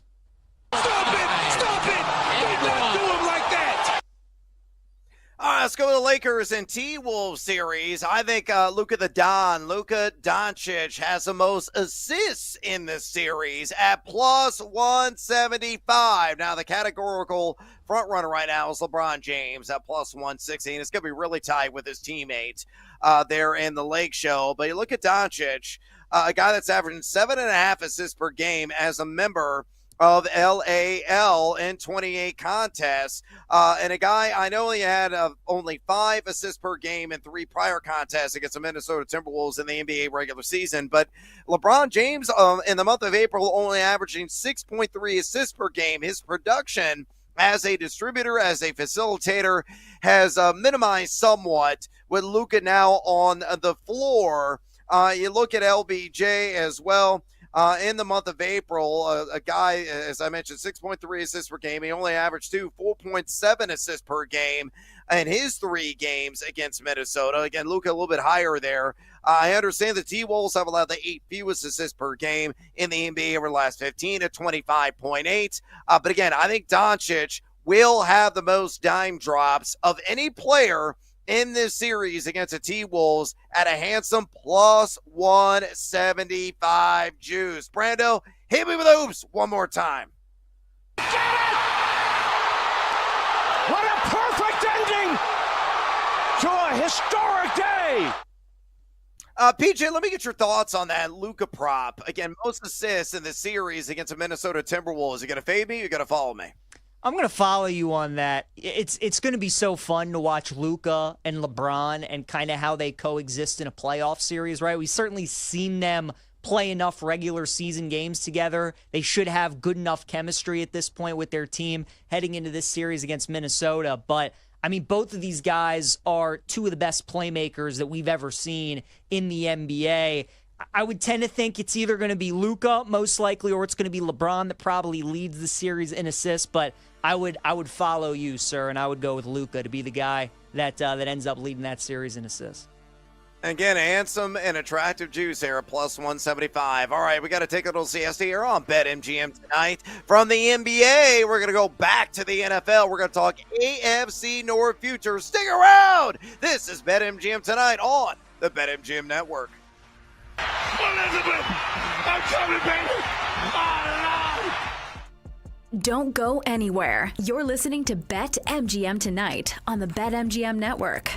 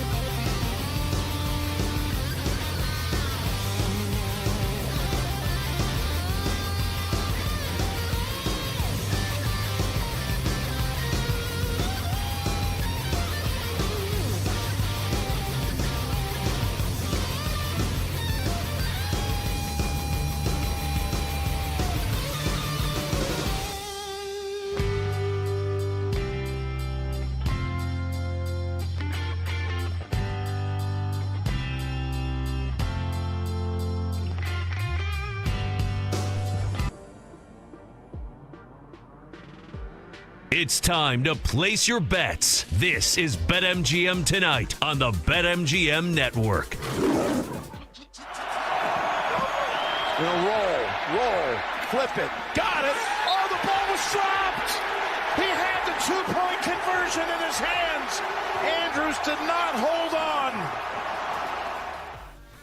Oh, the pain, PJ, our resident Baltimore Ravens fan. The pain! It certainly endures. Mark Andrews dropping a very meaningful pass in that game. Credit to CBS for the rejoiner. But, hey, we got to turn the page and look ahead to what's upcoming this fall in the National Football League. And the Baltimore Ravens should be a surefire contender to maybe finally get over the hump in the AFC, represent the Super Bowl, and possibly hoist the Lombardi Trophy in the end. I'm Brian the Big Noise Evans. Welcome back to BetMGM Tonight. The Glass Man, PJ Glasser, in for Ryan Horvath here on this Hump Day edition of the show. We're going to talk a little AFC North win futures here in this segment. If you want to talk some tackle football with us, maybe some fantasy football as well, you absolutely can. All you got to do is pick up the phone and dial us, fools, at 833-732-3875. 833-732-3875. You can also hit us up on the X or the Twitter at BetMGM Tonight, where we have our pole dancing poll question of the day, and it's asking you this: another day, another NFL future. What is your favorite win total over in the AFC North? We're going to talk about it right now. Odds polled from BetMGM is the Ravens over 11.5 wins at -115. The Bengals over 9.5 wins at a -145. The Steelers over 8.5 wins at +100. Or the Browns over a lowly, so teeny tiny 4.5 wins at a -165. Over 170 votes cast. Make your voice be heard. Exercise your democratic right. Fire off any comments. Keep the votes coming on X at BetMGM Tonight. On X at BetMGM Tonight. Before we dive in the AFC North and the wins totals, it is 71-47 halftime. Miami over the Chicago Bulls. Bulls getting trounced right now because Tyler Hero, again, just will not miss. The guy is a living, breathing microwave right now. He finished that half 8 of 8, folks. And he wasn't taking like high percentage shots. He was jacking shots from way downtown, like 40 feet threes, and drilling those. 3 of 3 from 3, 4 of 4 at the free throw line. Impeccable start for Tyler Hero in that first half, already with 3 rebounds, 3 assists as well. Wiggins threw in 12. Bam Adebayo with 11 points and 7 rebounds, also 3 assists in that first half. Leading the way for the Bulls, Josh Giddey with 13, 5 boards, 3 assists.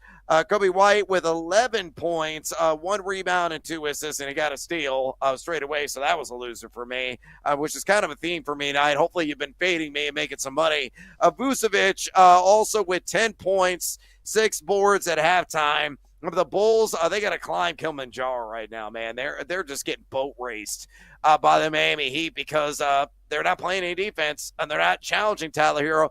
Even if they're stepping out and throwing up their arms and getting a hand in his face, he's still drilling everything. Tyler Hero is doing his best MJ impersonation in MJ's old house. Utterly ridiculous first half from Tyler Hero. Cue the Foo Fighters, the Bette Midler, the David Bowie in the background. It's just insane what he was able to do over that first stanza. We're going to see what happens the second half. Will the Bulls actually fight? Will they have some life? War Daddy, let me go to you real quick. What is the live line right now on Chicago? How many points are they catching? And you tell me, resident Chicago Bulls fan, whether or not you're going to fade the Bulls or you're going to follow them on the live spread. I'm still seeing red. They're 17.5-point dogs right now against the Miami Heat. The over-under is 225.5. Listen, I know this is going to sound crazy, but at some point, Tyler Hero is going to return to being Tyler Hero and miss like a lot of shots and be pretty stupid with the basketball. And the Bulls at some point are going to cut this deficit below 17. I think they're going to come back in this game. The Heat have given up a lot of leads this year. I would take them to cover. I'd maybe even look at the over. It came out like as soon as it ended at 223.5. It's going all the way up to 225. So maybe you missed your window. But listen, this Bulls team does fight. And don't lose faith yet, Chicago. Don't lose faith yet. Heroes, it's Easter. Come on. Faith. Okay, I've lost faith. I think the Bulls are done. PJ, your 30-plus alt-line prop on Tyler Hero looking muy bueno, amigo. That was what, plus 275? Was that right, PJ? Plus 270. So I mean, we'll take it. We got another half of basketball left. He hasn't missed a shot yet, so that's looking really good. I did end up betting Brad the Bulls minus 2.5 in the third quarter because look, Mario seems to think his team's gonna fight. I'll trust them. Also, the Miami Heat are a terrible second half team, and they just cannot continue to shoot the way that they are. Maybe they do, and I just lose the bet. But I'm expecting some regression a little bit, expecting Billy Donovan to make some adjustments at halftime. So we'll take the Bulls. Third quarter, minus 2.5 to maybe cut into this lead a little bit. Yeah, I think that's a really wise bet, honestly. They got to regress to the mean. They got to crash back down to earth. I mean, Tyler Hero's not going to be perfecto the entire game. 8 for 8. I mean, it's crazy. 3 for 3 from 3. I need a couple of more assists to cash in on my same game parlay that was all Hero all the time. So if you bet Tyler Hero, congratulations. I think everything's going to come through in the end. If you took the over on various props. All right, we got to push aside all the action on the hardwood right now and turn to the gridiron and the AFC North. We're going to break down tonight. Let's start off with PJ's Baltimore Ravens. PJ, try to bury the bias on this one. The line, 11.5 wins. Right now, the juice of the over at minus 115, the under at minus 105. So what say you, Glassman? Over or under Ravens, 11.5 wins? Yeah, if I had to bet this, I probably would go with the over. They feel like about a 12-5 team to me. I think that's fair. Their schedule is going to be really tough. Obviously, the division, playing Pittsburgh and Cincinnati 4 times isn't going to be easy. They got the first place schedule, so they got to face Buffalo and Kansas City. And then they also have to play the NFC North this upcoming season. So they're at Green Bay, they're at Minnesota, they get the Lions at home, they get the Bears at home. So tricky schedule for the Ravens. I think what's important for them, though, Brad, they've been such a good regular season team here in recent years that they really haven't had a lot of continuity with both of their coordinators. And for the first time in a good amount of time, they're retaining both their offensive coordinator in Todd Monken and their defensive coordinator in Zach Orr. So when you're a team that's as loaded as Baltimore is, they didn't really lose anybody big of significance in the offseason. You bring back both coordinators. You bring back Harbaugh, who's a good regular season coach.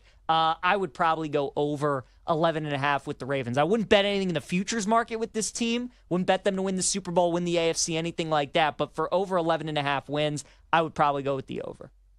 Yeah, I'm going to take the over as well. This is going to be a 12-win franchise this year. Yeah, they have the 9th hardest overall projected strength of schedule. Mike Clay at ESPN, my buddy there, is kind of projected for 11.3 wins, so right around this number. I think they're going to get the extra tick necessary. They were number 1 at EPA per play offense last year. They're going to be a top 5 team in that category again this year. They were number 11 in EPA per play defense. I think they're going to flirt with the top 10 yet again in that category as well. Lamar Jackson is a wizard. The duality off the charts. The guy makes guys miss.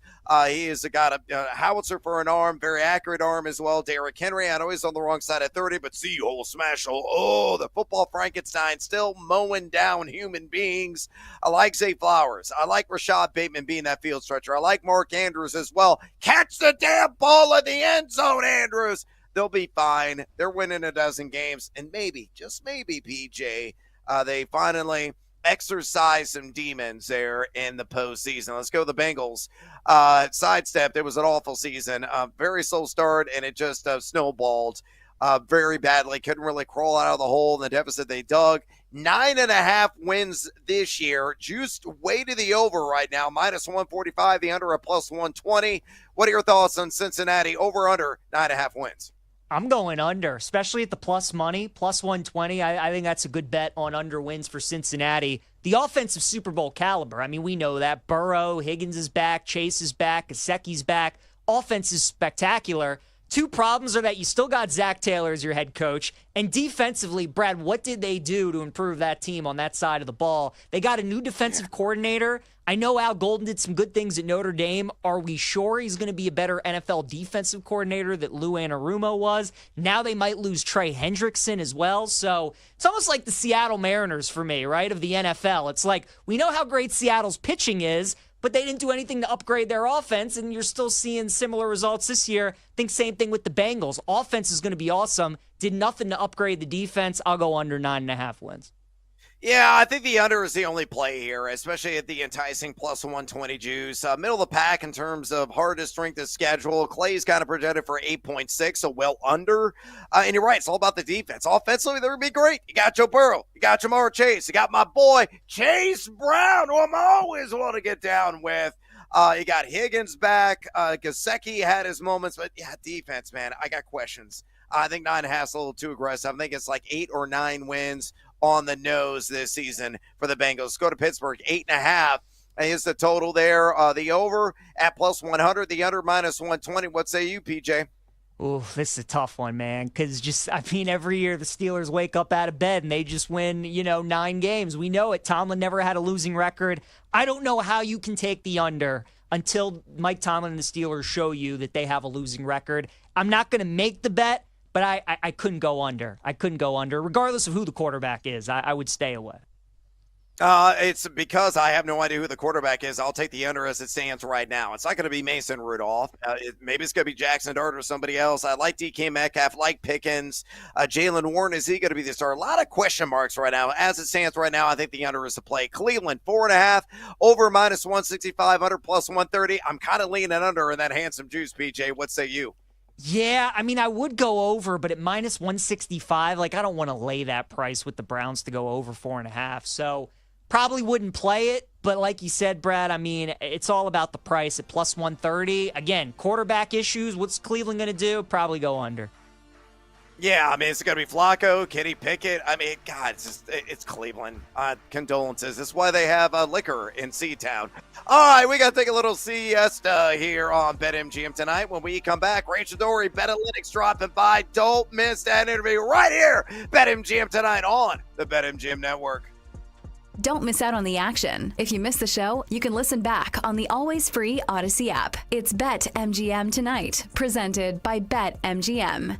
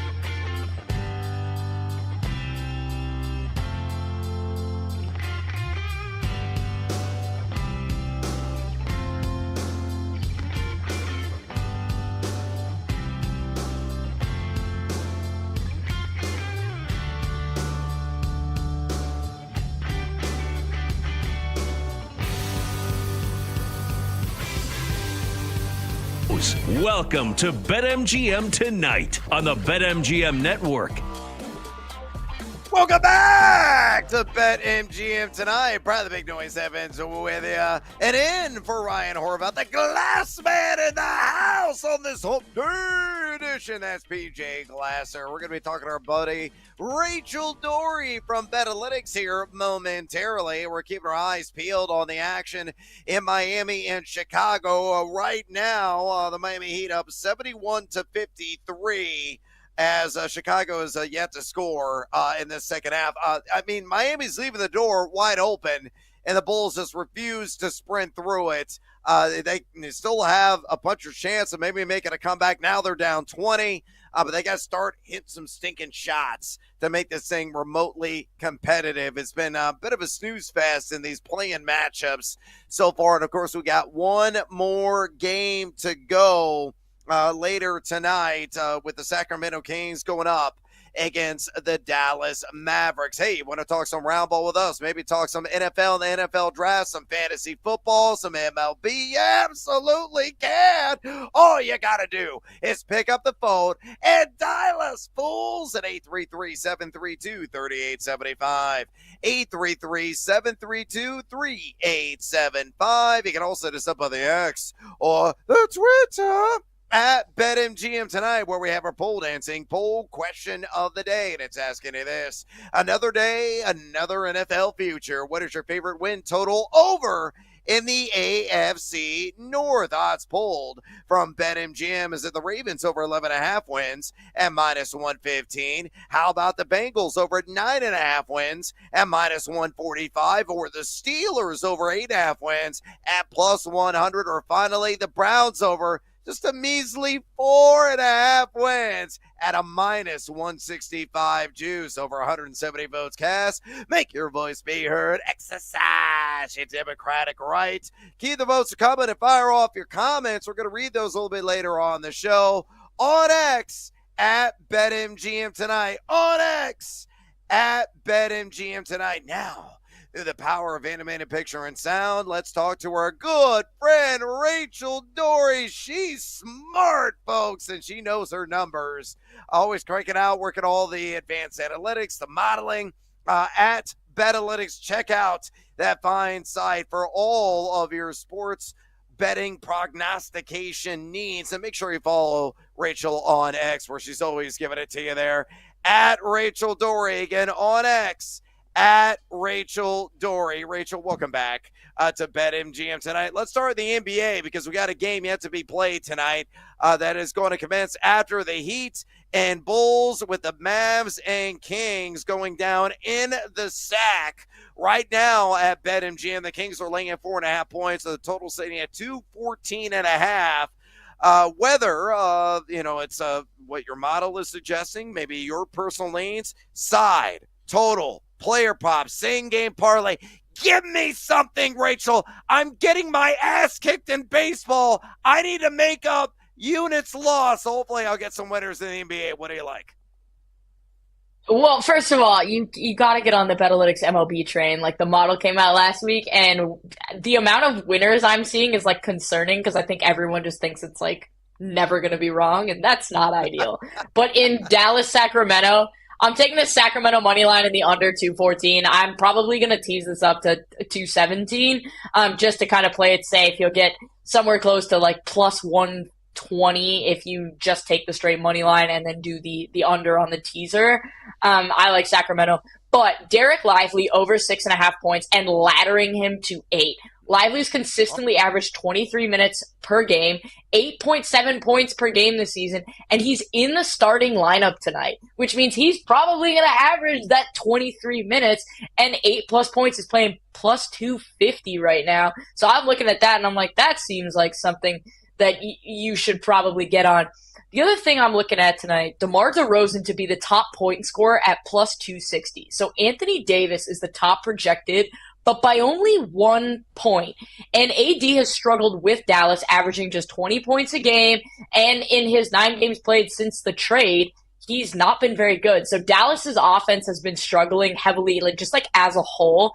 And DeMar DeRozan's averaging 23.5 points per game in his last 10. So I look at the value attributed to plus 260 and the fact that DeRozan is the highest projected Sacramento scorer. That's something with huge value. So I'm looking at Lively and DeRozan plus 250, plus 260 for me.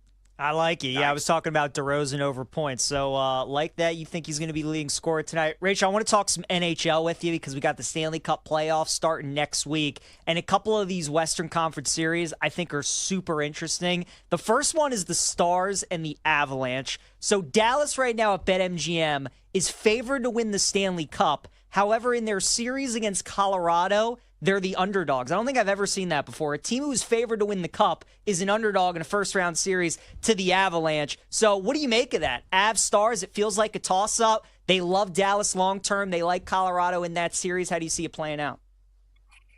Yeah, so the reason I was actually talking to somebody at one of the sports books about this today, and the reason that Dallas is still the favorite, even though they're not the favorite in their series, is because of one guy and one guy alone, and his name is Miro Heiskanen. Miro Heiskanen is not going to play in the first round, but he would be expected back in the second round. And I would say this, if Dallas is to get by Colorado, I do think they become the Cup favorites with Miro Heiskanen. They're just that freaking good. This is the Rantanen Bowl of a series. I'm hammering Colorado in this series, but then I would take Dallas to win the Stanley Cup as my kind of balancing. Here's a couple fun stats. Colorado is 5-0 in series where Valeri Nichushkin has played the whole series, and they are 0-2 in series where he hasn't. Valeri Nichushkin is not only healthy, but he is playing at an excellent clip right now. So I'm looking at that. Dallas, like I said, is without Miro Heiskanen, and without him, they are giving up the most shots against in the entire NHL. So I look at this and I go, without Heiskanen, they really only have Thomas Harley and Esa Lindell. That is not enough to stop the likes of Nathan MacKinnon, Martin Necas, Valeri Nichushkin, apparently Gabriel Landeskog. Not only am I taking Colorado to win the series, I am going to be hammering Nathan MacKinnon shots on goal in every single game in this series. He's a volume shooter, and with Dallas giving up the shots that they're giving up per game of late, it's too difficult to ignore. You have to be laddering MacKinnon every night. He goes animal mode in the playoffs.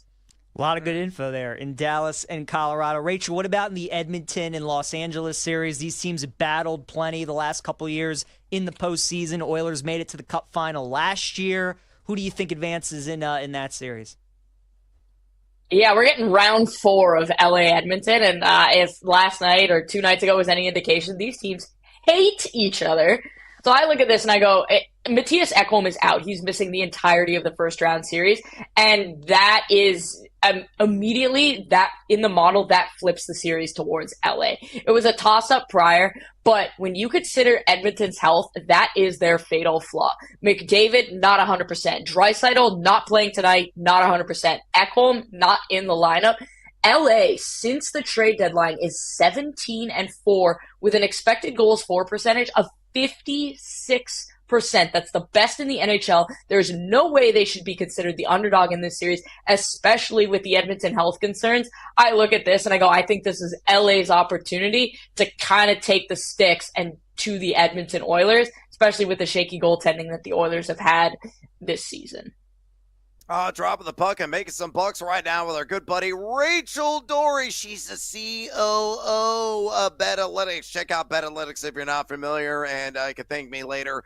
Follow Rachel on X, where she's always giving it to you there.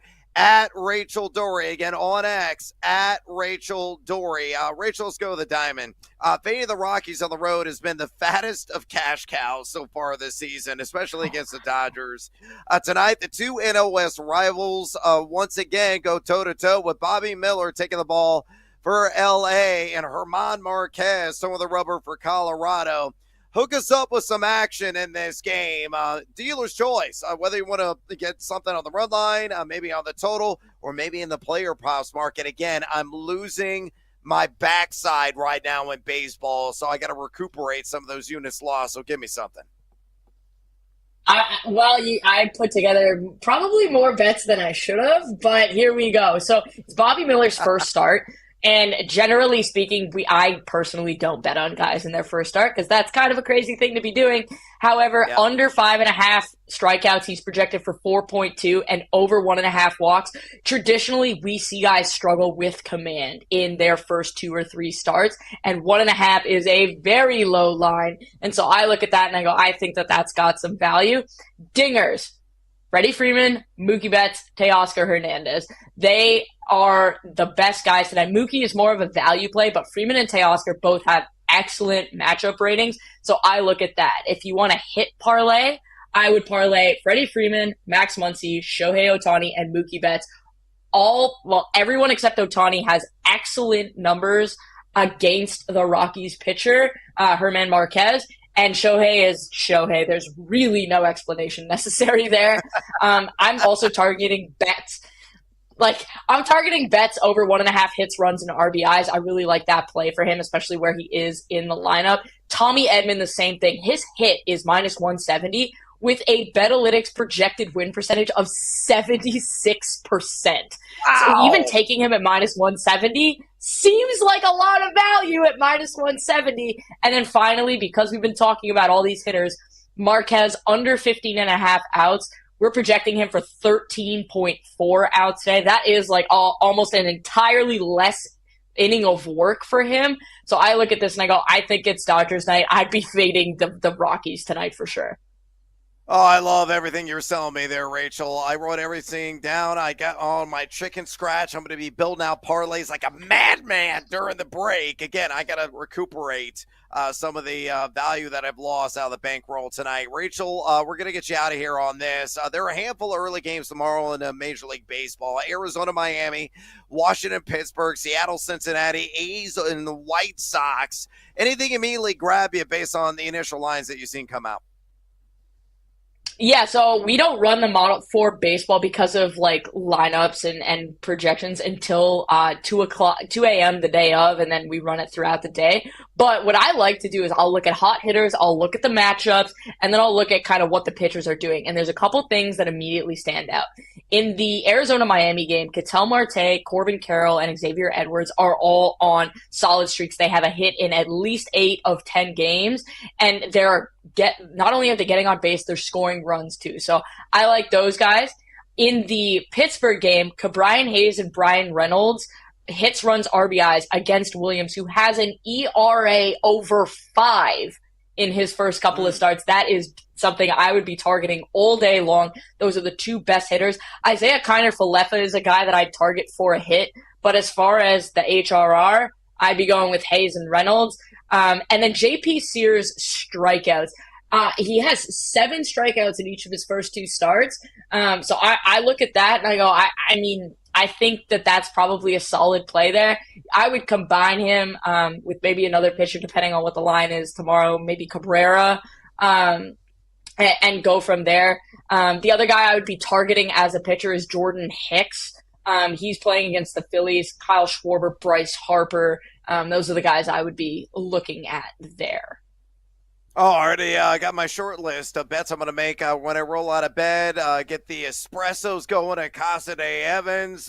Pop in a little donut and pop in some bets as well. Excellent stuff from our buddy Rachel Dory, COO of Betalytics. I'm telling you, folks, you're missing out. If you're not familiar with that website, go check it out. They had a brand new reveal and a redesign of the site, and it is snazzy, to say the least. And follow her on X as well, at Rachel Dory. Always giving it to you there. Again, on X, at Rachel Dory. Rachel, we appreciate the time as always. I got to build some stinking parlay, so I got to let you go. We'll talk soon. Sounds good. All right, there she goes, Rachel Dory from Betalytics. PJ, let's bring you back in. I'm looking at this baseball game yet to get underway tonight. Dodgers, Rockies. She brings up a very astute point about Bobby Miller. First star of the season for him. That K number at 5.5. Some people are going to say, that's really not that aggressive. The Colorado Rockies are number 1 in Major League Baseball in strikeout percentage, which is the God's honest truth. They are so far this season. They're striking out nearly 30% of their plate appearances. But Miller, there could be some limitations in terms of the pitch count. Can he get a half dozen strikeouts I think it's going to be really a coin toss, a bit touch and go. Rachel believes the under is going to hit.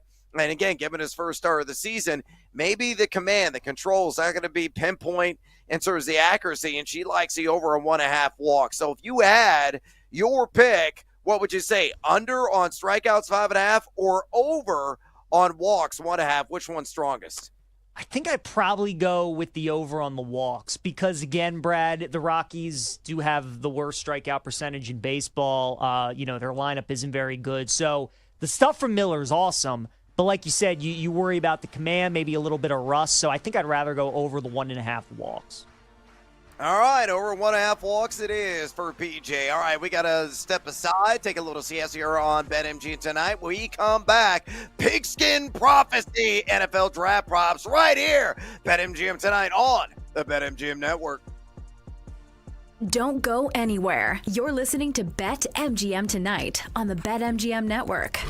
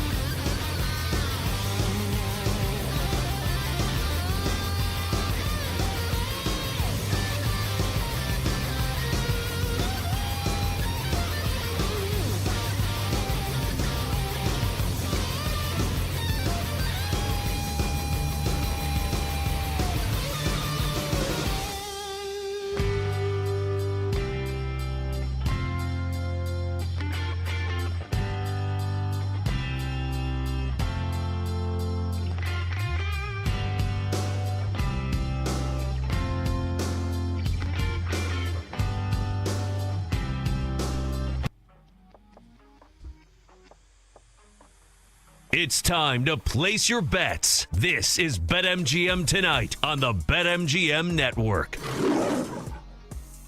Welcome back to BetMGM Tonight. Brad the Big Noise Evans with you. The Glass Man, PJ Glasser, in for the vacationing Ryan Horvat. And we've already covered wall-to-wall sports action. We did a little better up in Major League Baseball. By the way, guys, our hot hit parlay is alive and kicking right now. Mike Trout got a hit. Way to go, PJ, with that call. Brandon, Corey Seager, he got not one but two hits. All we need one. So congratulations to you, Brando, for that one. I have Mookie Betts yet to play. Coming up at like 9:10 Central Time, I believe that game is starting against the Colorado Rockies. Matt has got Freddie Freeman also in that game. Mario, we need your boy Taylor Ward to come through. So far, 0 for 2, but it's still in the top of the fifth inning.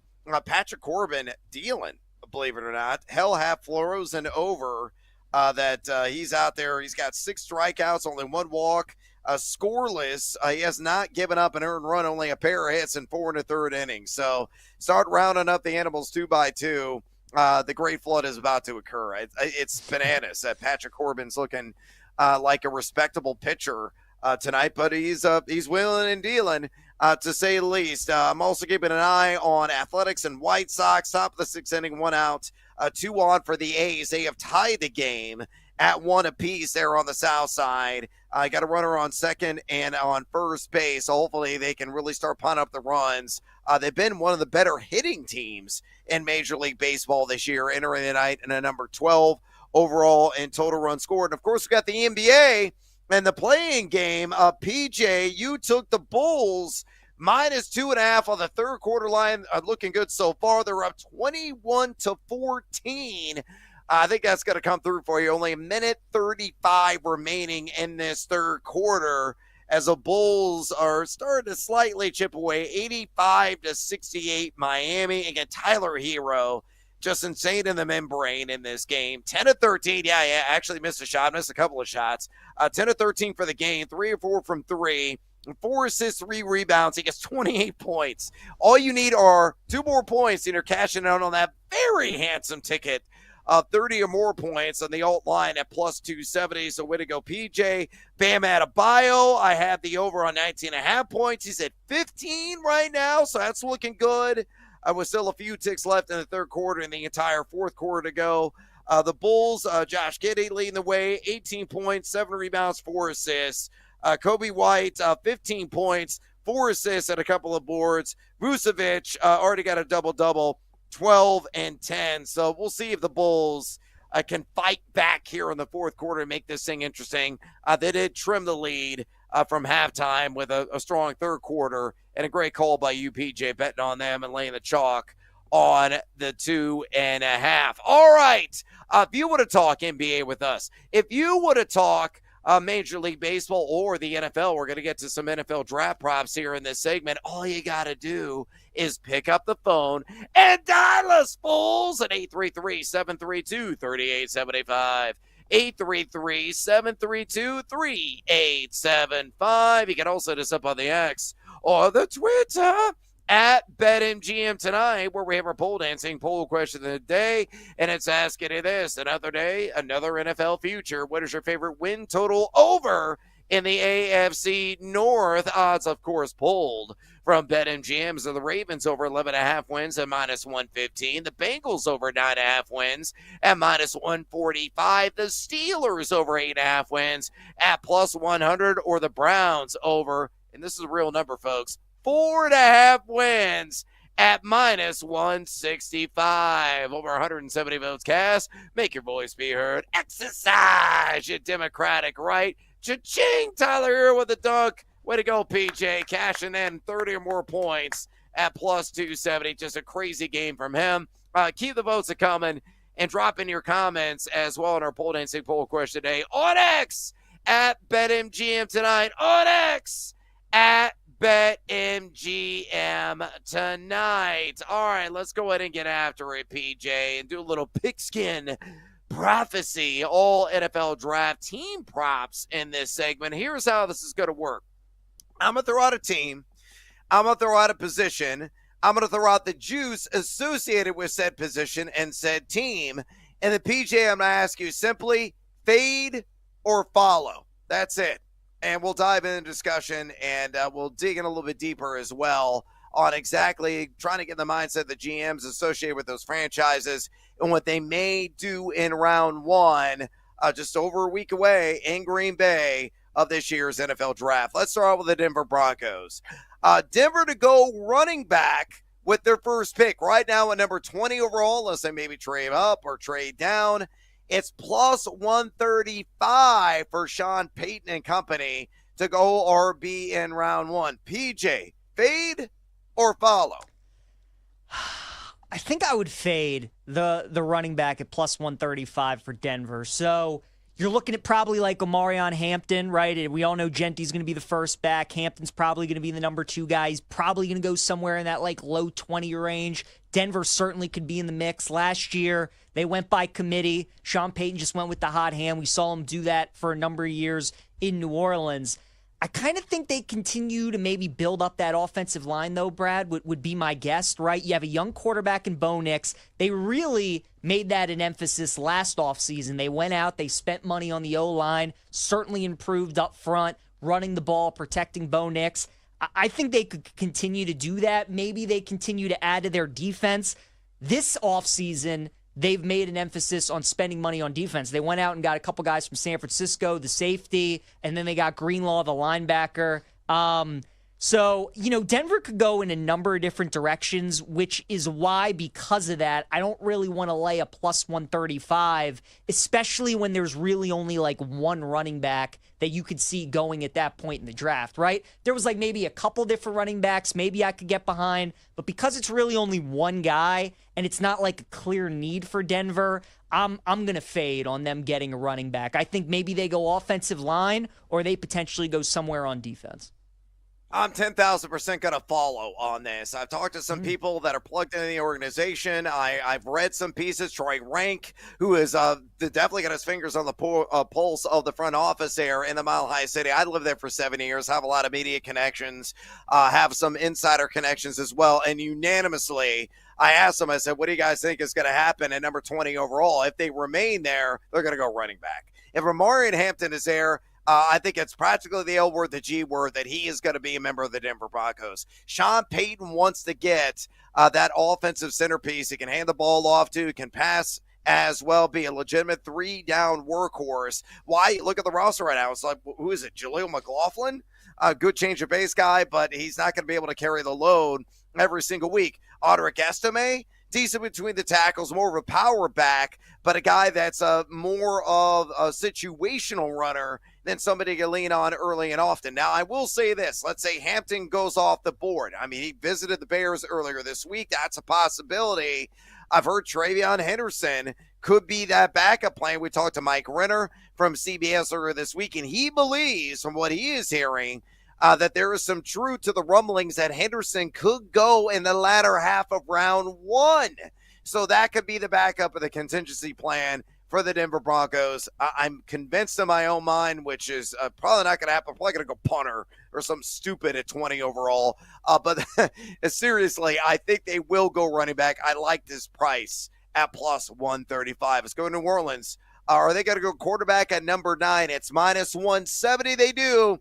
A lot of smoke right now. It's going to be Shedeur Sanders if he is there. And the Giants, again, had him in for another workout, I think today, according to Adam Schefter, and they're picking at 3. So what do you make of New Orleans? And they clearly have an a quarterback to go that direction at number 9 overall, knowing that Derek Carr could be gone from this franchise. It may not even suit up at all this year with that shoulder injury. Yeah, this is another one I'm going to fade, Brad, and a lot of it just has to do with the price. You know, I don't mind laying the juice in the NFL draft if you really know that something's going to happen. Probably one of the better things that you can bet on to lay juice, right? Because in some of these markets, like, it's just that easy. Like, you bet into certain things, you lay the juice, and it's going to hit. With New Orleans, though, drafting a quarterback, you know, it's just, I kind of think Shedeur is going to fall in this draft. I think he's going to maybe be picked in like the high teens, maybe the low 20s. I don't know for sure if he's going to go in the top 10 potentially. And And certainly New Orleans needs a quarterback, especially with the Derek Carr news. And like you said, he might not even play this season. But New Orleans needs a lot of help. I mean, they could go offensive line. They could get Will Johnson or Membu. They could get Jalen Walker out of Georgia, the linebacker. They could get one of the corners. They could go Will Johnson, or they could go Jahdae Barron. I mean, they could go in a number of different directions. So the Saints almost strike me as a team that is going to go best position available. Now, if they really like Shador and he's there, then certainly they're going to take him because, teams obviously, if they feel like they need to get a quarterback, they're going to do it. At the minus 170, though, I would fade it. And, you can get 12-1 on them to draft an O-lineman or a linebacker. I think that's much better. Rather get those prices than bet the minus 170. So I'll fade. Yeah, I agree. I mean, if you're price shopping, you got to go with a different position. My gut says they're going to go quarterback at 9. I think they're a little bit in desperation mode right now with the Carr news. And you really got to lean on Spencer Rattler. We had Rob Brown on. He's a diehard Saints fan. He believes they're going to give Rattler a shot.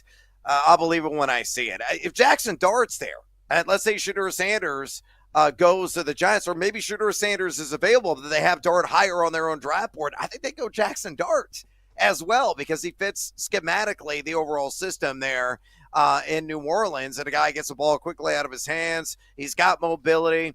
I know there's some questions about his decision-making at times, but it was highly productive in Lane Kiffin's system there at Ole Miss. And you look at where they really struggled offensively last year. They're number 30 in drop-back EPA defense, or offense, excuse me. I know Shedeur Sanders is a popular pick. 42% of the mock drafters have him as the selection at number 9 overall, according to NFL mock draft database.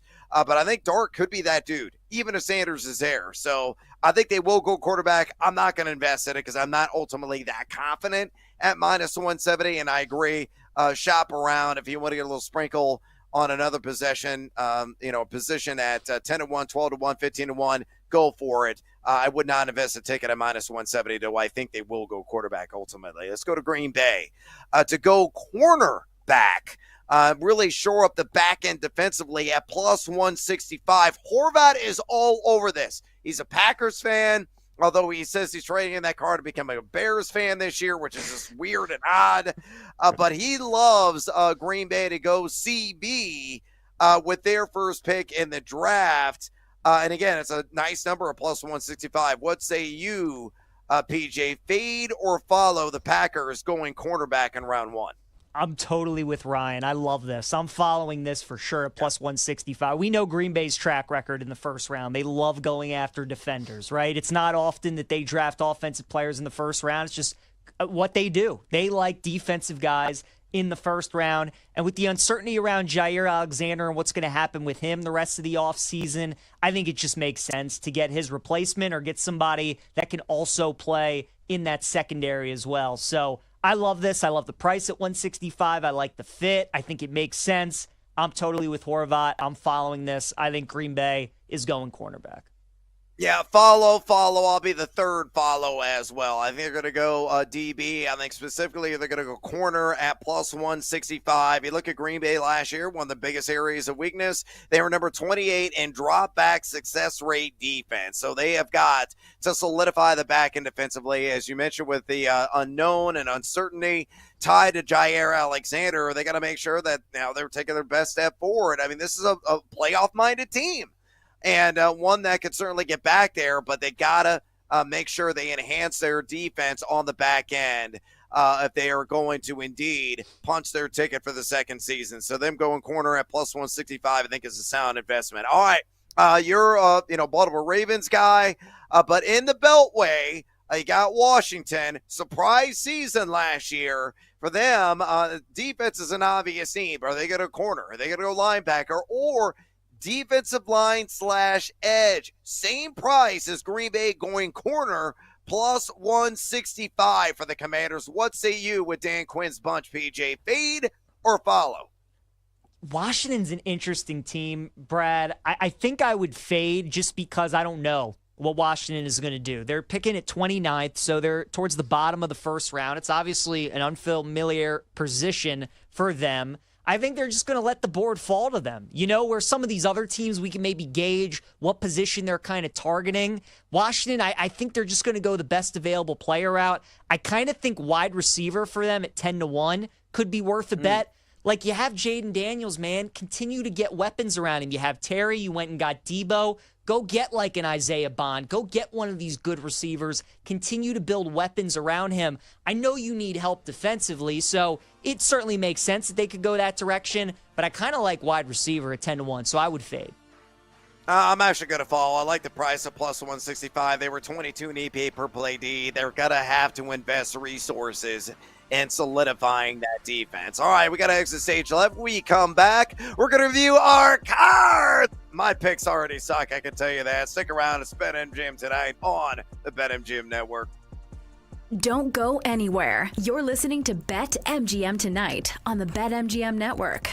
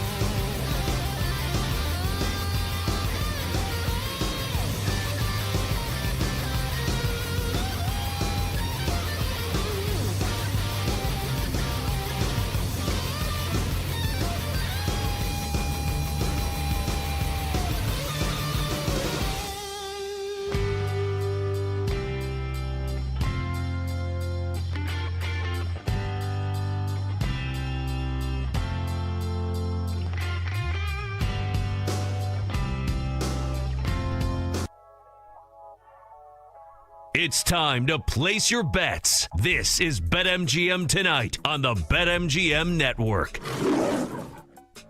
Welcome back to BetMGM Tonight. I'm Brad the Big Noise Evans, in for Ryan Horvath, the Glass Man, PJ Glasser. Going to be rounding things out, at least my end of things. PJ's going to be sticking around for a bonus hour here at BetMGM Tonight, so don't you go anywhere and touch that dial. The Bulls are competing. They're starting to tighten this thing up against Miami.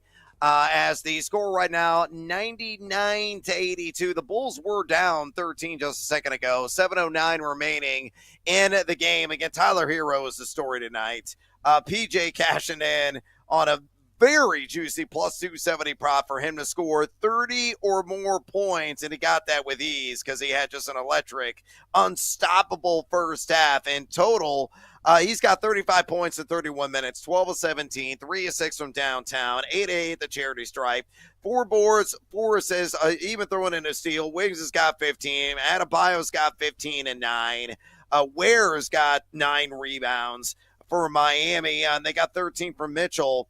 They're off the bench. And then you look at the Bulls, Giddey leading the way with 23, 8 boards and 4 assists. White was 17 and 4 assists and a couple of rebounds. Vucevic with a double-double, 14 and 10. But the Bulls really going to have to make up ground here in a hurry if they want to survive this play-in matchup against the Miami Heat. Also fought a lot of action going down in Major League Baseball. It's not been a great night for your boy. What I need more than anything right now are the Athletics to slam the door on the damn White Sox. The A's capture the lead. They're up 3-1 right now, heading in the bottom of the 7th inning. So 9 outs away from me, hopefully being able to cash in on that. By the way, speaking of baseball, our hot hit parlay is alive and so very well right now. PJ had Mike Trout. He got a hit. Taylor Ward for Mario got a double. He got a hit. Brandon, Corey Seager got only 1 hit. He's got 3 hits. He's 3 for 3. He only needed 1. So it all comes down, PJ, to Mookie Betts and Maddie's pick. Mookie Betts was mine. Freddie Freeman. So Trout's hit, Ward's hit, Seager's hit. If Betts hits, if Freeman gets a hit, we're cashing at plus 335. Let's freaking go. That'd be awesome. That'd be awesome. Yeah, I'll be up late watching the Dodgers game, seeing if those come through. I think we're in a good spot again. Facing the Rockies, gotta love that. You got 2 Hall of Famers in Mookie and Freddie, so yeah, Brad, that'd be awesome if we can cash the plus 335. Angels-Rangers game so far has been good to us. You know, Seager's killing it. Trout's got a hit so far. I got the Rangers plus 115 on the money line. They're off to a good start. I have that under in Oakland and, in the Athletics and the White Sox game. Right now the live total's 5.5, so a little bit of value there in that one. So I'm having a decent day. The Tyler Hero, 30-plus points. That was really good. Again, the Tampa Bay game just absolutely killed us. You know, we liked that game coming in with Newcomb going up against that Rays lineup, but that's just why they play the games, right? He ended up pitching good. Red Sox pitched good. Rays were unable to do anything. So off to a nice little start here, with some of these early games. We got Kings Mavericks coming up. Got plenty of bets in that one. And then obviously we got the Dodgers and some of our bets in that Dodgers and Rockies game. But off to a good start. Awesome that we're 3-5 in the parlay. So that's a lot of fun. Brad, have you ever done the beat the streak, the game where you try to pick a guy every day to get a hit? Yeah. Do you know your highest streak that you've ever gotten? Oh, God. I don't off the top of my head, but I've had a couple of storied runs when I used to play that religiously. I do that. It's been a while since I played it. But, yeah, it's a lot harder than you think. A lot of people that come into gambling, they're just like, all I got to do is get a hit. And it's like, oh, yeah, it's got to be a layup. And you pick, a hot hitter, a big name every single night like Shohei Ohtani or something. Everybody has overnights. It's a 162-game flipping season, folks. Yep. It is definitely much harder than it appears and looks. Totally agree. I think my highest I've gotten is like 18 or something like that. But to your point, I mean, it just seems so easy, right? You could take Aaron Judge every single night if you wanted to. But it's just it's really hard. I don't think anybody's ever beaten it. I think the highest anybody's ever gotten is like 51 or something like that. So it's I know I do enjoy doing it, but like you said, it's one of those things. It's like survivor pools, right? People sign up, they're like, oh, I just got to pick a team to win each and every week. Like that's easy. Okay, I'm sure a lot of us thought it was easy when we were picking the Bengals week 1 against the Patriots, right? And then like half the pools are done. So yeah, these that survivor pool, the beat the streak pool, not easy, but it is a lot of fun. It certainly is a lot of fun, and that's why you play the games, because you want to be entertained, and that's what we're all about here on the BetMGM Network. It's all about wagertainment, folks, and let's go ahead and review our cards this evening. I'll tell you what mine are, a whole bunch of losers. I had first 5 under 5 runs in Kansas City and the New York Yankees. That one missed. I do have the A's on the run line -1.5. They're up 3-1. Again, heading in the bottom of the 7th. Hopefully that's going to hang on. And then the other one that I had was Sean Newcomb over 2.5 earned runs.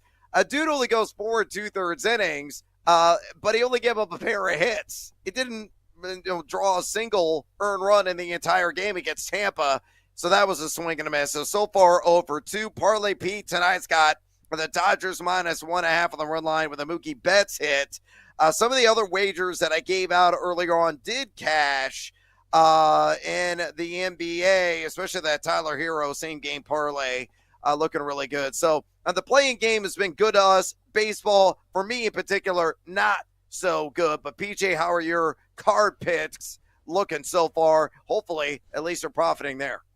Yeah, I mean, haven't had any plays go officially final yet. Again, I got the under in A's and White Sox, 7.5. The live lines at 5.5 right now. Rangers, I got them +115 against the Angels. They're -500 right now. So hopefully those two can cash. Rays team total over 4.5 runs against the Red Sox. Again, like you, we were both fading Newcomb tonight, and that Red Sox pitching staff just didn't work out. So so 2-1, it's looking like if my under and the Rangers can hold on, that'll be pretty good. But the Tyler Hero, the 30 or more points, that's made the night so far at +270. Yeah. Then I had the Bulls live -2.5 in the third quarter if you were listening to the show. So these playing games, Brad, I'm not complaining. Play as many playing games as you want. I'm enjoying myself quite a bit. We'll see how the Dallas-Sacramento game goes coming up here in a little bit. But yeah, so far having a decent night. So hopefully those couple baseball plays can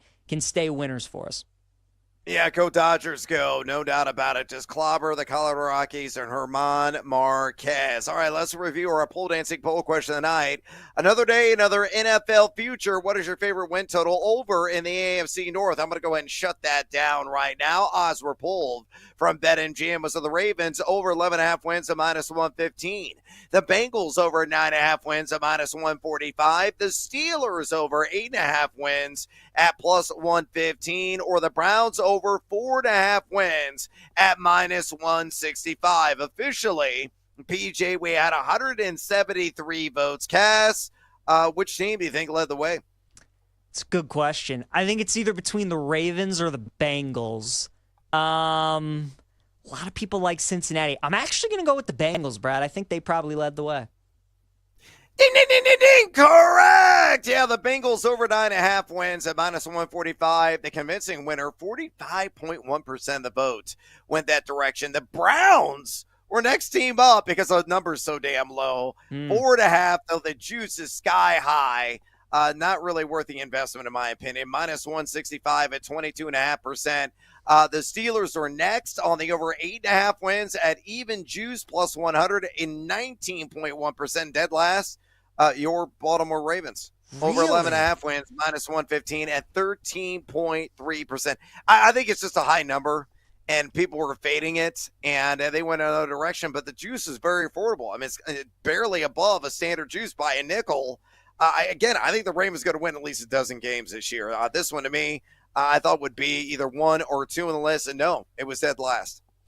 That surprises me. Maybe people, again, maybe it's the high number, like you said. Maybe they just continue to think about their playoff failures. But again, two different things when you're talking regular season wins and what a team does in the postseason. The one thing I will say that might work against the Ravens in the regular season this upcoming year, Brad, they have been really healthy the last 2 years. Like they, for the most part, they have withstood. I mean, they really haven't had any significant injuries to like anybody of big time significance. Kyle Hamilton has had a couple of scares, but he's been okay. I mean, there were a couple seasons back to back where Lamar missed like the final 5-6 years. He's been healthy the last 2 seasons. Yeah. And then you remember not too long ago, I mean, you remember when they had that offseason where Marcus Peters and Gus Edwards tore their ACL on back-to-back plays in practice, and then J.K. Dobbins that preseason tore his ACL. It was one of the most insane things. Lamar got hurt later that year, so I think the injury gods have like made up for it the last couple of years. They've stayed pretty healthy.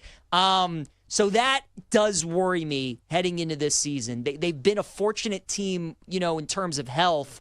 Those things tend to even out. We certainly saw that with San Francisco this past season. Again, they got the team to do it. Their entire coaching staff is back. They got a 2-time MVP at quarterback. I think the health, though, for me, would be something to watch throughout the season. Yeah, I think that's a fair shake to say that. The injury imp is always lurking, and he's ruthless. The injury imp is always snacking on various appendages, and all it takes is one catastrophic injury, and your entire season, flips on a dime. That's just the downside of playing in a violent sport. And in the NFL, every year you're just waiting on pins and needles as a fantasy franchisee, right? You're like hoping, oh boy, hope my guys go off this week. But more importantly, I hope my guy survives a week.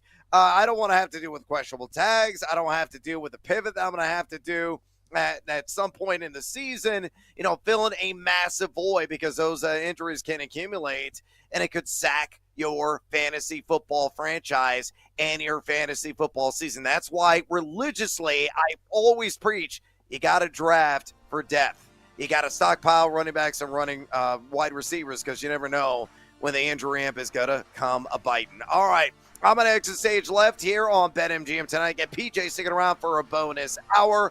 We're going to be breaking down more NFL talk tomorrow. NBA, Major League Baseball. Until then, adios, amigos. Let's go, Dodgers. Don't miss out on the action. If you missed the show, you can listen back on the always free Odyssey app. It's BetMGM Tonight, presented by BetMGM.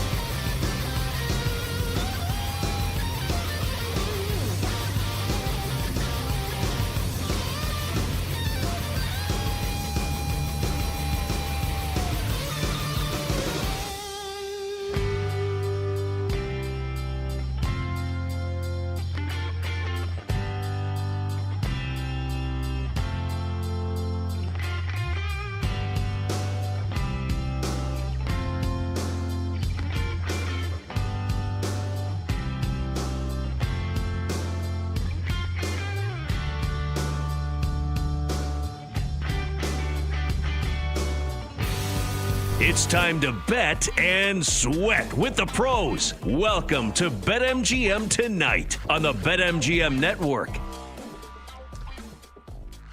109-90, the Miami Heat, a 19-point victory over the Chicago Bulls. The Heat will face Atlanta on Friday, the winner taking on the Cleveland Cavaliers. I'm PJ Glasser. Welcome in to BetMGM Tonight After Dark, filling in for Ryan Horvat. We got our second play-in game of the day coming up here in just a little bit. That'll be the Dallas Mavericks taking on the Sacramento Kings. The Kings are a 5.5-point favorite. The total in the game is 213.5. You want some action on the game? I do have two props that I really like. I took Domantas Sabonis under 19.5 points. 5 of his last 6 matchups against Anthony Davis, he has gone under that number. And then Anthony Davis on the flip side, I like over 11.5 rebounds tonight for AD. His last 3 meetings against Sabonis and the Kings, he has gone for 15 or more rebounds. We only need 12 out of Anthony Davis tonight. So those are the two props that I'll be sweating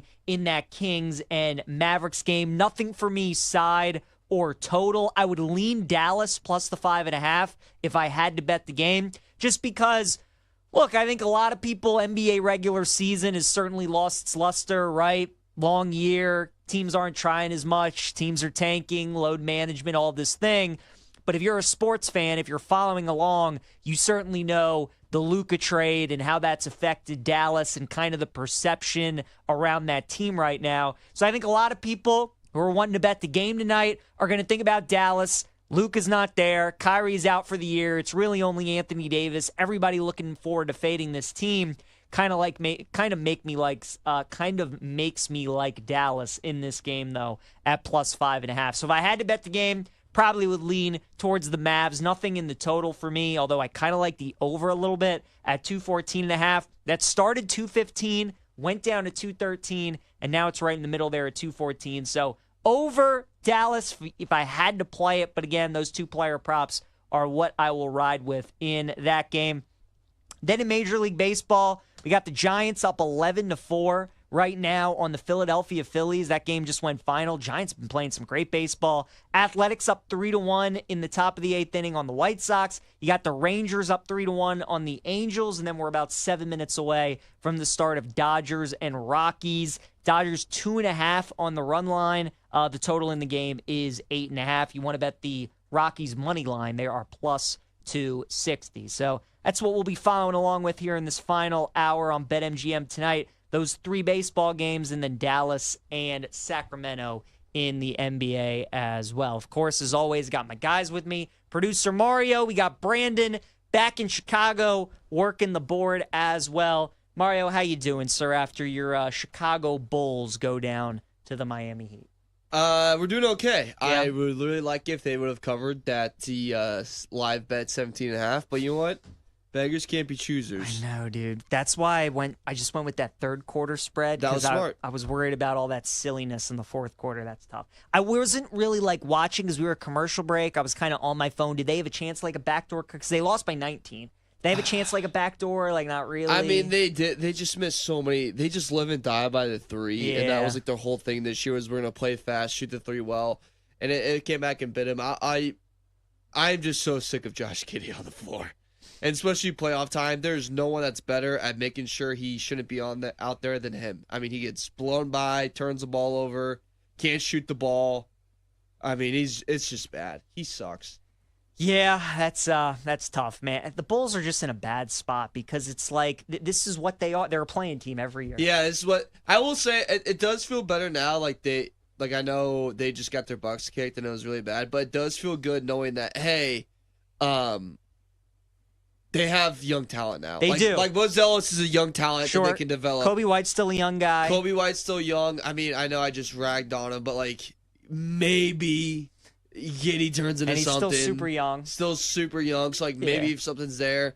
But no, it's there's going towards something in the draft. They can just get a rim protector. That's what they need really badly. Need Malawach at a Duke. Would absolutely love that. That'd be ideal. That'd be ideal. We obviously have to see where the Bulls end up picking. Now we know with their loss tonight, they will be in the draft lottery, probably going to be towards the back, though. But again, they fall 109 to 90. So the Bulls, their season ends. Miami, they advance on Friday, take on the Atlanta Hawks in Atlanta, with the winner taking on the Cleveland Cavaliers. Mario, which team do you think would give a tougher series to Cleveland? Would it be Atlanta or Miami, you think?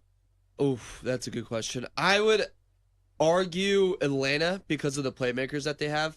So you have Trae Young, who can get you a bucket anytime he wants to. And also, I think on Atlanta, they have Dyson Daniels. Matchup against Donovan Mitchell would be a really hard matchup for him. True. Picking him up full court. That guy is arguably the best wing defender in the league right now. I think that would be a little bit harder of a challenge. You're going to get an unbelievable trade game with the Heat. Like, look, the Heat, congratulations. You beat up on the Bulls tonight. Like, do you want a freaking cookie? Like, the strategy was Tyler Hero to, like, go off and, take out everyone else, and it didn't work out. It backfired. I don't think the Heat would match up well with the Cavs at all. I would take the Hawks as a better matchup. Either team's getting swept, by the way. Yeah, probably. Maybe they get a game, maybe a gentleman's sweep. Yeah, but maybe a game. And, congratulations again. Here's a Chinese cookie on top of the chocolate chip cookie that you just got. Totally agree with you. I think regardless of what happens, though, it's a beatdown. My buddy Matt Mervis for the Miami Marlins went deep today. I grew up playing Little League Baseball with Mervis. Really? Yeah, so I always keep an eye on him for the Marlins. He started with the Cubs. Ex-Cubby. He was mashing. They called him Mash Mervis in their farm system. Got called up, didn't work out, and then this offseason he got picked up by the Marlins. I think he's already hit 4 or 5. He's playing pretty good. He's playing very well. Yeah. He was mashing. So I was just looking at the highlights, saw that he went deep today for the Marlins. So way to go, Matt Mervis. Shout out to him going yard for the Marlins today as they lose to the D-backs. The D-backs they've been playing well. They've been swinging the backs a little bit as well. All right, Mario, let's do a little dumb or smart here on BetMGM tonight. You're going to throw a couple different things at me. We got some NFL draft. We got some PGA Tour. We got some NBA. I'm going to give out some of my PGA Tour picks in the last segment of the show. We got Elevated event tomorrow, RBC Heritage. We'll give out some plays there. We got Rachel Dory coming up next segment. Got a great interview. A lot of good stuff from Rachel. So we'll get to those. But Mario, let's do a little dumb or smart. What's the first thing we got? All right, first one for dumb or smart. Betting Shedeur Sanders to go at pick number 3 at plus 475. PG, let me know if this is dumb or smart. You too, Brando. I think that this is fool's gold. I think this is dumb to bet Shedeur to go number 3 at plus 475. This happens every year. We get to a week before the draft, and there's this dude who there's so much smoke around him that maybe he's going to go number 1 overall, maybe he's going to go number 3, that this team's interested in him, all these sorts of things. It was Anthony Richardson last year, right? Everybody's like, oh, he could be the number 1 overall pick. Or 2 years ago, he could be the number 1 overall pick. Keep an eye out for Anthony Richardson. Didn't end up happening. There were thoughts there that maybe the Bears would go with Jaden Daniels potentially at number 1, and it was always Caleb Williams. So this happens every year where we think one thing for a majority of the time leading up to the draft when the NFL season's over, and then a week of, we start to get all these rumors and reports that maybe this team is interested in a certain guy. I'm not buying any of it. I still think Shedeur is going to be one of these players that slides in the draft. I don't think he's going in the top 10. I don't think he's going 3 to the Giants. I don't think he's going 7 to the Jets. Don't think he's going 9 to New Orleans. I think maybe he goes 21 to Pittsburgh potentially. That's probably the destination that I would look at. So no interest for me, Mario, to go Shedeur Sanders number 3 at plus 475. I think that is dumb. Brandon, what say you on Shedeur going number 3? Well, PJ, call me dumb because I think it's a great bet. And here's Really? why. I happen to produce a show on Sundays, shameless plug, with Sean Marash and Pat Boyle, 8 a.m. to 11 a.m. Central Standard Time. Yep. And Sean Marash, who is really tied in with the New York Giants, told me over a month ago that even if the New York Giants went out and got Aaron Rodgers, they are taking Shedeur Sanders at 3. They love Shedeur Sanders. They've loved him for a long time, and he is adamant that not even if they had, no matter who they signed at quarterback, Shedeur Sanders was going number 3 to the Giants. So I placed this bet a while ago. Interesting. All right. Well, that's good information to know. I don't know, man. I think it's all smoke. Now, certainly, Dable, got to win this year. Joe Shane, the GM, got to win this year. I could see it. It makes sense. Also makes sense why they would go out and get the 2 veteran quarterbacks, so Shedeur has some time to sit back and watch, and in case those guys don't play well, they get hurt, you can throw him in. I just man, if you're the Giants, I mean, go get yourself a difference maker. Go get yourself a Travis Hunter or Abdul Carter, whoever falls to you at 3. Go get one of those guys. Look, we don't know what Shedeur is going to be. I don't think he's going to turn out to be like a great quarterback. He certainly could. I just don't think he is. But that's interesting that Sean says that the Giants, certainly, again, they've been working him out a ton. It's going to be interesting. Mario, what do you think? Well, one question for you guys off the top of this. Would you be mad as a Giants fan going, why are we drafting a quarterback at 3 if we just signed 2 this offseason and have a third one on roster? Yeah, that to me is like a little interesting, but at the same time, like if you're the Giants, it's funny with these teams that are stuck with these quarterbacks, right? Like the Falcons. They were stuck with Desmond Ridder for 2 years. So what did they do? They throw Kirk Cousins the bag, and then they go and reach for Michael Penix. And the Giants, it's like they've had Daniel Jones for 7 years. And then it's Tommy DeVito. Like, I think the Giants just look at their situation and they're like, we just have to over-calculate for a quarterback. We have to be too cautious this time around. So that's why, like, my handicap was never, they have 2 quarterbacks, they'll never get Shedeur. I just think, like, they just don't think highly enough to get him at number 3. But, maybe they do and they end up getting him, Brandon. And I don't blame them for not believing in Shedeur. I don't believe in any of these quarterbacks. I don't even think Cam Ward at number 1. I don't think that he is an instant game changer. I just don't. I think that if you take any of these quarterbacks, especially Shedeur Sanders or Jackson Dart, if you take them in the first round and you're expecting them to change your franchise or you're expecting them to start week 1, you're going to be in real trouble. And in 2 years, you're going to be picking another quarterback. I think you just got to slow play Sanders. Like I think if you're Raiders, if you take him there, or if you're the Saints, I think the worst case scenario is you get drafted by the Saints.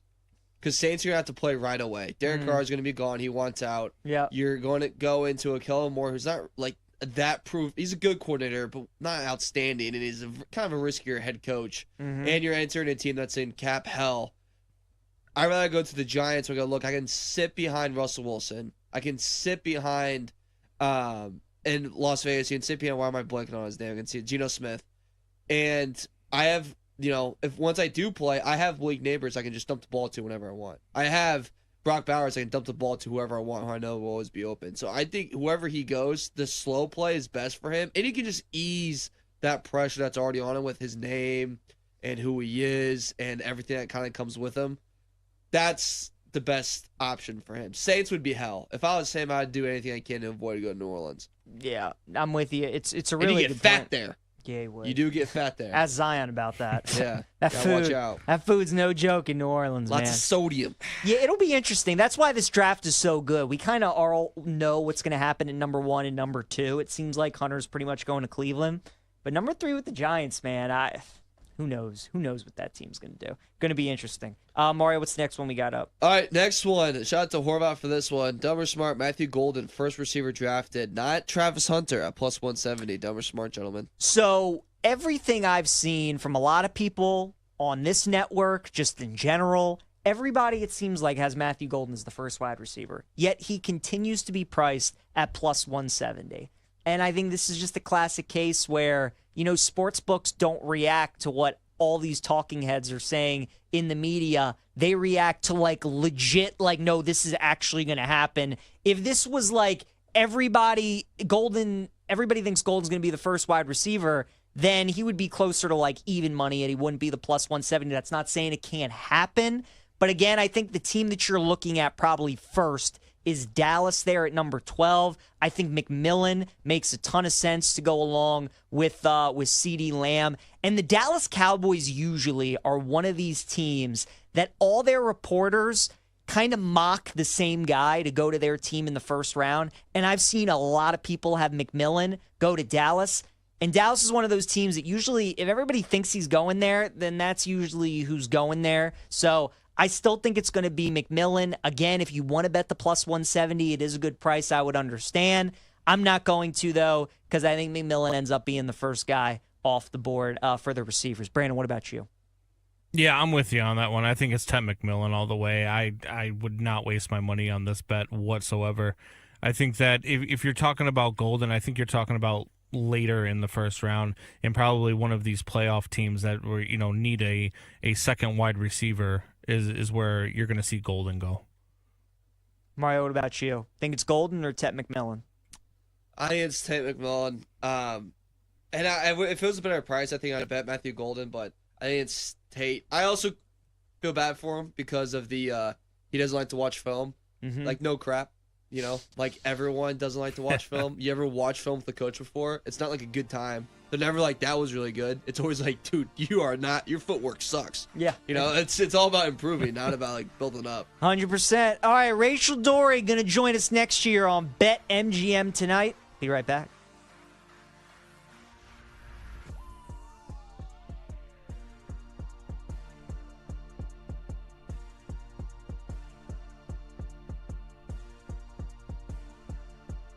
Don't go anywhere. You're listening to BetMGM tonight on the BetMGM Network.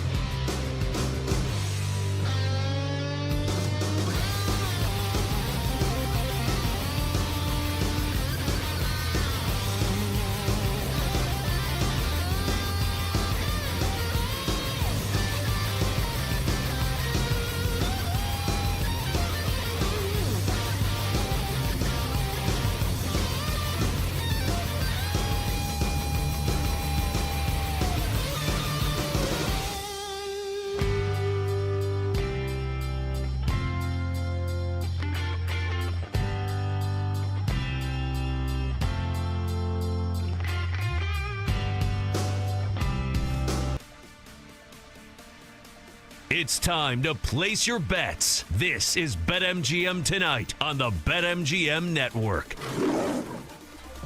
Welcome back to BetMGM Tonight. Proud of the Big Noise Evans with you. And in for Ryan Horvath, the glass man in the house on this Hump Day edition. That's PJ Glasser. We're going to be talking to our buddy Rachel Dory from Betalytics here momentarily. We're keeping our eyes peeled on the action in Miami and Chicago. Right now, the Miami Heat up 71-53.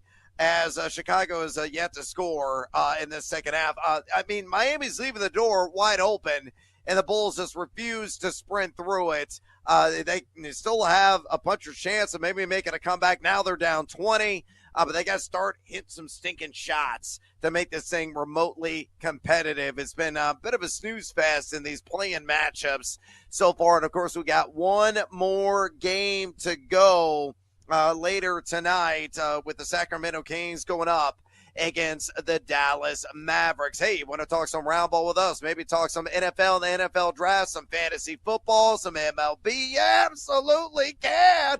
All you got to do is pick up the phone and dial us, fools, at 833-732-3875.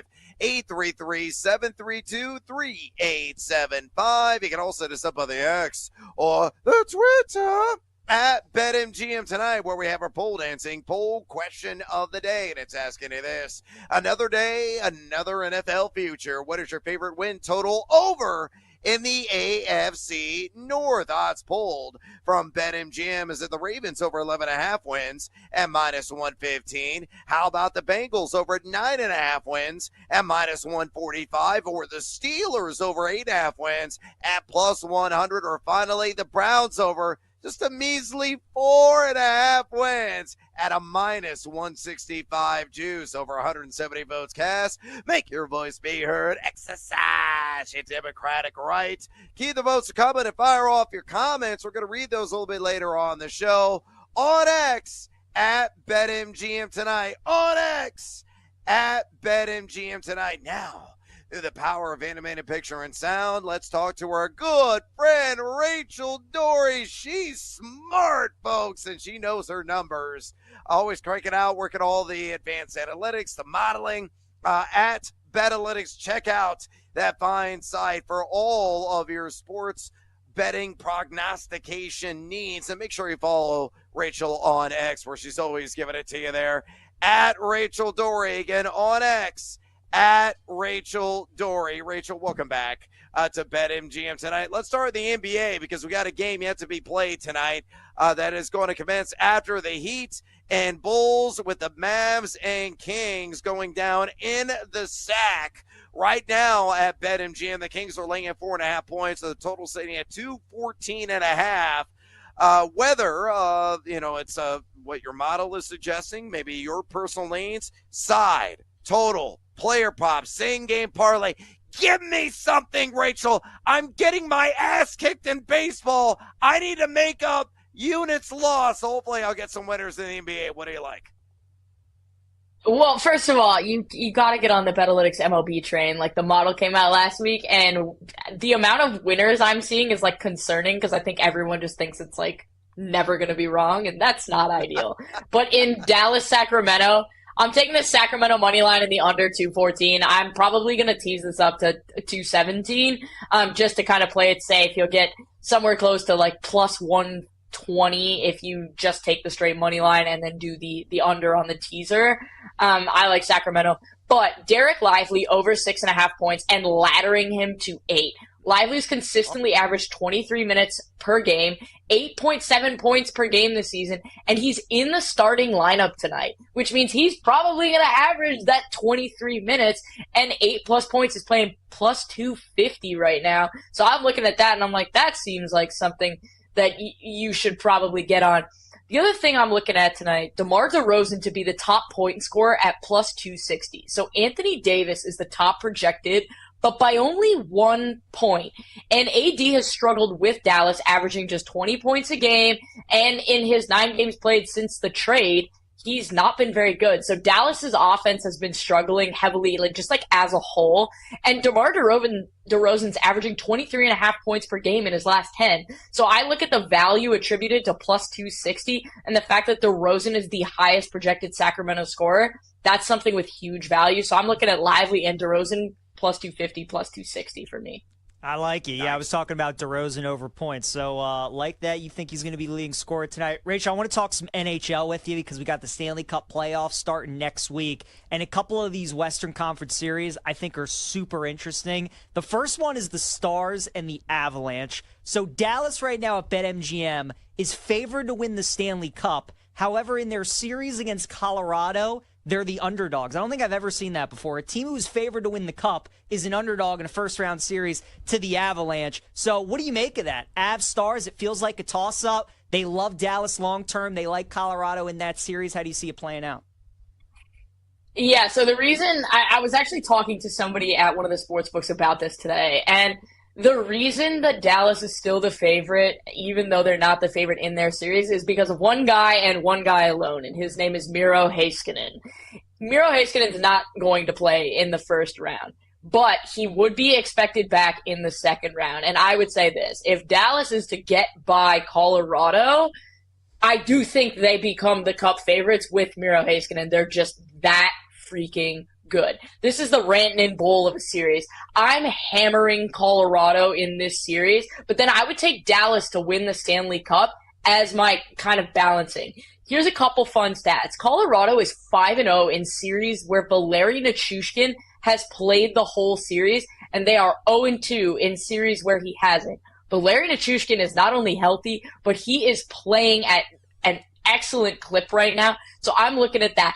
Dallas, like I said, is without Miro Heiskanen, and without him, they are giving up the most shots against in the entire NHL. So I look at this and I go, without Heiskanen, they really only have Thomas Harley and Esa Lindell. That is not enough to stop the likes of Nathan MacKinnon, Martin Necas, Valeri Nichushkin, apparently Gabriel Landeskog. Not only am I taking Colorado to win the series, I am going to be hammering Nathan MacKinnon shots on goal in every single game in this series. He's a volume shooter, and with Dallas giving up the shots that they're giving up per game of late, it's too difficult to ignore. You have to be laddering MacKinnon every night. He goes animal mode in the playoffs. A lot of good info there in Dallas and Colorado. Rachel, what about in the Edmonton and Los Angeles series? These teams have battled plenty the last couple of years in the postseason. Oilers made it to the Cup final last year. Who do you think advances in that series? Yeah, we're getting round 4 of LA Edmonton, and if last night or 2 nights ago was any indication, these teams hate each other.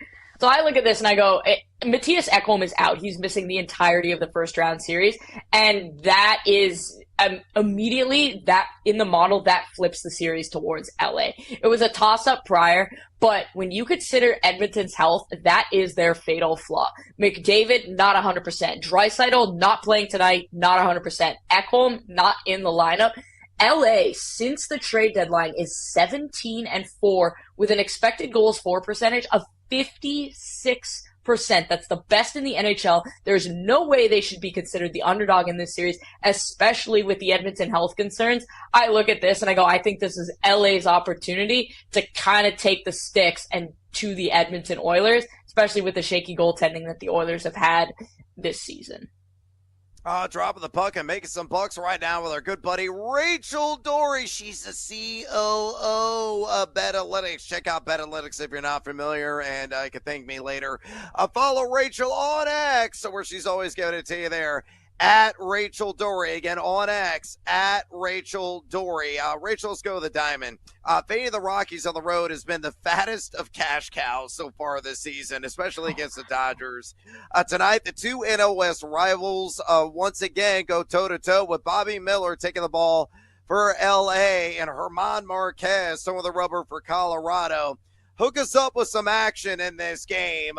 Dealer's choice, whether you want to get something on the run line, maybe on the total, or maybe in the player props market. Again, I'm losing my backside right now in baseball, so I got to recuperate some of those units lost, so give me something. I put together probably more bets than I should have, but here we go. So it's Bobby Miller's first start. And generally speaking, I personally don't bet on guys in their first start because that's kind of a crazy thing to be doing. However, under 5.5 strikeouts, he's projected for 4.2 and over 1.5 walks. Traditionally, we see guys struggle with command in their first 2 or 3 starts, and 1.5 is a very low line. And so I look at that and I go, I think that that's got some value. Dingers. Freddie Freeman, Mookie Betts, Teoscar Hernandez. They are the best guys today. Mookie is more of a value play, but Freeman and Teoscar both have excellent matchup ratings. So I look at that. If you want to hit parlay, I would parlay Freddie Freeman, Max Muncy, Shohei Ohtani, and Mookie Betts. Everyone except Ohtani has excellent numbers against the Rockies pitcher, Herman Marquez. And Shohei is Shohei. There's really no explanation necessary there. I'm also targeting Betts. I'm targeting Betts over 1.5 hits, runs, and RBIs. I really like that play for him, especially where he is in the lineup. Tommy Edman, the same thing. His hit is minus 170 with a Betalytics projected win percentage of 76%. Wow. So even taking him at minus 170 seems like a lot of value at minus 170. And then finally, because we've been talking about all these hitters, Marquez under 15.5 outs. We're projecting him for 13.4 outs today. That is almost an entirely less inning of work for him. So I look at this and I go, I think it's Dodgers night. I'd be fading the Rockies tonight for sure. Oh, I love everything you're selling me there, Rachel. I wrote everything down. I got on my chicken scratch. I'm going to be building out parlays like a madman during the break. Again, I got to recuperate some of the value that I've lost out of the bankroll tonight. Rachel, we're going to get you out of here on this. There are a handful of early games tomorrow in Major League Baseball. Arizona, Miami, Washington, Pittsburgh, Seattle, Cincinnati, A's, and the White Sox. Anything immediately grab you based on the initial lines that you've seen come out? Yeah, so we don't run the model for baseball because of lineups and projections until 2 a.m. the day of, and then we run it throughout the day. But what I like to do is I'll look at hot hitters, I'll look at the matchups, and then I'll look at kind of what the pitchers are doing. And there's a couple things that immediately stand out. In the Arizona-Miami game, Ketel Marte, Corbin Carroll, and Xavier Edwards are all on solid streaks. They have a hit in at least 8 of 10 games, and not only are they getting on base, they're scoring runs too. So I like those guys. In the Pittsburgh game, Brian Hayes and Brian Reynolds hits, runs, RBIs against Williams, who has an ERA over 5 in his first couple of starts. That is something I would be targeting all day long. Those are the 2 best hitters. Isaiah Kiner-Falefa is a guy that I'd target for a hit, but as far as the HRR, I'd be going with Hayes and Reynolds. And then JP Sears strikeouts. He has 7 strikeouts in each of his first 2 starts. So I look at that and I go, I think that that's probably a solid play there. I would combine him with maybe another pitcher, depending on what the line is tomorrow, maybe Cabrera, and go from there. The other guy I would be targeting as a pitcher is Jordan Hicks. He's playing against the Phillies. Kyle Schwarber, Bryce Harper. Those are the guys I would be looking at there.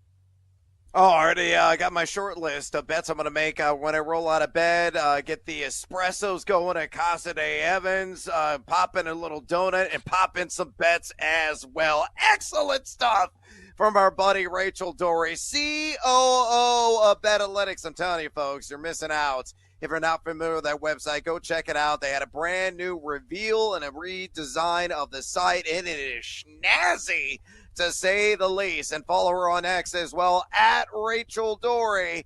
Always giving it to you there. Again, on X, at Rachel Dory. Rachel, we appreciate the time as always. I got to build some stinking parlay, so I got to let you go. We'll talk soon. Sounds good. All right, there she goes, Rachel Dory from Betalytics. PJ, let's bring you back in. I'm looking at this baseball game yet to get underway tonight. Dodgers, Rockies. She brings up a very astute point about Bobby Miller. First star of the season for him. That K number at 5.5. Some people are going to say, that's really not that aggressive. The Colorado Rockies are number 1 in Major League Baseball in strikeout percentage, which is the God's honest truth. They are so far this season. They're striking out nearly 30% of their plate appearances. But Miller, there could be some limitations in terms of the pitch count. Can he get a half dozen strikeouts I think it's going to be really a coin toss, a bit touch and go. Rachel believes the under is going to hit. And again, given his first start of the season, maybe the command, the controls are going to be pinpoint and so is the accuracy, and she likes the over a 1.5 walk. So if you had your pick, what would you say? Under on strikeouts 5.5 or over on walks 1.5? Which one's strongest? I think I'd probably go with the over on the walks because, again, Brad, the Rockies do have the worst strikeout percentage in baseball. Their lineup isn't very good. So the stuff from Miller is awesome. But like you said, you worry about the command, maybe a little bit of rust. So I think I'd rather go over the 1.5 walks. All right, over 1.5 walks it is for PJ. All right, we got to step aside, take a little CS here on BetMGM tonight. We come back, Pigskin Prophecy, NFL Draft Props right here. BetMGM tonight on the BetMGM Network. Don't go anywhere. You're listening to BetMGM tonight on the BetMGM Network.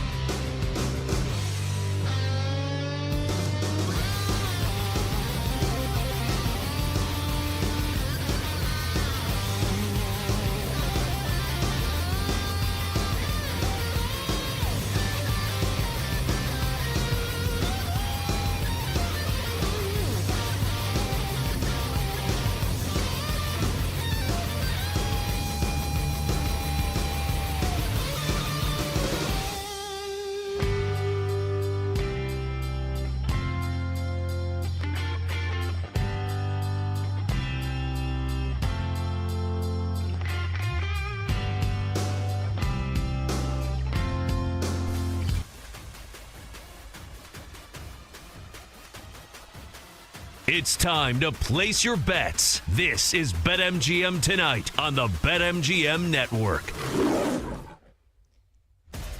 We're wrapping up the show here, BetMGM Tonight. PJ Glasser with you.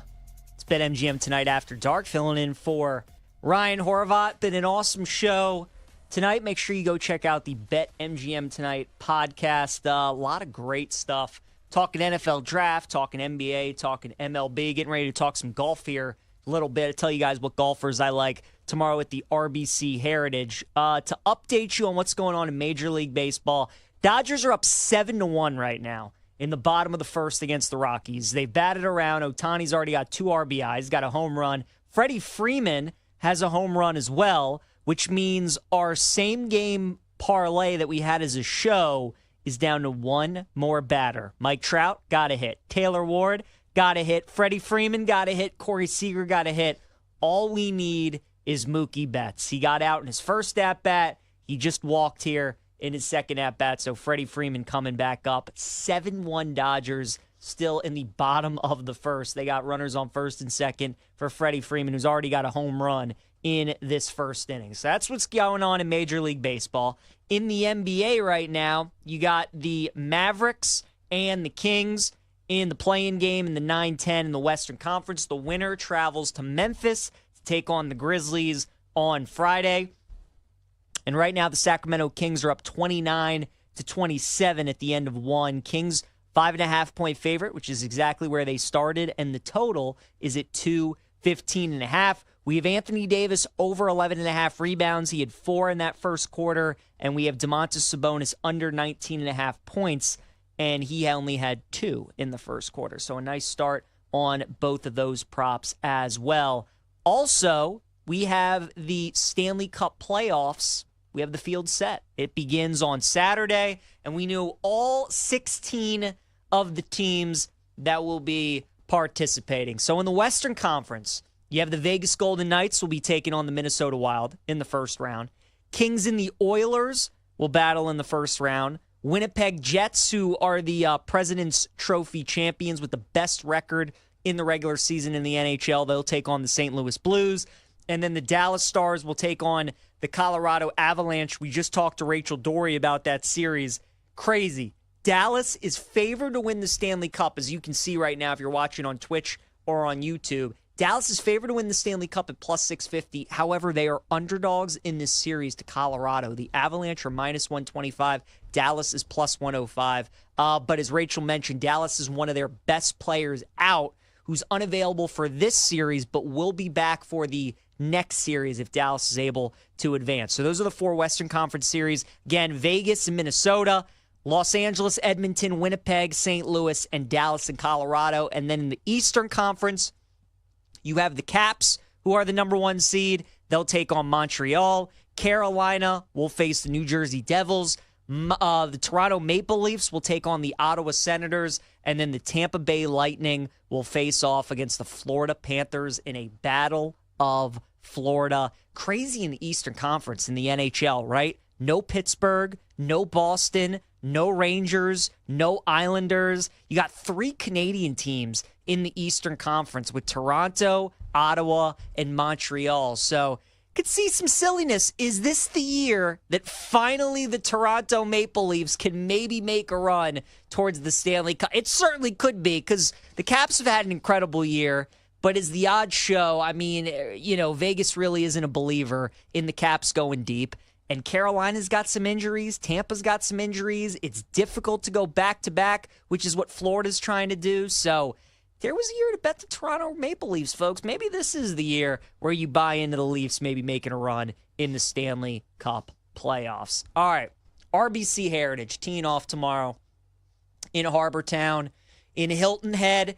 This is the big one, right? The Masters was just the appetizer for this RBC Heritage, what we got going on today. Great field, though. As you can see, again, on your screen, pretty much everybody outside of Rory who's still, I'm sure, enjoying his Masters victory. You got Scotty Scheffler, you got Morikawa, you got Ludwig, you got Xander, Cantlay, Justin Thomas, all these guys teeing off tomorrow. Scotty Scheffler, no surprises, still your favorite at plus 400. Scotty has not won yet this season, But, I mean, still outside of Rory looking like the best player in the world. He won this event last year, so no surprise that he is your clear favorite at plus 400. Earlier in the show, Brad and I were talking. I gave out my bonus bet. My favorite bet this weekend in the RBC is going to be Colin Morikawa to finish in the top 10 at minus 118. Morikawa has been maybe the most consistent player on the PGA Tour this season outside of Rory. He's played in 6 events,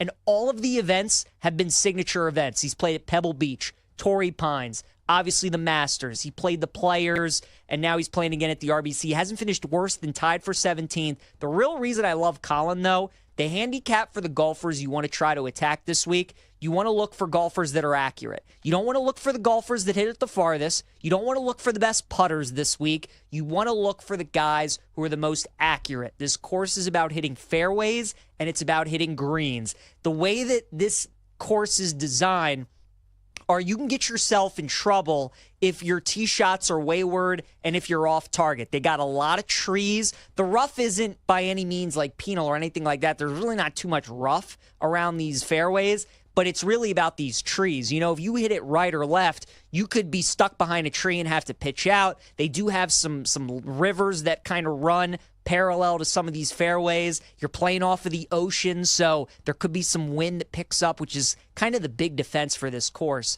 But also these greens are the second smallest that they'll play all year on the PGA Tour. Only Pebble Beach has smaller greens than what they'll see at Harbor Town. So you got to be accurate. You got to hit it in the fairway, and you got to hit the greens with your approach shots. And Colin Morikawa is the number 1 player right now on the PGA Tour in driving accuracy off the tee and also accuracy approach into the greens. So for me, he's a no-brainer to finish in the top 10 this week. I also bet him at 10-1 to win the tournament as well. I think Xander's an interesting option this week at 14-1.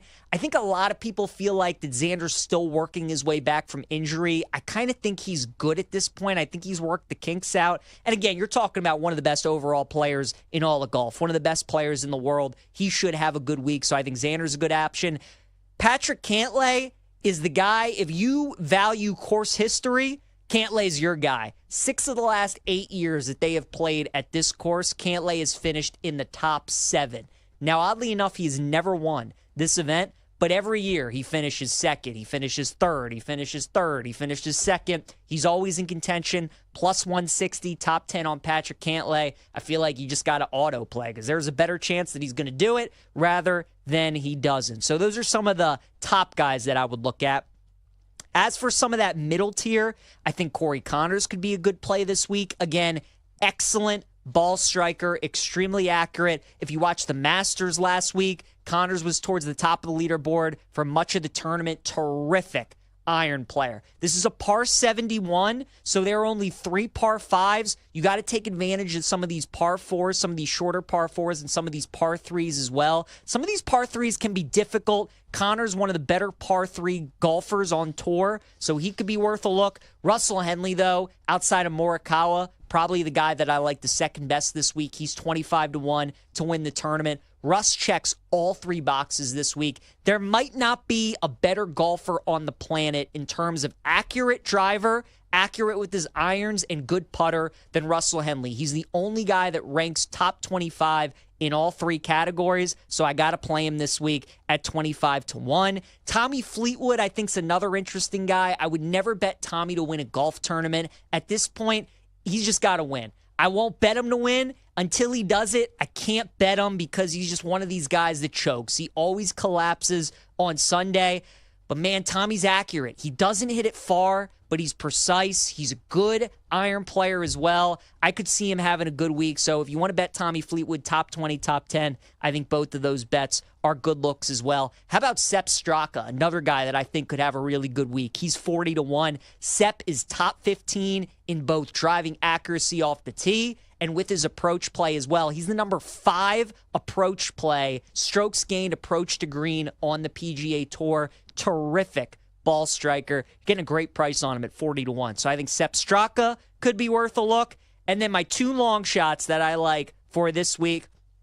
First one is going to be JJ Spaun at 66 to 1. He's having a terrific year on the PGA Tour. I told you guys Colin Morikawa is the number one golfer in terms of strokes gained approach to the green. You want to know who number 2 is? That would be JJ Spaun. So if he can have a good week off the tee, if he can keep it in the fairway with how great his approach play has been this season, and if he can make some putts, JJ Spawn's going to be in contention. He's got a chance of winning this thing. I actually, while we were at commercial break, bet him to be the first-round leader at 55 to 1. So I like JJ Spaun quite a bit this week. And then finally, I think this is a silly price on Nick Taylor at 125 to 1. Nick Taylor is 14th on the PGA Tour in driving accuracy. He's 9th on the PGA Tour in strokes gained with his approach. Those are the two things we're looking for. Now, the thing with Nick Taylor is he ranks 97th in putting. And this is historically a tournament that usually the winning score is like 18 under, 20 under, maybe 22 under. So you got to make birdies this week. If Nick Taylor's got a hot putter, and this is one of those weeks where he's making some putts, I mean, if he just keeps, driving the ball like he's been doing all season off the tee and with these irons, I think Nick Taylor's got a great shot. So at 125 to 1, Nick Taylor, I think, certainly worth the look at that price. So once again, if you said, PJ, I got a free bet lying around, who would you bet to win the golf tournament this week? It would be Colin Morikawa at 10 to 1. But I also like Russell Henley quite a bit at 25 to 1. I like Sepp Straka 40 to 1, JJ Spaun 66 to 1, and then Nick Taylor I like at 125 to 1 as well. And then you got to bet Patrick Cantlay to finish top 10 at plus 160, because that's all Cantlay does. He just shows up at this golf course and he finishes in the top 10, and you're getting it at plus money, so you got to bet that while he just keeps on cashing the tickets. So that's what we got this week at the RBC Heritage. Right now in the play-in game between Dallas and Sacramento, we got the Mavericks up 43 to 35 on the Kings. We already have 110 seed win earlier today in the Miami Heat. We'll see if Dallas can do the same as well. Again, the winner of this game takes on the Memphis Grizzlies on Friday. Awesome show today. Be back again tomorrow filling in for Ryan Horvath. It'll be myself, PJ Glasser, alongside Brad Evans. Be talking more baseball, more NFL drafts. We're only a week away from the draft starting tomorrow. Talk about some of these NBA playing games. We got the Stanley Cup playoff field set as well. So a lot to get to tomorrow. Have a great rest of your night, and we'll see you tomorrow. BetMGM tonight. That's a wrap. Come back for more Wagertainment on BetMGM tonight, Monday to Friday, 7 to 11 p.m. Eastern on the BetMGM Network.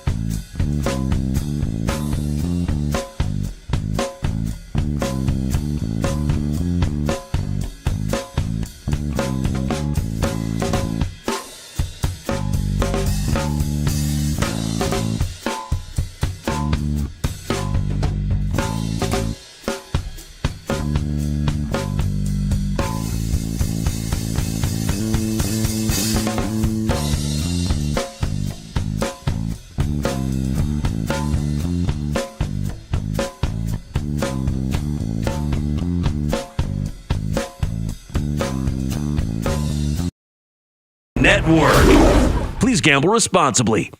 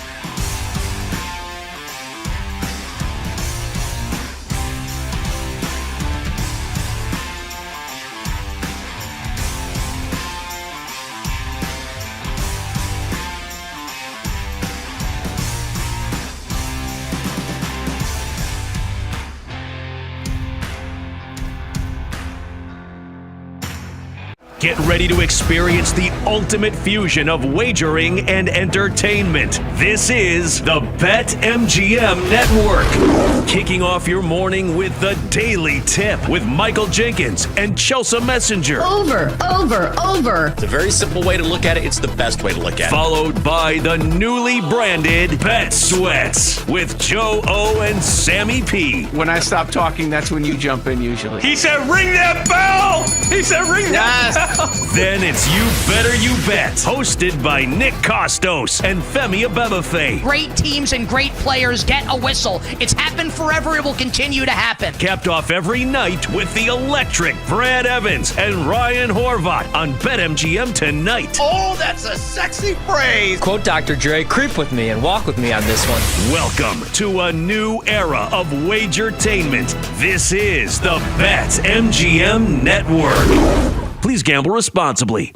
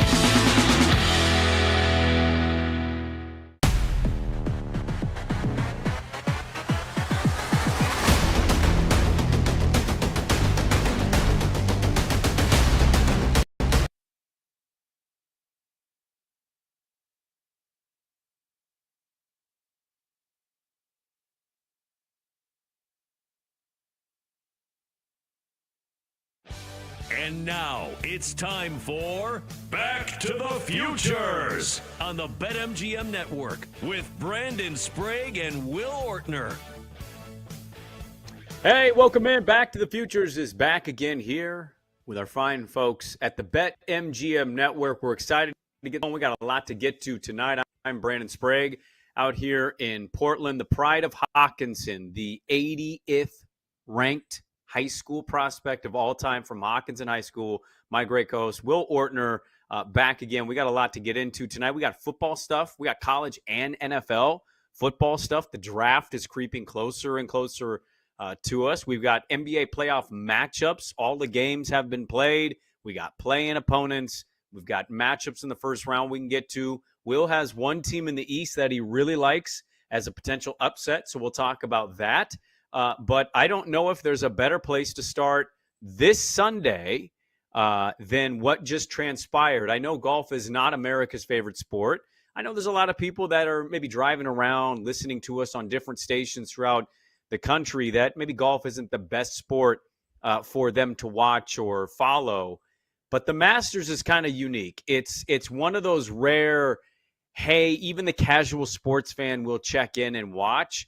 And this one was historic. We had Rory McIlroy, who came in 12-1 entering the tournament. He was one major championship away from completing the career Grand Slam, which prior to him, only 5 players had done that. Gene Sarazen, Ben Hogan, Gary Player, Jack Nicklaus, and Tiger Woods. And so you had Rory McIlroy there trying to join that company and do it. And so now Rory does it. It's crazy. There's a lot to get to with what happened in the final round. And I think we need to start the show with Rory McIlroy, Will Ortner, winning his first Masters jacket. What did you think of the final round?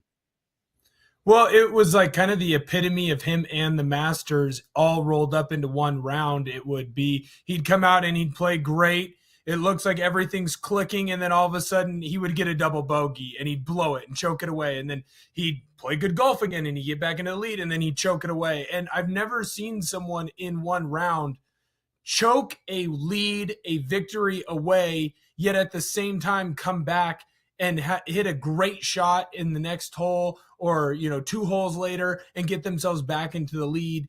I'm not a big emotional guy when I watch sports. Like, I do like the stories, but I'm not going to sit here and say that I root for the little engine that could all the time. I root for who I find the most interesting, and I'm not really a Rory guy. Rory is fun for golf, but he's not my favorite golfer. I think Bryson's more interesting at times. I think Scotty's more interesting at times.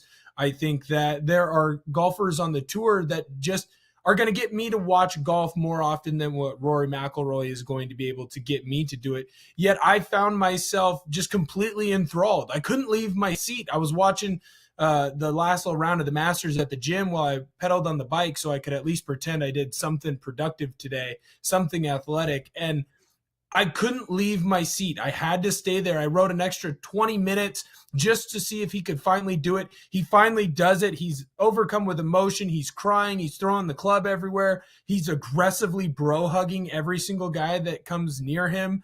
And then I'm on my little bike here, and I'm starting to get emotional. I have to put my hood on and get out of the gym quick so no one sees me crying, wondering what's going on with that dude's workout. Why is he freaking out? It was perfect cinema. It's the perfect tournament for this. It's the perfect guy for it to happen to, because while he might not be the most entertaining, he is likable. And I just felt for him, man. That was awesome. That was awesome. I was clapping for him. Let's get the audio, the call of Rory. I was going to call him Willie. Rory McIlroy clinching the jacket and becoming the 6th player to complete the career Grand Slam.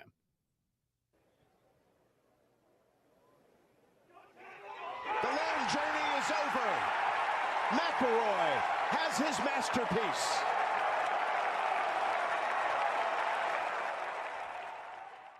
That's Jim Nantz and CBS Sports on the call. Finally, I want to ask you quickly, because I do want to get to some of what happened in the final round. Again, Rory was 12-1.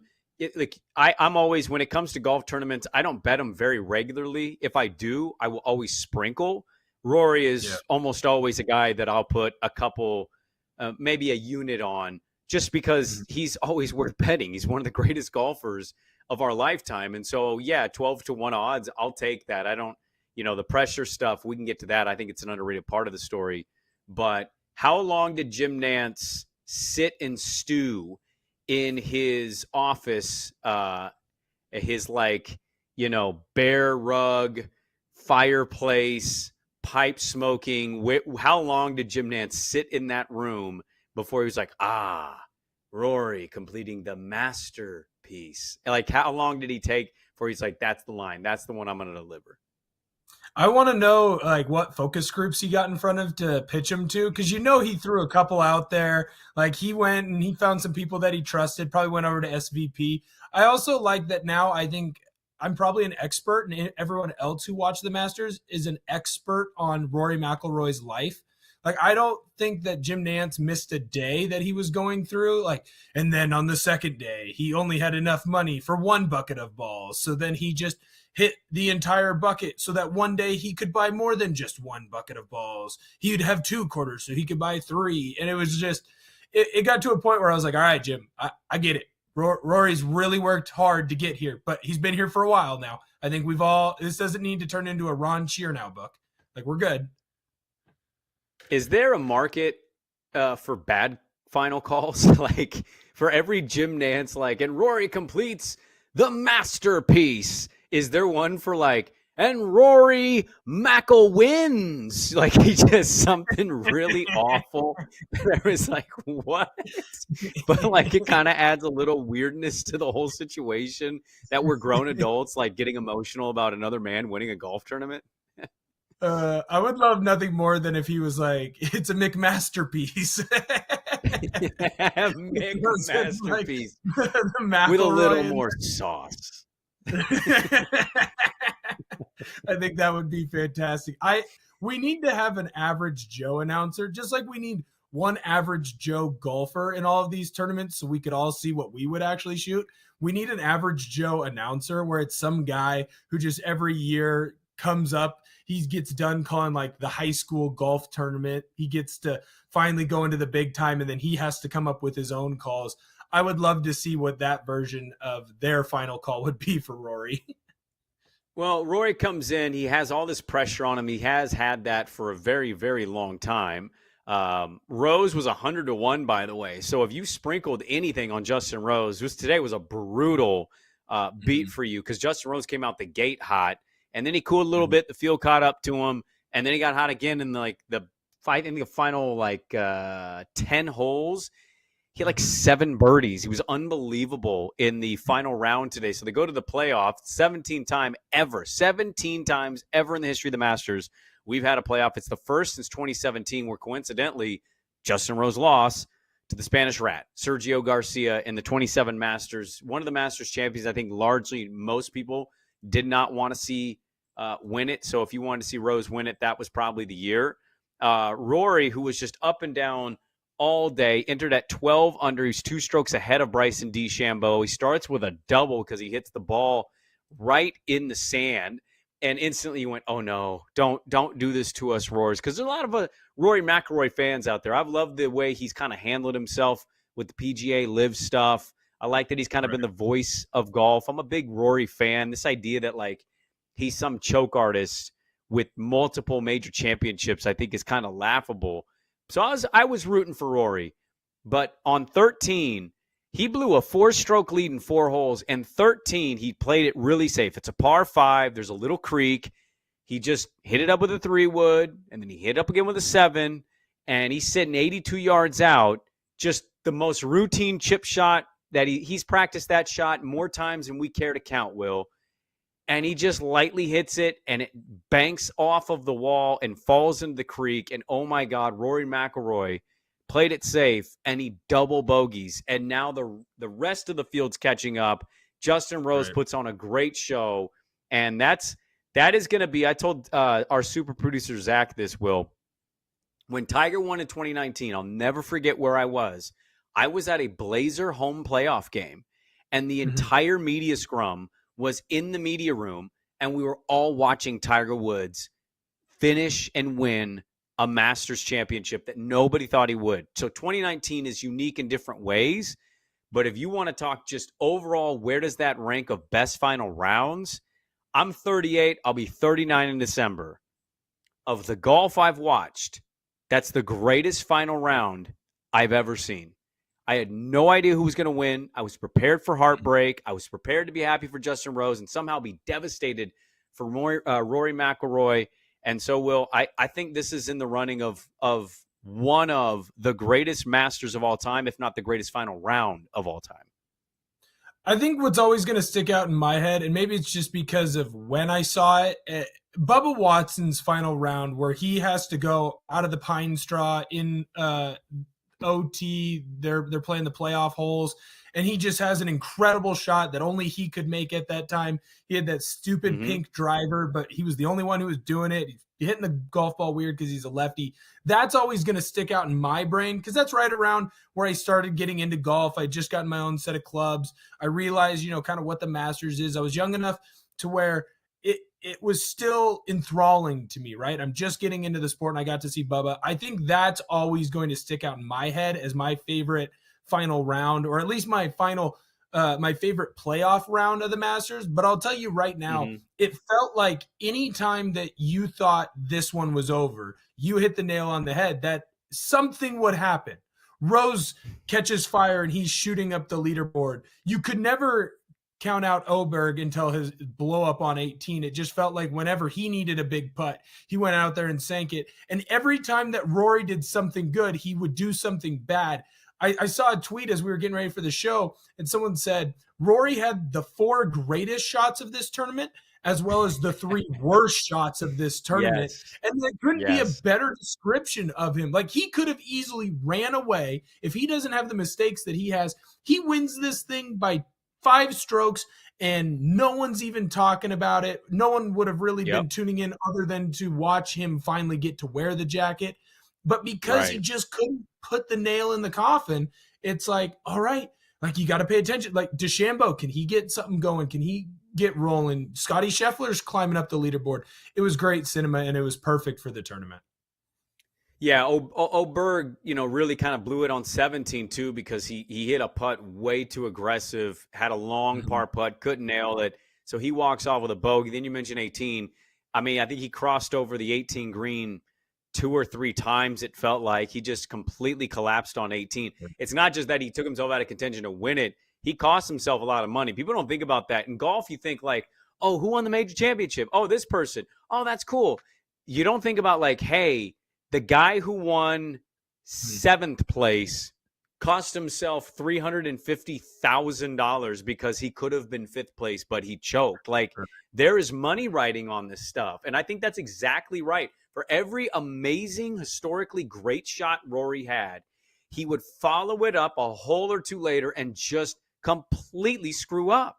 And by the way, all the iconic shots they're going to play about Rory when he won this major championship. So every time you see an iconic shot from a player who won, think like Tiger's chip in at 16, where the build up into that, he hits it long. The announcer's like, he'll be lucky if he can get it within this target. And he just drains it. It makes the greatest Nike commercial maybe ever to exist. And Vern Lundquist has an iconic call. Like the Rory shots they're going to play, there was, I'm blanking on the hole, but he was stuck behind a tree. He hits a 9-iron cleanly over the trees, drops it, misses the birdie putt. The eagle attempt that he had where he could have gone up 2 and actually clinched this tournament a little earlier, he hit a 7-iron, a winding, cutting, breaking 7-iron, 200 yards. I'm sorry, you could give me all day. I could never possibly do that. 7-iron, 200 yards is nutso. And he's on a par 5, and he just cleanly hits it. He drops it probably within 9 feet. Missed the eagle. He got a birdie, which helped him get to the playoff, but he missed the eagle. 18, hits a perfect shot out of the sand, gives himself a 7-footer to win it, edges. So it's just like all his iconic shots we're going to see, and most people will move on and just be like, oh, man, that was so amazing. But I'm always going to see those shots and remember this tournament for the wackiness that it provided. And watch those shots. He goes, yeah, he missed that putt. Oh, great shot. Missed that putt. Like, he could have clinched this tournament so much sooner than the playoff hole, but he didn't. But you give him credit because, Will, you know this as much as anybody else. In sports, whether it's pro, college, what have you, if you want to get to the top, you got to earn it. And, man, did he really earn that career Grand Slam today. No, it's the perfect encapsulation of him going for the Masters. That's been his career when he's played at the Masters. He will have moments of pure greatness, and you will see him as what he is, one of the best golfers of all time. And then he will have just pure choke moments. And unfortunately, I agree with you. He's not a choker, but that's what you could call them. So my hat's off to him. It's so impressive to finally get one done. I'm happy he did it. We'll get to the NBA playoff matchups, and we got a lot of football stuff. It is a loaded show. Will Ortner, Brandon Sprague, we're here with you. Back to the Future, back with more on the BetMGM Network. Back to the Futures. We'll be back with Brandon Sprague and Will Ortner on the BetMGM Network. Download the app today. Please gamble responsibly.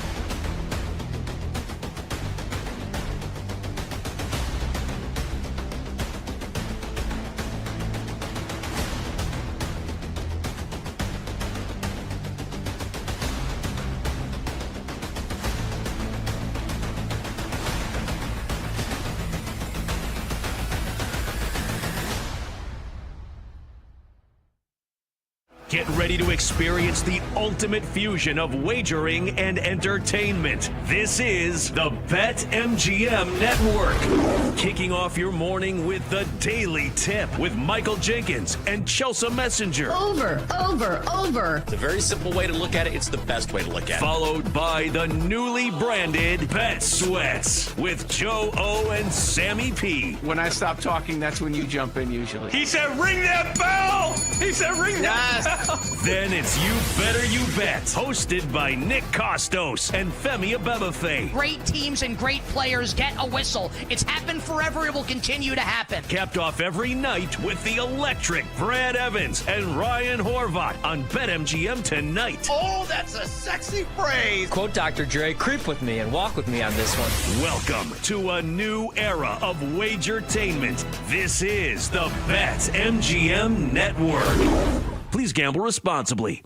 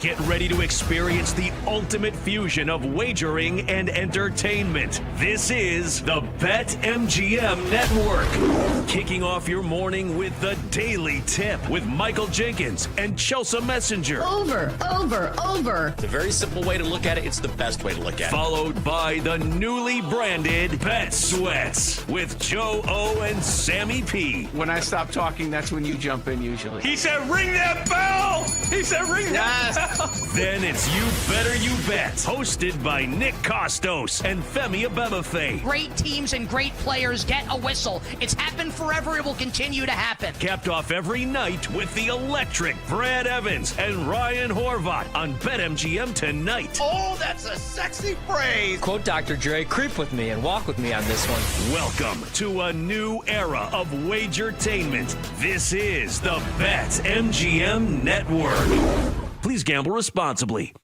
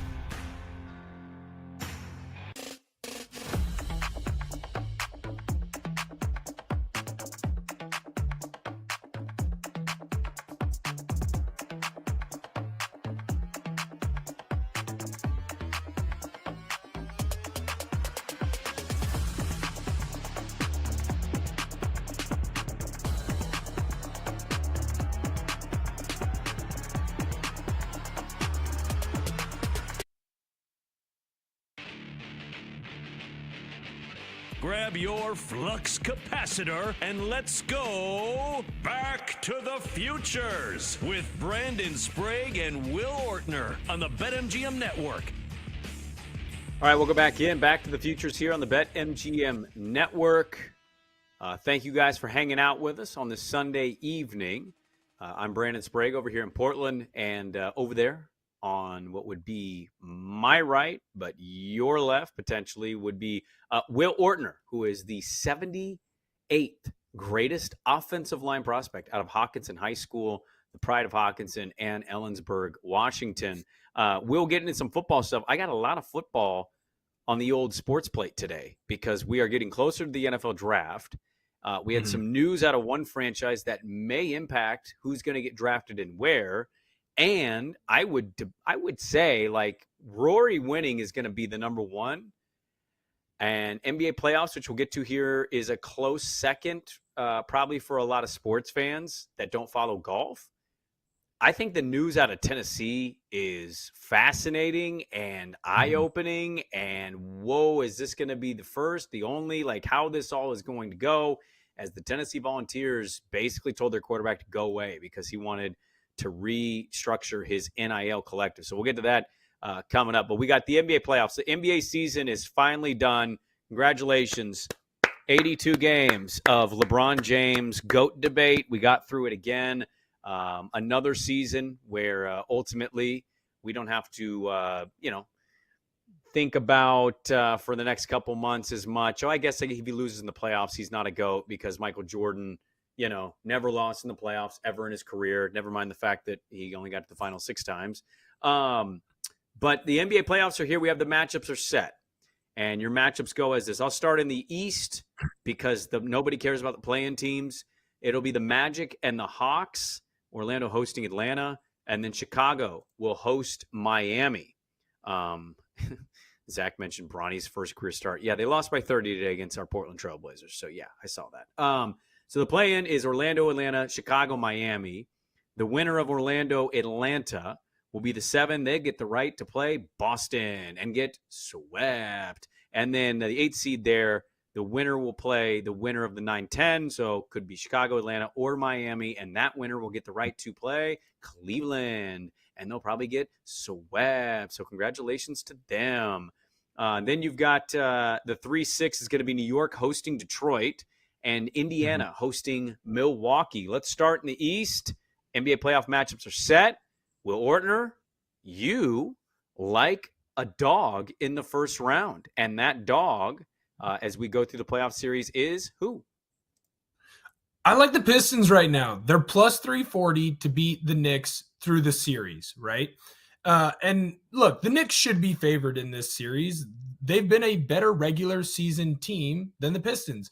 But what people aren't really paying attention to, or at least giving the Pistons enough credit for, is the turnaround that they've had this year. Cade Cunningham has completely lived into what he was told he could potentially be when he came into the draft, and he was a first overall pick. He's been absolutely nails for the Pistons this year, and it has a little bit of a feel of those early 2000s teams with Rasheed Wallace and Rip Hamilton and Tayshaun Prince, Ben Gordon, where they're just mean, right? They play good defense. They fly around, and then they have their true star in Cunningham, who got his first All-Star nod this year. I don't think that they should be plus 340 dogs to the Knicks. I really think that they should be more in the plus 150 range, 160. I could even hear plus 170. So for me, that feels like really good value on the Pistons. I'm definitely going to sprinkle a little bit of money over there. There's a couple, as I'm like scrolling through, quick little taking a peek. I like some of the dogs right now. They just feel like there's some fluidity, especially, I know we're talking about the East right now, but in the West, I definitely could see some big upsets happening in those early rounds.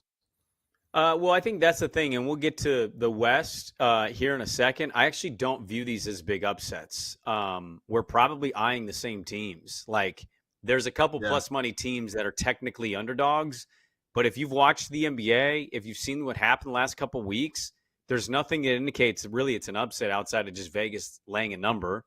Just because the team hosts doesn't necessarily make it some massive upset. I mean, Golden State and the Clippers were playing today. They were a game separated, and the Clippers beat them. So Golden State's in the play-in, and the Clippers clinch a playoff spot. So, and the Clippers are a 5 seed.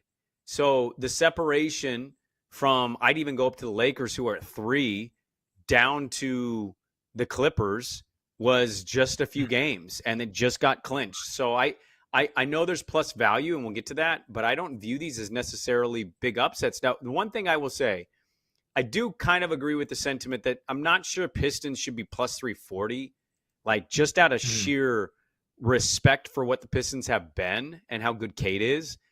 I don't mind you betting that. I don't think they're going to win that series. But I also wouldn't tell you that I'm going to spend $450 to win $100 on them to do it. I think New York's a better team. Not by a lot. I know Detroit just beat them, but they were without Hart and OG. And I know Cade has been spectacular, but Brunson's been back now. He's kind of forced back because he wanted to make All-NBA because we have the stupid requirement of 65 games. And I know Detroit could definitely win at New York, but are we not worried about the first-time team in the playoff thing? Like, it seems like to me, and maybe I'm reading this the wrong way, I don't know where you sit on the Rockets, for example, but it's felt like for a while people were like, the Rockets, they're 2 seed. They haven't been in the playoffs. They got to learn. The Grizzlies were this a couple years ago.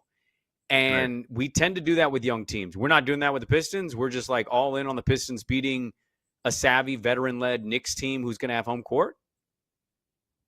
Yeah, I think some of that has to do with a little bit of the disrespect of Thibodeau and his offense. It's very it's slow going. They rely a lot on types of players like Bridges and Hart, where they are true two-way players. They lay it all out on the line defensively.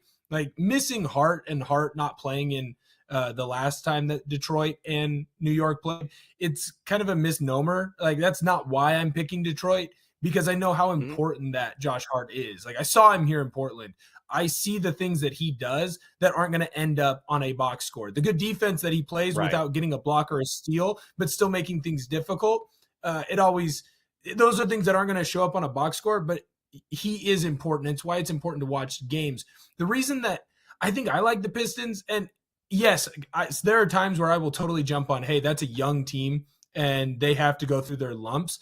I just like the vibes that are coming out of Detroit right now. And maybe that's just because I'm hearkening back to something from my youth of like, that team was fun. They were able to beat the Lakers, and the Lakers had the 2 best players in the NBA going together at the same time. And they were just a hodgepodge of really good players on the Pistons, and they turned into something, right? It's the true story of you don't need an all-star. You need a bunch of really good players. And if they all work together, they can actually get it done. And unfortunately in the NBA, that's the only version of a team that's ever been able to accomplish that, because you do need to have stars. I think they're just fun. And there's also kind of that thought and worry and fear with Thibodeau teams that when the playoffs come, someone's going to get hurt because they played 40 minutes a game all year. You know what I mean? And I know like Brunson's injury, you can't really blame on Thibodeau overuse. But how many times have we seen this in the past with Thibodeau's teams where guys come in and all of a sudden, they're running down the court and a hamstring gets pulled, or, they go up for a rebound and it's a groin or a shoulder. And it just always seems to happen right around the beginning of the playoff time where his guys get hurt because he played them too long and he didn't develop a strong bench. He finds his guys and he rides them until they fall off the track. And unfortunately, they always seem to fall off the track early in playoffs. So I heard you guys talking about this, you and Kenny, and I think maybe Zach was also in on it as well. Like, again, I get the value part of this. You guys said Cade Cunningham. You take best player in the series, and you guys think it's Cade Cunningham, which totally get it. Cade Cunningham's been stellar. He's awesome. Who's the second? Who's the third? Who's the fourth? Who's the fifth? Yeah, I mean, the Knicks are going to have – those are probably they're going to have 2, Knicks, they're going to have 3. right? Yeah. So, like, that's kind of – and I think the experience matters. Now, I'm going to be fascinated. This is a series I'm all in. Like, this is I don't want to miss a game in this series. I'm pretty jacked about it because I've really enjoyed watching the Pistons. They're a fun team. They're a fun story. Bickerstaff getting fired by the Cavs and then turning around and going to Detroit and winning instantly has been hilarious. Is there any juice for Milwaukee with you? Milwaukee's a plus 165 against the Pacers. We still have had no news on Damian Lillard. He's dealing with a blood clot thing. Do you think Milwaukee without Dame and just Giannis can beat Indiana? I think the Bucks are a really sad story, to be honest with you. Like, they make the move for Dame. Dame had all of his success in Portland. He goes over to Milwaukee as a Trailblazer fan. You kind of want him to do well. And it's just been every single year they get right to the playoffs and someone gets hurt. And for whatever reason, they just look older and older than every team. They're almost like rapidly aging, and every other team is aging normally. And it just doesn't feel like it's going to happen for the Bucks. I don't see the Bucks beating the Pacers in this. I hope it's a good series. But at this point, every time I turn on a Bucks game, I just kind of get sad. It's like, what could Giannis and Dame have been if they'd gotten together like 3 or 4 years earlier? Like, they were right there and they flirted with getting together for a while. And then finally they get together. But now, last year it was Giannis getting hurt. This year it's Dame having blood clots and who knows how long he's going to be back. And that's one you cannot rush back. I mean, that's one you have to be safe with. That's the type of injury that you need to take time, because it literally could be life or death, right? At the worst end of that one. So I just feel sad. I don't know that I'm going to watch much of that series. That series doesn't blow my hair back. Not that I have any. I think a lot of the problem is the West is just going to be so much more fun. Like, you look at the matchups in the West, and aside from that Knicks-Pistons matchup, I don't think anything in the East is all that fun. It's just push it forward. Let's get to round 2, because that's where I think the East gets fun. Well, the Western Conference is interesting too. By the way, it's a rematch from Milwaukee and Indiana from last year. They squared off in round 1 last year. So we've got Wolves and Lakers. So that's the 3-6. Okay, we got Oklahoma City as the 1, so they'll play the winner of whoever it is between Golden State, Memphis, Sacramento, and Dallas, because that's the 7, 8, 9, and 10. So the loser of 7, 8 will play the winner of 9, 10. Rockets will be playing the winner of Golden State, Memphis, then LA, Minnesota, and then Denver and the Clippers. And last year I got famously clipped on this exact program because I said I'm taking Luka and the Mavs to beat the Clippers. And I was just being very honest by what I saw. It was Luka Doncic. Yeah. It was Kyrie Irving was playing great. And I said, I think Dallas is going to win. I think Dallas is a better team, and I think Luka's the best player. And, man, the amount of Mavericks fans who are losers that live in basements that were chirping at me, and then the Mavericks beat them. And they went away, and poof, they didn't exist anymore. And I'm like, hey, Clippers fans weren't real to begin with. How about that? I'm going to do a 180 here. I'm going to do a mea culpa. Dear Clipper fans, I'm part of you. I am one of you, because I am absolutely hammering the Clippers to beat the Denver Nuggets. I do not trust the Denver Nuggets, and I love what the Clippers have been the last couple weeks. Kawhi, who has not been very, counted on, is back. He's been great. James Harden's balling out of his mind. Zubac in the running for maybe an All-NBA spot potentially, huh? Hello? I'm going to take Clippers. Give me the Clippers with the plus money against the Denver Nuggets. You clip, we clip, I clip. Let's all be Clippers together. I mean, that is when I was talking about the underdogs, and we were kind of alluding to it early on, the Clippers have been playing the best basketball that they've played all year. Kawhi is back. Clippers and I should be the understand underdog here. No, they shouldn't. You can't rely on Kawhi, but at the same time, it feels like he's back to being Kawhi Leonard. And you look at this Nuggets team, aside from the Memphis Grizzlies, is there a team in the playoffs right now with more turmoil going on? It sounds like they all hate each other. It sounds like the front office wants to build through the young guys. It sounds like the old coaching staff wanted to build through the old guys. Russell Westbrook is somehow in the middle of it. He's broken up another team. It's absolutely bonkers. So Don't I'm right blame there that with on you with Russell the Westbrook. That's not Russell Westbrook's fault. The No, coach it's his and the fault. GM No, it's hated not. each other. And no, NBA Central said that it was Westbrook's fault. I'm all on this. Oh, it's Westbrook's fault. He's the reason he came in. He's the toxic one. He broke them all up. I think I like the Clippers in this series. I think that there is a world where we see all 3 lower seeded playoff teams in the West win. I think whoever plays OKC's taking care of business. I would pencil them into round 2, and I'm very comfortable doing that. Feel free to clip me. I'm not going to be wrong on that. There is a world, depending on the matchups, where I could see the 7 seed, if it's Golden State, beating that 2 seed Rockets. I could see Minnesota just playing lights out basketball, beating the Lakers, and I could see the Clippers beating the Nuggets. In fact, I am going to take the Clippers to beat the Nuggets. I might take Minnesota to beat the Lakers. There is a world where we go into the next round and you've got 1, 5, 6, and 7. And I think that's fantastic for the NBA because people are going to be locked in to the first round like they haven't been in years past. They haven't had a repeat champion in 5 years. Like, this is everything football fan loves about its sport.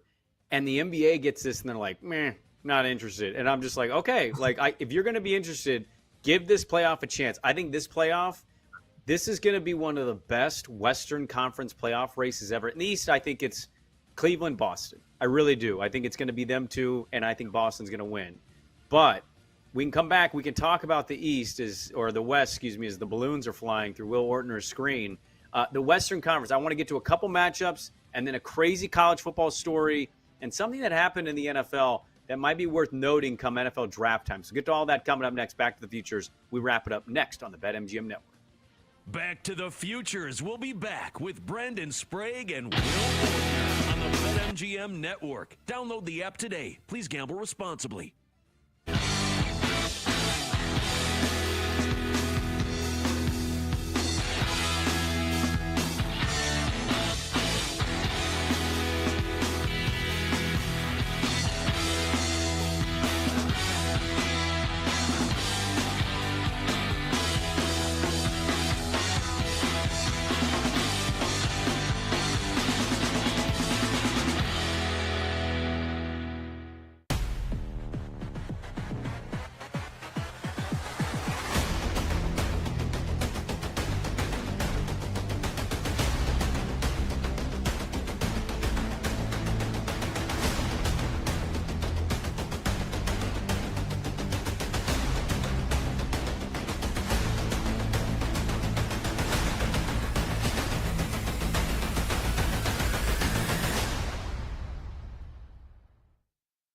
Get ready to experience the ultimate fusion of wagering and entertainment. This is the BetMGM Network. Kicking off your morning with the Daily Tip with Michael Jenkins and Chelsea Messenger. Over. It's a very simple way to look at it. It's the best way to look at it. Followed by the newly branded Bet Sweats with Joe O and Sammy P. When I stop talking, that's when you jump in usually. He said, ring that bell! He said, ring that bell! Then it's You Better You Bet, hosted by Nick Costos and Femi Abebefe. Great teams and great players get a whistle. It's happened forever. It will continue to happen. Capped off every night with the electric Brad Evans and Ryan Horvat on BetMGM tonight. Oh, that's a sexy phrase. Quote Dr. Dre, creep with me and walk with me on this one. Welcome to a new era of Wagertainment. This is the BetMGM Network. Please gamble responsibly.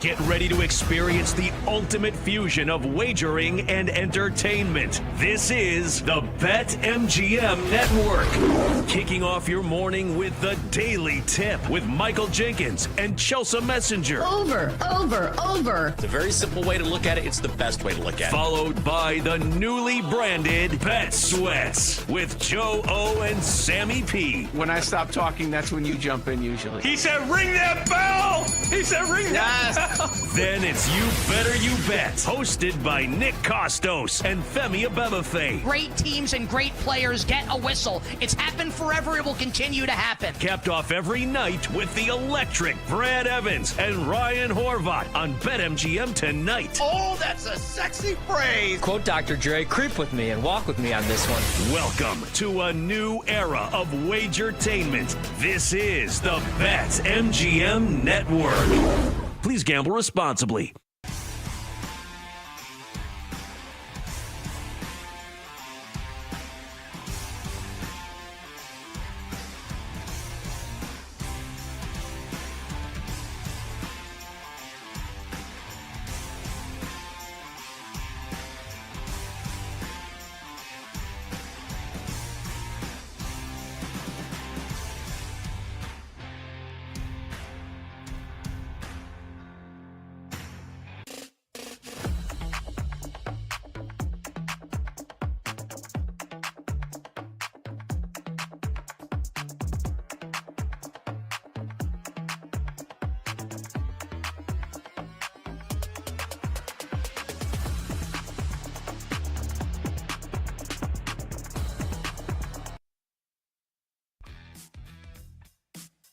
Grab your flux capacitor and let's go back to the futures with Brandon Sprague and Will Ortner on the BetMGM Network.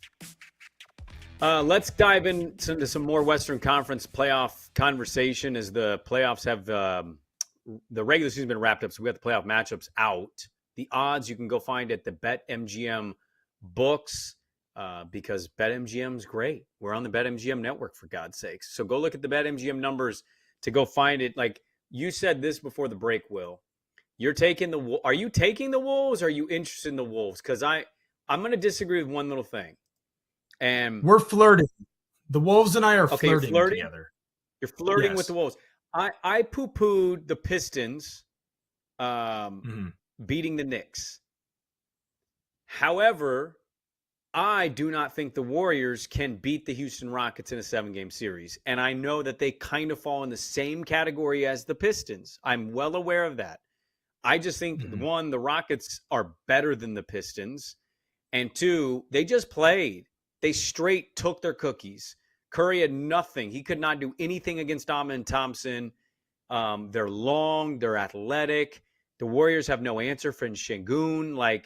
I just think the Rockets are a very big problem. So I don't give the Grizzlies or the Warriors a chance to win that series. I was kicking around this idea for a while of, well, you'd probably want to play the 2 seed. And I think certain teams, if certain teams were in it, if it was the Wolves, I'd take the Wolves. If it was the Lakers, I'd take the Lakers. But the Warriors, they needed to win today. They couldn't do it. And the Grizzlies, I don't trust the Grizzlies at all. I mean, it was kind of eye-opening to watch. I went to the Nike Hoop Summit, which is a big international, big basketball game for the high school seniors here. They come and play it in Portland at the Moda Center. And I'm at this game, and I'm watching these kids. These are top players. They're all going to be in the top of the end of the draft next year. And AJ DeBanza, who's going to BYU, he's a stud. He's shooting a 3 and making it, and he's doing the job.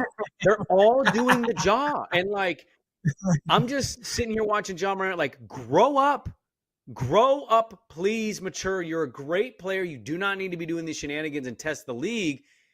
And I'm off. I'm wrong. These young players are seeing this. And they're celebrating this way. They're throwing grenades. And I'm like, dude, that celebration's a week old. They're already doing it. But I don't think the Grizzlies are a viable pick. So, Ja is obviously very influential with the younger players. But I don't think the Grizzlies or the Warriors are real contenders. And I'm pretty bummed, to be honest with you. The Wolves are the 6th seed. I really wanted the Wolves to be kind of in that play-in 7 seed because I like that matchup. And I wanted to wait to see Lakers-Wolves in a round 2, but now we got Lakers-Wolves round 1, and I'm 100% with you. In fact, I'm pretty close to betting the Wolves. The Wolves are plus money, and I know Luka and LeBron are Luka and LeBron, but I really like the way the Wolves have been balling. And Anthony Edwards, man, can he do it again? He did it last year. Can he do it again? Yeah, he's definitely catching fire. I want to push back a little bit on the Rockets thing against Golden State. And it's simply just because of the Rockets' fourth quarter offense. They have one of the worst fourth quarter offenses. It just, for whatever reason, kind of seems to get bogged down. Right now, when you think about the Rockets, who's their go-to, hey, we need a bucket, that guy's going to go get a bucket? Is it Jalen Green? Right? And if it's Jalen Green. It's Şengün or it's Green, probably. Right. Amen Thompson's gotten a bucket at the end of games before. Right. And I think Thompson is going to mature into a great player. He's really exciting, really fun to watch. I got put on to, hey, you need to go watch an Amen Thompson game and just enjoy what he's going to be sometime in January. And all of a sudden he's quickly become one of my favorite players to watch in the NBA just because he's so athletic and he moves so well and he's so fluid. And you can just tell he's going to be great. He's still almost a little bit of Bambi walking on ice right now where he's still figuring some stuff out, but he's going to get there. And this Rocket team is going to be here to stay. Ime Udoka he's probably top 5 best NBA coaches right now. But when I look at this Rocket team, it feels like if they're in a close matchup, and the numbers point to this as well, they're going to struggle offensively just because they've struggled offensively all year. They don't have that true go get us a bucket right in this moment. And if it is Şengün, he's going to have to go up against Draymond Green. And I understand that Draymond has his issues. He's still a great defensive player. He's going to be the NBA Defensive Player of the Year this year. I think he can get in Şengün's head and slow him down. I think that there is a world where this Golden State team can come out and they can win this series. I do think it would probably be in 6 or 7. They're not going to do it in 4, but it's going to be a fun matchup back and forth. I'm just relying on their defense in that series. Yeah. And I watched that team play that defense, and that offense of Golden State wasn't doing anything. They had like 89 points with 3 minutes to go. So, like, that's a really good defense. I also disagree with you. Very well could win. Draymond Green is not the defensive player of the year. I don't understand where this push came from. Like, he's a good defensive player. I don't disagree with your take there. Evan Mobley should win that award. I mean, it would be Wemby if Wemby didn't get hurt. Like, that would have been the no-brainer of no-brainers. But Evan Mobley should win. He's been better defensively year-round than Draymond Green has the last, like, 30 games. Like, it should be the full season that counts. So if Golden State ends up being the 7, you're going to take them to beat the Rockets? Or are you just saying, like, you're kind of, like, open to the idea? Where are you at ultimately on if Golden State beats Memphis and they're the 7 and they take on the Rockets? Are you taking Golden State? I'm going to take the team that's plus money because I think it could go either way. What I'm trying to pitch here is that I think that's a good question. That's a good question, actually. Who do you think the plus money's on? Because I don't know if I'd be shocked if it was Golden State. Like, would it surprise you if Golden State was plus money or minus money? Because I wouldn't be shocked if Golden State was minus money and Houston was plus money. Right. I think that this one, there's a decent chance that it's minus 110 all the way through because you've laid out an extremely good argument for why Houston could win. Because what wins championships? Defense. And this Houston Rockets team plays freaking hard defense. They're a young team and they don't understand when to quit because they don't have that in them. They have a gear that I don't know that Golden State will have because of Golden State's age and how long they've been playing. That being said, I think that Golden State has been there and done that, and they have maybe the 2 best in the last 10 years playoff performers, maybe 2 of the 3, right? If you're going to throw LeBron in there. Mm-hmm. Jimmy Butler in the playoffs steps up like nobody's business, and I've never met a more clutch player than Steph Curry. That dude couldn't hit a 3-pointer in the entire Olympics, and then in the gold medal game, that dude can't miss, and he's hitting shots that I swear hit the top of the ceiling and still came down and went nothing but net. So I think you can make an argument for both teams to win. I think I lean towards Golden State, but if I'm going to bet this series, I'm going to bet where I can win plus money. And so if it's the Rockets and the Rockets are plus 120 to win the series, then I'm going to throw my money on the Rockets. If it's Golden State and they're plus 120, 115, then I'm going to throw my money on Golden State. And that's just how I'm going to bet that series. It's why I'm flirting with the Wolves right now. Like, I would prefer, I think that the Lakers are going to beat the Timberwolves. I think the Lakers are a more fun storyline. I like what they're doing in that series. I'm flirting with the idea of putting money on the Wolves because the value is better. I'm looking forward to the playoffs, man. I think the West playoffs are going to be outstanding, and I'm picking Oklahoma City to win the West, but I'm not saying that like with the most confidence. I just want to give them their due respect. Greatest point differential in NBA history. They got tested last year. They came up short. SGA is going to win league MVP. Like, I'm not going to be one of these media guys that's like, well, Oklahoma City hasn't done it, so I can't pick them. Like, okay, Denver hadn't done it until Denver did it. Like, they're a great team. It's not controversial to pick a great team. Speaking of great team, Tennessee was really great this year. Turnaround season for Heupel. They made the playoff. They are now they're going to get a new quarterback. Their quarterback, Nico Iamaleava, reportedly, and I say that with a question mark because I sometimes say it right and other times I don't have confidence. So I'm sorry if I butchered it, but Nico is how we all know him. Famously had the $8 million NIL deal, went to Tennessee, redshirt freshman, starts, has about 19 touchdowns and 5 picks. Not amazing, but Tennessee wins enough games, goes to the playoff. They end up getting smoked in that playoff game. He reportedly was trying to renegotiate his NIL and then held out and skipped practice. And Josh Heupel said, yeah, bye-bye. Josh Heupel says no player is bigger than Tennessee. And so Tennessee says they're moving on from Nico, and he is entering the transfer portal. This is a huge and wild story. Yeah, well, I think Nico's getting bad advice. To me, this doesn't seem like a move that he is doing alone. It sounds like from the reports that someone was shopping him around before the transfer portal opened. It sounds like, according to some of the On3 stuff that you're seeing out there, that he had kind of pitched himself, or he had people pitching him around to other teams to see, hey, can he get that $4 million? Because he saw Carson Beck go to Miami, get $4 million. I'm better than Carson Beck. I should be getting $4 million as well. That's where the whole complaint there is from him.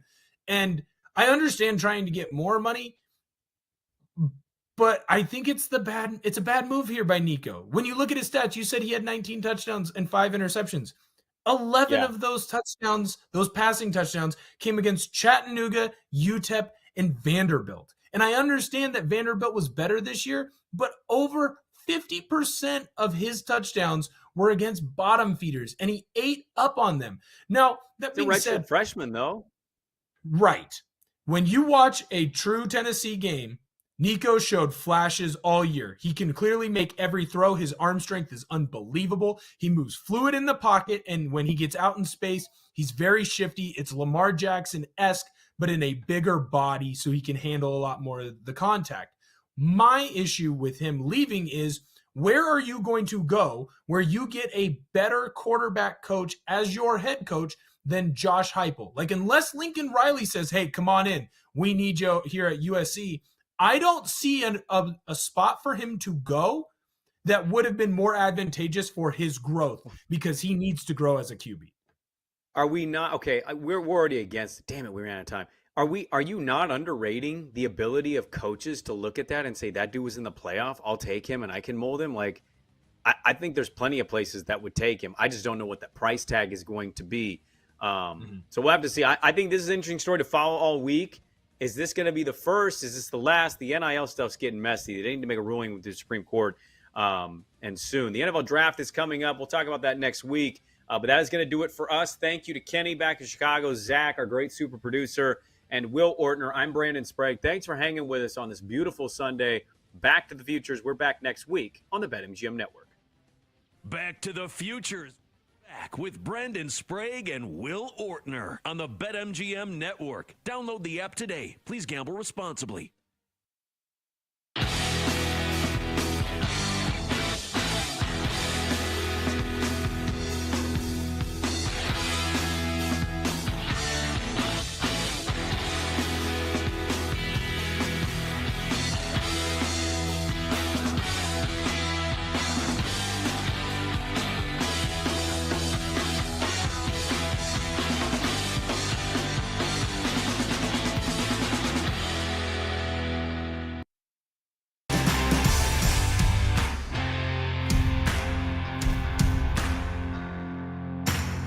Get ready to experience the ultimate fusion of wagering and entertainment. This is the BetMGM Network. Kicking off your morning with the Daily Tip with Michael Jenkins and Chelsea Messenger. Over. It's a very simple way to look at it. It's the best way to look at it. Follow